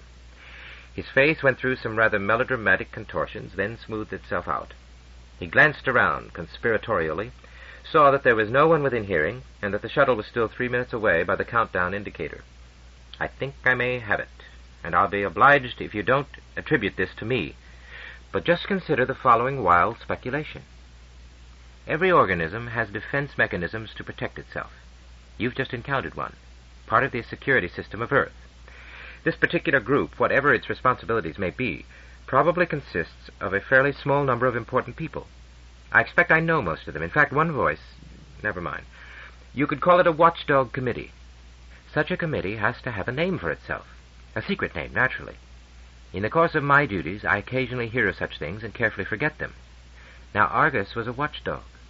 So what better name for such a group? Mind you, I'm still not asserting anything. But imagine the acute embarrassment of a secret organization that happens to find its name carefully spelled out in highly mysterious circumstances. It was a very plausible theory, and Duncan was sure that the ambassador would not have advanced it without excellent reasons. But it did not go even halfway. That's all very well, and I'm prepared to accept it. But what the devil has all this to do with a drawing of a sea urchin? I feel I'm going slowly mad. The shuttle was now gliding to a halt in front of them, and the ambassador waved him into it. "If it's any consolation, Duncan, be assured that you're in very good company. I'd sacrifice a fair share of my modest retirement benefits if I could eavesdrop now on Under-Secretary Smith and his invisible friends." Chapter 39. Business and Desire. There was no way of telling, as Duncan stood at the window of Kalindi's apartment, that he was not looking down at the busy traffic of 57th Street on a crisp winter night when the first flakes of snow were drifting down to melt at once as they struck the heated sidewalks. But this was summer, not winter, and even President Bernstein's limousine was not as old as the cars moving silently 100 meters below.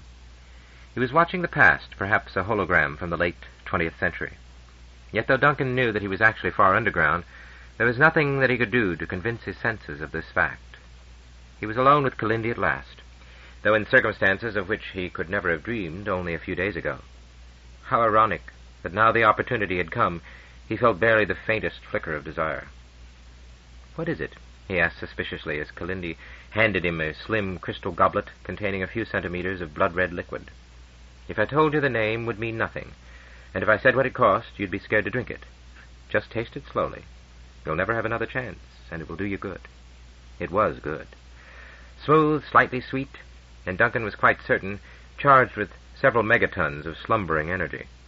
He sipped it very slowly indeed, watching Kalindi as she moved around the room. He had not really known what to expect, yet her apartment had still been something of a surprise. It was almost stark in its simplicity, but large and beautifully proportioned, with dove-gray walls, a blue vaulted ceiling like the sky itself, and a green carpet that gave the impression of a small sea of grass lapping against the walls.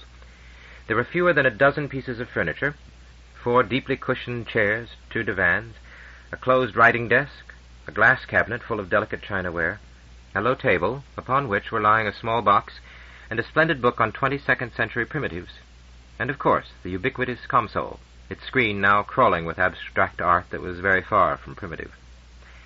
Even without the force of gravity to remind him, there was no danger that Duncan would forget he was on Earth. He doubted if a private home on any other planet could show a display like this, but he would not like to live here. Everything was a little too perfect, and displayed altogether too clearly the Terran obsession with the past. He suddenly remembered Ambassador Farrell's remark, "We aren't decadent, but our children will be."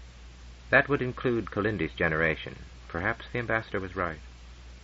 He took another sip, staring at Kalindi in silence as she orbited the room. Clearly ill at ease, she moved a chair through an imperceptible fraction of an inch and gave a picture an equally invisible adjustment. Then she came back to the divan and sat down beside him.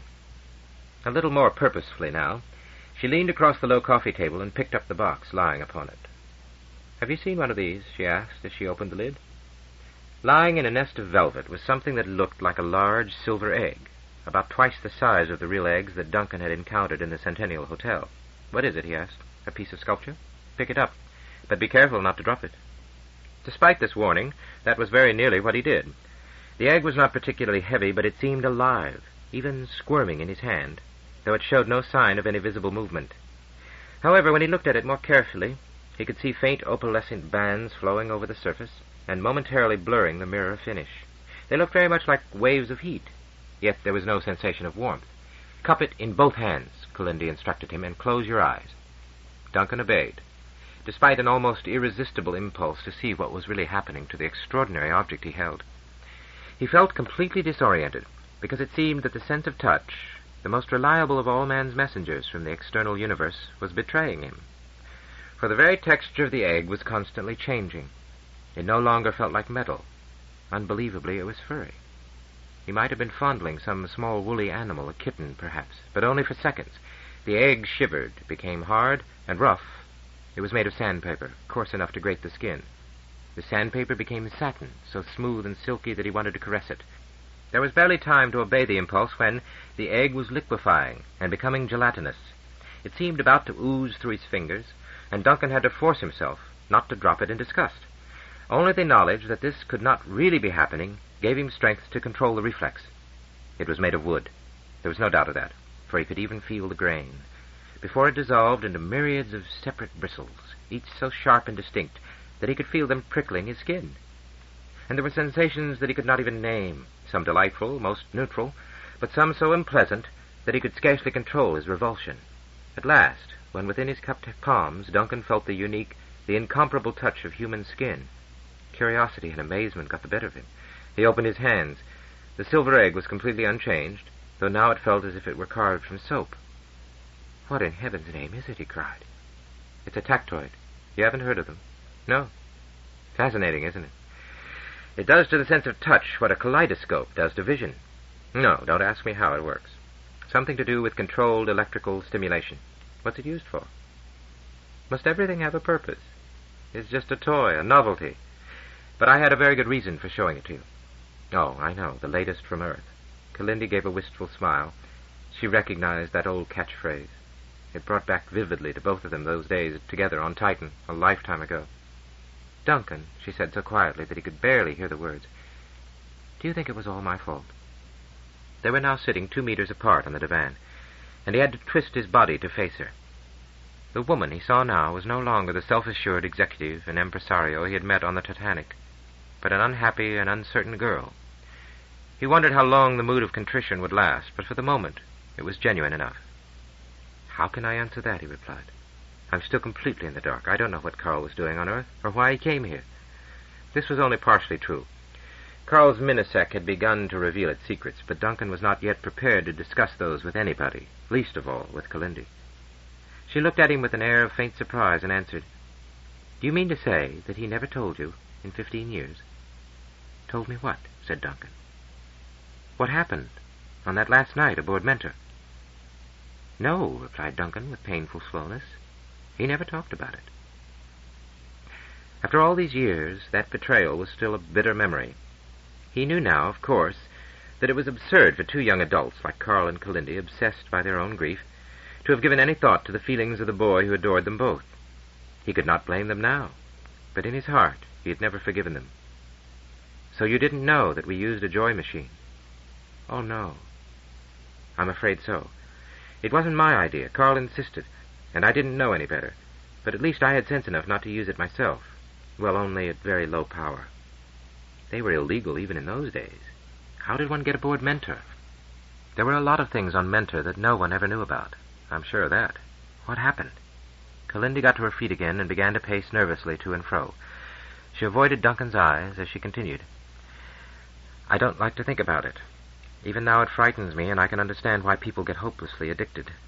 I'm sure your fingers have never touched anything as, well, I suppose palpable is the only word, as that tactoid. The joy machine is just the same. It makes real life seem pale and thin. And Carl, remember, used it at full power. I told him not to, but he laughed. He was confident that he could handle it." Yes, thought Duncan, that would be just like Carl. Though he had never seen an emotion amplifier, one was kept under proper supervision at the Oasis Central Hospital. It was a very valuable psychiatric tool, but when the simple portable versions, quickly christened joy machines, had become available around the mid-century, they had spread like a plague over the inhabited worlds. No one would ever know how many immature young minds had been ruined by them. Brain-burning had been a disease of the 60s, until the epidemic had run its course, leaving behind it hundreds of emotional husks. Carl had been lucky to escape. But of course he had not escaped. So this was the truth about his breakdown, and the explanation of his changed personality. Duncan began to feel a cold anger toward Kalindi. He did not believe her protestation of innocence. She must have known better even then. But part of his anger was not based on moral judgments. He blamed Kalindi because she was alive, while Carl lay frozen in the Aden morgue, like some splendid marble statue defaced by time and carelessly restored. There he must wait until the legal complications involved in the disposal of an extraterrestrial corpse were unraveled. This was another duty that had fallen upon Duncan. He had done everything he believed necessary before saying farewell to the friend he had lost before his death. "I think I see the picture," continued Duncan so harshly that Kalindi looked at him with a sudden surprise. "But tell me the rest. What happened then?" "Carl used to send me long, crazy speeches, sealed, special delivery. He said he would never be able to love anyone else. I told him not to be foolish, but to forget me as quickly as he could, since we'd never be able to meet again. What else could I have said? I didn't realize how absolutely useless that advice was, like telling a man to stop breathing. I was ashamed to ask, and only discovered years later what a joy machine does to the brain. You see, Duncan, he was telling the literal truth when he said he could never love anyone else. When they reinforce the pleasure circuits, joy machines create a permanent, almost unbreakable pattern of desires. The psychologists call it electro-imprinting. I believe that there are techniques to modify it now, but there weren't 15 years ago, even on Earth, and certainly not on Titan. After a while, I stopped answering. There was nothing I could say. But I still heard from Carl several times a year. He swore that sooner or later he would get to Earth and see me again. I didn't take him seriously." "Perhaps not," thought Duncan, "but I'm sure you weren't wholly displeased. It must have been flattering to have held in your hand the soul of someone as talented and beautiful as Carl, even if he had been enslaved accidentally with the aid of a machine." He saw very clearly now why all Carl's later liaisons and marriages had exploded violently. They had been doomed to failure at the start. Always the image of Kalindi would have stood, an unattainable ideal between Carl and happiness. How lonely he must have been, and how many misunderstandings might have been averted if the cause of his behavior had been realized in time. Yet perhaps nothing could have been done, and in any case it was futile to dream about missed opportunities. Who was the old philosopher who had said, "The human race will never know happiness as long as the words, 'if only,' can still be spoken"? So, it must have been a surprise when he finally did turn up. No, he'd dropped several hints. I'd been half expecting him for a year. Then he called me from Port Van Allen, said he'd just arrived on a special flight, and would be seeing me as soon as he'd completed his gravity reconditioning. It was a Terran survey supply ship, going back empty and fast. Even so, it took him 50 days. And it couldn't have been a very comfortable trip, Duncan added to himself. 50 days inside one of those space trucks, with minimal life support systems. What a contrast to Sirius. He felt sorry for the officers who had innocently succumbed to Carl's persuasion, and hoped that the current court of inquiry would not damage their careers. Kalindi had recovered some of her poise. She stopped pacing around and rejoined Duncan on the divan. I was not sure whether I really wanted to see him again after all these years, but I knew how determined he was. It would have been useless trying to keep him away. So I suppose you can say I took the line of least resistance. She managed a wry smile, then continued, "It didn't work, of course, and I should have known it. Then we saw in a newscast that you'd just arrived on Earth. That must have been a shock to Carl. What did he say?" "Not much. But I could see that he was upset and very surprised. Surely he must have made some comment." "Only that if you contacted me, I was not to tell you that he was on Earth. That was the first time I suspected something was wrong and started to worry about the Titanite he'd asked me to sell. That's a trivial matter. Forget about it. Let's say it was just one of the many tools that Carl used to reach his objective. But I'd like to know this. When we met aboard Titanic, was he still with you?" Another hesitation, which in itself supplied half the answer. Then Kalindi replied rather defiantly, "Of course he was. And he was very angry when I said I'd met you. We had a bad row over that, not the first one." She sighed, slightly too dramatically. By that time, even Carl realized that it wouldn't work, that it was quite hopeless. I'd warned him many times, but he wouldn't believe me. He refused to face the fact that the Kalindi he'd known 15 years before, and whose image was burned in his brain, no longer existed. Duncan had never thought that he would see tears in Kalindi's eyes. But was she weeping for Carl, he wondered, or for her own lost youth? He tried to be cynical, but he did not succeed.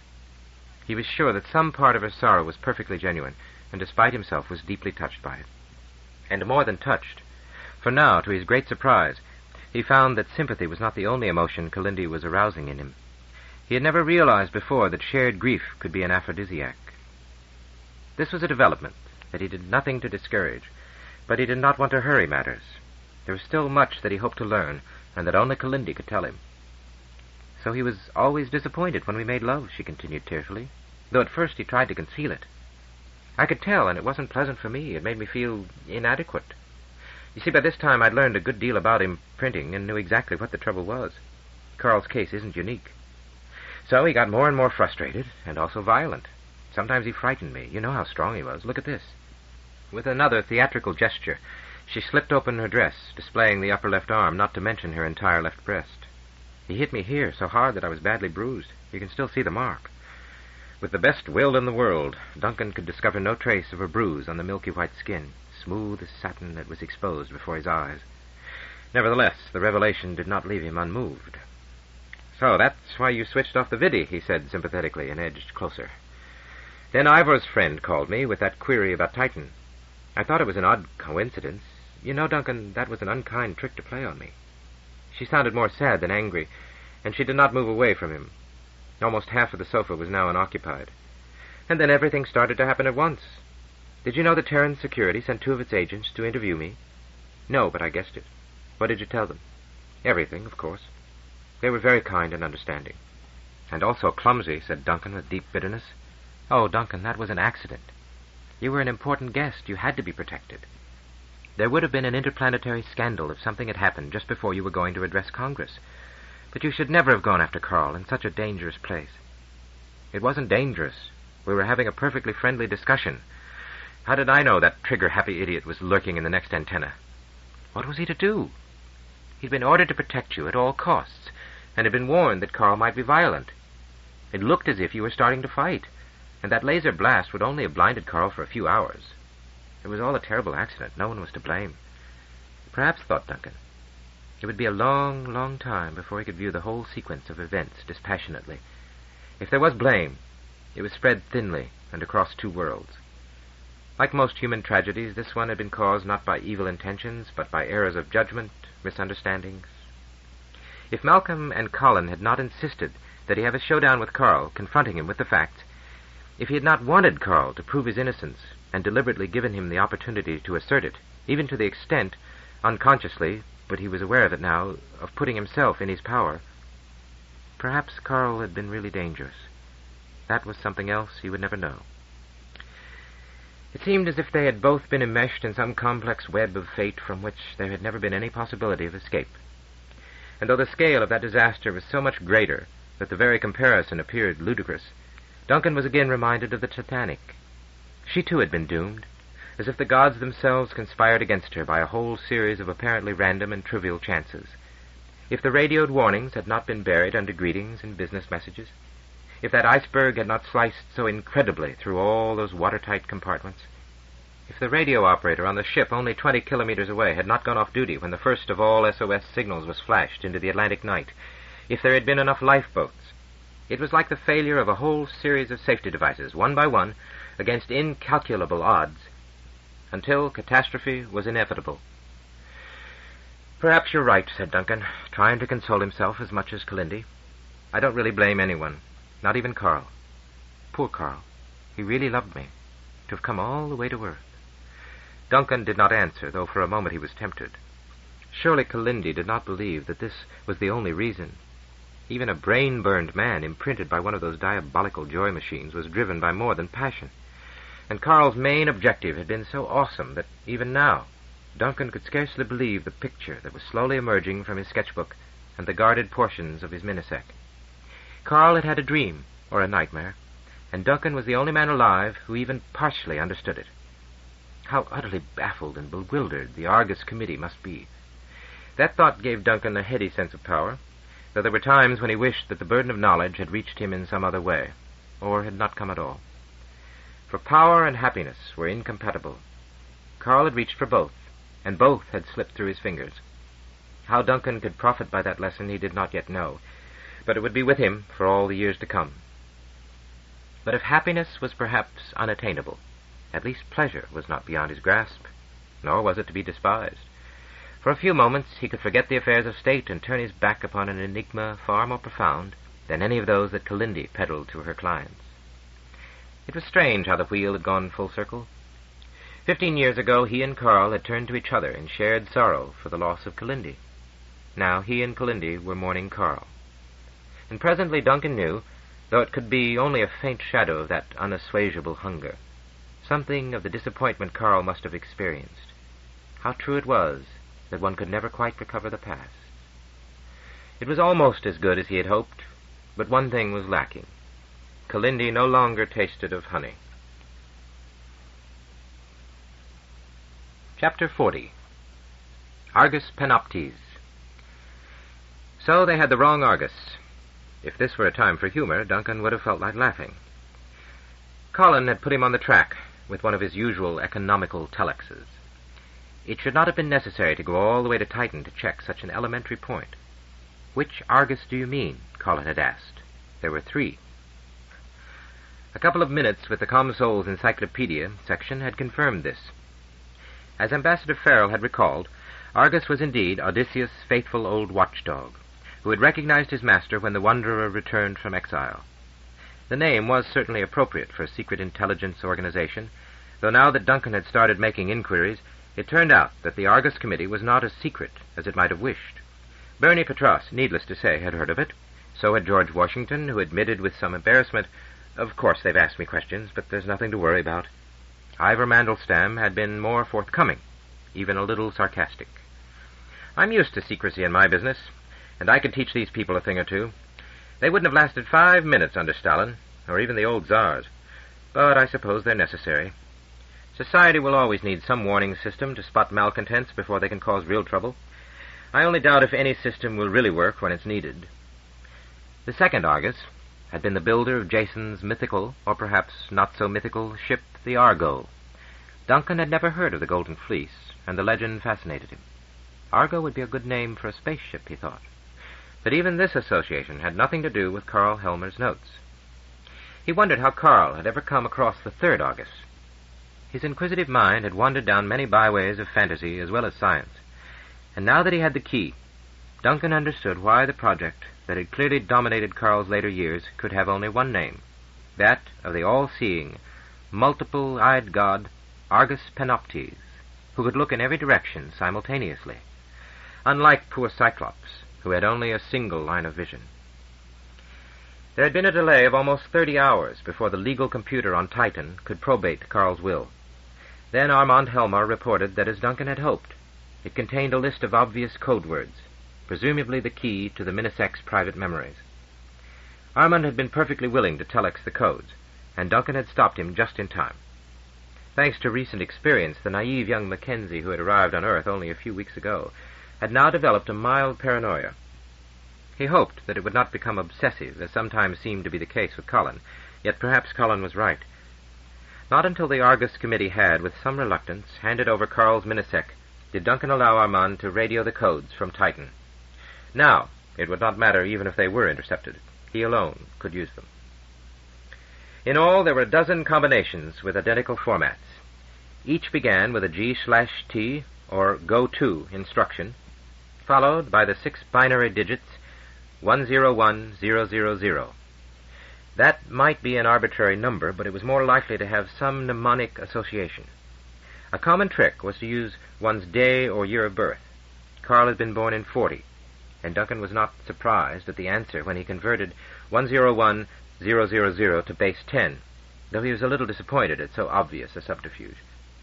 Yet the code was secure enough, for the chances were astronomically remote that anyone, in a random search, would ever have hit upon the alphabetical sequences that followed. Though they were easy to remember, at least for a Titanian, they were safe from accidental triggering. Each was a name spelled backward, another old trick, but one which never lost its effectiveness. The list began with G/T 101000 SAMIM, and continued with G/T 101000 SYHTET, G/T 101000 SUNAJ, G/T 101000 ENOID, G/T 101000 EBEOHP. Then Carl grew tired of moons, for the next, unsurprisingly, was G/T 101000 DNAMRA. That would certainly be a personal message, and so, of course, would be G/T 101000 YDNILAC. There was no G/T 101000 NACNUD, though it was unreasonable to have expected it. Duncan still felt a momentary flicker of regret. A few more family names, but he scarcely noticed them, for his eyes had already caught the final entry, G/T 101000 SUGRA. The search was ended. But it was not yet successful. There could be one last barrier. Most men had some secrets that they wished to preserve inviolate, even after death. It was still possible that unless these codes were used correctly, they might trigger an erase instruction. Possible, but unlikely. Carl had clearly intended these memories to be released, or he would not have left the codes in his will, with no warning attached to them. Perhaps the wisest move would be to telex Armand again, just in case Carl had left any further instructions that his distraught father had overlooked. That would take hours, and it might still prove nothing. Duncan scanned the list again, looking for clues and finding none. The sequence 101000 might mean erase. He could speculate forever and get nowhere. There was no number sign or execute sign at the end of the sequences, but that proved nothing at all, for few people bothered to write down anything so obvious. 9 times out of 10 it was omitted as understood. Yet one of the standard ways of canceling a secret erase order was to hit execute twice in quick succession. Another was to do so with a definite interval between the 2 keyings. Did Carl's omission have any significance, or was he merely following the usual convention? The problem contained its own solution, though emotion rather than intelligence pointed the way to it. Duncan could see no flaw, though he explored every possibility that he could imagine. Then, feeling a faint trace of guilt, he tapped out G/T 101000 YNDILAC, pausing for a fraction of a second before he completed the sequence with number sign. If he was wrong, Kalindi would never know what she had lost. And though Carl's last message to her might have been erased, none of the other stored memories would be placed in hazard. His fears were groundless. Duncan heard only the opening words. "Hello, Kalindi. When you hear this, I shall be..." Before he hit the stop key and the minisec became silent again. He was after bigger game. Perhaps one day, when he had the time... No, that was a temptation he would be strong enough to resist. And so, in the secluded luxury of the Centennial Hotel, with a do-not-disturb block on all visitors and incoming messages, Duncan keyed G/T 101000 SUGRA, number sign. For 2 days, he canceled his appointments and had all meals sent up to his room. Occasionally, he made an outgoing call to check upon some technical point, but most of the time he was alone, communing with the dead. Finally, he was ready to meet the Argus Committee again, on his own terms. He understood everything, except, of course, the greatest mystery of all. How delighted Carl would have been if he had ever known about Golden Reef. The room had not changed, and perhaps the invisible audience was the same, but there was now no trace of the slightly uncertain Duncan Mackenzie who, only a few days ago, had wondered if he should opt for diplomatic immunity. They had accepted without any dispute his explanation of the word Argus, though he did not imagine they were much impressed by his suddenly acquired knowledge of classical mythology. He could tell from the brief questioning that there was a certain disappointment. Perhaps the committee would have to find some other justification for its existence. Was there really an organized underground movement on Terra, or was it merely a joke? This was hardly the right time to ask, though Duncan was tempted. Yet, ironically, there was a small conspiracy in this very room, a conspiracy mutually agreed upon. The committee had guessed that he now appreciated the significance of the name Argus to Terran security, and he knew that it knew. Each side understood the other perfectly, and the next item of business was quickly adopted. "So, what was Mr. Helmer's Argus?" asked the woman whom Duncan had tentatively placed upon the moon. "And can you account for his odd behavior?" Duncan opened the stained notebook to display that astonishing full-page sketch which had so transfixed him at its first revelation.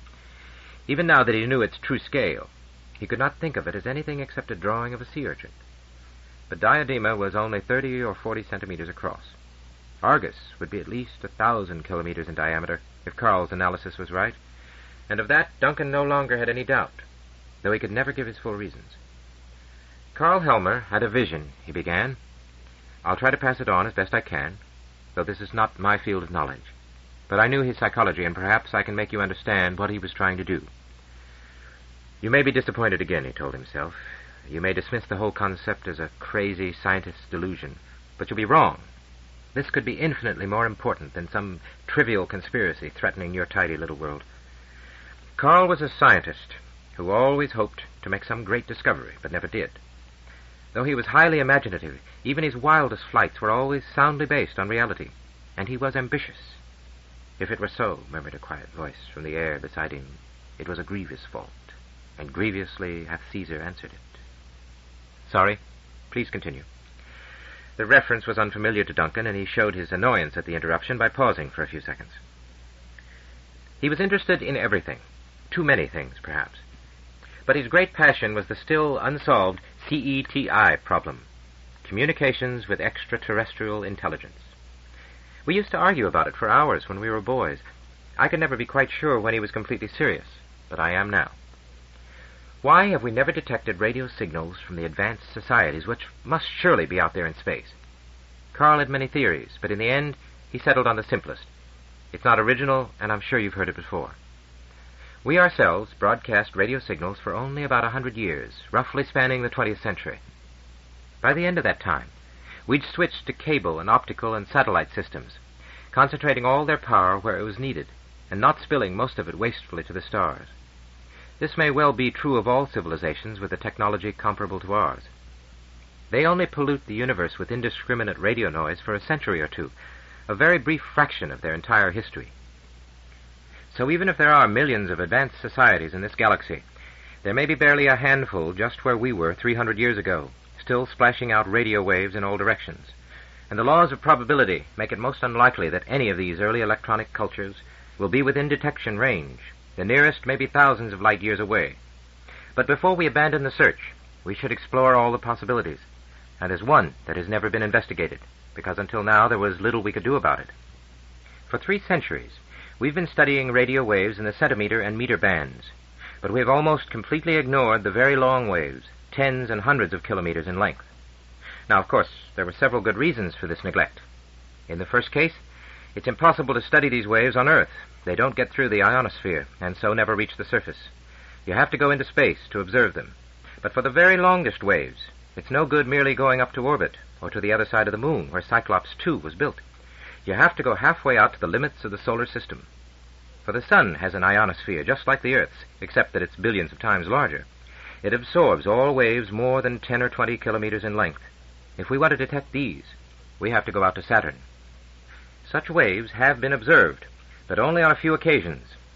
About 40 years ago, a solar survey mission picked them up. It wasn't looking for radio waves at all, but was measuring magnetic fields between Jupiter and Saturn. It observed pulsations that must have been due to a radio burst at around 15 kilohertz, corresponding to a wavelength of 20 kilometers. At first, it was thought that they came from Jupiter, which is still full of electromagnetic surprises, but that source was eventually ruled out, and the origin is still a mystery. There have been half a dozen observations since then, all of them by instruments that were measuring something else. No one's looked for these waves directly. You'll see why in a moment. The most impressive example was detected 10 years ago, in '66, by a team doing a survey of Iapetus. They obtained quite a long recording, rather sharply tuned at 9 kilohertz. That's 33 kilometers wavelength. I thought you might like to hear it. Duncan consulted a slip of paper and carefully tapped out a long sequence of numbers and letters on the minisec. Into the anechoic stillness of that strange room, Carl spoke from the grave, in a brisk, businesslike voice. This is the complete recording, demodulated and speeded up 64 times so that 2 hours is compressed into 2 minutes, starting now. Across 20 years of time, a childhood memory suddenly came back to Duncan. He recalled listening out into the Titanian night for that scream from the edge of space, wondering if it was indeed the voice of some monstrous beast, yet not really believing his own conjecture, even before Carl had demolished it. Now that fantasy returned, more powerful than ever. This sound, or rather infrasound, for the original modulation was far below the range of human hearing, was like the slow beating of a giant heart, or the tolling of a bell so huge that a cathedral could be placed inside it, rather than the reverse. Or perhaps the waves of the sea, rolling forever in unvarying rhythm against some desolate shore on a world so old that though time still existed, change was dead. The recording, as it always did, set Duncan's skin crawling and sent shivers down his spine. And it brought back yet another memory, the image of that mightiest of all Earth's creatures, leaping in power and glory into the sky above Golden Reef. Could there be beasts among the stars to whom men would be as insignificant as the lice upon the whale? It was a relief when the playback came to an end and Carl's surprisingly unemotional voice commented, "Note the remarkably constant frequency. The original period is 132 seconds, not varying by more than 0.1%. This implies a fairly high Q, say. The rest is technical," said Duncan, switching off the recording. "I merely wanted you to hear what the Iapetus survey team brought home with them. And it's something that could never have been picked up inside the orbit of Saturn." A voice he had not heard before, young, rather self-assured, came out of the air behind him. "But this is all old material, familiar to everyone in the field. Sandeman and Kowalski showed that those signals were almost certainly relaxation oscillations, probably in a plasma cloud near one of Saturn's Trojan points." Duncan felt his facade of instant expertise rapidly crumbling. He should have guessed that there would be someone in his audience who would know far more about his subject than he did, and possibly, for that matter, even than Carl. "I'm not competent to discuss that," he replied. "I'm only reporting Dr. Helmer's opinions. He believed that there was a whole new science here waiting to be opened up. After all, every time we have explored some new region of the spectrum, it's led to astonishing and totally unexpected discoveries. Helmer was convinced that this would happen again. But to study these gigantic waves, up to 1,000,000 times longer than those observed in classical radio astronomy, we must use correspondingly gigantic antenna systems, both to collect them because they're very weak, and to determine the directions from which they come. This was Carl Helmer's Argus. His records and sketches contained quite detailed designs. I leave it to others to say how practical they are. Argus would look in all directions simultaneously, like the great missile-tracking radars of the 20th century. It would be the three-dimensional equivalent of Cyclops, and several hundred times larger, because it would need to be at least 1,000 kilometers in diameter, preferably 10,000, to get good resolving power at these ultra-low frequencies. Yet it need contain much less material than Cyclops, because it would be built in deep space, under weightless conditions. Helmer chose as its location the satellite Mnemosyne, outermost of Saturn's moons, and it seems a very logical choice, in fact the only choice. For Mnemosyne is 20 million kilometers from Saturn, well clear of the planet's own feeble ionosphere, and also far enough out for its tidal forces to be negligible. But most important of all, it has almost zero rotation. Only a modest amount of rocket power would cancel its spin entirely. Mnemosyne would then be the only body in the universe with no rotation at all, and Helmer suggests that it might be an ideal laboratory for various cosmological experiments. Such as a test of Mach's principle, interrupted that confident young voice. Yes, agreed Duncan, now more than ever impressed by his unknown critic. That was one possibility he mentioned. But back to Argus. Mnemosyne would serve as the core or nucleus of the array. Thousands of elements, little more than stiff wires, would radiate from it like the spines of a sea urchin. Thus it could comb the entire sky for signals. And incidentally, the temperature out around Mnemosyne is so low that cheap superconductors could be used, enormously increasing the efficiency of the system. I won't get involved in the details of switching and phasing that would allow Argus to swing its antenna spines electrically without moving them physically, so that it could concentrate on any particular region of the sky. All this, and a great deal more, Helmer had worked out in his notes, using techniques evolved with Cyclops and other radio telescopes. You may wonder, as I did, how he ever hoped to get such a gigantic project started. He planned a simple demonstration, which he was certain would provide enough evidence to prove his theories. He was going to launch two equal, massive weights in exactly opposite directions, each towing a fine wire several hundred kilometers long. When the wires had been completely deployed, the weights would be jettisoned, and he would have a simple dipole antenna, perhaps 1,000 kilometers long. He hoped that he could persuade the Solar Survey to do the experiment, which would be quite cheap, and would certainly produce some results of value. Then he was going to follow it up with more ambitious schemes, shooting wires out at right angles and so on. But I think I've said enough to let you judge for yourselves. There's much more I've not had time to transcribe. I hope you can be patient, at least until after the centennial, for that, as you are well aware, is what I really came for, and I have work to do. Thank you for your moral support, Bob, said Duncan, when he and His Excellency, the ambassador for Titan, had emerged into the bright sunlight of Virginia Avenue. I never said a word. I was completely out of my depth, and I kept hoping that someone would put the question I'm still anxious to see answered. What's that? Duncan asked suspiciously. How did Helmer think he could get away with it? Oh, that, said Duncan, mildly disappointed. This aspect of the matter seems so unimportant now. I think I understand his strategy. 4 years ago, when we turned down his project for a simple long-wave detecting system because we couldn't afford it, and he wouldn't say what he was really driving at, he decided he'd have to go directly to Earth and convince the top scientists there. That meant acquiring funds somehow. I'm sure he hoped that he'd be vindicated so quickly that we'd forget any minor infractions of the exchange laws. It was a gamble, of course, but he felt it so important that he was prepared to take risks. Said the ambassador, obviously not too impressed. I know that Helmer was a friend of yours, and I don't want to speak harshly of him, but wouldn't it be fair to call him a scientific genius and a criminal psychopath? Rather to his surprise, Duncan found himself bristling at this description, yet he had to admit it contained some truth. One of the attributes of the psychopath, a term still popular among laymen, despite 300 years of professional attempts to eradicate it, was a moral blindness to any interests but his own. Of course, Carl could always produce a very convincing argument that his interests were for the best of all concerned. The Mackenzies, Duncan realized with some embarrassment, were also skilled at this kind of exercise. If there were irrational elements in Carl's behavior, they were at least partly due to a breakdown he had 15 years ago. But that never affected his scientific judgment. Everyone I've spoken to agrees that Argus is sound. I don't doubt it, but why is it important? I'd hoped, said Duncan mildly, that I'd made that clear to our invisible friends. And I believe I have, he told himself, to at least one of them. His most penetrating questioner was certainly one of Terra's top radio astronomers. He would understand, and only a few allies at that level were necessary. Duncan was certain that someday they would meet again, this time eye to eye, and with a pointed lack of reference to any prior encounter. As to why it's important, Bob, I'll tell you something that I didn't mention to the committee, and which I'm sure Carl never considered because he was too engrossed in his own affairs. Do you realize what a project like Argus would do to the Titan economy?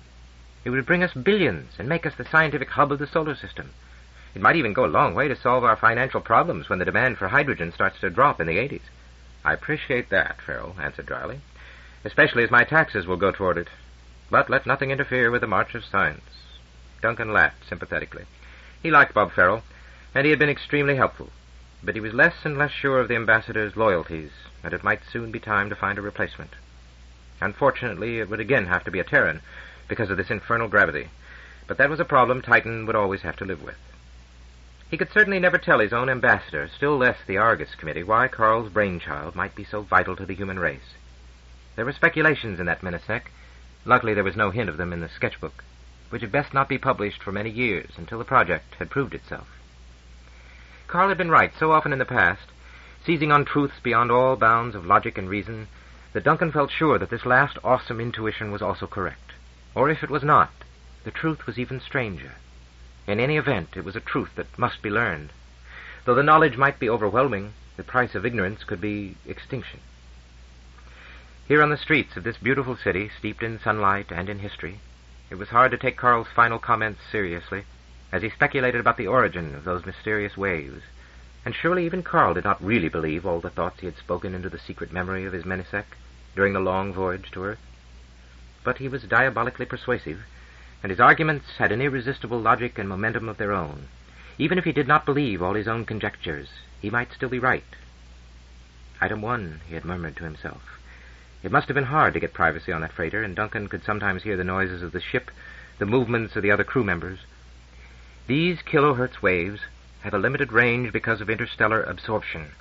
They would not normally be able to pass from one star to another, unless plasma clouds act as waveguides, channeling them over greater distances, so their origin must be close to the solar system.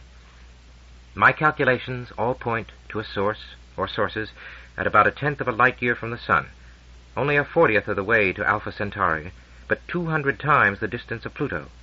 No man's land, the edge of the wilderness between the stars. But that's exactly where the comets are born, in a great invisible shell surrounding the solar system. There's enough material out there for 1 trillion of those strange objects orbiting in a cosmic freezer. What's going on in those huge clouds of hydrogen and helium and all the other elements? There's not much energy, but there may be enough. And where there's matter and energy and time, sooner or later, there's organization. Call them star beasts. Would they be alive? No, that word doesn't apply. Let's just say organized systems. They'd be hundreds or thousands of kilometers across, and they might live, maintain their individual identity for millions of years. That's a thought. The comets that we observe, are they the corpses of star beasts sent sunward for cremation? Or executed criminals? I'm being ridiculously anthropomorphic, but what else can I be? And are they intelligent? What does that word mean? Are ants intelligent? Are the cells of the human body intelligent? Do all the star beasts surrounding the solar system make a single entity? And does it know about us? Or does it care?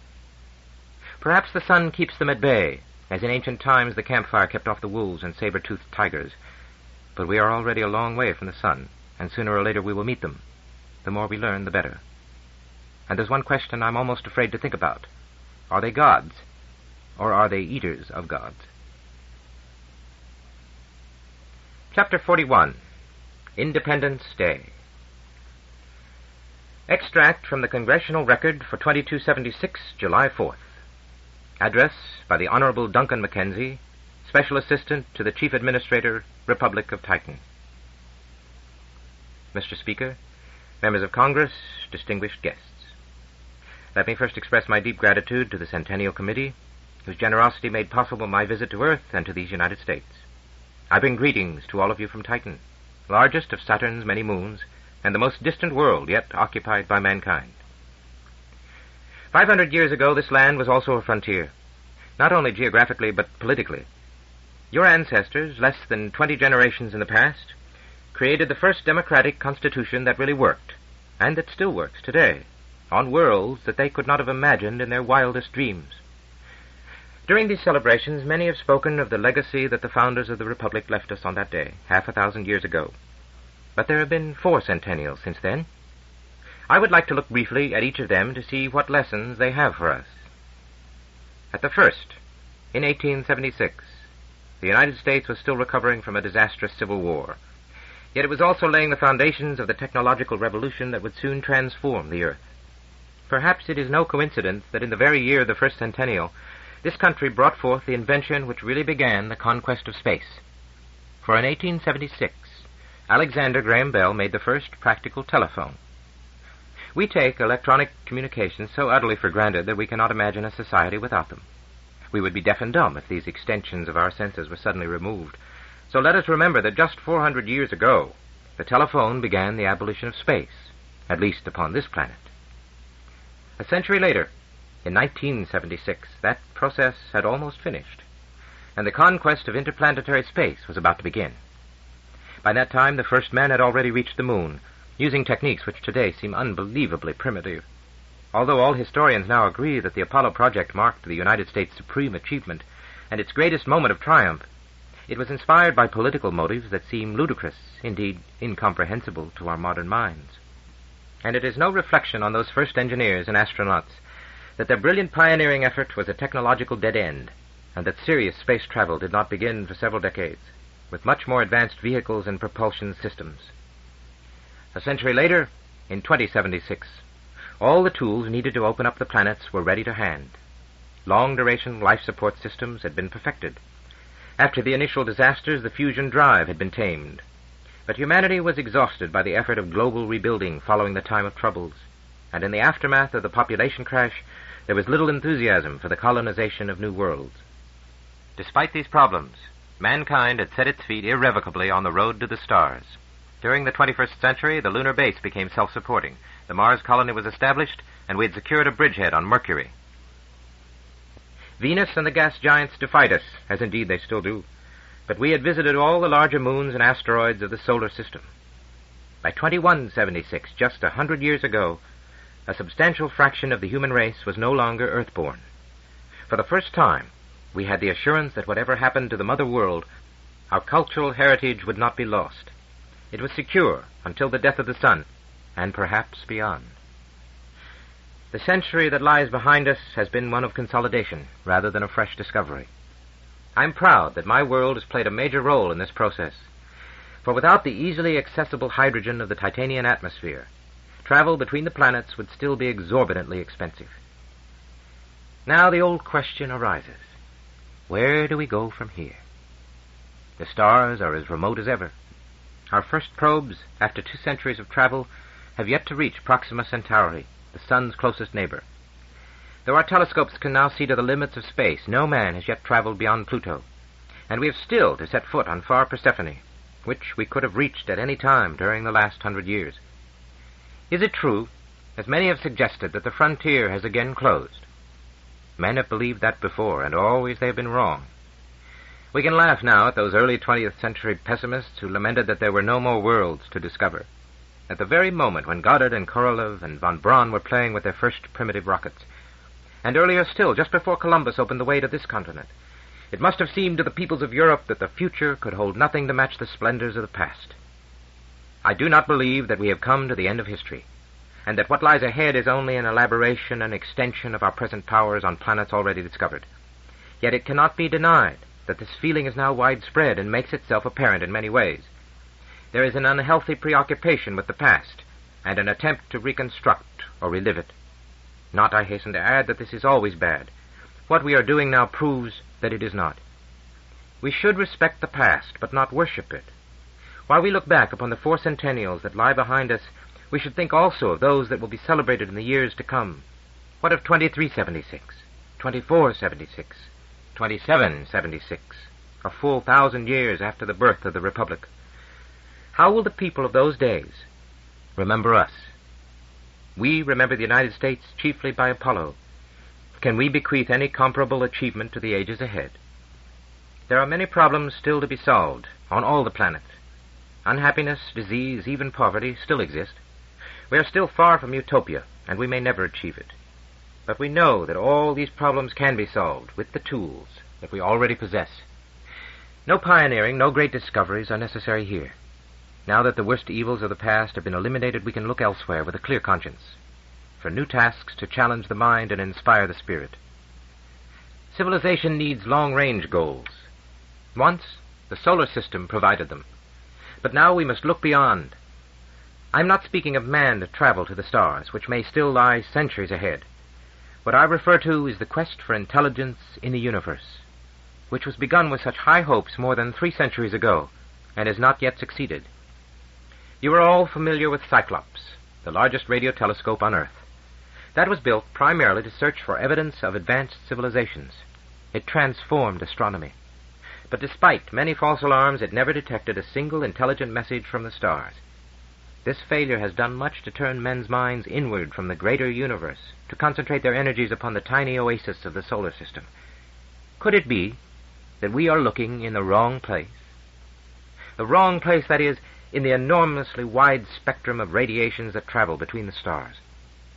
All our radio telescopes have searched the short waves, centimeters or at most meters in length. But what of the long and ultra-long waves, not only kilometers but even megameters from crest to crest? Radio waves of frequencies so low that they would sound like musical notes if our ears could detect them. We know that such waves exist, but we have never been able to study them here on Earth. They are blocked far out in the fringes of the solar system by the gale of electrons that blows forever from the sun. To know what the universe is saying with these vast, slow undulations, we must build radio telescopes of enormous size, beyond the limits of the sun's own billion-kilometer-deep ionosphere. That is, at least as far out as the orbit of Saturn. For the first time, this is now possible. For the first time, there are real incentives for doing so. We tend to judge the universe by our own physical size and our own time scale. It seems natural for us to work with waves that we could span with our arms or even with our fingertips. But the cosmos is not built to these dimensions, nor perhaps are all the entities that dwell among the stars. These giant radio waves are more commensurate with the scale of the Milky Way, and their slow vibrations are a better measure of its eon-long galactic year. They may have much to tell us when we begin to decipher their messages. How those scientist-statesmen Franklin and Jefferson would have welcomed such a project. They would have grasped its scope, if not its technology, for they were interested in every branch of knowledge between heaven and earth. The problems they faced 500 years ago will never rise again. The age of conflict between nations is over. But we have other challenges, which may yet tax us to the utmost. Let us be thankful that the universe can always provide great goals beyond ourselves, and enterprises to which we can pledge our lives, our fortunes, and our sacred honor. Duncan Mackenzie closed the beautifully designed souvenir book as a masterpiece of the printer's art, such as had not been seen for centuries and might never be seen again. Only 500 copies had been produced, one for every year. He would carry his back in triumph to Titan, where for the rest of his life it would be among his most cherished possessions. Many people had complimented him on his speech, enshrined forever in these pages, and much more accessibly in library memories and information banks throughout the solar system. Yet he had felt embarrassed to receive those plaudits, for in his heart he knew that he had not earned them. The Duncan of a few weeks ago could never have conceived that address. He was little more than a medium, passing on a message from the dead. The words were his, but all the thoughts were Carl's. How astonished, he told himself wryly, all his friends on Titan must have been when they watched the ceremony. Perhaps it had been slightly inappropriate to use such a forum as this for what might be considered self-serving propaganda, even special pleading on behalf of his own world. But Duncan had a clear conscience, and as yet there had been no criticism on this score. Even those who were baffled by his thesis had been grateful for the excitement he had injected into all the routine formalities. And even if his speech was only a 7-day wonder to the general public, it would not be forgotten. He had planted a seed. One day it would grow on barren Mnemosyne. Meanwhile, there was a slight practical problem, though it was not yet urgent. This splendid volume, with its thick vellum and its tool-leather binding, weighed about 5 kilograms. The Mackenzies hated waste and extravagance. It would be pleasant to have the book on the voyage home, but excess baggage to Titan was 100 solars a kilo. It would have to go back by slow boat, on one of the empty tankers. Unaccompanied freight may be stowed in vacuum. Chapter 42. The Mirror of the Sea. Dr. Yehudi Ben Mohammed did not look as if he belonged in a modern hospital, surrounded by flickering life function displays, console readouts, whispering voices from hidden speakers, and all the aseptic technology of life and death. In his spotless white robes, with the double circlet of golden cord around his headdress, he should have been holding court in a desert tent or scanning the horizon from the back of his camel for the first glimpse of an oasis. Duncan remembered how one of the younger doctors had commented during his first visit, "Sometimes I think El-Hajj believes he's a reincarnation of Saladin and Lawrence of Arabia." Although Duncan did not understand the full flavor of the references, this was obviously said more in affectionate jest than in criticism. Did the surgeon, he wondered, wear those robes in the operating theater? They would not be inappropriate there, and certainly they did not interfere with the feline grace of his movements. "I'm glad," said Dr. Yehudi, toying with the jeweled dagger on his elaborately inlaid desk, the two touches of antiquity in an otherwise late 23rd century environment, "that you've finally made up your mind. The delay has caused certain problems, but we've overcome them. We now have 4 perfectly viable embryos, and the first will be transplanted in a week.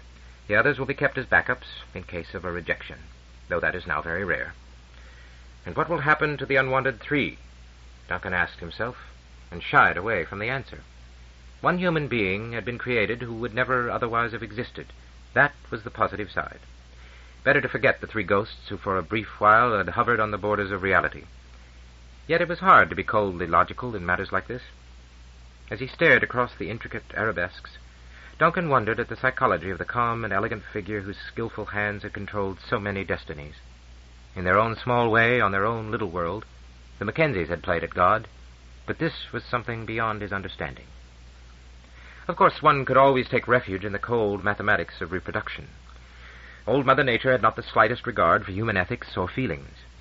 In the course of a lifetime, every man generated enough spermatozoa to populate the entire solar system many times over, and all but 2 or 3 of that potential multitude were doomed. Had anyone ever gone mad by visualizing each ejaculation as 100 million murders? Quite possibly. No wonder that the adherents of some old religions had refused to look through the microscope. There were moral obligations and uncertainties behind every act. In the long run, a man could only obey the promptings of that mysterious entity called conscience, and hope that the outcome would not be too disastrous. Not, of course, that one could ever know the final results of any actions. Strange, thought Duncan, how he had resolved the doubts that had assailed him when he first came to the island. He had learned to take the broader view, and to place the hopes and aspirations of the Mackenzies in a wider context. Above all, he had seen the dangers of overreaching ambition, but the lesson of Carl's fate was still ambiguous, and would give him cause to wonder all his life. With a mild sense of shock, Duncan realized that he had already signed the legal documents and was returning them to Dr. Yehudi. No matter. He had read them carefully and knew his responsibilities. "I, Duncan Mackenzie, resident of the satellite Titan, presently in orbit around the planet Saturn," when did the lawyers think it was going to run away, "do hereby accept guardianship of 1 cloned male child, identified by the chromosome chart herewith attached, and will to the best of my ability, etc., etc., etc." Perhaps the world would have been a better place if the parents of normally conceived children had been forced to sign such a contract. This thought, however, was some 100 billion births too late. The surgeon flowed upward to his full commanding 2 meters in a gesture of dismissal which, from anyone else, would have seemed slightly discourteous, but not here, for El-Hajj had much on his mind. All the while they'd been talking, his eyes had seldom strayed from the pulsing lines of life and death on the readouts that covered almost 1 whole wall of his office. In the main hall of the administration building, Duncan paused for a moment before the giant, slowly rotating DNA helix, which dominated the entrance. As his gaze roamed along the spokes of the twisted ladder, contemplating its all but infinite possibilities, he could not help thinking again of the pentominoes that Grandma Ellen had set out before him years ago. There were only 12 of those shapes, yet it would take the lifetime of the universe to exhaust their possibilities, and here was no mere dozen, but billions upon billions of locations to be filled by the letters of the genetic code. The total number of combinations was not one to stagger the mind, because there was no way whatsoever in which the mind could grasp even the faintest conception of it. The number of electrons required to pack the entire cosmos, solid from end to end, was virtually 0 in comparison. Duncan stepped out into the blazing sunlight, waited for his dark glasses to adjust themselves, and set off in search of Dr. Todd, guide and friend of his previous visit. He would not be leaving for another 4 hours, and there was one major item of business still to be settled. Luckily, as Sweeney Todd explained, there was no need to go out to the reef. I can't imagine why you're interested in those ugly beasts. But you'll find some on a patch of dead coral at the end of that groin. Not much else will live there. The water's only a meter deep. You won't even need flippers, just a strong pair of shoes. If you do step on a stonefish, your screams will bring us in time to save your life, though you may wish we hadn't. That was not very encouraging. But 10 minutes later, Duncan was cautiously walking out into the shallows, bent double as he peered through his borrowed face mask. There was none of the beauty here that he had seen on the approach to Golden Reef. The water was crystal clear, but the seabed was a submarine desert. It was mostly white sand, mingled with broken pieces of coral, like the bleached bones of tiny animals. A few small, drably colored fish were swimming around, and others stared at him with anxious, unfriendly eyes from little burrows in the sand. Once a brilliantly blue creature, like a flattened eel, came darting at him, and to his great surprise gave him a painful nip before he chased it away. It was every bit of 3 centimeters long, and Duncan, who had never heard of cleaning symbiosis, worried about poison for a few minutes. However, he felt no pangs of imminent dissolution, so pushed his way onward through the tepid water. The concrete groin, part of the island's defense against the ceaseless erosion of the waves, stretched out for 100 meters from the shore and then disappeared beneath the surface. Near its seaward end, Duncan came across a pile of jumbled rocks, perhaps hurled up by some storm. They must have been here for many years, for they were cemented together with barnacles and small jagged oysters. Among their caves and crevices, Duncan found what he was seeking. Each sea urchin appeared to have hollowed out its own cavity in the hard rock. Duncan could not imagine how the creatures had performed this remarkable feat of burrowing. Anchored securely in place with only a bristling frieze of black spines exposed to the outer world, they were invulnerable to all enemies except man. But Duncan wished them no harm, and this time had not even brought a knife.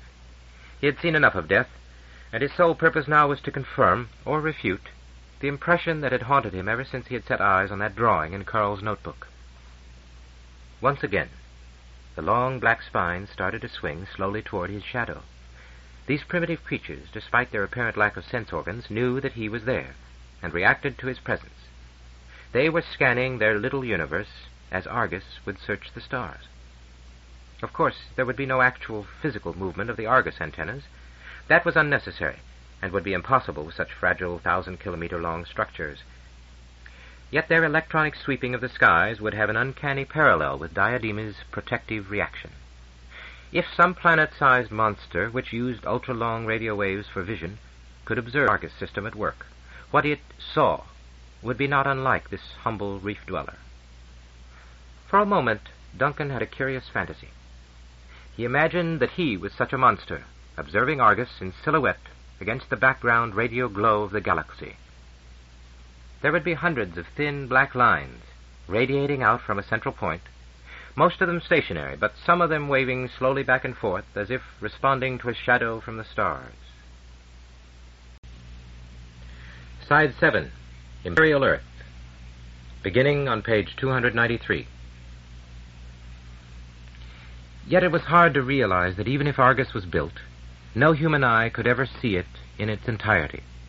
The structure would be so huge that its slender rods and wires would be totally invisible from any distance. Perhaps, as Carl had suggested in his notes, there would be warning lights dotted all over the millions of square kilometers of the spherical surface and strung along the 6 principal axes. To an approaching spaceship, it would look like some glittering star-day ornament. Or, and this was more appropriate, a discarded toy from the nursery of the gods. Toward evening, while he was waiting for the shuttle back to the mainland, Duncan found a secluded corner of the coffee shop Kumbar, which overlooked the lagoon. He sat there thoughtfully, sipping from time to time at a Terran drink he had discovered, something called a Tom Collins.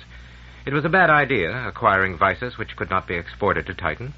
On the other hand, it could equally well be argued that it was foolish not to enjoy the unique pleasures of Earth, even if one had to relinquish them all too soon. There was also endless enjoyment in watching the play of wind over the water, protected by the barrier of the inner reef. Some stretches were absolutely flat, reflecting the blue of the unclouded sky as if in a flawless mirror. Yet other areas, apparently no different, were continually quivering, so that not for a moment was the surface still. It was crossed and crisscrossed by innumerable tiny wavelets, no more than a centimeter in height. Presumably, Some relationship between the varying depth of the lagoon and the velocity of the wind was responsible for the phenomenon. Quite unlike anything that Duncan had ever before seen. No matter what the explanation, it was enchantingly beautiful, for the countless reflections of the sun in the dancing water created sparkling patterns that seemed to move forever down the wind, yet remained always in the same spot. Duncan had never been hypnotized, nor had he experienced more than a few of the 9 states of consciousness between full awareness and profound sleep. The alcohol might have helped, but the scintillating sea was undoubtedly the main factor in producing his present mood. He was completely alert. Indeed, his mind seemed to be working with unusual clarity, but he no longer felt bound by the laws of logic that had controlled all his life.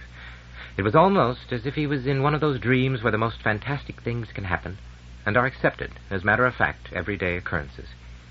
He knew that he was facing a mystery, of the sort that was anathema to the reputedly hard-headed Mackenzies. Here was something that he could never explain to Malcolm and Cullen. They would not laugh at him, or so he hoped, but they would never take him seriously. Besides, it was so utterly trivial. He had not been vouchsafed some blinding revelation like an ancient prophet receiving the word of God. All that had happened was that he had come across the same very unusual shape in 2 quite independent contexts. It might have been a mere coincidence, and the sense of déjà vu pure self-delusion. That was the simple, logical answer which would certainly satisfy everyone else. It would never satisfy Duncan. He had experienced that indescribable shock a man may know only once in a lifetime, when he is in the presence of the transcendental and feels the sure foundations of his world and his philosophy trembling beneath his feet. When he saw that careful drawing in Carl's sketchbook, Duncan had recognized it at once. But now it seemed to him that the recognition came not only from the past, but also from the future. It was as if he had caught a momentary glimpse in the mirror of time, reflecting something that had not yet occurred, and something that must be awesomely important for it to have succeeded in reversing the flow of causality. Project Argus was part of the destiny of mankind. Of this Duncan was now sure beyond any need for rational proof. But whether it would be beneficent was another question. All knowledge was a 2-edged sword, and it might well be that any messages from the stars would not be to the liking of the human race. Duncan remembered the dying cries of the sea urchin he had killed out there on the Golden Reef. Were those faint but sinister crepitations wholly meaningless, an accidental byproduct? Or did they have some more profound significance? His instincts gave him not the slightest clue, one way or the other. But it was an act of faith to Duncan, and to those he had worked with all his life, that it was cowardice not to face the truth, whatever it might be, and wherever it might lead. If the time was coming for mankind to face the powers behind the stars, so be it. He had no doubts. All he felt now was a calm contentment, even if it was the calm at the center of the cyclone. Duncan watched the light trembling and dancing on the lagoon as the sun sank lower and lower toward the horizon and the hidden coast of Africa. Sometimes he thought he could see, in those flaring, coruscating patterns, the warning beacons of Argus, staking a claim to the billions of cubic kilometers of space they enclosed, 50 or 100 years from now. Changing shape even as Duncan watched, the sun kissed the horizon and spread out, a crimson, bell-shaped skirt across the sea. Now it looked like the film of an atomic blast, but run backwards so that the fires of hell sank harmlessly into the ocean. The last golden arc of the departing disk lingered on the edge of the world for an instant, and at the very second it disappeared, there was a momentary flash of green. As long as Duncan lived, he might never see such heartbreaking beauty again. It was a memory to take back to Titan, from the island on which he had made the great decision of his life, and opened the next chapter in the story of the outer worlds. Part 4.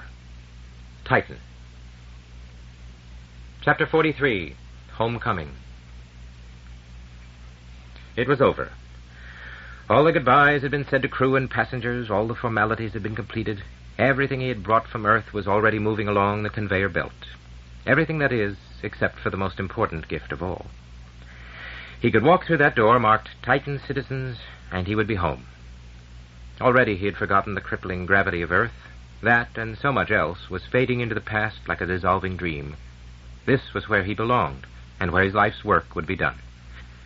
He would never again go sunward, though he knew there would be times when some remembered beauty of the mother world would drive a dagger into his heart. The family must be waiting, there in the reception lounge. And now, with only seconds before the moment of reunion, Duncan felt a reluctance to face the whole Mackenzie clan. He let the other travelers go hurrying past him, while he stood irresolutely, trying to pluck up his courage and clutching his precious bundle awkwardly to his chest. Then he moved forward, under the archway and out onto the ramp. There were so many of them. Malcolm and Colin, of course. Marissa, more beautiful and desirable than even in his most restless dreams, now free of Kalindi forever. Clyde and Carleen. Could she really have grown so much in so short a time? And at least 20 nephews and nieces whose names he knew as well as his own, but just couldn't recall at the moment. No, it was impossible. But there she was, standing a little apart from the others, leaning heavily on her cane, yet otherwise completely unaltered since he had last seen her on the cliffs of Loch Helbrew. Much else had changed, indeed, if Grandma Ellen had returned to Oasis for the first time in 50 years. As she saw Duncan's astonished gaze, she gave a barely perceptible smile. It was more than a greeting. It was a signal of reassurance. She already knows, thought Duncan. She knows and approves. When the full fury of the Mackenzies breaks upon my head, I can rely on her. There flashed into his mind an old Terran phrase whose origin he had long ago forgotten, the moment of truth. Well, here it was. They all crowded eagerly around him as he drew back the shawl. For an instant only he felt regret. Perhaps he should have given some warning. No, it was better this way. Now they would learn that he was his own man at last, no longer a pawn of others, however much he might owe to them, however much he might be part of them. The child was still sleeping, but normally now, not in the electronic trance that had protected it on the long voyage from Earth. Suddenly it threw out a chubby arm and tiny fingers gripped Duncan's hand with surprising strength. They looked like the pale white tentacles of a sea anemone against the dark brown of Duncan's skin. The little head was still empty, even of dreams, and the face was as void and formless as that of any month-old baby. But already the smooth pink scalp bore an unmistakable trace of hair, the golden hair, that would soon bring back to Titan the lost glories of the distant sun. Acknowledgments and notes. My first thanks should go to Truman Talley, who in the early 50s made what was then, and for that matter still is, a most generous offer for this book on the strength of the title and one conversation. I've often wished that I could remember what I said then. It might have saved me much trouble 20 years later. I now have no idea if this book bears the slightest resemblance to that early concept, but Mac's initial encouragement kept me from abandoning it. Like many other addicts, I was introduced to polyominoes by Martin Gardner's Scientific American Book of Mathematical Puzzles and Diversions, which, however, fiendishly refrains from giving the solution to the 20-by-3 rectangle. In his definitive book, Polyominoes, Solomon W. Golomb takes mercy on his readers. In the hope of preventing a few nervous breakdowns, I reproduce his answer herewith. UXPILNFTWYZV. Anyone who wishes to construct this rectangle from the 12 pentominoes should have no difficulty in matching them with the letters they sometimes approximately resemble. It is easy to see that the second of the only two solutions is obtained by rotating a 7-element central portion. Dr. Golomb, who is now professor of electrical engineering and mathematics at the University of Southern California, has also invented an ingenious game called Pentominoes, distributed in North America by Hallmark Cards and in Europe by Zimpher Puzzles. It has more openings than chess. In an earlier version of 2001, A Space Odyssey, Stanley Kubrick shot Hal playing this game against the astronauts. I am indebted to Dr. Robert Forward of the Hughes Research Laboratory, Malibu, for introducing me to the fascinating concept of mini black holes, and for making such encouraging noises about the somewhat outrageous propulsion system of SS Sirius that I am almost inclined to patent it. Dr. Grote Reber, the father of radio astronomy and builder of the world's first radio telescope, started me thinking about the extent of the heliosphere and its possible consequences. I am grateful for his comments on cutoff frequencies, but he is in no way responsible for my wilder extrapolations of his ideas. Dr. Adrian Webster, of Cavendish Laboratories' Mullard Radio Astronomy Observatory, also gave much vital information, and he too is not to be blamed for my use of it. I am especially indebted to Dr. Bernard Oliver, Vice President and Director of Research of Hewlett-Packard, not only for hospitality at Palo Alto, but also for an advance copy of the Project Cyclops Design Study, NASA Ames CR 114445, which he directed. And I hope Barney will forgive me for the assumption, which in fact I regard as highly improbable, that Cyclops would not have detected intelligent signals even after 200 years of operation. Indignant antenna designers who feel that Argus would not work as specified are invited to contemplate ABM search radars and to think big. All I will say in self-defense is that the Argus elements would be superconducting, active, and divided into many switchable subsections, perhaps with cross-connections between the spines. I leave minor practical details, as in the case of the asymptotic drive, as an exercise for the student. The exasperated remark in Chapter 21 was made to me at a NASA conference by Professor Neil Armstrong in July 1970. I hope it is the last word on some famous first words.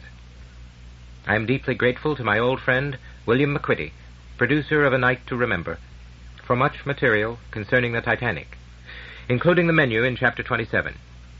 Collectors of unlikely coincidences may be interested to know that just 3 hours after I had decided to incorporate it in the text, I read in the May 1974 Skindiver that the Titanic enthusiasts of America had served this menu at their annual dinner.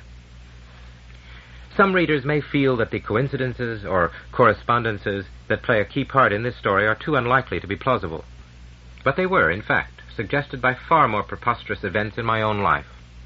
And anyone who doubts that this sort of thing can happen is referred to Arthur Koestler's The Roots of Coincidence. I read this fascinating book only after completing Imperial Earth, though that fact itself now seems somewhat improbable to me. Even more improbable is the fact that when on July 24th, 1975, I appeared as a witness before the House of Representatives Subcommittee on Space Science, in the very building libeled and demolished in Chapter 33, I was able to quote extensively from Duncan's address to Congress in Chapter 41. Thus, the House of Representatives hearings now contain extracts from the Congressional Record for July 4th, 2276, which should cause confusion among future historians. The curious acoustic behavior of the spiny sea urchin, Diadema setosum, was observed by me on Unawatuna Reef off the south coast of Sri Lanka. I have never seen this recorded elsewhere, so it may be my one original contribution to marine biology.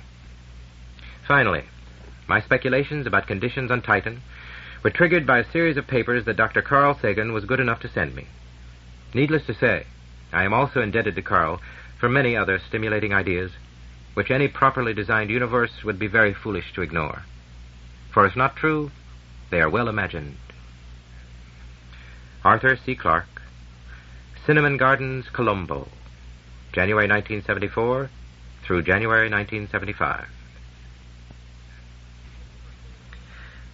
End of Imperial Earth by Arthur C. Clarke. Copyright 1976.